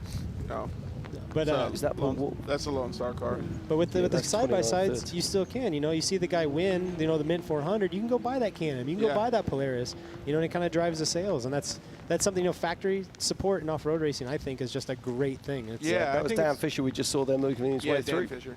I think it's fantastic. And then go on the opposite end of the spectrum. Class 11 cars. Yeah, Class 11 cars. We will never call them budget racers because people be pumping these things Big these time. days. Class 11 cars, man, those are the diehards of this sport, and that's, Have it's you all ever about got a chance to race one of those bad Not boys? yet. I'd love to. My mom had an old Baja Bug back when I was in high school, and we used to rip that thing around all over town, and it's surprising. Like, you look at that, and you're like, oh, man, those guys are going to have such a rough day out there, but they are surprisingly smooth. Really? And that's so, we know one of your buddies, Blake Wilkie. Oh, yeah. I think you should try to see if you can get him to let you drive that car one day, because he's been telling me this whole time, so I need somebody to get in there and figure it out for me before I go let's do it. Absolutely. We told Blake, hey, we're going to rent the car for a week, and we're going to take it for a rip, go do a more race or snow race or something fun like that. Let's do it. You down, Jim?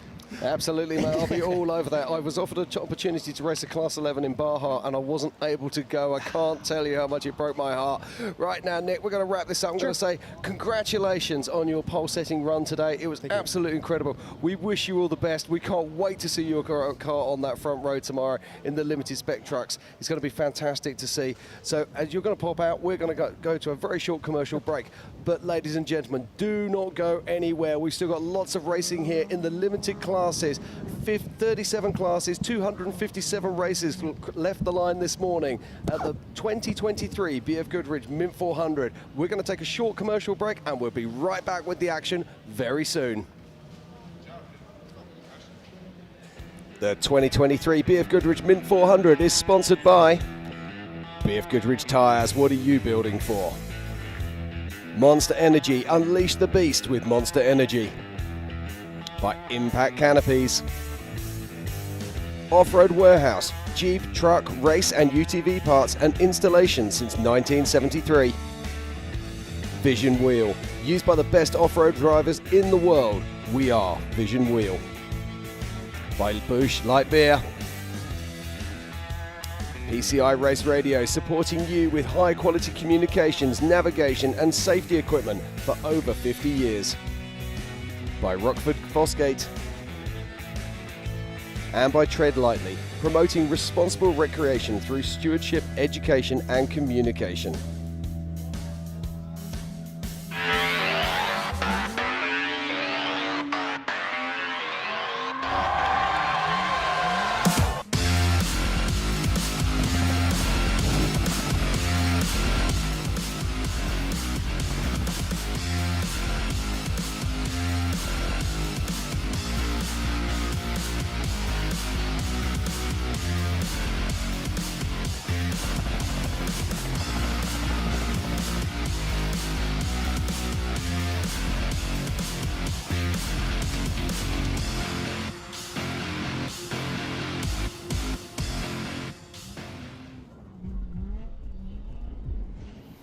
So Mitch, why is this bike so drippy? It's our 23 race bike. We can start up front, work our way to the back. Bones can tell you about the suspension. The rear shock is one of the most critical parts of the bike. Pegs with the titanium mounts. Kashima coating here. Anti-gravity lightweight battery. Young's Modulus. Horse and a half. Works Chassis Lab. More tie than a space shuttle. Really? I might need that repeated.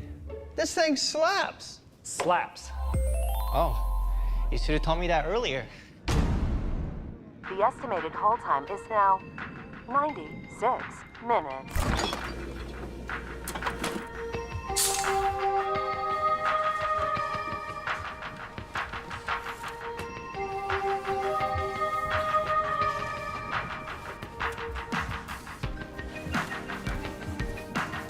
Sorry, are you still there? Yes. Okay, please hold.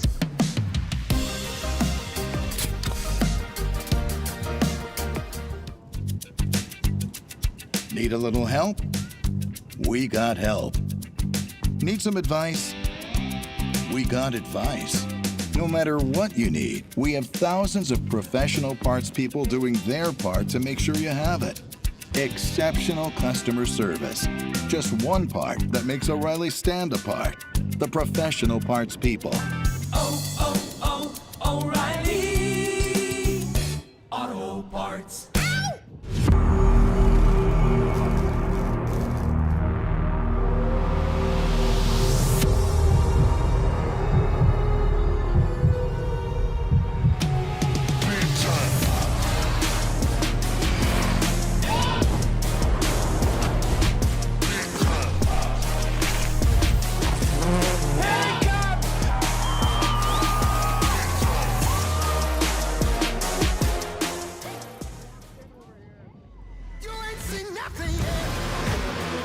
Yeah, I got that right turn. We're good. Let's meet up at the compound group up. At 10-4. Yeah, for sure, dog. Good, little driver, straight on through.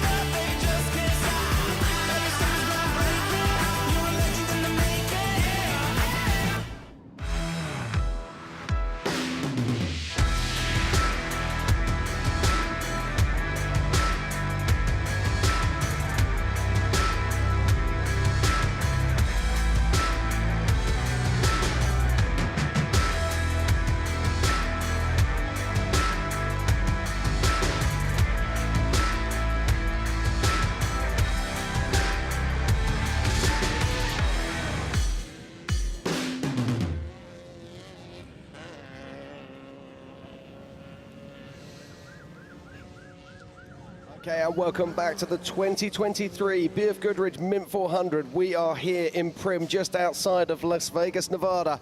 What a day of racing we've had so far. And we're just outside of the Gonzo pit. But very shortly, we are going to see the lead vehicles coming back in towards Primm to complete this race. Bob, what a day.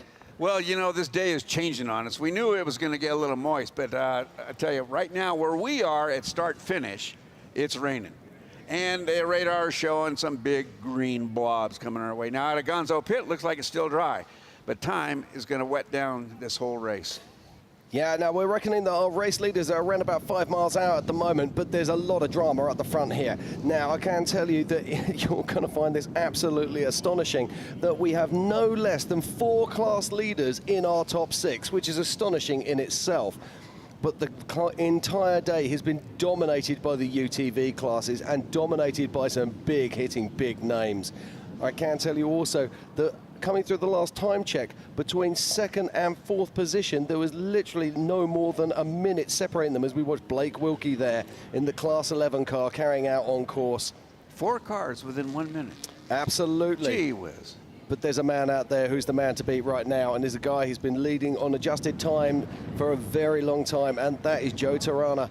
He's absolutely killing it out there. Has he got what it takes to bring it to the line? Let's not forget we've also got Dustin Jones out there who's chasing for that 4th title overall and a 3 repeat. Can he do that? Is that even possible? And then, of course, there's Mitch Guthrie Jr., Dustin Jones is in there as well, and Ryan Piplick. All of these guys know what it takes to win.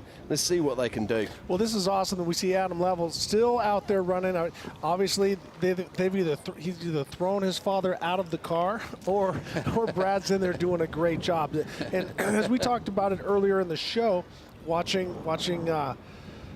talking to those guys last night, and Brad, you could see some concern on his face, because when you're a driver at his level, are you talking at the same level to your son? So, and you're the same guy that yells at him to clean his room. That's and it. Now you're going back and forth on that, but they got to be having the time of their life, and so impressed with Adam Level to still be running this strong at this late in the race. Well, on top of it, they prepped their own race machine. Yeah. Brad did not do anything. He was traveling. He was busy. They did everything on their own. So what they come up with in this race is what they earned back in the shop. Well, and yeah, but as we're watching, I think this is Blake Wilkie again as he's working his way in. How strong that these Class 11s are running, but the course is even better than it was. And now the drivers are warm. They got the motor around them. They got all the different stuff. A little bit of rain is not going to bother them that much, but what it's doing for traction, it's going to play a little bit of a factor if it gets much more wet than this. Right now, it's perfect. Great visibility. No glare, no shines. Well, and it keeps the berms good and heavy.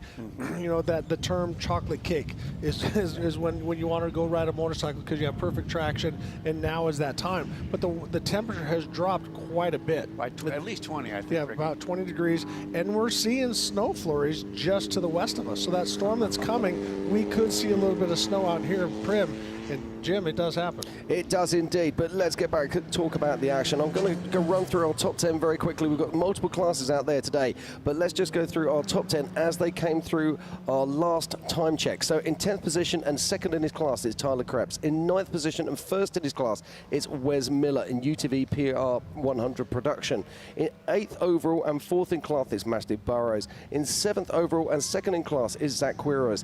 In 6th overall and first in class is Garrett Lastra. He's been there all day doing a great job. And 5th overall and first in UTV Pro is Mitch Guthrie Jr. And 4th overall and 3rd in class is Dustin Jones, moving up there in the UTV Pro Turbo. And 3rd overall and 2nd in class is Bruce Binquist. 2nd in overall and 1st in class is Ryan Piplick. And still at the pointy end right at this moment in time, and 1st overall and 1st in class is Joe Tirana. Now, we are literally moments and minutes out from these guys coming into shot and coming back to hit towards us to the start-finish line. Who's your money on, Ricky? Well, Joe Tirana has been doing it all day. To think that he's going to do anything different than what he's been doing, there's one of the factory Can-Am cars, but Joe Tirana has led at almost every lap in the whole race. He got out in front and he's never looked back. So I don't really think anything strange is going to happen. I don't think anyone's just going to pull the rag off, all right, time to go, like Days of Thunder. They're going to downshift to 3rd. Let's start blowing by everybody. Don't tell me that doesn't happen anymore. Don't break my heart. I was waiting for them to pull that lever out and let go. That's right. Time to go. We're in Talladega. We're going to downshift to 3rd gear. And we're going to start passing everybody. Yeah. But no, Joe's had a great run all day long. I don't see anything different. But we don't know how hard he's run that car. We don't know if a belt is slipping. We don't know if his brakes are bad, if he's ripped a line. We don't know all these things. But also weather is going to play a factor because, as you can see back there, it's windy and dusty.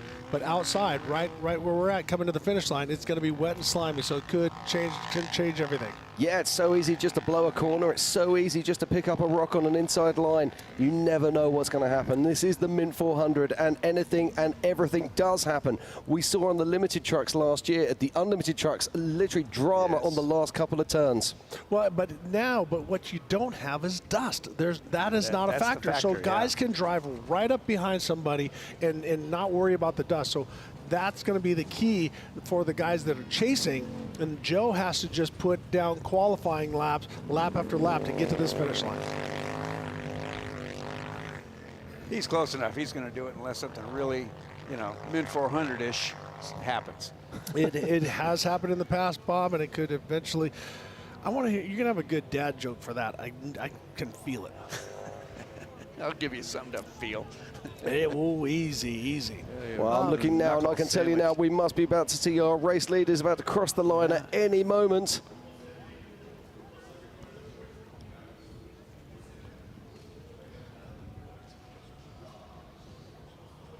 Yeah, I'm looking here on my tracker, and it's looking to me like we should be seeing the race leaders crossing the line at any minute.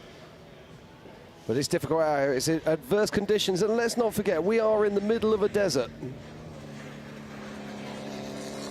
The Mojave Desert, just outside of Las Vegas, down at Prim, as we watch the 1195.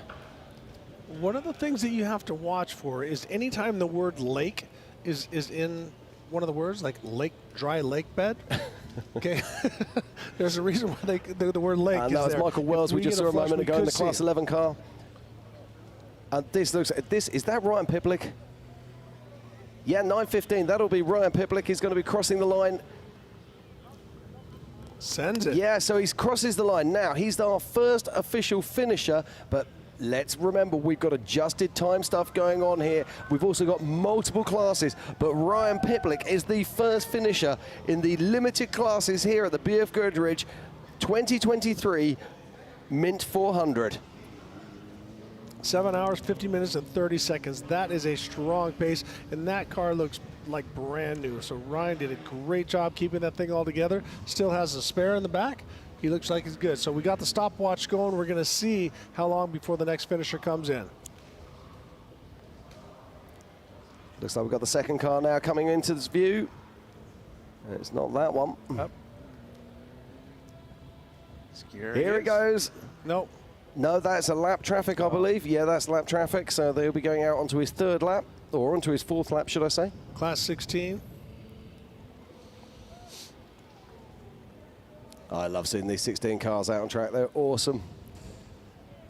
And they'll be sitting there with his fingers crossed, hoping that the rain's not going to get any worse. So, Jim, can you give us any other math? Where did Joe Tarana start behind Piplick? So, well, how much if I time look do we here have? quickly on my list, I can tell you that Joe Tarana, he started in 50th position. Yep. Just looking there. No, he didn't. He started in 53rd position, whereas Ryan Piplick, if I'm just looking for now,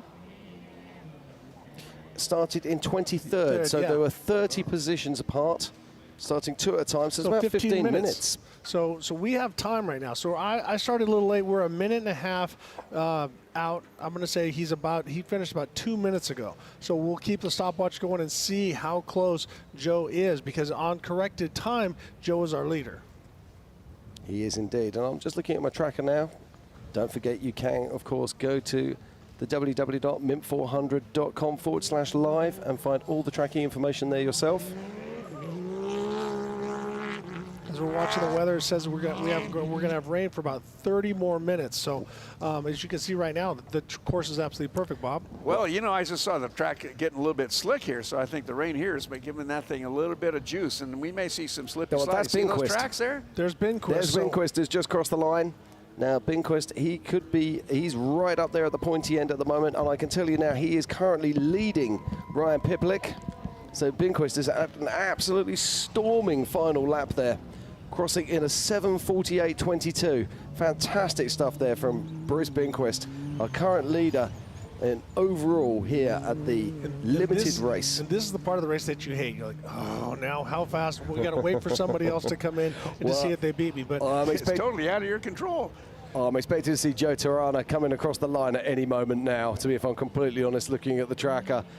Looks like he's a man on a mission. But that is Mitch Guthrie Jr.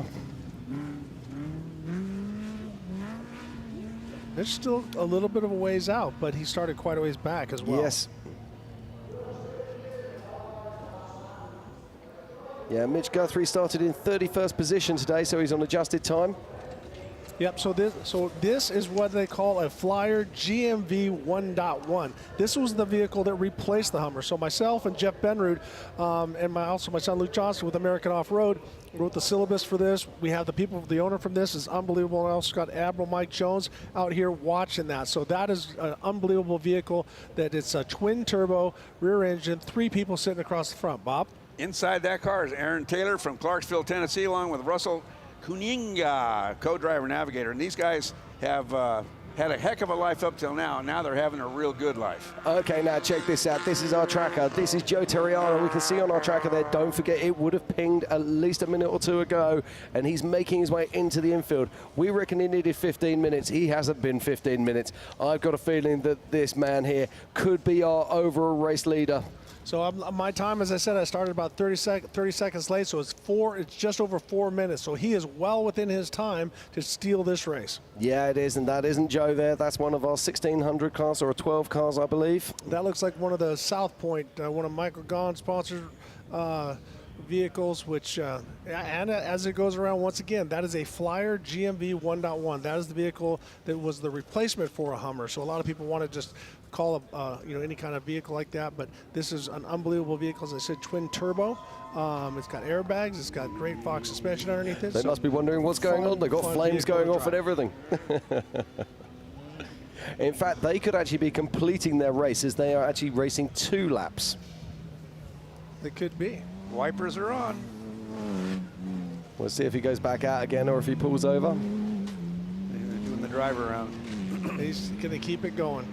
But yeah, the owner of that, the family, Oded, is out here once again with General Mike, Oded's son, and a bunch of the guys that have built that vehicle and work on that vehicle. It's been quite a fun deal. As I said, the driver sits in the center. That way you can have 2 gunners on either side, and if there's a problem, they can reach across and they can drive as well. So you get 2 people in the back, plus a gunner in the back, and then you have the 3 across the front. That's another one of the military class there. Yeah.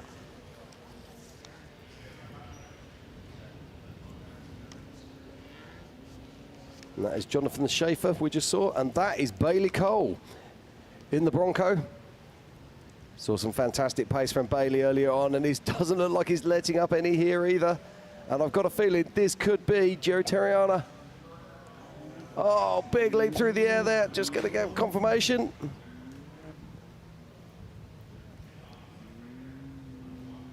Right now I have it at 6. That is Joe Terriana, and I believe that Joe, yes, unofficially at the moment, Joe is with us 7 hours and 47 minutes, over a minute ahead of Bruce Binquist, and that looks like our unofficial overall winner in the limited classes. He'd also be locking out the UTV Pro Turbo. Everything is unofficial at this stage, of course. But a fantastic run, and look at that car. It looks fresh, Ricky. Looks brand new. And Joe has had an unbelievable pace and started so far back. We talked to Dustin Jones about that. But I think the rain, you can see, is starting to gather up on the tires a little bit. It's a little bit sloppy, as Bob was saying. But the rain and the way the desert, the water level is not that far below the dirt, has definitely helped those guys in the back work their way forward. It's fixing us up for a great tomorrow. Oh, an unbelievable tomorrow.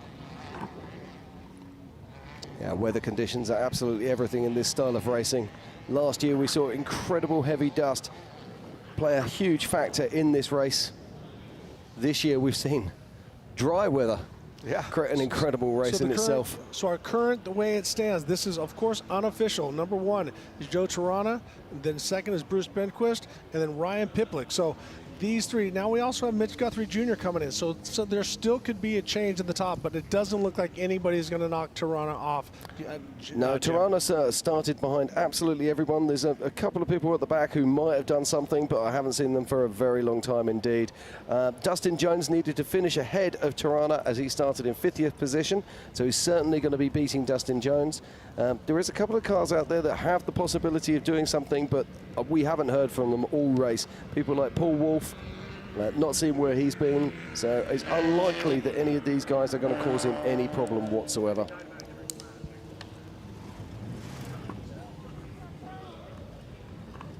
So it looks like Joe has laid down the perfect race, and no doubt we'll be hearing all about it when he gets on stage a little bit later as we watch the Class 11 still moving on through the desert. And that is the 11:08.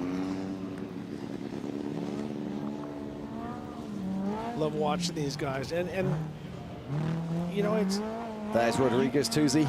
You get to go out there and drive, and you wonder how the heck are they getting around, and they're getting around at a good pace. At good pace. Very good pace.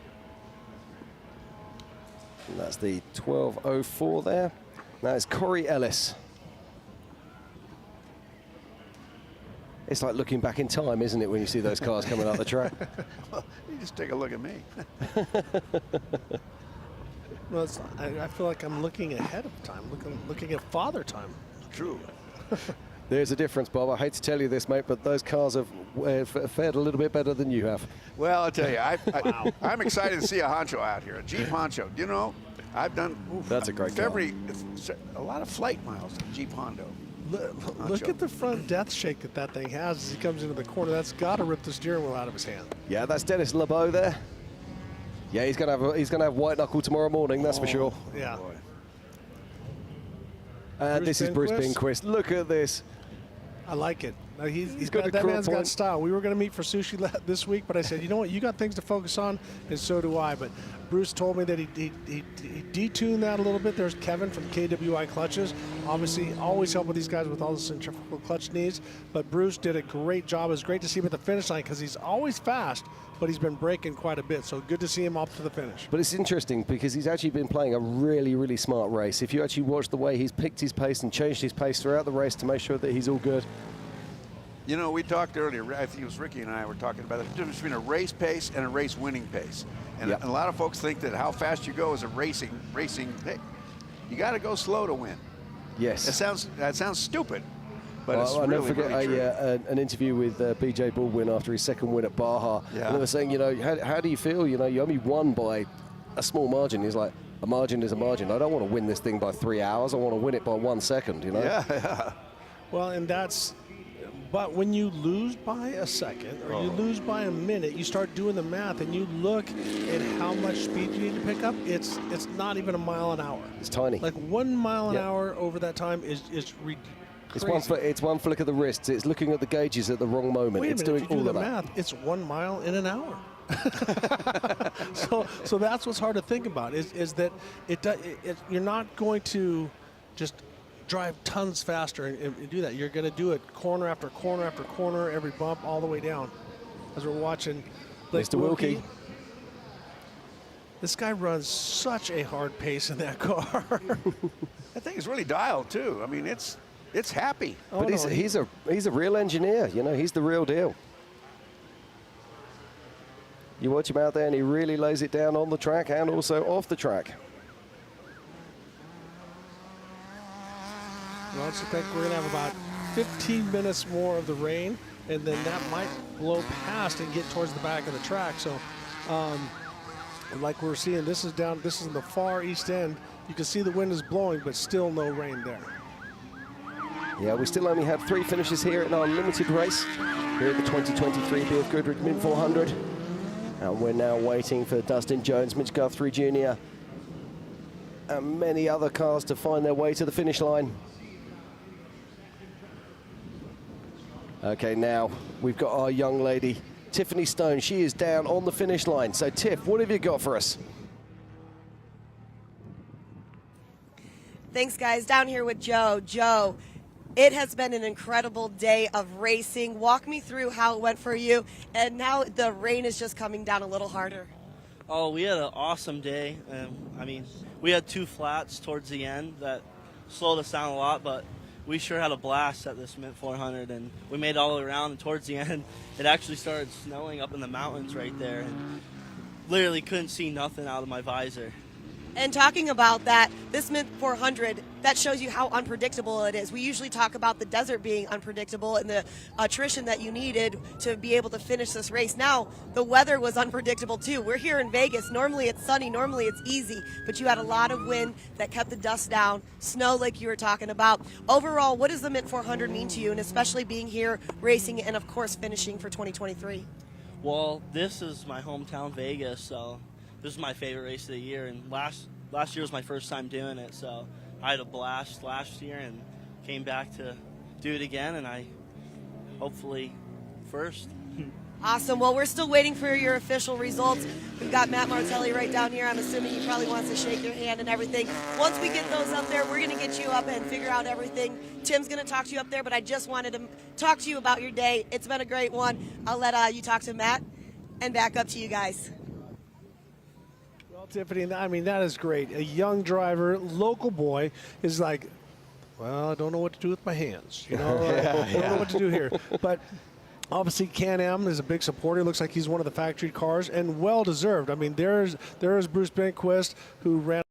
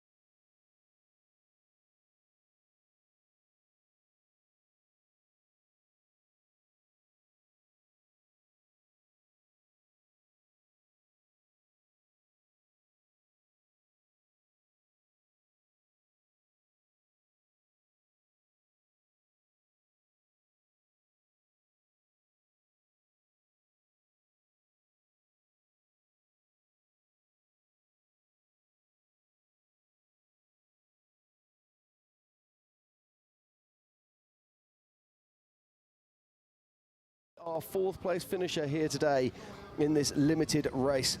Ricky, what a race it's been so far. Well, and it has, but Joe Tarana has been the class all day long. He started way back. He started in 53rd, worked his way up, was the second vehicle to cross the line behind Ryan Piplick, but it was Joe Tarana all day long.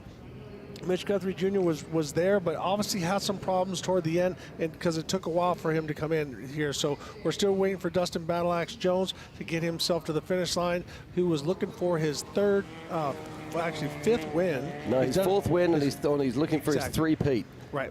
So he's won it 3 times in the past, but he has 2 back-to-backs, so he's looking for a hat trick. Here we see the top 5, which Tarana, Benquist, Piplick, Laster, and Guthrie. So Guthrie did make up some time coming in. Yeah, now this is really interesting here. Just looking at my timing, because I'm showing as Laster is already on the scoreboard, but he's not showing on my scoreboard. So I'm just going to update mine.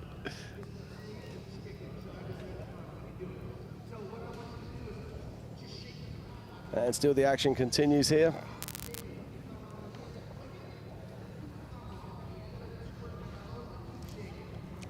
Well, here we have a little chase.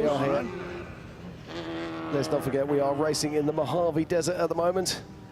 Here in Las Vegas, just outside of Sin City at Primm, in the Mojave Desert. How often do you see that? 3 guys nose to tail, completely going for it, and they can see every square inch.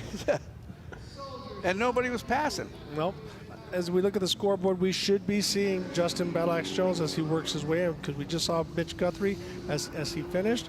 And as we said, Jim, you were talking about how many individual class winners are in the top 5. There is. I was indeed. Unfortunately, my internet's down at the moment, so I'm just waiting for that to my internet turtles to reappear. Once they've reappeared, I'll tell you exactly how many. But we did have an incredible number there. So let's just look at this. I believe that we have 5 different class winners in the top 8 currently, which is just absolutely nuts.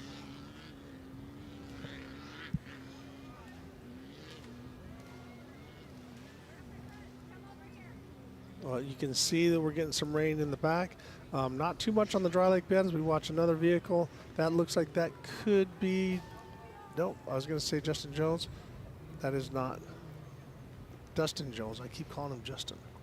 Dustin Jones.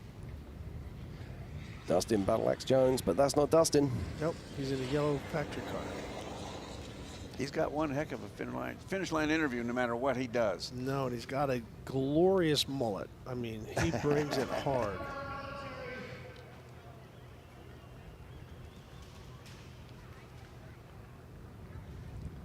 Here we go with more of our military guys. What's this number? Shoot, I just can't see it. Can you see it? That is one of the BC Customs cars. So we have a couple different manufacturers out there. As I said, we have Flyer, which is a General Dynamics company that they work with, and that's the GMV 1.1, as well as we saw Polaris, the M-Razor, and there was the I'm sorry. Going back to this number, that's a Class 16. But to be honest with you, gentlemen, I got to keep my head in this race, but I'm thinking about tomorrow, how fast the pace is going to be and how hard those guys are going to be pushing each other. It's going to be a matter, once again, this is the BC Customs car.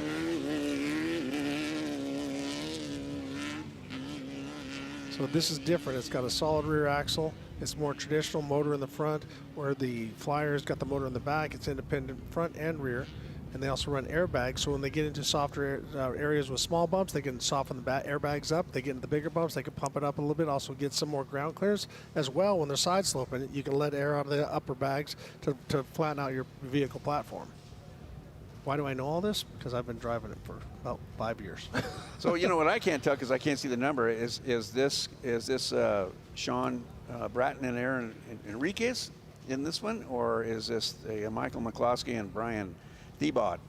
Because they're both listed as Flyers, but I can't tell which is which. Yeah, but I think it's awesome that they're out here out running and having a good time. I have heard from some of the side-by-sides that came up behind them, not today, but in years past, and it's like they're a little bit afraid trying to get around those things because they're so big. Not that they throw up any dust clouds. No. Not today. Okay, as the action continues here, we've got Tiffany Stone down on the finish line, and she's with Mitch Guthrie Jr. Let's find out what's been going on out there, out on track.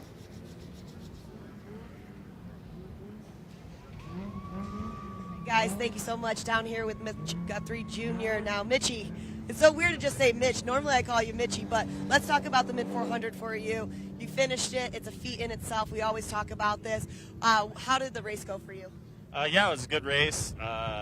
First 3 laps were super clean, and we're fighting for the overall up there. And then fortunately, going into the 4th lap to finish it out, had an issue that set us back. But overall, still, I think we ended up in a pretty good position overall, even with pulling into the pits with some big issues. So just happy to make it to the finish, though. This race is crazy. So just making it here is a feat in itself. Well, we talk about weather. You and I were talking about that earlier. Obviously got a little bit windier. The rain did die down. How did that affect any of your driving?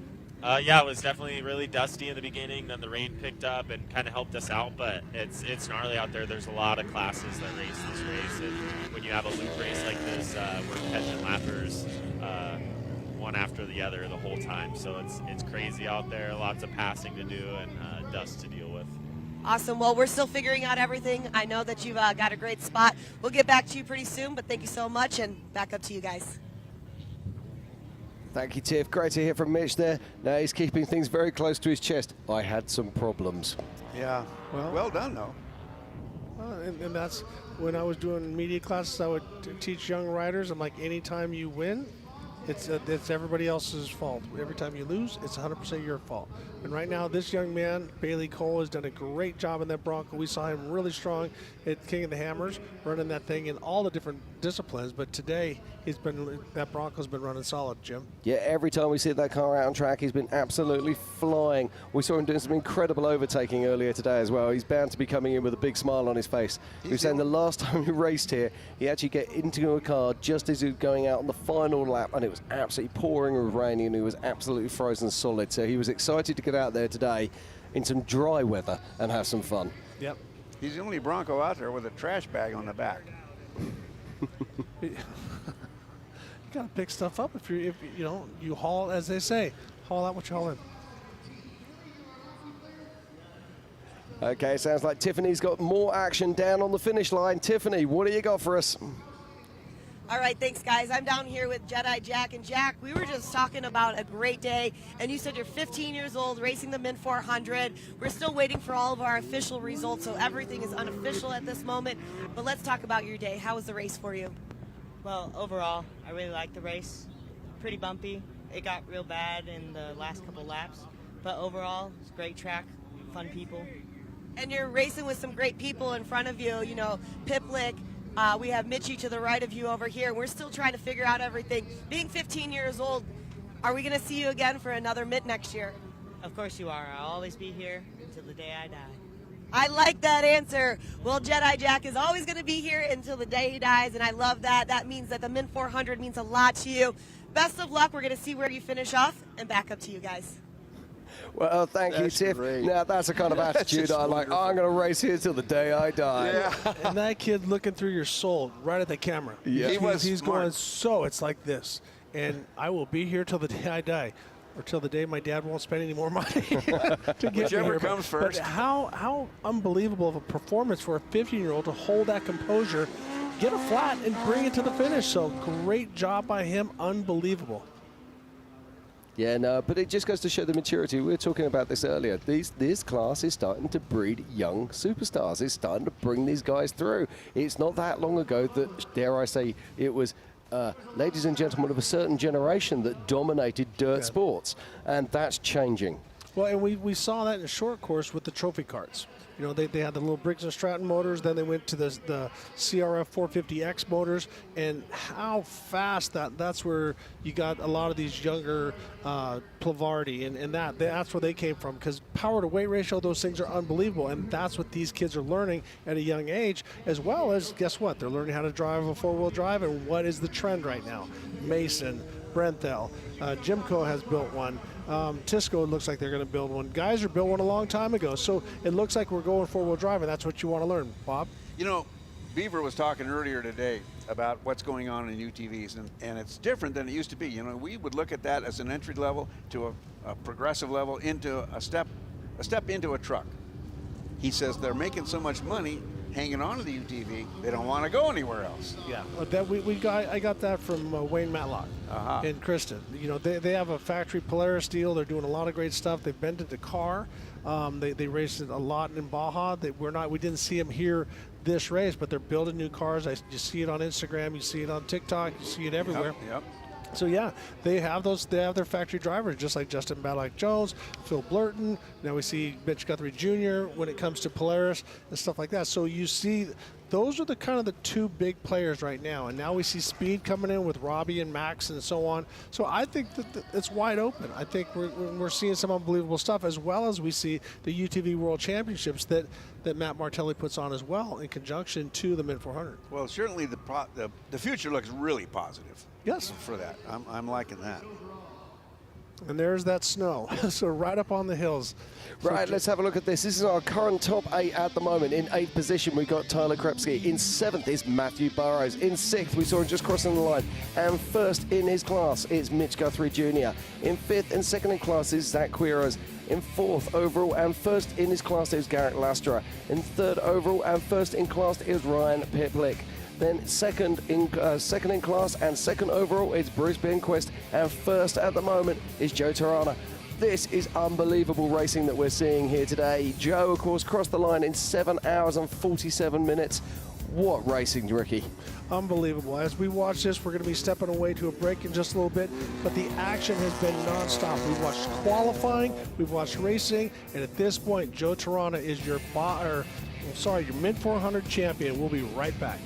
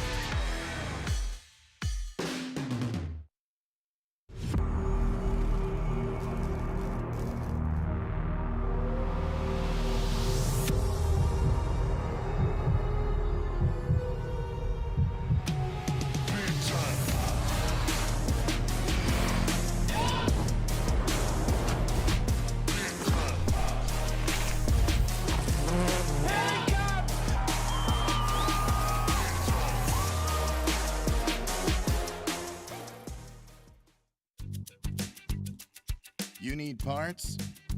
We got parts. Fast? We got fast. No matter what you need, we have thousands of professional parts people doing their part to make sure you have it. Product availability. Just one part that makes O'Reilly stand apart. The professional parts people. O'Reilly Auto Parts. You ain't seen nothing yet. Yeah, I got that right turn. We're good. Let's meet up at the compound group up. At 10-4. Yeah, for sure, dog. Good, little driver, straight on through.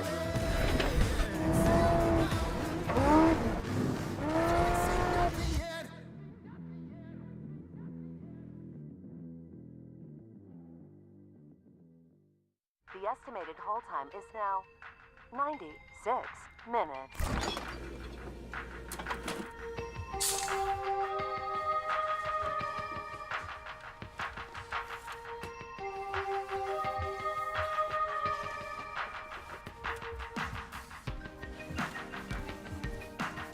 Sorry, are you still there? Yes. Okay, please hold.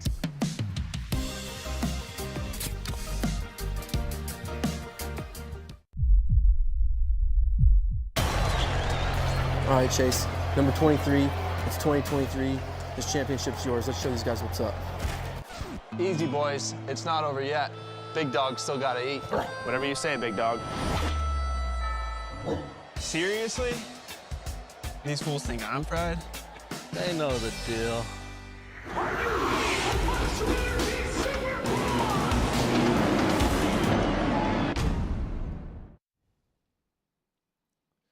The 2023 BFGoodrich Mint 400 is sponsored by BFGoodrich Tires. What are you building for? The official ticket retailer of the Mint 400, O'Reilly Auto Parts. With over 6,000 stores in 47 states, we're never far from home.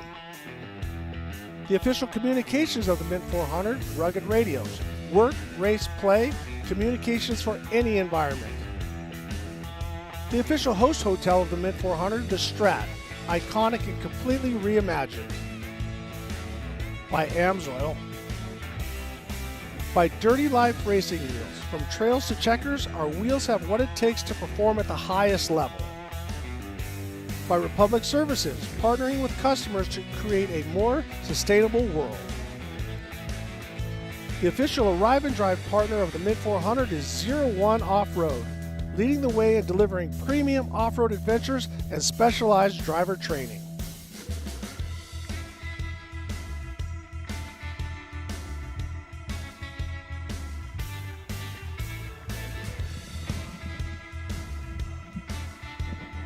Okay, and welcome back to the 2023 BFGoodrich Mint 400. I'm Jim Marsden, and joining me in the booth is Jim Beaver. And we've had an incredible day of action here today. We've had the limited classes racing. No fewer than 37 classes and 257 vehicles left the line this morning. And the action has just kept coming all day. But let's also not forget, we had the qualifying for the unlimited race trucks tomorrow, and that was unbelievable. Well, it was definitely unbelievable. I mean, we saw just some crazy, crazy runs. Guys threading the needle. It was short track. I mean, conditions played, just amazing. The dirt was just great for traction, and I don't know. It's got me excited for tomorrow. I don't know whose race it is. I mean, we had Ryan Arciero in here, who was provisional pole sitter, and then he loses it on air, and he's still excited, I mean, how can you not be excited about the race tomorrow? Well, absolutely. I mean, the bit that got me, he's actually lost his pole position as he was walking onto stage to Dale Dondell by literally a couple of hundredths of a second. Not tenths, hundredths of a second. And then, of course, we saw Justin Lofton throw down what was an incredible run to put him like seconds ahead of the rest of the field. But let's not forget that we've got a race out there at the moment. It's the limited classes, and they've been doing battle all day long. Let's just have a very quick run through on our unofficial top 9. I'm just going to call down through here. In 9th position at the moment and 3rd in class is Chase Mankin. In 8th overall and 2nd in class is Taylor Krepsky. In 7th overall and 3rd in class is Matthew Burrows. In 6th overall and 1st in class, we just saw him talking to Tiffany Stone. It was Mitch Guthrie Jr. Then in 5th overall and 2nd in class in UTV Pro Unlimited is Zach Quiros. And then in 4th overall and 1st in class is Garrett Lastra. Garrett's had a fantastic day. I really am very impressed with him. And then 3rd overall and 1st in class is Ryan Piplick. He was your choice today. Jim, I know you were talking about him and saying how much you liked his racing. And then 2nd overall and 2nd in class was Bruce Binquist. But first is that young man, Joe Tirana. What a race he's had. Yeah, he was flawless all day.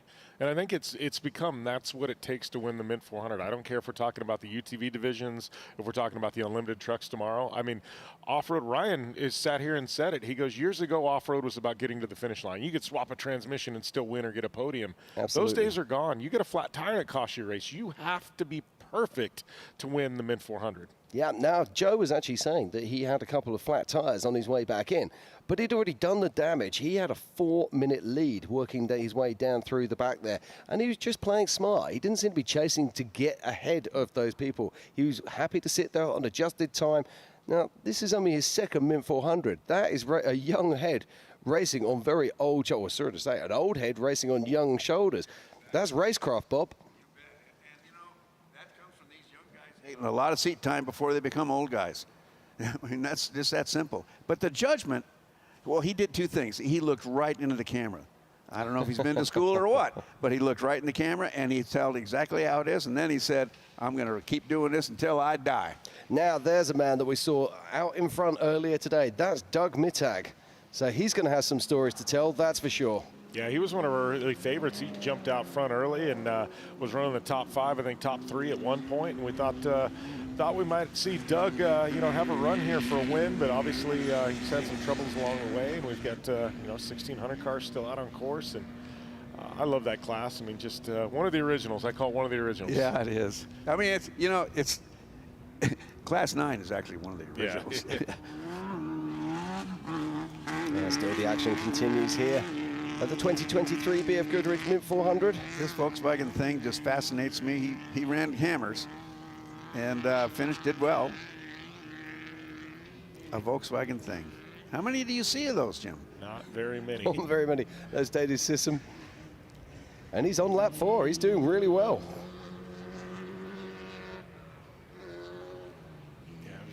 Just beautiful shots. Obviously, a little bit of breeze helped our drivers today, with the dust, and obviously we got a little bit of rain. Right. Helped with, the conditions out on the track. It's very dust-free for multiple reasons. I know you guys were talking about it earlier, but it's got me really excited about tomorrow. If there's a slight breeze, that'll help late in the race. But I think at the beginning, man, we're going to have a relatively dust-free lap 1 in the unlimited truck race tomorrow. Well, the first 10 off the line have got no reason to sleep tonight. None. Well, that's what Ryan was saying when he was in the booth with us. Ryan, he goes, I'm not worried about starting, top 5. He goes, there's a couple guys ahead of me. He goes, I'm not going to be dust. Yeah. Okay, let's not forget tomorrow is the unlimited race. We're going to be going live at 9:15 a.m. Pacific time and then 12:15 p.m. Eastern time. You can join us at themint400.com/live.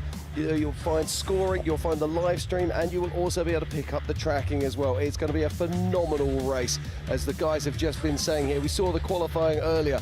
It just leaves us wanting more, and I cannot wait to get started.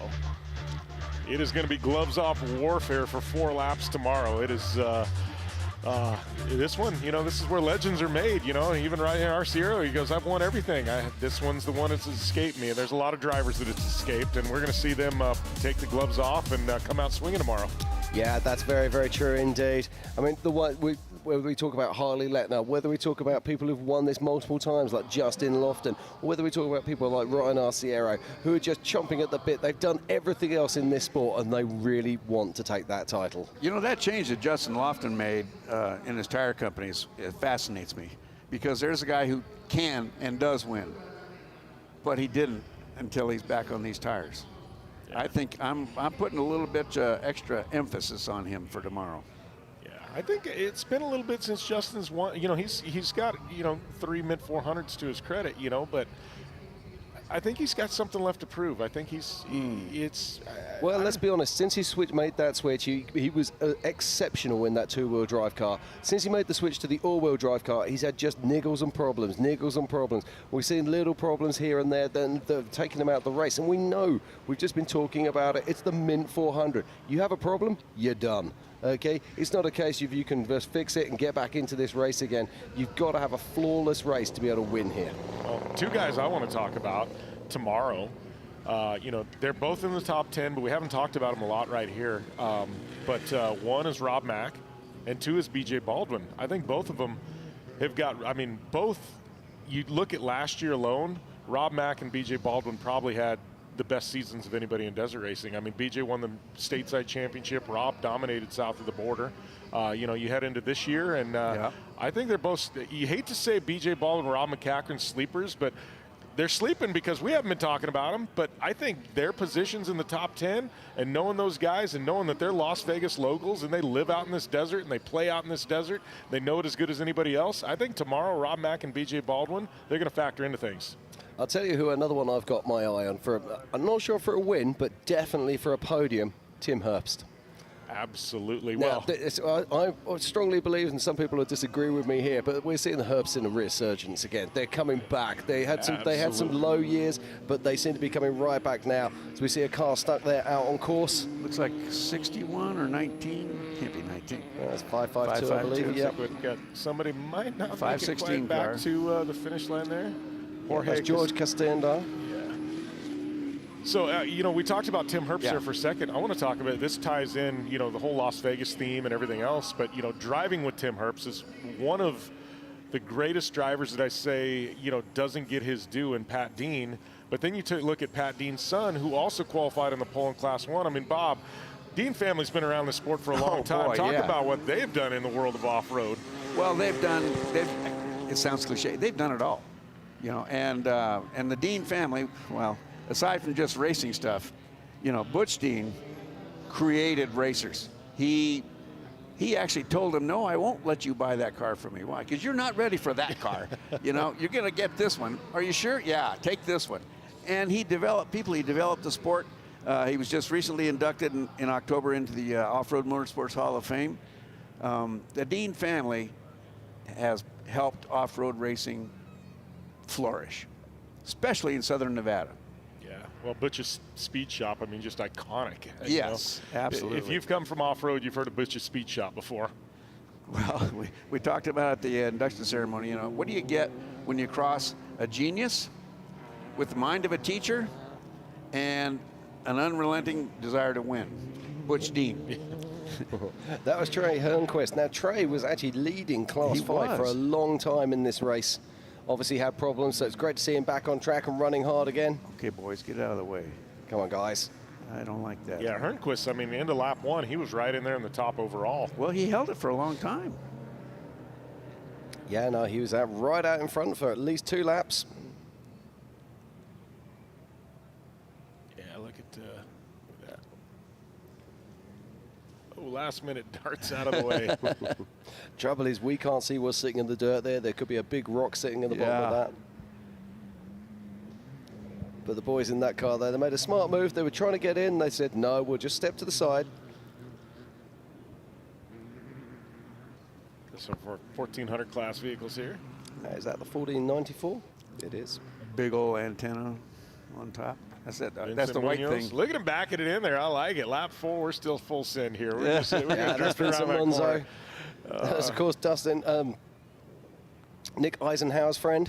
He was saying he's got the rear housing on that car is bent like a banana. And he's just like came into the pit and said, do you want us to change it? He was like, no, man, we're having too much fun. We're going back out. So that's real cool. That's great. It's a limited class UTV here, the 2922. Yeah, that is Nolan Williams.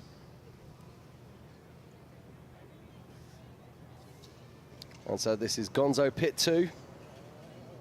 I see some refueling here. And you'll see the difference here between the refueling between these teams and the, dare I say, the teams at the pointy end.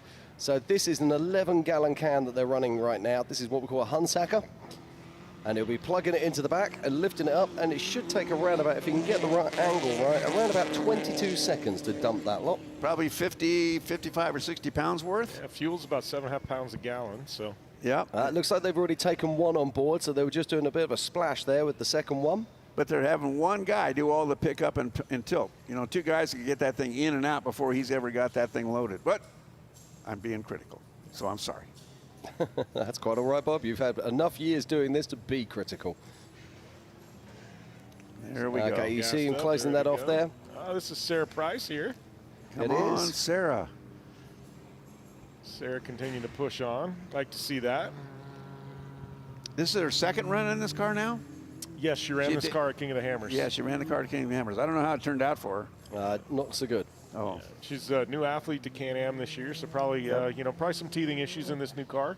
And there's a Gambler car, and that looks like that is Trey there making his way past. Yeah. Yeah, that car there, the Hernquist car, that's won a lot of races. Oh boy. And it's looked at like that since the General Tire days back in the 70s, as far as I know. So how old is that car, do we think? Got to be, so I'm just doing the quick math, it's got to be 40 years old, isn't it? Pushing that way if it was racing in the 70s? I'll give you 30, if it's the same car, you know, I mean, they may. Yeah, true. Oh, dear. Got her guys still down. Yeah, they've got wheels coming out now, but that strikes me that it's not a tyre issue because there's all 4 wheels on his wagon. Yeah, so it looks like he's going to be reaching for the motor or the transmission. The tire was just in the way. Her vintage Toyota here. I hate to say it, but it looks like Mr. Magoo's car coming up the track there, doesn't it? Well, it's like I said earlier, it was funny to see the tire size on it. You know, the tires just getting swallowed by the whoops. They do. But here he is. Yeah, you know, he's doing a lot better than a lot of people, let's put it that way. Absolutely. Yeah. And that's a leaf-sprung car, isn't it? It's got 4 of them, as I recall. Yeah. Comfort is not an option. No. It's when you put an extra thick seat pad in that. Okay, that's the 1468 there that we just saw refueling a moment ago. And that is Roy Tompkins. And so if you don't understand, folks, this is a speed-controlled area for safety during the pits. That's why he's not taking off like the end of a pit stop. But if the drone holds with him until we get to the end of this line, you might see some spurts of rubber grabbing dirt and throwing it. Here we go. Come on, drone. Damn it. Oh, darn it. Oh, look at the wheel shake there. He's going to have white knuckle tomorrow, that's for sure. Look at how rutted up that turn is. It's just getting beat up. That's crazy. You know, this. Well, that's going to heal up overnight, right? Yeah. Depends how much rain we're getting tonight, Bob. But you know, that's what's funny. We're 4 laps in in the limited classes. Wait till we're 4 laps in of the unlimited trucks tomorrow. How bad that turn's going to be. Oh. It's not going to be pretty. No.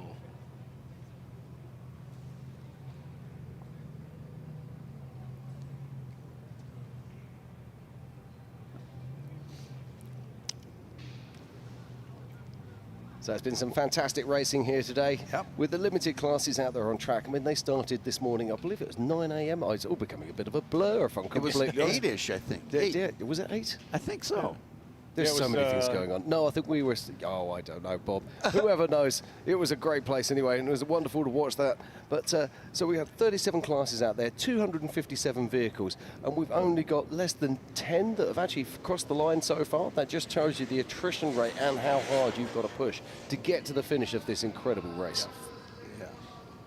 You're hearing officially 14 have crossed the line, but yeah, you know, that's the thing about the Mint 400. You've always got guys or ladies that have a very good day, and then you've got the ones that maybe have a so-so day, and it might be racing into the night. It might be a long day, and you know, that's it. This is not an easy race to finish. The winners make it look easy. But you can never quit, Jay. No, you can't. You got to go after it. No, there's been so many races in my life where you have a problem, you go, oh, I'm out of it, I'm done.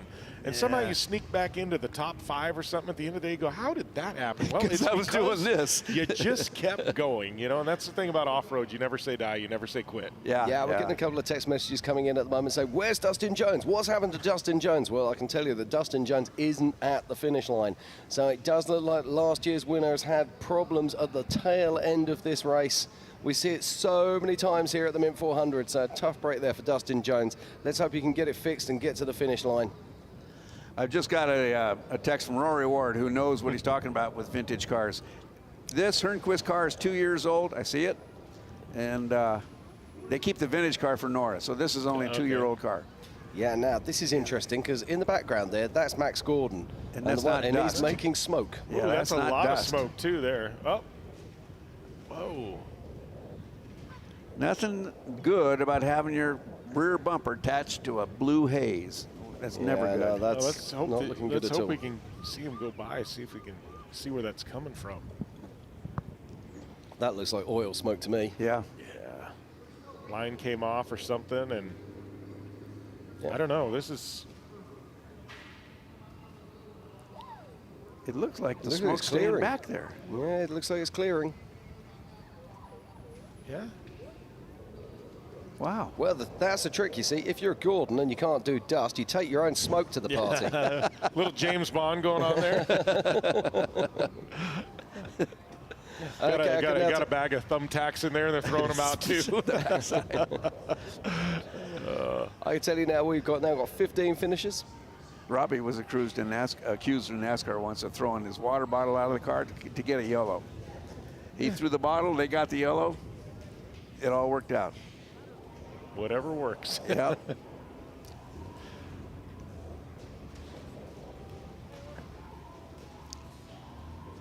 So still, our guys are still sat there, still trying to work out what's going on with their truck. Helmets off, so whatever it is fairly serious. Yeah, you know, it's funny, you're seeing a lot of these drivers just trying to get the finish. Pace has dropped off. They're going, you know, we've had some problems. We've been through a war today. We just want to get to the finish line. And it's just interesting to see how far the pace has fallen off here. Sometimes I am the impression that when they do that, you know, when you kind of back off at the end of the race, if they'd have started the race in that mode, they'd be a lot further ahead. Yeah, there's a lot of truth in that. Yeah, but we don't think like that when we put the helmets on, Bob. We try. Marsden, we try.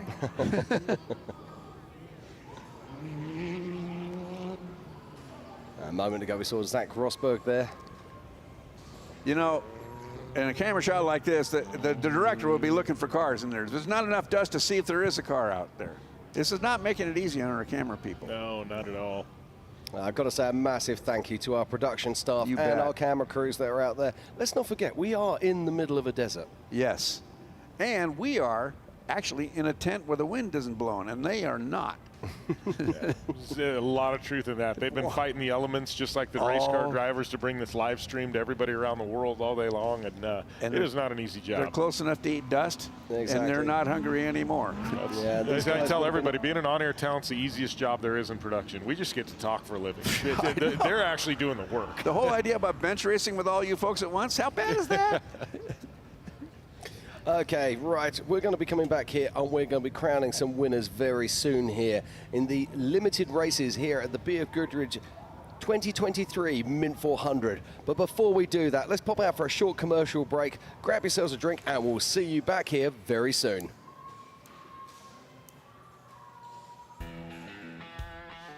The 2023 BFGoodrich Mint 400 is sponsored by BFGoodrich Tires. What are you building for? The Fox Proving Ground sponsor is Fox Shocks. We've been pushing the limits of suspension and innovation on every terrain since 1974.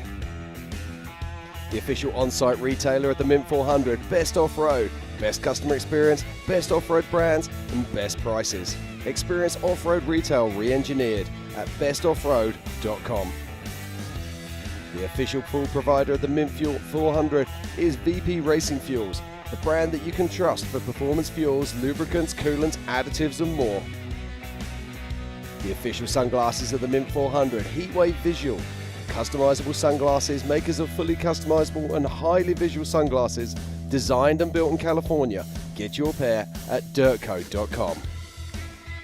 Rigid Industries, own the night. Formula Drift, celebrating 20 years of going sideways. And by Shreddy Life, for shredders, by shredders, a brand built and based off of any and all types of anything that will shred.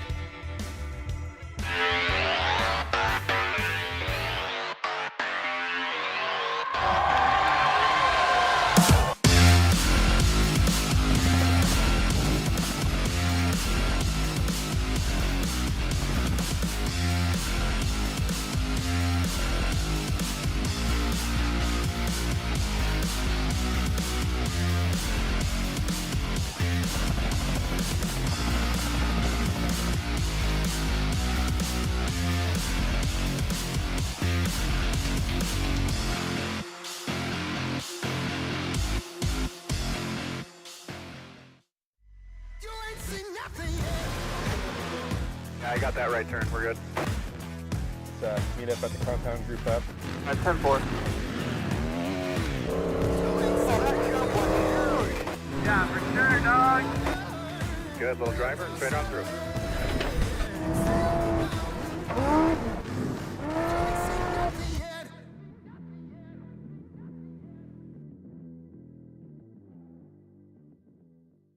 The estimated hold time is now 96 minutes.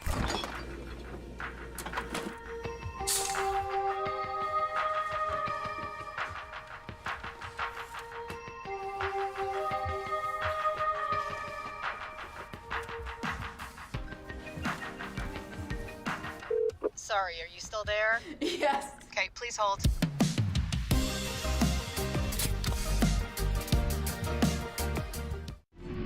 Racing against your dad is something that 90% of the racers in the world will never get.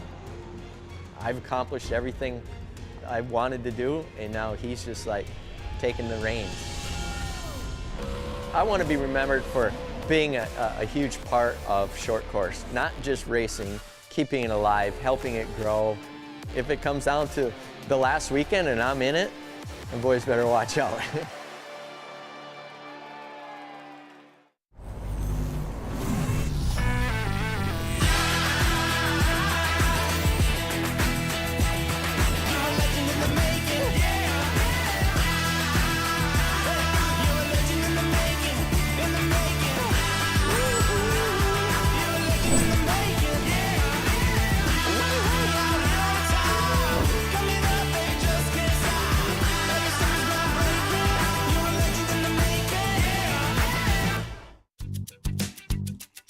Need a little help? We got help. Need some advice? We got advice. No matter what you need, we have thousands of professional parts people doing their part to make sure you have it. Exceptional customer service. Just one part that makes O'Reilly stand apart. The professional parts people. O'Reilly Auto Parts.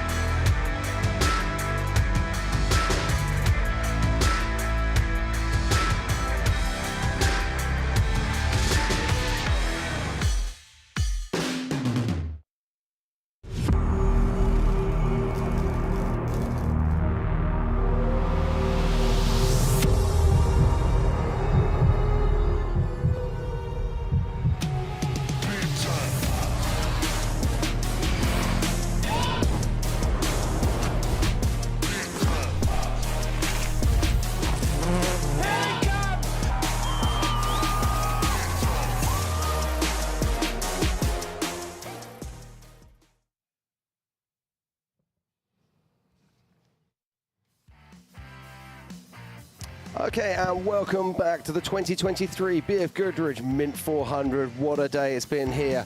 We have been racing just outside of Las Vegas at Prim Valley. The racing has been exceptional, and joining me in the booth, I've got Jim Beaver and Bob Bauer. How are we doing, guys? Well, I mean, what an amazing day we've had so far, and you know, crown some winners. We've still got more winners to crown, and man, this has been a great day one of the Mint 400. Weather's come in, but the weather coming in meant great racing, and man, we have had a lot of that. Yeah, now let's just have a quick look up here on the screen. So we've got the UTV Pro 100 class. We've already got some finishers coming in right now. So in third position, as you can see there, it's Macon. Then in second position there, it's Crisps. And then in first, we saw Ryan Pillick making their way across the line. And very shortly, we're going to be cutting to the stage, and we're going to be seeing these people being crowned. And in third position in the UTV Pro Unlimited, it is Paul Wolf. In second position is Quires. And in first position, we've seen him racing hard all day long. It is, of course, that man. Just dropped him. Garrick Lustra.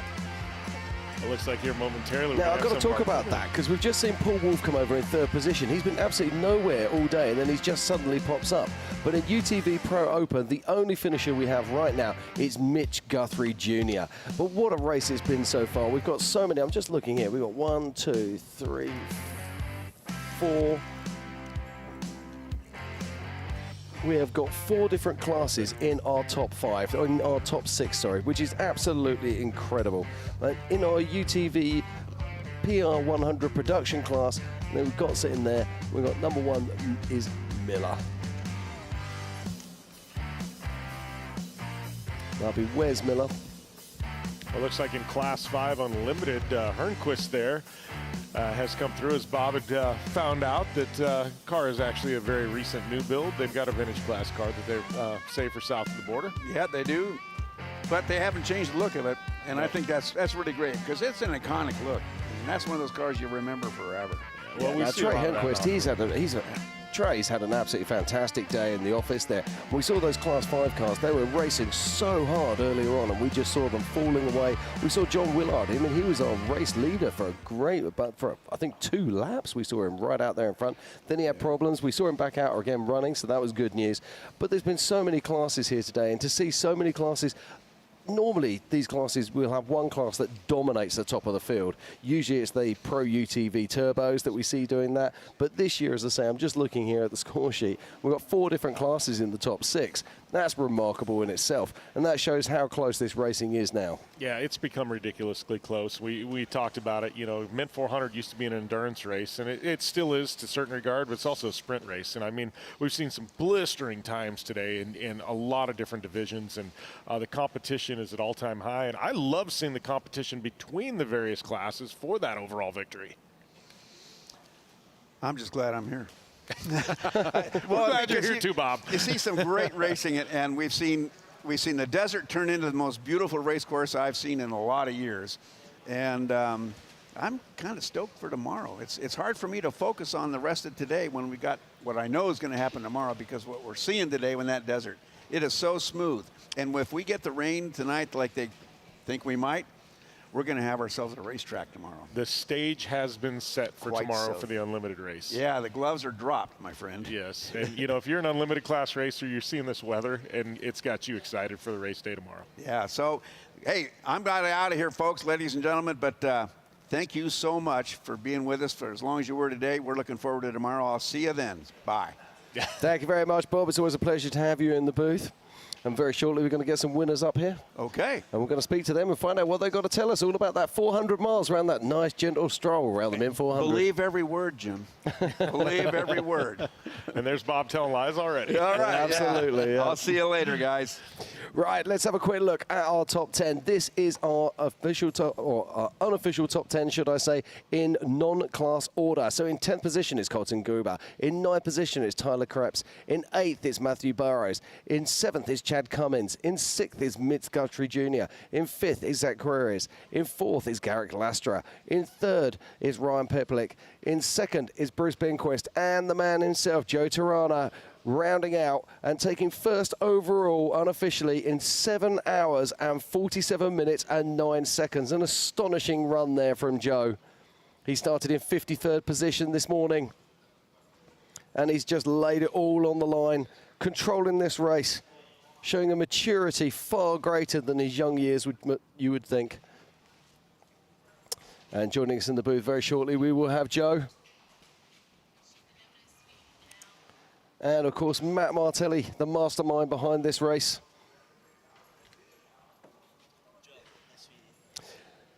So let's not forget that tomorrow we have lots of racing still to come.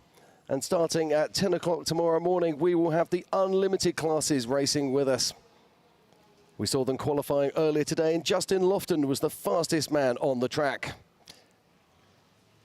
But any moment now, we are going to have Joe Tirana joining us on stage, and he's going to tell us about his day and what it's been like out there at the 2023 BFGoodrich Mint 400. But before we do that, let's pop out for a short commercial break, and we'll be back here very soon.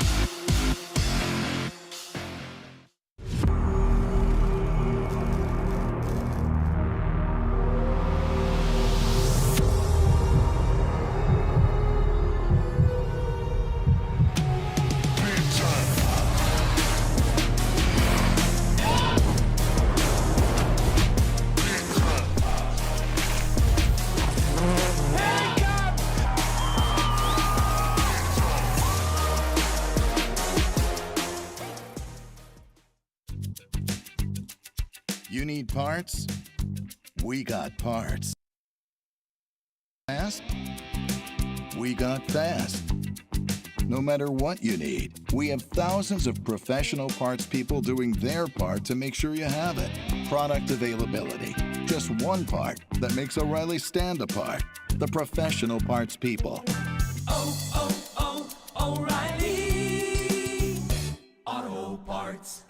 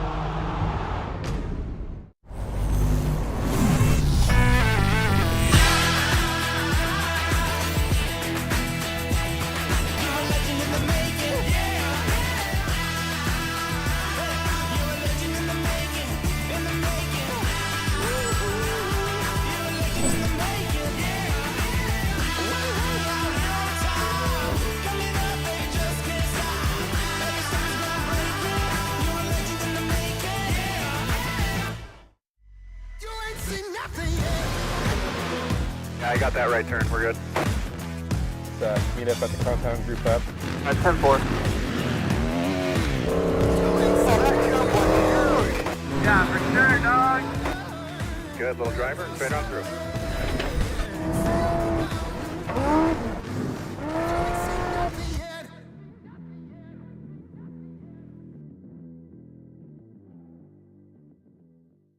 The estimated hold time is now 96 minutes.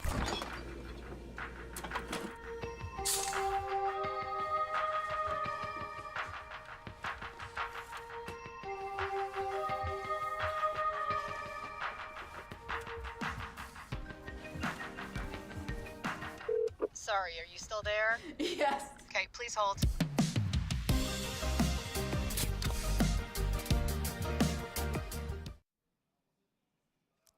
The 2023 BFGoodrich Mint 400 is sponsored by BFGoodrich Tires. What are you building for? The official craft beer of the Mint 400, Belching Beaver. Belching Beaver Breweries brings darn good times. Method Race Wheels. Lighter, stronger, faster. King Shocks. Leader in off-road shock technology. Raceline Wheels. Go everywhere. The official trophy manufacturer of the Mint 400, Assault Industries, the most badass, strongest aftermarket UTV parts and accessories. KC Highlights, adventure further and explore off-road lights, light bars, rock lights, and adventure products for Jeeps, Toyotas, trucks, SUVs, and UTVs, as well as ATVs. Sight Solar, your mobile sustainable solar lighting and power solutions, all the time, every time. And by Catalyst.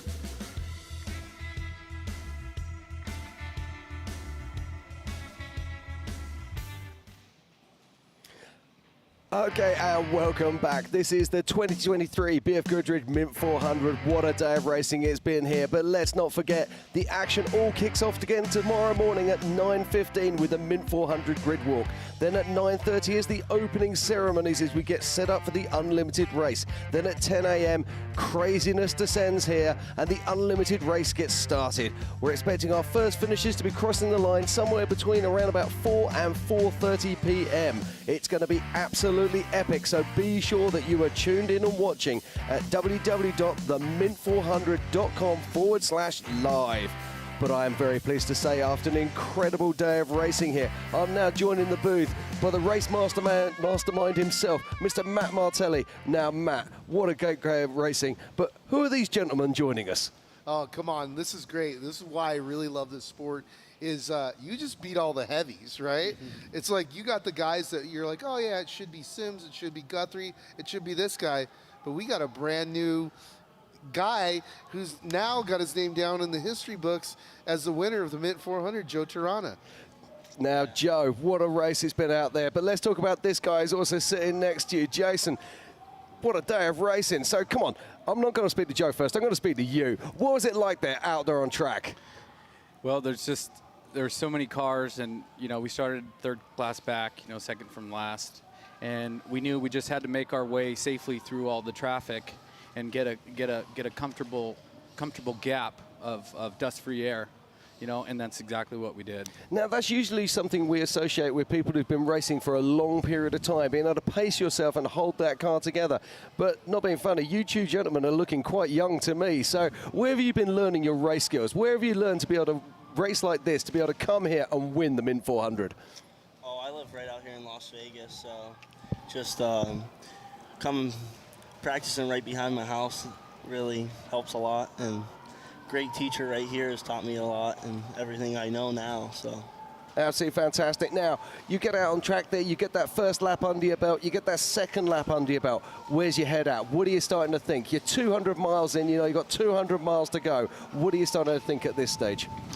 Our first 2 laps, I was like, wow, we're smooth sailing. This is going really good. And then I ended up getting a flat on I believe our second lap, and I was like, oh, that's going to put us behind, so we had to start working again. And then the last lap, we ended up getting another flat as well. Both are on me, so. Well, here's some highlight footage of you guys ripping out there, man. Looks like the car was working really well. Tell us a little bit about who built your car and how it worked. Yeah, Lone Star Racing just actually finished this car. This was the first race ever on it, so it ran flawlessly, and I couldn't ask for a better car. Yeah, Lone Star, I know they build really good cars. They build both Can-Am and Polarises, so it's really cool to see another platform win and a new guy. What's it feel like, though? I mean, look, is this your biggest career win? I think it is, right? Oh, yeah, this is my biggest win in this, and I'm so excited and looking up to all these big-name guys out here and coming out here and putting the beating on. It's pretty exciting and fun. Joe, how old are you right now? I'm 22. 22. Yes. I think you got a few years ahead of you. I'm excited for you. Thank you. But that's the wonderful thing about these classes, particularly in the UTVs. It's all change at the top, and you can go out and purchase a UTV and come here and lock horns with the big guns and do the impossible, which is win the Mint 400. I mean, that is something absolutely sensational. Oh, yeah. Yeah, those Can-Ams are something else. They are indeed. Now, we always say this, it takes an army to get here. I'm sure you've got families and friends and all that at home. I mean, do you put a lot of time and effort into your race program? Oh, yeah. I obviously couldn't be out here without my dad, and he helps me so much, and Jason and what he's done for us, and even my family and my whole pit crew and all the sponsors that get us out here. Yeah, it always takes an army, as we said before. Yeah. So, come on then. You are now the winner of the 2023 BFGoodrich Mint 400 limited classes. What are you going to be doing tonight? Oh, we're going to party. Well, Jason has to he has to ride in the trophy truck tomorrow with Tim I'll Hertz, be drinking water for the rest of the weekend. Yes. So I have my work cut out, but, it was a great pre-run. Saw how the course changed and saw what we're going to be up against tomorrow in the trophy truck. We start P5. Superb. We're looking forward to that. Now, the big question is, we know you're going to come back next year. That's absolutely certain. But have you got what it takes to be able to do a two-peat? I believe I can. I believe I could do it. Fantastic. Well, we're very much looking forward to seeing you back out here one more time. Matt, have you got any questions for this young man? Oh, well, you were talking about sponsors. Let's talk about those tires you were using. No problems, no flats? No, BFG, they provide an awesome tire, and we did have 2 flats, but those were right on me, so I can't blame the tire at all. That was all on me. Awesome. Well, I'm looking forward to seeing you race and win more races in the future. Oh, yeah, I'm excited. Congratulations. Thank you so much. Okay, well, thank you very much. It's always great to see Joe. It's great to see Matt Martelli, but the winners here this year's limited race is Joe Tirana. It's fantastic to have him here on stage, but to now, it's all about the race tomorrow. It's all about the unlimited classes. Join us tomorrow at 9:15 at the mint400.com/live for live scoring, live tracking, and most importantly, an incredible race. There is going to be so many cars leaving the line. The race action is going to be absolutely brutal. Justin Lofton is going to be first off the line. Do not be sure to miss this, and we look forward to seeing you tomorrow morning. Yeah, it's been an amazing first day of racing, just incredible racing in all classes.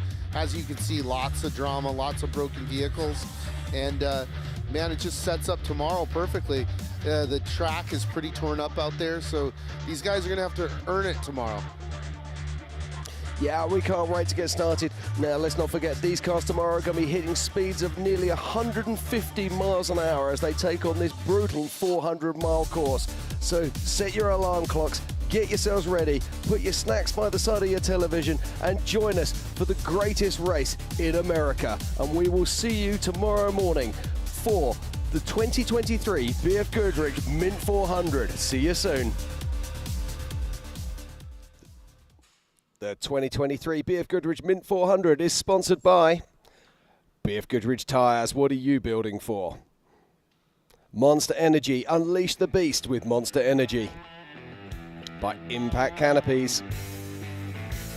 Off-Road Warehouse. Jeep, truck, race and UTV parts and installation since 1973. Vision Wheel. Used by the best off-road drivers in the world. We are Vision Wheel. By Busch Light Beer. PCI Race Radio, supporting you with high quality communications, navigation and safety equipment for over 50 years. By Rockford Fosgate. And by Tread Lightly, promoting responsible recreation through stewardship, education and communication.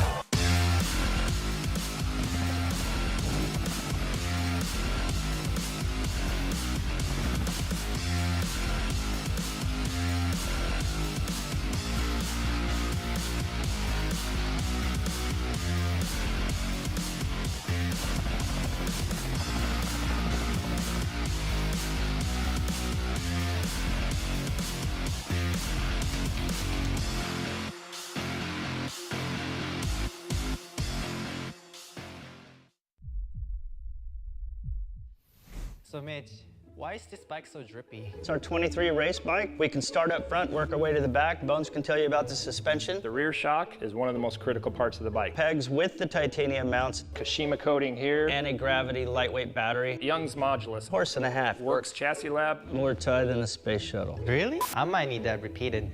This thing slaps. Slaps. Oh, you should have told me that earlier. The estimated hold time is now 96 minutes.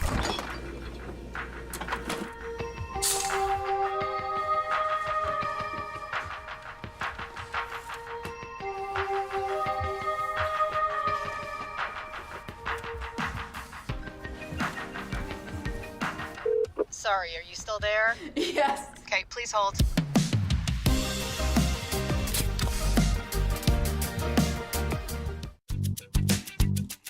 Need a little help?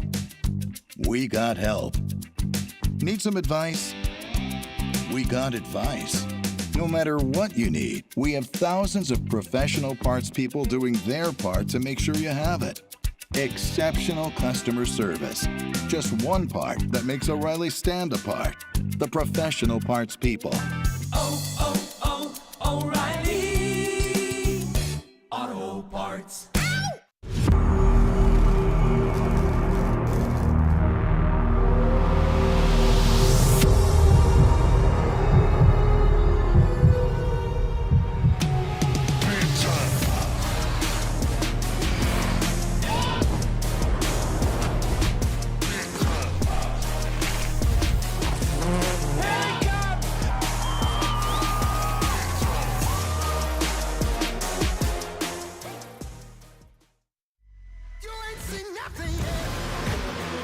Yeah, I got that right turn. We're good. meet up at the compound group up. At 10-4. Yeah, for sure, dog. Good little driver, straight on through.